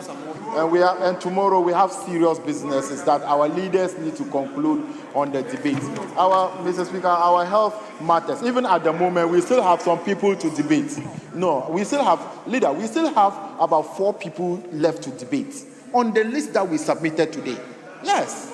So if we are postponing it, let's just defer this. So, Mr. Speaker, let's defer the consideration stage so that tomorrow we can conclude. Our health matter. We started at 10 p.m. We start for 10 hours. Mr. Speaker. You know, initially, the problem was that enough copies of the bill had not been distributed. And we took steps to make copies and distribute. And now I think there's some issue of fatigue. So, honorable members, we will stop at clause 65. 65 and then... Or we should stop at 66. I was thinking 70 would be a convenient. 70 would be a convenient place. Honorable members, if you look at the bill, you realize that at page 69, from clause 68, is on a different subject matter. That is miscellaneous provisions. That's why I'm saying that we can do the 66 and 67, and then we'll leave the miscellaneous matters for consideration another day. So, clause 66. Failure to issue tax invoice. Chairman of the committee. Mr. Speaker, there's no advertised amendment. It is for the consideration of the House. Honourable members, clause 66, any proposed amendment?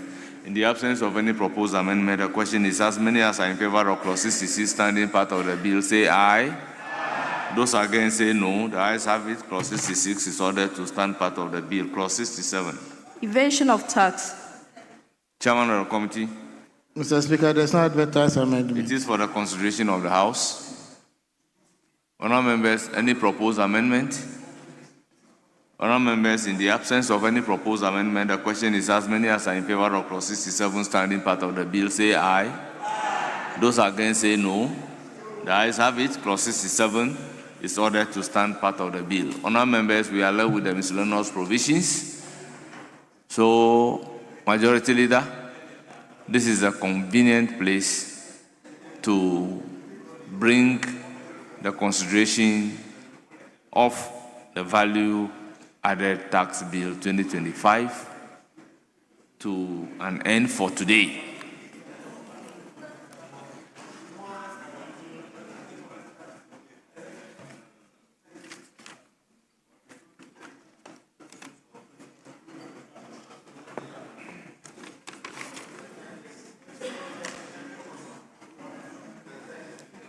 Honourable members, are we going back to the debate?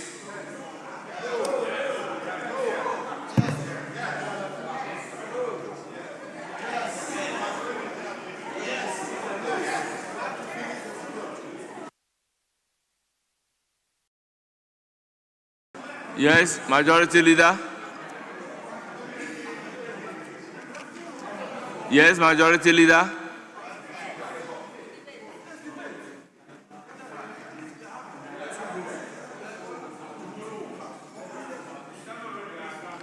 Majority Leader, the indication is that we should debate.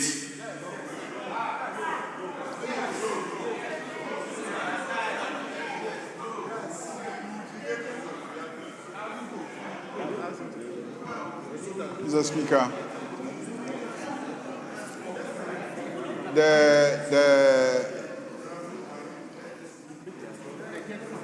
the indication is that people are exhausted.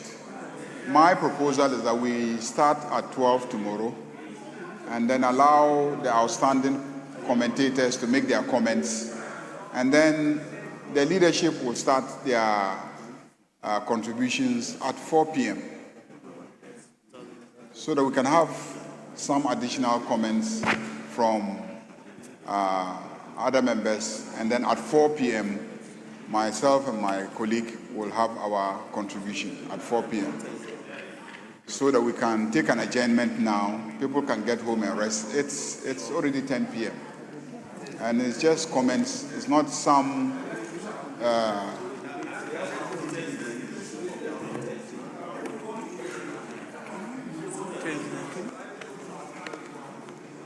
Yes, Honourable Member. Mr. Speaker, that's what I know. Mr. Speaker, considering what is going on, and for the past on 2 different occasions, we have to offload some of the debaters.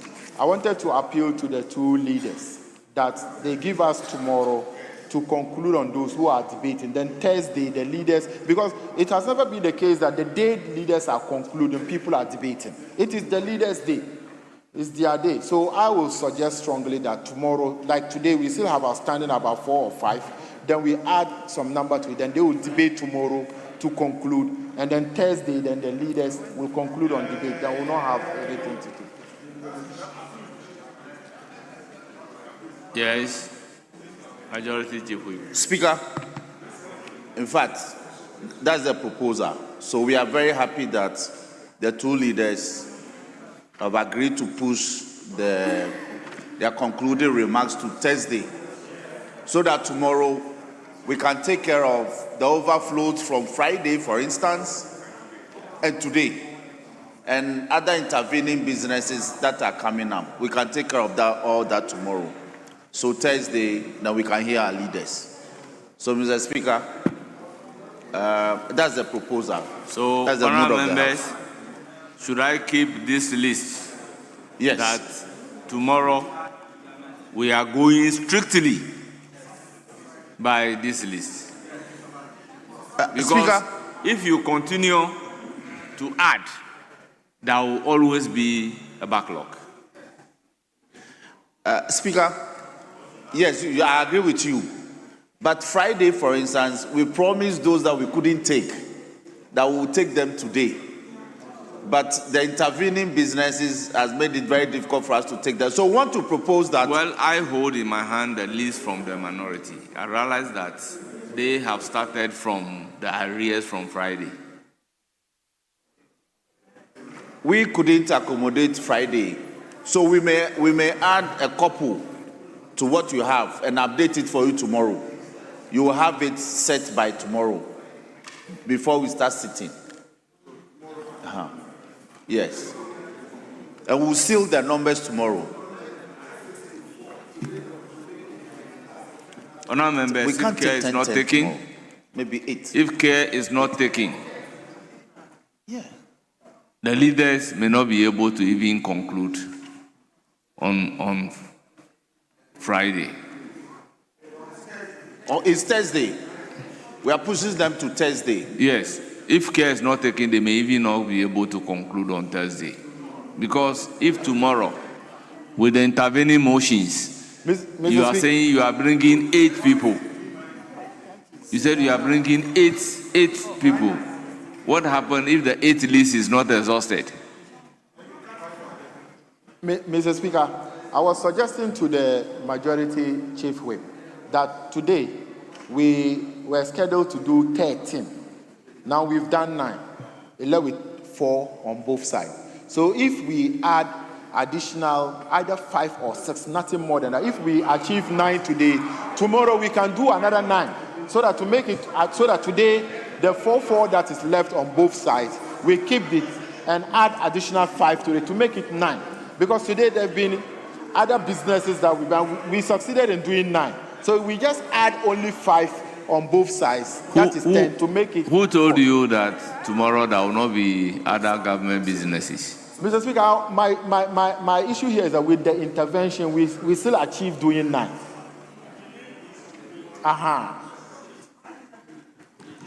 Mr. Speaker, let me propose humbly that in addition to the names that you have outstanding from today, we add only 4. So we do 8 tomorrow, in addition to outstanding businesses that we may continue with tomorrow. So we have Thursday free for the leaders. 8. We should be able to accommodate 8 tomorrow. 8. Anything more than that, 9. Well, honorable members, leadership should engage. Okay. Honorable members, we've done more than 5 hours, 45 by Order 56-2.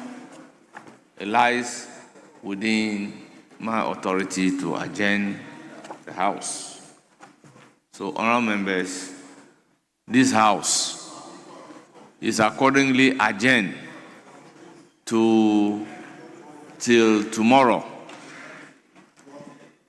Wednesday, the 26th day of November 2025 at 12 o'clock noon.